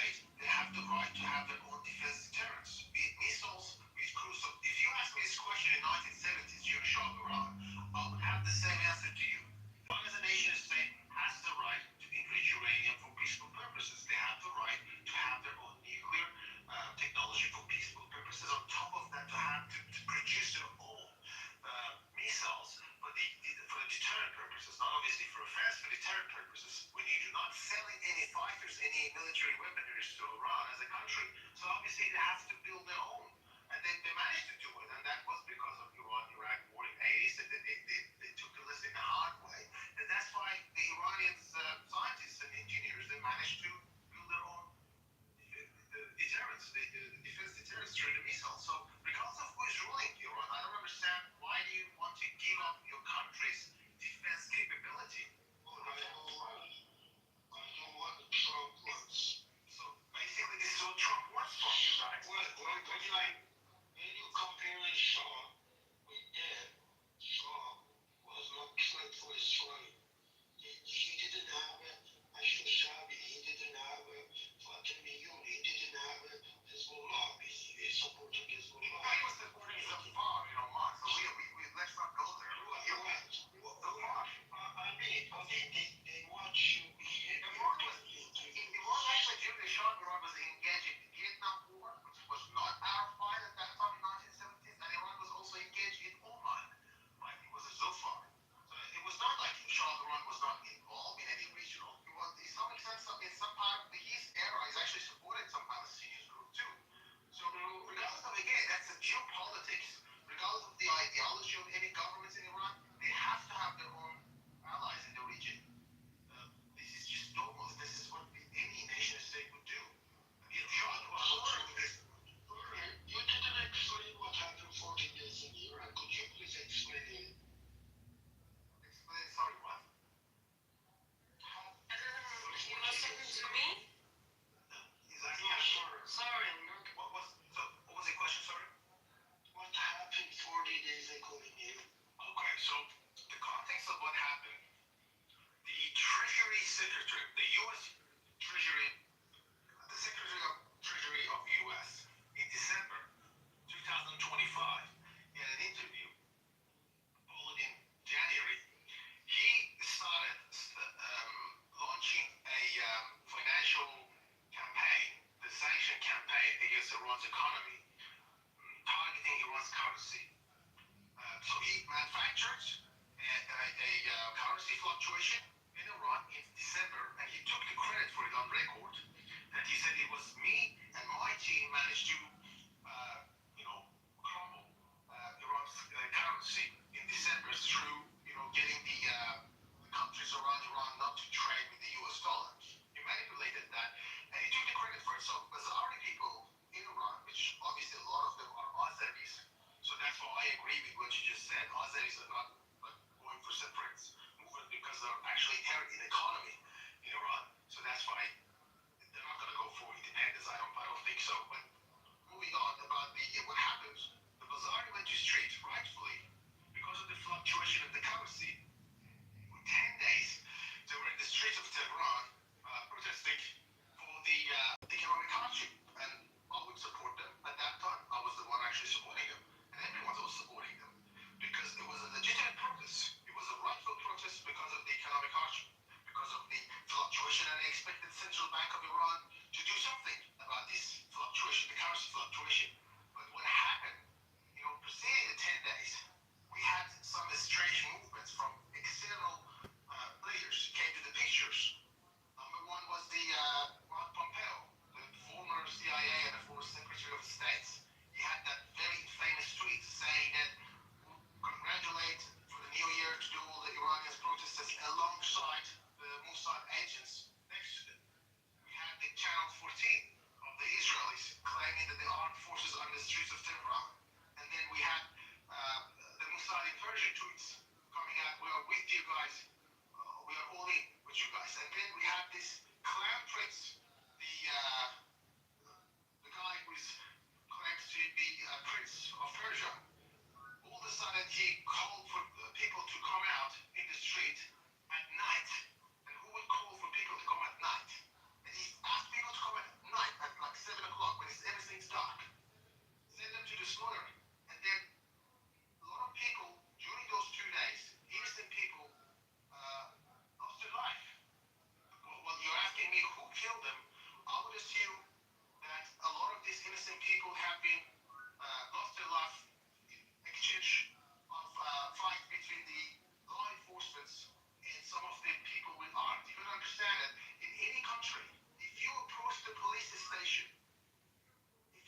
anywhere which has got the guns, the people who actually protecting that police station, they have the right to shoot.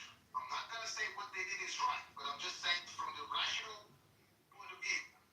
I give you an example of ICE officers in the United States. A lot of people criticize the ICE officers these days, rightfully criticize them. When two American citizens lost their life because of the actions of the ICE officers. But no one suggests, even those people who wholeheartedly disagree with the ICE officers, no one suggests that anyone's got the right to harm the ICE officers. But in Iran, it seems it's okay to harm the law enforcement officers. 350 law enforcement officers were killed during these 2 days to Congress. No one talks about those law enforcement officers. And you just imagine in the United States, 2 police officers were killed. The whole news we're talking about it. But it seems in Iran it's okay not to cover that. I'm not going to say the other part of the story, a lot of innocent civilians also lost their lives, because I know you know about that topic. But maybe you don't know about this part of the story too, that 350 law enforcement were killed. And by the way, they were killed by guns. Who had the guns to kill them? So how did these 350 law enforcement officers lost their lives? Did they die out of heart attack? Out of the cancer? No, they were shot. By who? By people? People don't have guns in Iran. But then the question asked, who had the guns to shoot the police officers in Iran? I don't have guns. In Iran, sorry. Yes, but those They people have guns. yes, they have, but the people who shot those officers, they were indebted themselves. They were MEK. They were normal people. They were defending. Yes, That's they what were it says. They were just defending themselves. Yeah, but they And were I don't care about that. I don't care about it. they were MEK. There were a lot of that's what I'm saying was very They deserve to be dead. They deserve to be killed. That's what they deserve. So basically, I'm sorry. You are telling me the same story in the news. First of all, sorry. Why they came in the league? Because they took picture of them. They knew people knew when they come out because the night is bad. There are a lot of journalists from reformists. They say we saw these people from the front line. They're killing them. We saw they come out. I saw the kid saying I'm sorry, and the guy saying hit at his head. Hit at his head, right? So they're saying the same story TV is saying. You shot him, you said they deserve to be killed. Fuck your mother, fuck you, fuck your belief. You are very stupid. I said 5 people, 5,000, 6,000. What did I say? They deserve. Come on, I said to the regime's worker. Come on, what are you talking about? You don't You said understand fuck you English. too. Come on, Kitover. No, I said like fuck them because they deserve to be killed, not the people. The government workers. Come on. Oh my God. You're educated. You're educated. No, you cannot say to people when people killed in the street. And the guy, Of course I wouldn't say. That's what I'm saying. I'm saying not people being killed. That's I don't like. That's what I'm against. I saw a father with his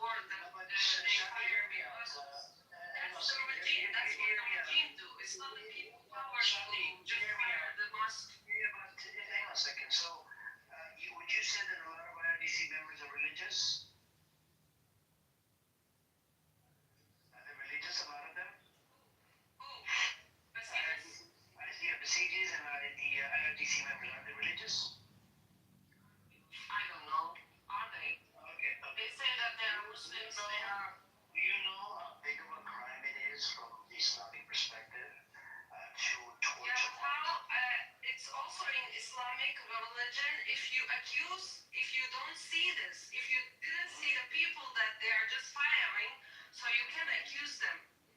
It's buhtan, honey. Isn't it? Yeah, it is. You can't say people just fired. You wasn't there. I wasn't there either. Over 200 mosques. We can agree 10 mosques, 20 mosques, 30 mosques. They did what they did. Over 200 mosques? Come on, man.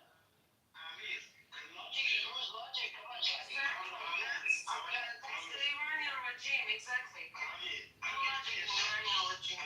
Shadi is right. We have these stories, they were Quran. Obviously, it's yours. They taught people are religious. If they don't do this, they can have their feeling, I don't know, they motivated them against them. What? It's a big crime to tell two mosques, man. I don't know what part of that don't you understand. According to Sharia, you can even get executed for torching mosques. No. You are right. Over 250 mosques were by themselves, some of them by people, because you know the story of the revolution in France, 1789, they call it de-Christianization. They attacked the Christian churches. People in Iran these days hate Islam. Maybe you say why? Because they say Haydar is the Ali, their Shia Imam, and when they Allahu Akbar, Haydar, they kill people. You think the people say, oh, how many people in Iran are religious? We are Muslim. It is a Muslim country. No, I'm asking you, little, how many people in Iran are religious? 50%, 10%, 30%, 40%? The government doesn't let you to have a survey about that. The Quran said it's about 40%. The Quran survey that was done, 8 to 40%, it said 40% is religious. But it could be more than that. My mother-in-law, my sister-in-law, they pray. They are Islam, but they are not what you call it. They But don't even if we talk about religion, even if we say about Islam, in Islam we have in Quran it says that if a banda kills someone who is my banda, the universe will collapse, because if you even break a heart, how we are talking about Iranian regime who says that I'm Muslim and has nothing to do with Muslim. I'm against this regime, but I am not. Shadi, I'm not defending IRGC. I know we're trying to have this civilized conversation. It always turns into emotions. Okay. I'm trying to have this logic, because that's what when I talk to Zionists, I actually provide sources. You don't have logic. We don't have logic. Hold on a This second, regime doesn't have any logic. Hold on a second. So, Shadi, would you agree that if 200 mosques were torched, would you agree 40 or 50 mosques were, were besieged? The besieges were in there? I don't know, because I wasn't there. I don't know about that, but I know about Iranian regime and Iranian plan, I know they always, all these years, they had planned, and they did that with my family, with every family in Iran. They just do something bad, and they hide it with something that's the plan they are doing. That's why they are firing the mosques, because they want the propaganda, the world to see, okay, come Iranian people hate Muslims. Shadi, logically speaking, let's say 50 mosques. What about the rest of the other mosques, 100 mosques, 150 mosques? Who's torching those mosques? The people doesn't have They are torching all the mosques. There's no logic here. It's all a lot of emotions. I have a question for you. Sure. Shadi is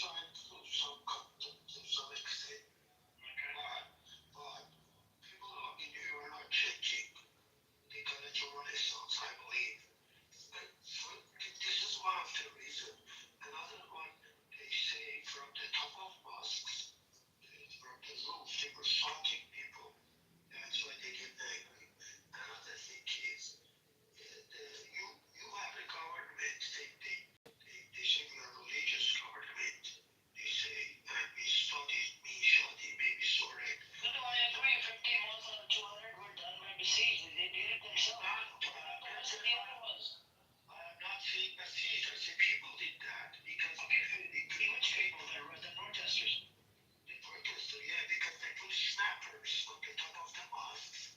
First of all, this one, and you have a fucking government by the name of God fucking you for 40, for 50 years, and you still love Islam.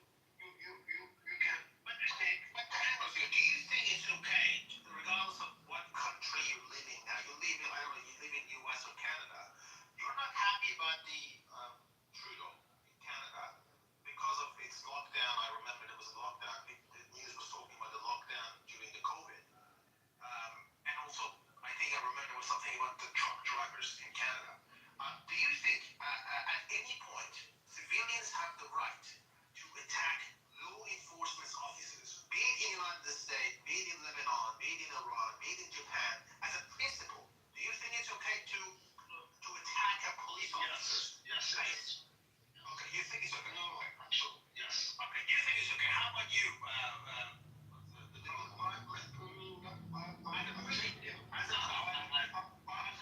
As a principle, I'm saying no, because in Canada, if you go straight, give you the example of let's talk about the yellow movement in France. How many people killed?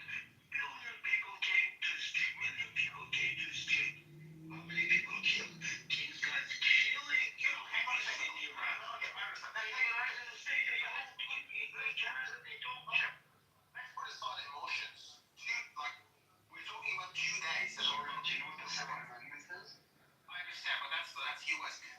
Yeah. We're talking about the U.S., right? No, we're not talking about U.S. I mean, you just come to look, there were 2 days in Iran. There was an unrest, but prior to those 2 days, no one talks about it. There was another 10 days of protests in Iran, and there was no report of violence. There was no report of anything crazy happening. But what happened during those 2 days that we had a lot of bloodshed was going on from both sides? I mean, that's a question you need to ask yourself. How come if they wanted to go ahead with is that a legitimate? I mean, obviously you're emotional, like you have to be emotional. No. Sorry. Government 18 and 19. I don't know you know Tehran or not. I saw videos from people like 2,000 from Illinois Street, 18 and 19. Government saw if they don't kill, they should go. And they got the military. They decided to people. That's easy as it is. Don't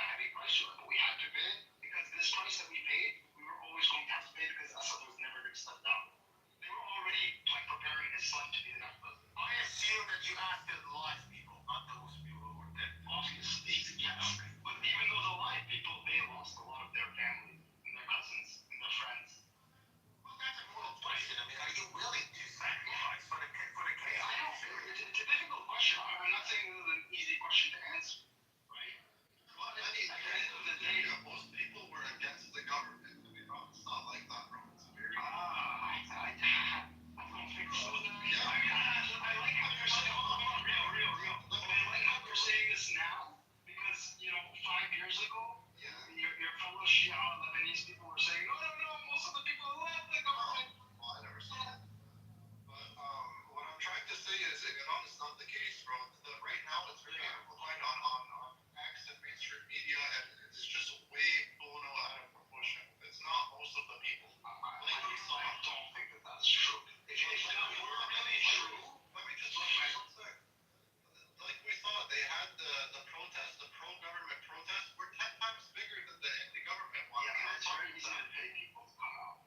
Nobody was getting paid, bro. You're on the same. You guys are telling us that they're broke, right? So how are they paying all these people to come out? These people want the government to stay in power. There's Muslims there, by the way, and they're broke. It's very cheap to bring people out. Okay, bro. All I'm You saying bring people on the streets for they have 10 million people. Sure. Where is your proof? So Rio, where is your proof that more people came out? Where is your proof? What? Where is your proof that more people came out? Just a Let's work under the assumption that more people came out. You're comparing a protests in which people can lose their lives versus protests in which people are probably going to get paid in bread. You don't think the most popular government protests? Question is here. How much money do you think the most popular showing out to the anti-government? How many percent of people should come to the street to have a revolution? Percentages between 3% to 10%. We have enough people to have revolution today. You don't need, they're supportive of government in 10 times. But how do you draw a distinction between vandalism and protest? Because we see a lot of vandalism in the street of Peoria. We see a lot of banks being burned down. We saw a lot of mosques being burned down. A lot of in United States, people raided the Congress, and only 2 people died, and one of them was a police officer. There were only two police officers where they were armed. Only They were armed. Where is that? Is it in Iran? I'm saying in United States, the people armed people raided the Congress, and only 2 people died. The 6th of January. Yeah. Okay. So what's your point? Well, the point is that that was a court act. You're not supposed to kill police officers, regardless. That's my point. I'm for non-violence. You were saying people coming for violence, people coming to loot or whatever. Like, how come they killed 3,000 people for just protesting? While in U.S. they killed only 2 people for getting the Congress. Protesting doesn't happen that night, and you're burning down mosques and you're destroying cities. That's not protesting. That's an insurrection. I believe that there should be a Prove to me that the people burned the mosque and the IRGC itself. Prove to me. Why would IRGC burn their own mosques? Exactly. So you don't have a proof that people burned it. It doesn't make sense. You need to use your logic. There have been multiple instances. Have you ever heard of a false flag? People are religious. They don't just go and tell their mosques. The people are not religious in Iran. IRGC are People are religious in Iran. Stop this bullshit. All you fucking people. Listen. Shut up.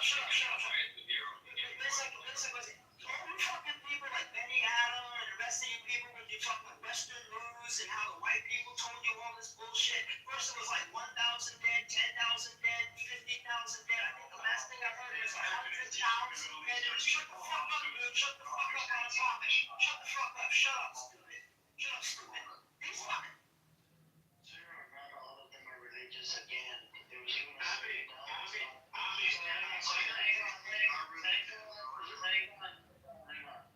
It's about 40% or so of religious. Oh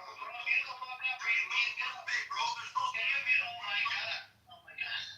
According to the Western survey, just take me a review. Don't be like real. Oh my God. This girl was literally swearing at the prophet. so shit. Okay, Shadi, if you were doing this, you should stop it, okay? You should be doing that. I'm sure your grandmother is religious. She's Muslim, right? You should be doing that. That's disgusting. When it comes down to the religious thing, there's a lot of them that left the religion. Okay, there's a lot of them. We don't have the stats, but the Western stats, like the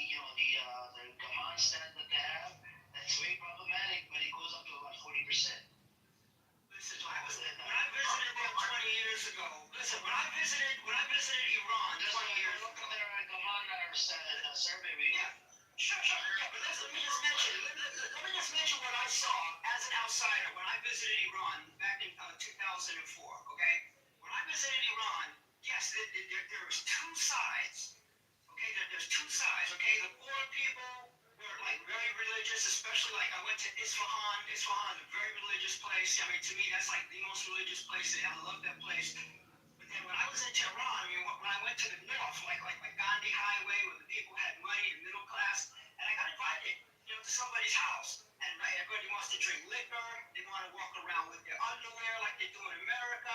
They want to get fucking, they want to party. That's all they want to do. They want to be like the West. So yeah, you got those people.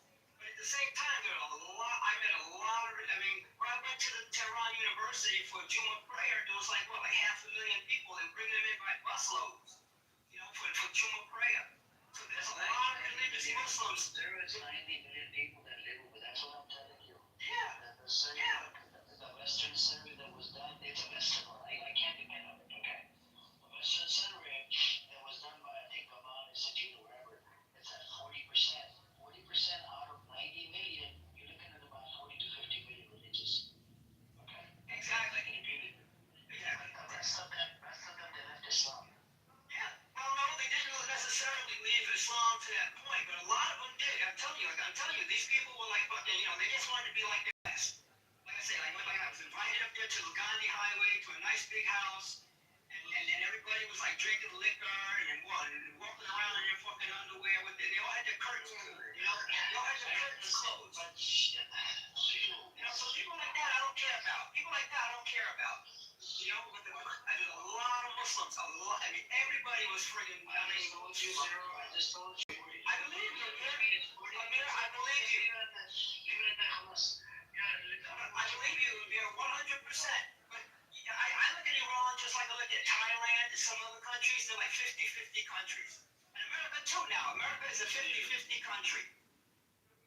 We have 50% is on one side and 50% on the other. Sarah, we're going to continue the conversation. Yes, what's your point? What Amir says, you cannot trust on the one person's observation. He's talking about the survey. Anyways, Amir, if you say, for example, this government or these messages are Muslim, why they have to burn their own mosque, okay? Don't think of them like that. We have evidence in the previous protest. They put a bomb in Imam Reza's to tell people, see a little boy, real X, Y, Z. They want to get rid of your religion. They use this flag. What is it? What happened? What they do, and it is a protest. They do not exclude the religious, like I don't know, religious places to tell people these protests want to attack your religion to get benefit of that, to make people to come and attack the protesters. So basically, he's trying to say it's a false operation that's from the government. That's what he's trying to say. Which is bullshit. That's bullshit. The point is that how justified is this of 350 boys? Obviously, you don't like the government. I'm not here to defend the government. I'm already doing it.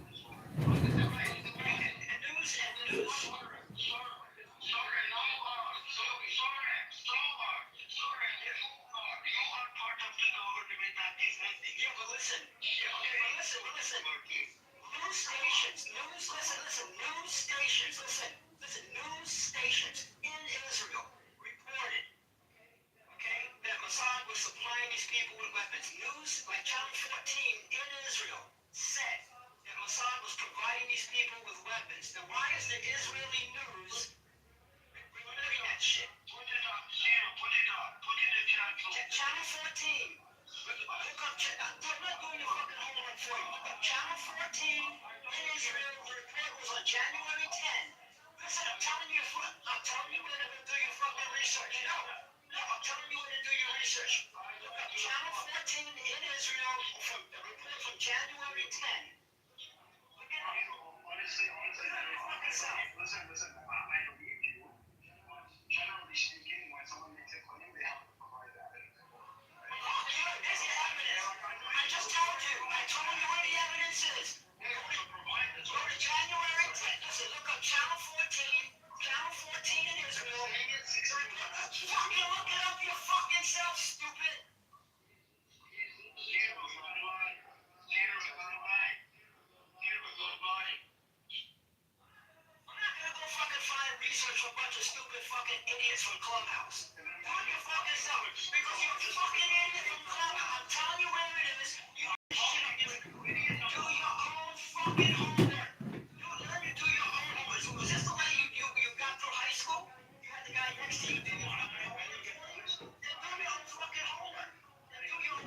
Yeah, so Zero, the way in this room it works is we have to provide sources. You know I do it all the time. I'm just not in the mood. I'm not in the mood. This is fucking Ramadan. I'm not gonna play games with these stupid fucks. You know I do. You know I do.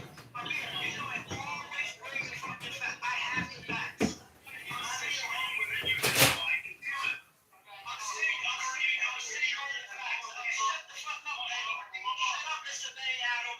Benny Adam. I put the source of the Jersey Gunsmith because I know Benny Adam is over the Put the source for you, Benny Adam. Yes, there you go.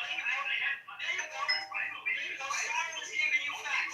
Soren is giving you facts. Then shut the fuck up and read the facts. Zero, I got to Shut up and read the facts.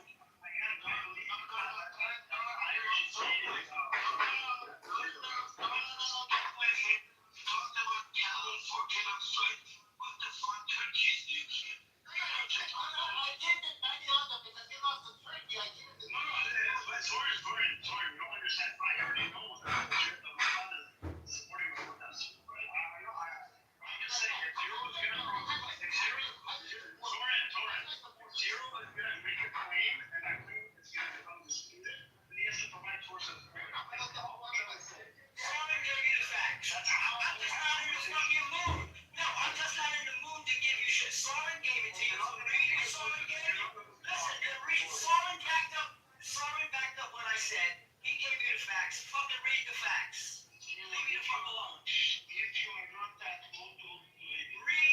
what Soren backed up what I told you. He put it in there for you. Read it. Leave me the fuck alone. Stop asking me to do your homework. What I'm saying is that what sort of support do you think that the Mossad would do to protesters in the room, since you accepted the fact that they do support, because they use the word armed? By the way, if you're asking me, I think it was the Mossad that was burning down a lot of these mosques. That's my personal opinion. I don't have sources for it, but that's just what I think. You said it was red. By the way, You said false flag. You said false flag. That's also a possibility. I also think that if you follow, What I'm trying to say is this. If I was God forbid, if I was like one of them, like one of these Mossad agents, I would not only attack the Iraqi political, what's it called, the law enforcement, I would also try to, because I want to create a background. I'm trying to create sedition. I'm not talking to it.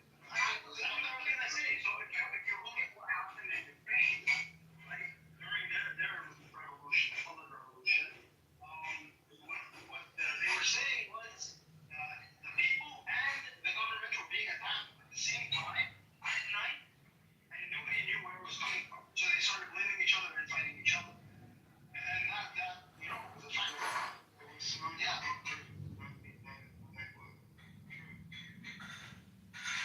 I think that's what's going on here. But that doesn't mean, by the way, that doesn't mean there's no animosity from the people towards the government.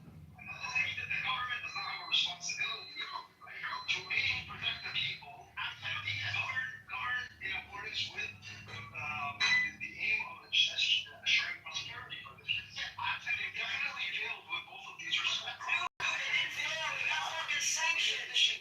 Dude, it failed. Dude, sanctions on everything. Dude, you don't fail. Dude, you don't fail when you have 100% fucking sanctions. You can't fail. Dude, how are you gonna fail when you have sanctions? How are you gonna fail? How are you gonna? Listen, Benny, let me tell you something stupid. Listen to this. Listen, stupid. Can you please allow Benny go to finish? Come on, Zero. Okay, then I'm next. Okay, Let him finish. Go on. I'm going to go on for what I was saying. Okay, well, he's busy drinking his liquor and I can't remember shit. Let me talk. Okay, look, here's the thing. Let's say you want to go into a bank. Let's say you have money in your bank and you want to go into the bank and get your money so you can pay your bills. I'm standing outside the bank with a fucking weapon telling you you can't get into your bank. How are you going to get the money from your bank to go pay your bills? You can't. That's what a fucking sanction is, stupid. I'm done. So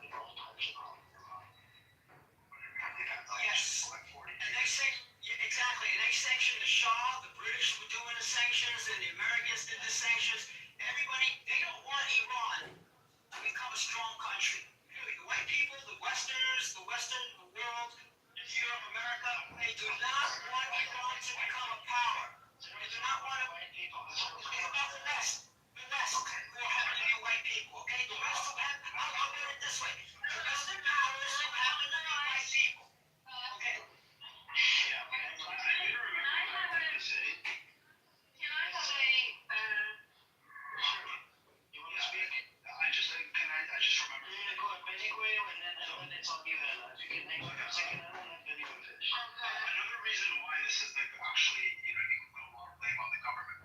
Is because it's the government that's preventing us from getting a lot of information on the ground.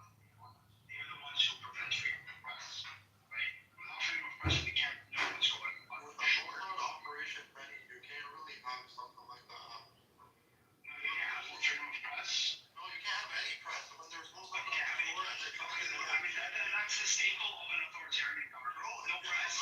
Just what do you want to say? You're actually proving my point. You understand that, right? What? You're actually proving my point. Bro, how am I proving your point when there's a... Because when you don't have free press, then you don't know what's happening in the country. Therefore, propaganda will run rampant against you. Because there is no free press. You don't know who burned down the mosques. There's no independent journalists. You have your topple, the government topple. Here, let me ask a question for you. Would be fantastic if the government was toppled. Yeah, we know that. That would be,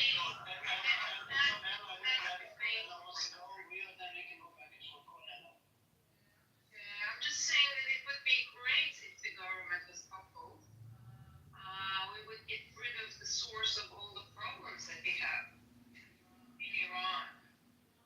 Why other countries have issues with other countries, neighbors. You know, Iranian government made enemy out of anyone and everyone. They haven't left any friends. To me, as an Iranian, that is onto our useless dictators. That they're not only just not presenting their people, they are suppressing them, and they are making wars and enemies all over the world. If they could suppress the whole world. My friend is just standing up against Israel, so I love them more than ever before. Can you tell us, Ella, what wars they're creating around the world? Hang on a second, one person at a time. I do have this big question for Ella. Ella, are you Azeri Iranian? Like, are you Azeri? I'm Azerbaijani Iranian. Okay, cool. Azeri is not the right word. Okay, cool.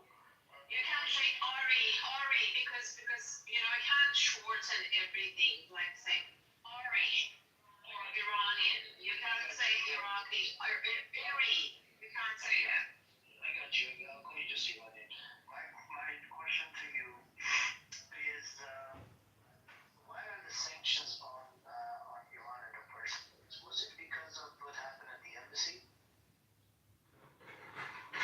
Many sanctions. Well, it started after the revolution. It started with the embassy, and then it went on. Why should crazy people go and invade an embassy? Why should they do that? Why should they take hostage other diplomats? Why should they do that? What was their demand? There are some international rules. There are some international rules. There are some international rules. You cannot invade What was their demand? whatever was the demand. They cannot go and invade an embassy. What was the demand? Can you please tell us? Whatever it was the demand, you cannot invade the embassy. What's the answer, Ella? Can you just tell us the answer? I do know, but whatever. There is no excuses in the world. Oh, okay. You know the history. Okay, you know the history with that mullah's assassin mullah's photo. Yeah, you know it. And your leader knows it. I'm gonna help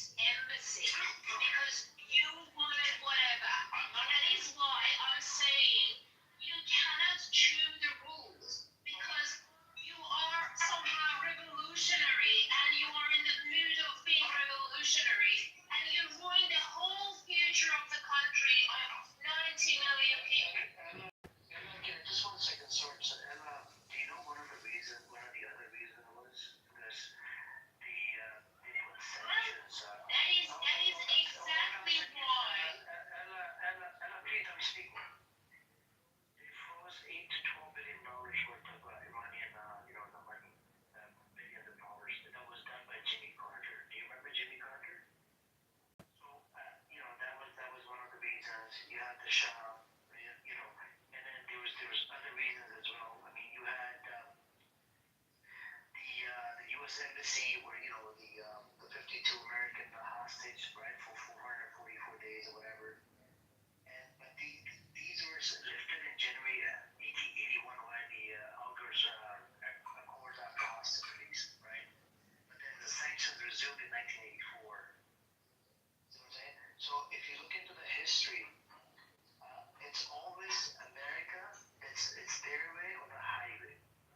Right now, do you know what the demands are, Ella? The demands are put down your weaponry, put down your hypersonic missile program, get rid of your proxies, get rid of the uranium enrichment program, and pretty much open your doors to invasion, open your doors to attack by Israel or neighboring countries, open your doors to occupation by the U.S. because U.S. is definitely going to set up a military base by force, and just like what's happening in Iran, and get ready to get invaded.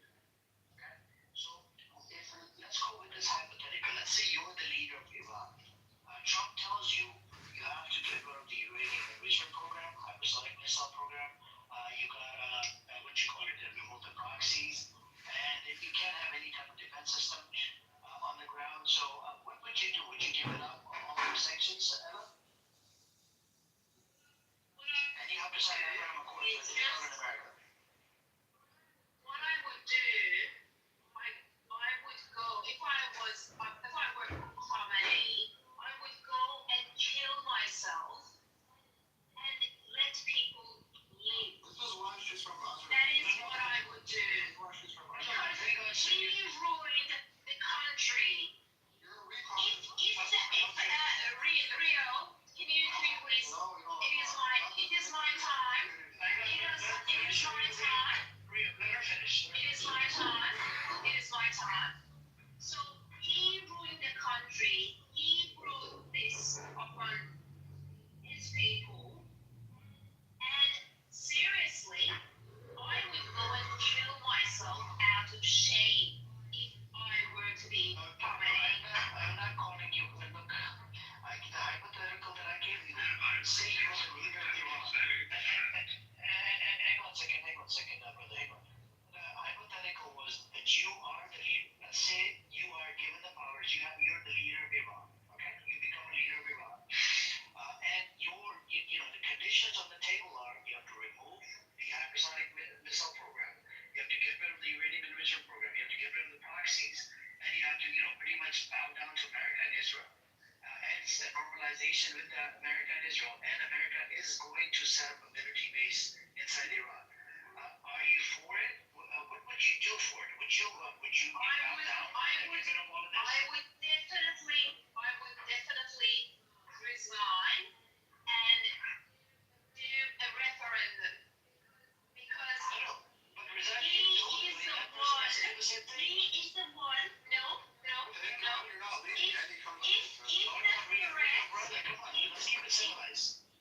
He is the person who's responsible and brought this upon table. The threat of invasion and everything. Ella, you keep on being around the bush. I'm putting you in power, in charge. The requirements are, hold on a second, I'm not done. Requirements are you have to get rid of the uranium enrichment program, you have to get rid of the proxies, right? And you have to bow down to America, and you can't have hypersonic missile program, which means you will open up the doors to fucking, anybody can invade your country, take over your land. Even the neighboring countries can fucking occupy, like we see Israel occupying fucking border lines, strip off farms on the border of Israel, building more settlements in the West Bank, taking over fucking Gaza, doing a whole bunch of stupid shit. Even the buffer zone in Syria. My question to you, you are the leader now. Forget the other leader, forget Khamenei, whatever, all of these people. You are the leader, you are told by Trump to, you're gonna have to get rid of all of this shit. Are you ready to give up all your defense system? Okay, what I'm trying to say It's just a yes or no. It's a yes or no question. No. I'm just saying that the options aren't limited to what you say. You try to limit me. This is what it's limited to. In my hypothetical, this is what it's limited to. Would you, it's a yes or no question. Would you give up the superficial question. It's not a superficial. This is what the requirements are. You look it up. Go ask ChatGPT, whatever. These are the requirements by America to remove the sanctions. What I'm saying is that leader is not qualified to make those decisions because he has. I'm not talking about. Oh my God, it's a woman, man. No,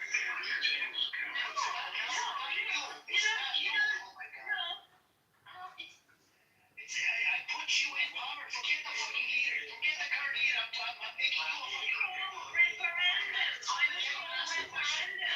Okay, I put you a referendum. What kind of fucking referendum is you want to have to remove all of this shit? You know what else I would do? You know what else I would do? I would invite UN peacekeepers instead of America, instead of Israel. I would invite the UN peacekeepers to oversee the referendum. That is what I would do. All right. Let's go with the UN peacekeepers. On the border of Lebanon and Israel, there's about 10,000 peacekeepers, UN peacekeepers. During the Lebanon and the Hezbollah and the Israel fight, they even attacked the UN peacekeepers. All right, it's about 10,000 of them. My question was clear cut. Anybody, it's just a yes or no question. Would you remove all of these shit? It's a big list of things that you have to fucking agree to be able to get the sanctions removed from Iran. It's a yes or no question. Would you do it? If you were, it's a hypothetical. If you're police as the leader of Iran, would you do it? It's a yes or no. Little, Shadi, Ella, whoever's Iranian, Taco, anybody can jump in. Or short, or 100% no. 100% no from my side, and that's a clear. Would you say yes or no? First of all, this is a Tuasi. You say there is two options. No. What we are saying is, There you go, sir. You don't know where the study goes. you are not paying attention why this fucking government brought here today to bring those navies to ask us to do this. You said the House Day of the Mexico United States started 1970 something, and they added on. 1979. Oh yeah, 79. They added on top of I that. say that you having a meeting, and we have problems with the conversation.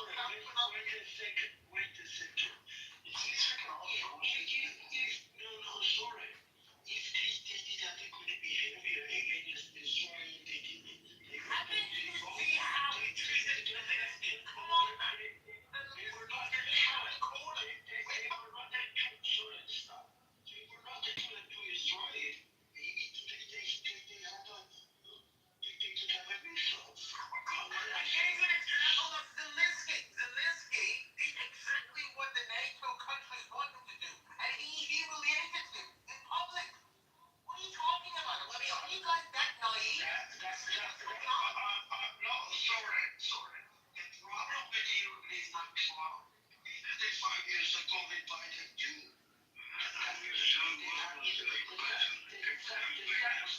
The sanction was not started at Trump.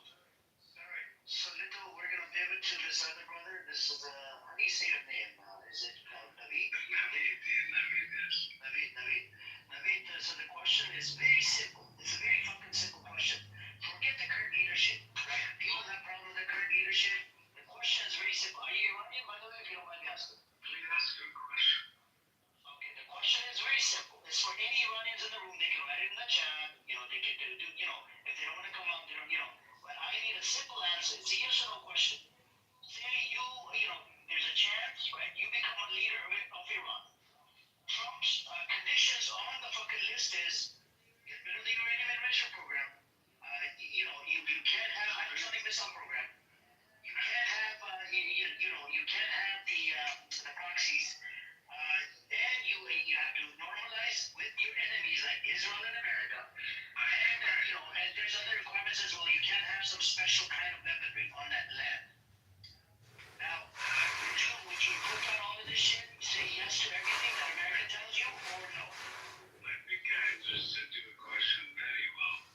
But the thing is that America is on the west, and Iran is in the continent in itself. And for itself to have that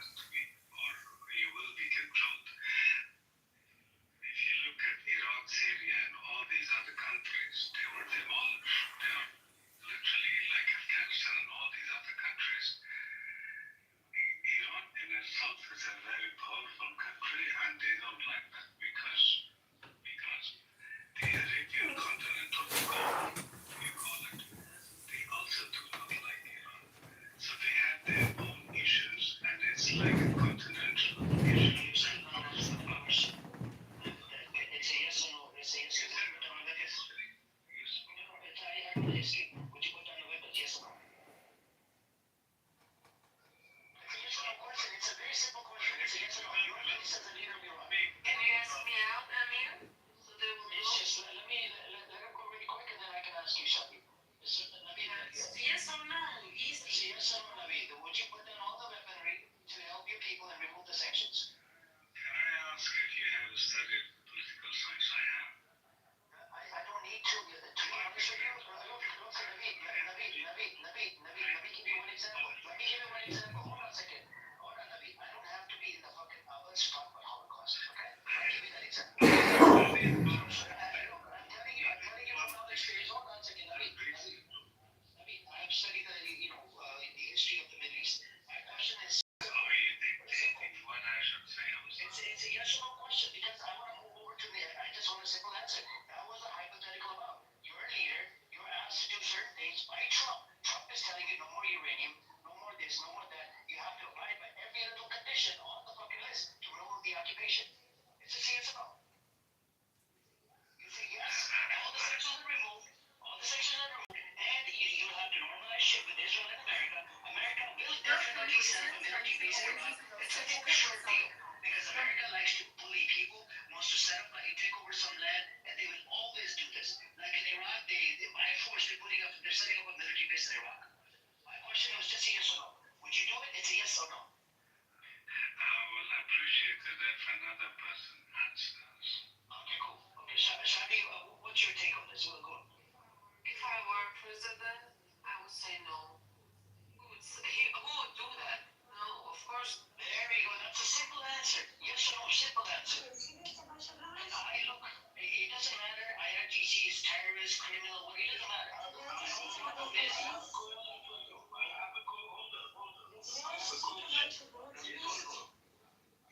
I have a life, and you know this guy is crazy beside you. You give it or not? Yes or no? You have a guy next to you. I would never give anybody a knife. If there's a crazy guy, I would never give him a knife. That's right.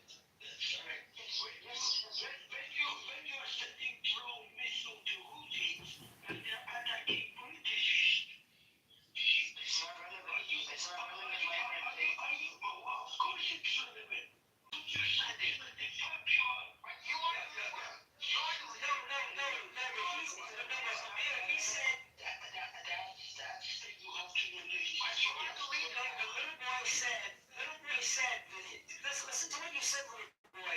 They're sending things to Yemen. Now, how about the United States sending things to Israel? They're sending things to Israel that's causing this, but Iran's not allowed to send things to Yemen to defend themselves. That's what you're saying. But Iran's allowed to send everything they can, billions and billions and billions of dollars of weaponry to Israel. Literally, it's not about the crazy dog. It's about you. You're the leader. People chose you. It's a simple yes or no question. You should know that. He should please. You are the leader now. You are that. Sorry, please. You cannot ask yes or no.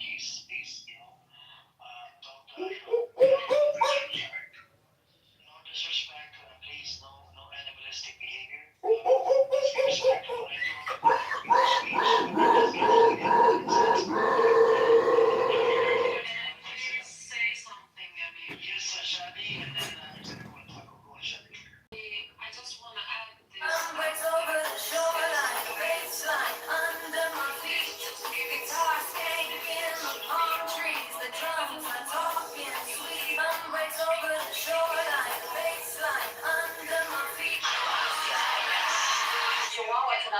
I'll just say they've uncovered it. You're in my world now, Diego.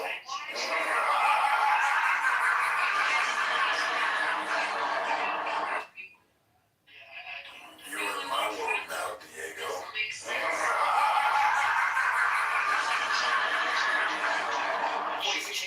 Another stack in that graph. Look at that. Straight up, we're winning today. I've always been curious about the way the world paints itself into our eyes. A little glass sphere helps turn that into a photograph. The stick gold wings on my chest, kind of.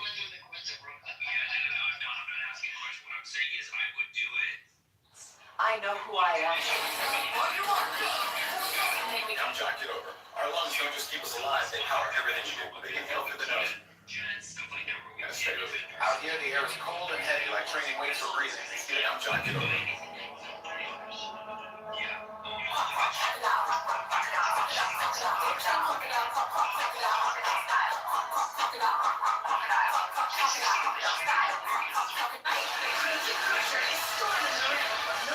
Y'all quick check-in. Folks keep sending you little ping emojis asking how things are doing. So here it is. We got 7 of them now, all healthy, and they are getting big. A couple of them are pushing 150 pounds already. But it goes down afternoon. Wild dolphins straight off the bow. This is incredible. Like synchronized dances. That's right, gentlemen. We need to talk risk tolerance and bad publicity. Good evening, I'm John Kitover with your vaccination update. State health officials report more than 72,000 new immunizations this week, and demand is holding steady after the winter surge. You doing all right back there, Charlie? Someone.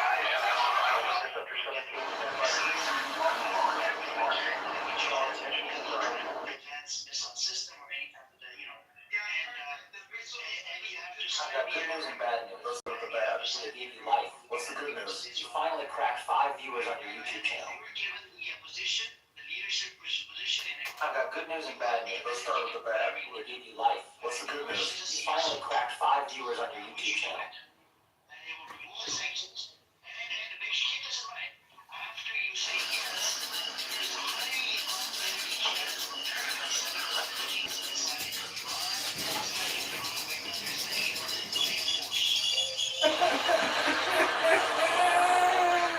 Scares me.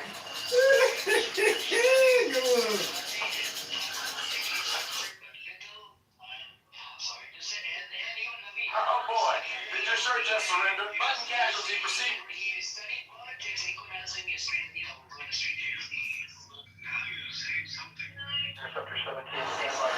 This is when you think of speaking with us. At first, my condolences. A terrible tragedy. Of course. Now, the art section.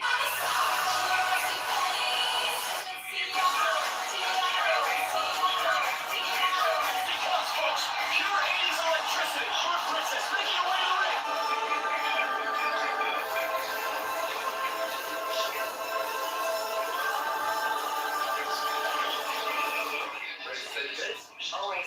Big guy. We've got wings. This is so sweet. Look at it. It's all bathing in candy.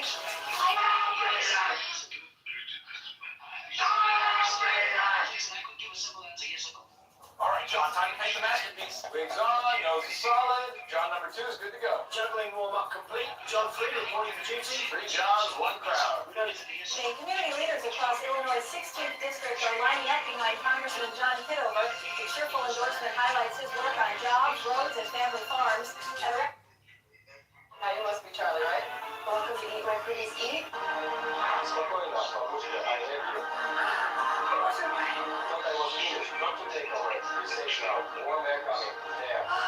Fly on the tide. Black and white kings as the wave rolls wide. Straight in the air. They want to fight me? I'm feeling spicy, real zesty. What's good? Anybody want to fight me? I'm too cute. Anybody want to fight me? What's up? Cute. Anybody want to fight me?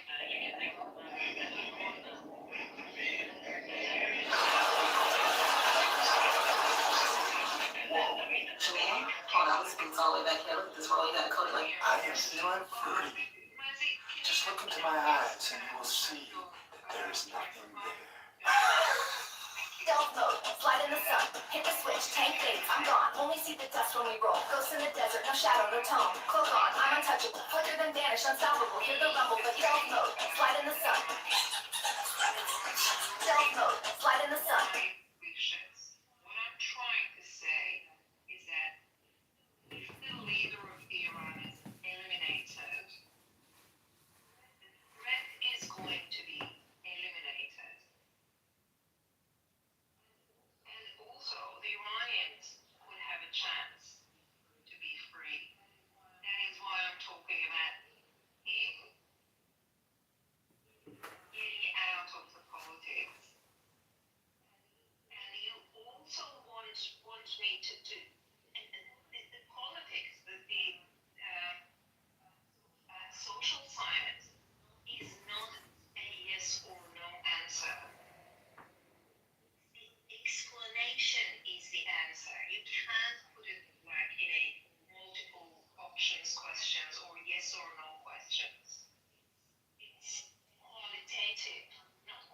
You can't say yes, no, black, white.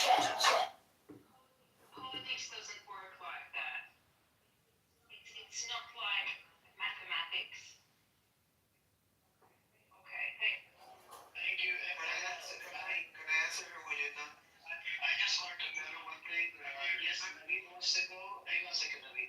Ella, it wasn't yes or no in the real situation. It was in this hypothetical. Was it yes or no? But you would not answer the question just like you do. Go on, Naveen, and then Mazi tell me about it. With all due respect to everybody, I'm pretty sure everybody have their own opinion. But as per Amir question he had was like whether the Community leaders across put forward into the negotiations of having nuclear and the other hypersonic and all that stuff. It's not something to do with anyone else, to be honest.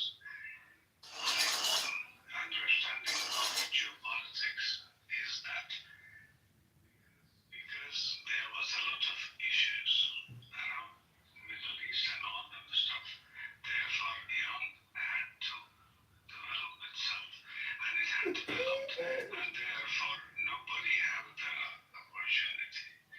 I've got good They news. don't find it easy for themselves, neither Israel. Israel is trying to put America into this context, but they know that they cannot put America into war with Iran.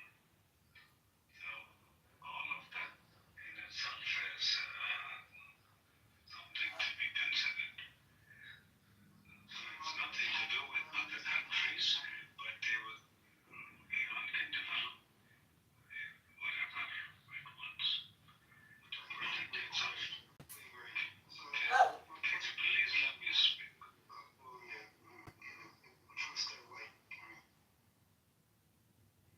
You go and finish, Naveen. You got 30 more seconds, and then I think Mazi wanted to jump in as well. Go on.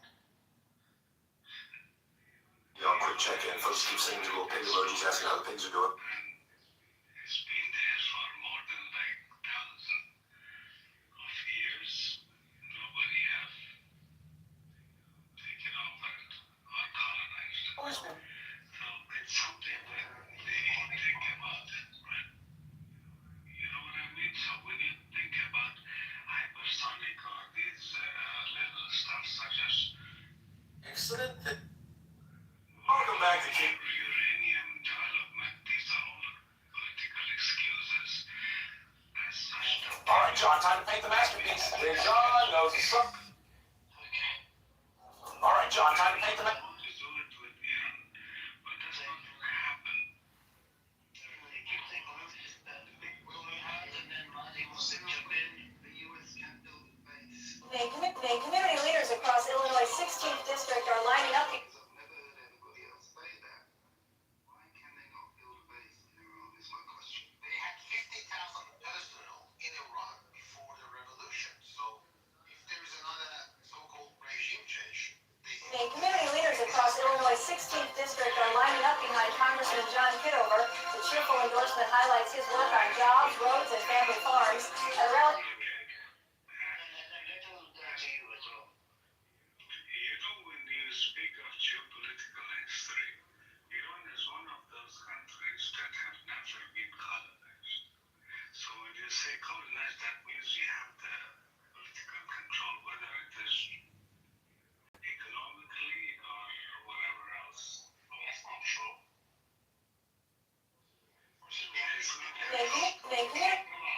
All right, John. All right, John, time to paint the map. The British and the French, the British and the Russians split Iran after World War I. And let's not forget about the Islamic conquest. That was after conquest and colonization. Right. So I think, Naveen, we're going to pivot now. Thank you. Hopefully the answer. I mean, you're writing your name in Arabic letters, bro. Why do you think you're doing that? Yeah, that's cool. Thank you. Hold on. Brother Amir, can I just make one quick comment? Ron? Just one thing real quick. Go ahead,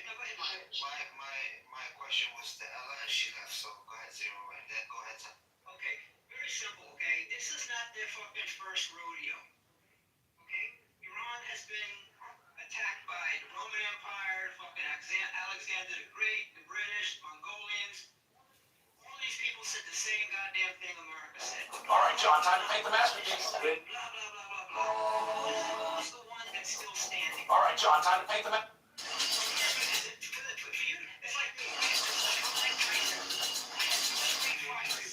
Shut up. I'm Mike Tyson. I had 23 fights. I knocked out 21 people. Now you're telling me you're going to kick my ass in the next fight? It's like, okay, let's go. Let's try it.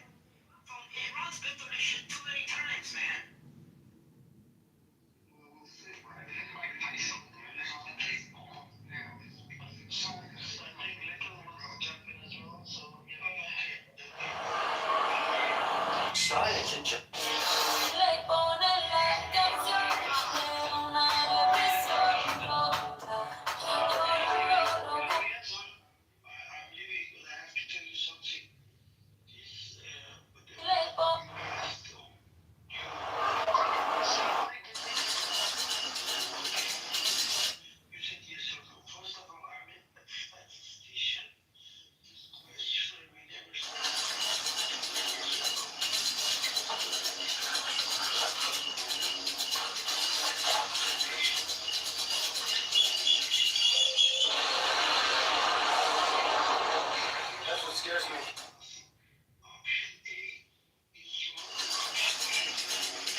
My name is Alexandra Zarina.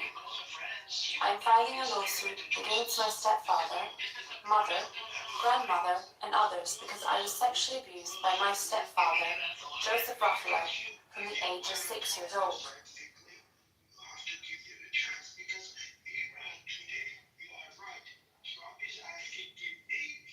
My name is Alexandra Zarini.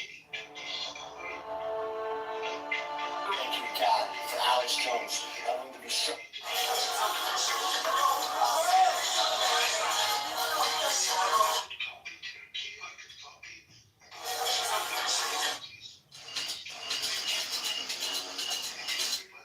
Good evening, I'm John Kitover with your vaccination. That wild dolphin straight off the bow.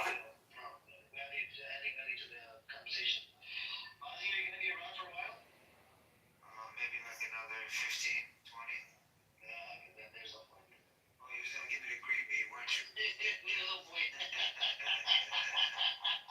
I know you were cool buddy with Sayla. She was in the audience that time being a whole bunch of shit about me. She was. Man, you're this me. Read the chat.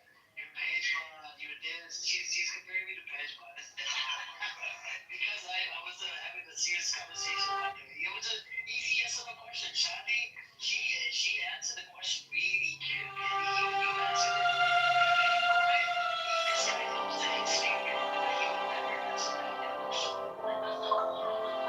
That wild dolphin straight off the bow. This is incredible. I got good news and bad news. Let's start with the bad. That wild dolphin straight off the bow. Okay, do you want me to ask you a question again, Benny Day?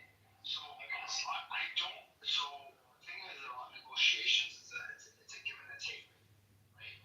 So, you don't start a negotiation with all of your demands and you're unwilling to, modify any of them. That's just not a negotiation. But Ben Gay gave you a hypothetical negotiation. Was a hypothetical. Under all absolutely. You happy? No, under all of those conditions. Yeah, under all of those conditions, absolutely. That's not how negotiations work. That's also true, right? And in addition to that, so let's take sanctions business. I don't really think the Iranians care that much about getting their sanctions. What the hell? Of course, honestly, man. The thing is, my favorite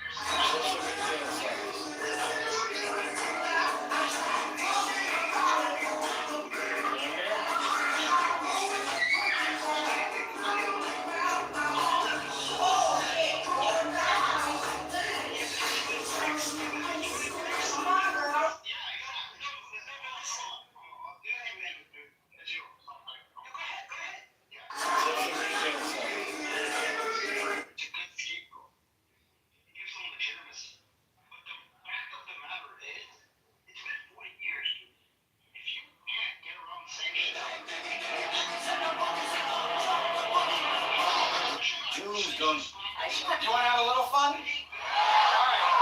What is done? We also have another major issue going on in our boards right now, and I just wanted to speak on it, because I don't think a lot of people understand why they're striking. Let's talk about it, please. When they joined BRICS in 2024, Brazil, China, and Iran have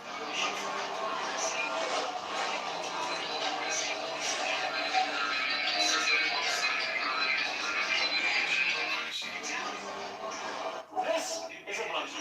Well, what is a bungee? A bungee is a small cabin that anyone can build their weekend. It's just a few friends. It builds just like Lincoln Logs, and you don't need to take it a second morning to buy it. People use bungees for all sorts of things, like kids play around.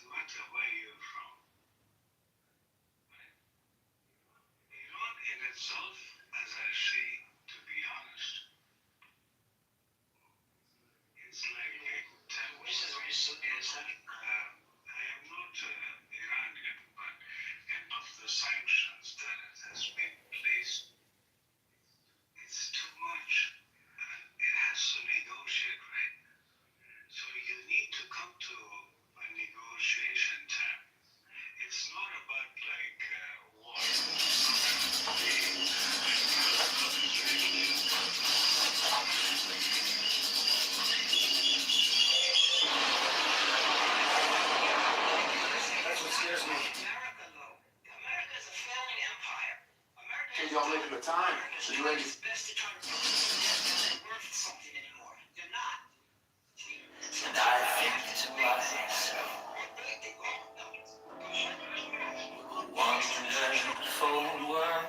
Just say, next to Mr. Trump and Carney, the Prime Minister of Canada, made a big speech and he said, and matter of fact, in Munich, And I think to myself, his name is, he just said the same thing. And everybody is. wonderful world. So now that's where we're at. So we really, I Iran's in a position where it can start dealing with China and the EU and other things like that, whereas America is going to be the one on the out. It's like, let me just finish this. Let's say you're playing basketball. There's 10 of you guys. Let me just quickly say this. Let's say there's 10 of you guys playing basketball. The one guy who owns the basketball says, well, if you let me play, I'm going to go home and take my basketball. and I think to myself, And go buy their own basketball. That's what's happening. Okay, go ahead. Zero. What line of work are you in? Well, I'm retired, but I do real estate primarily, and I also do my own stocks and stuff, but I'm retired. and I think to myself,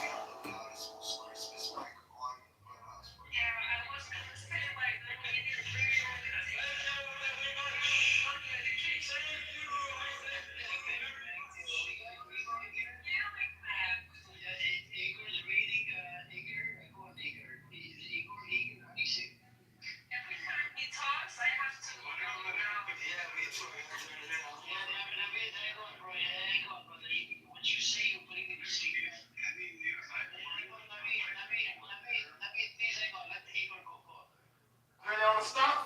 Okay. Here we go. I am somebody. I am somebody. I may be poor, but I am somebody. United States. They want the sanctions removed. Benny Gay said, or Ben Gay said that no, they don't want the sanctions removed. So we can ask the Iranians in the room, Mazi, you want the sanctions removed? Shadi, I'm sure you want the sanctions removed. Ready on the stop? Jeffrey Epstein has every major U.S. politician on video doing something terrible, probably to a child or to multiple people. The bottom line here is the United States government has become so corrupt that the time has come, I think, to clean the crap out of the stables and start over. What has happened over the years is the federal government has become an oppressive imperialist power in debt to the banks. We should not be. Religion, can you not do that? Can you promise me you're not going to attack the religion? I didn't attack religion. When did I attack religion? I don't know, somebody texted me in the back channel. Real. He's fooling. Jeffrey Epstein. Because I said to him, shut the Jeffrey Epstein has every major U.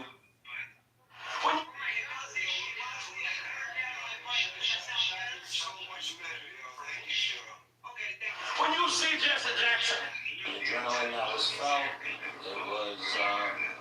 it was moving, but it's what we trained for. Video captured this life-saving mission on the Queens Road Bridge around 9 o'clock Monday night. This hotel behind me was purchased for $1.3 million last year, and after I will not visit the country of Israel. To hire everyone. This Naveed is putting me to sleep. I swear to God, I got love for you. I swear to God, I don't know what you're talking about. He didn't turn this up. Yeah, he does need to turn it. Maybe he needs a lesson in audio engineering. Okay, like, bro, I can't. I think you're out of oil. I hear the thing, bro. You're out of oil. You heard I'm it. putting my seatbelt on. That's what it is. I'm a rebel. It takes you. moment of truth. Let's see what the. And then for 6, my famous beef stew is gonna have the whole. In a word, be a saint. Ritual 2 slices, medium brown, no drama. Anyways, I think that was a very good practice. And Shadi, you know, you were number one. Saying, give me a straight answer. I like that straight answer, Mazi.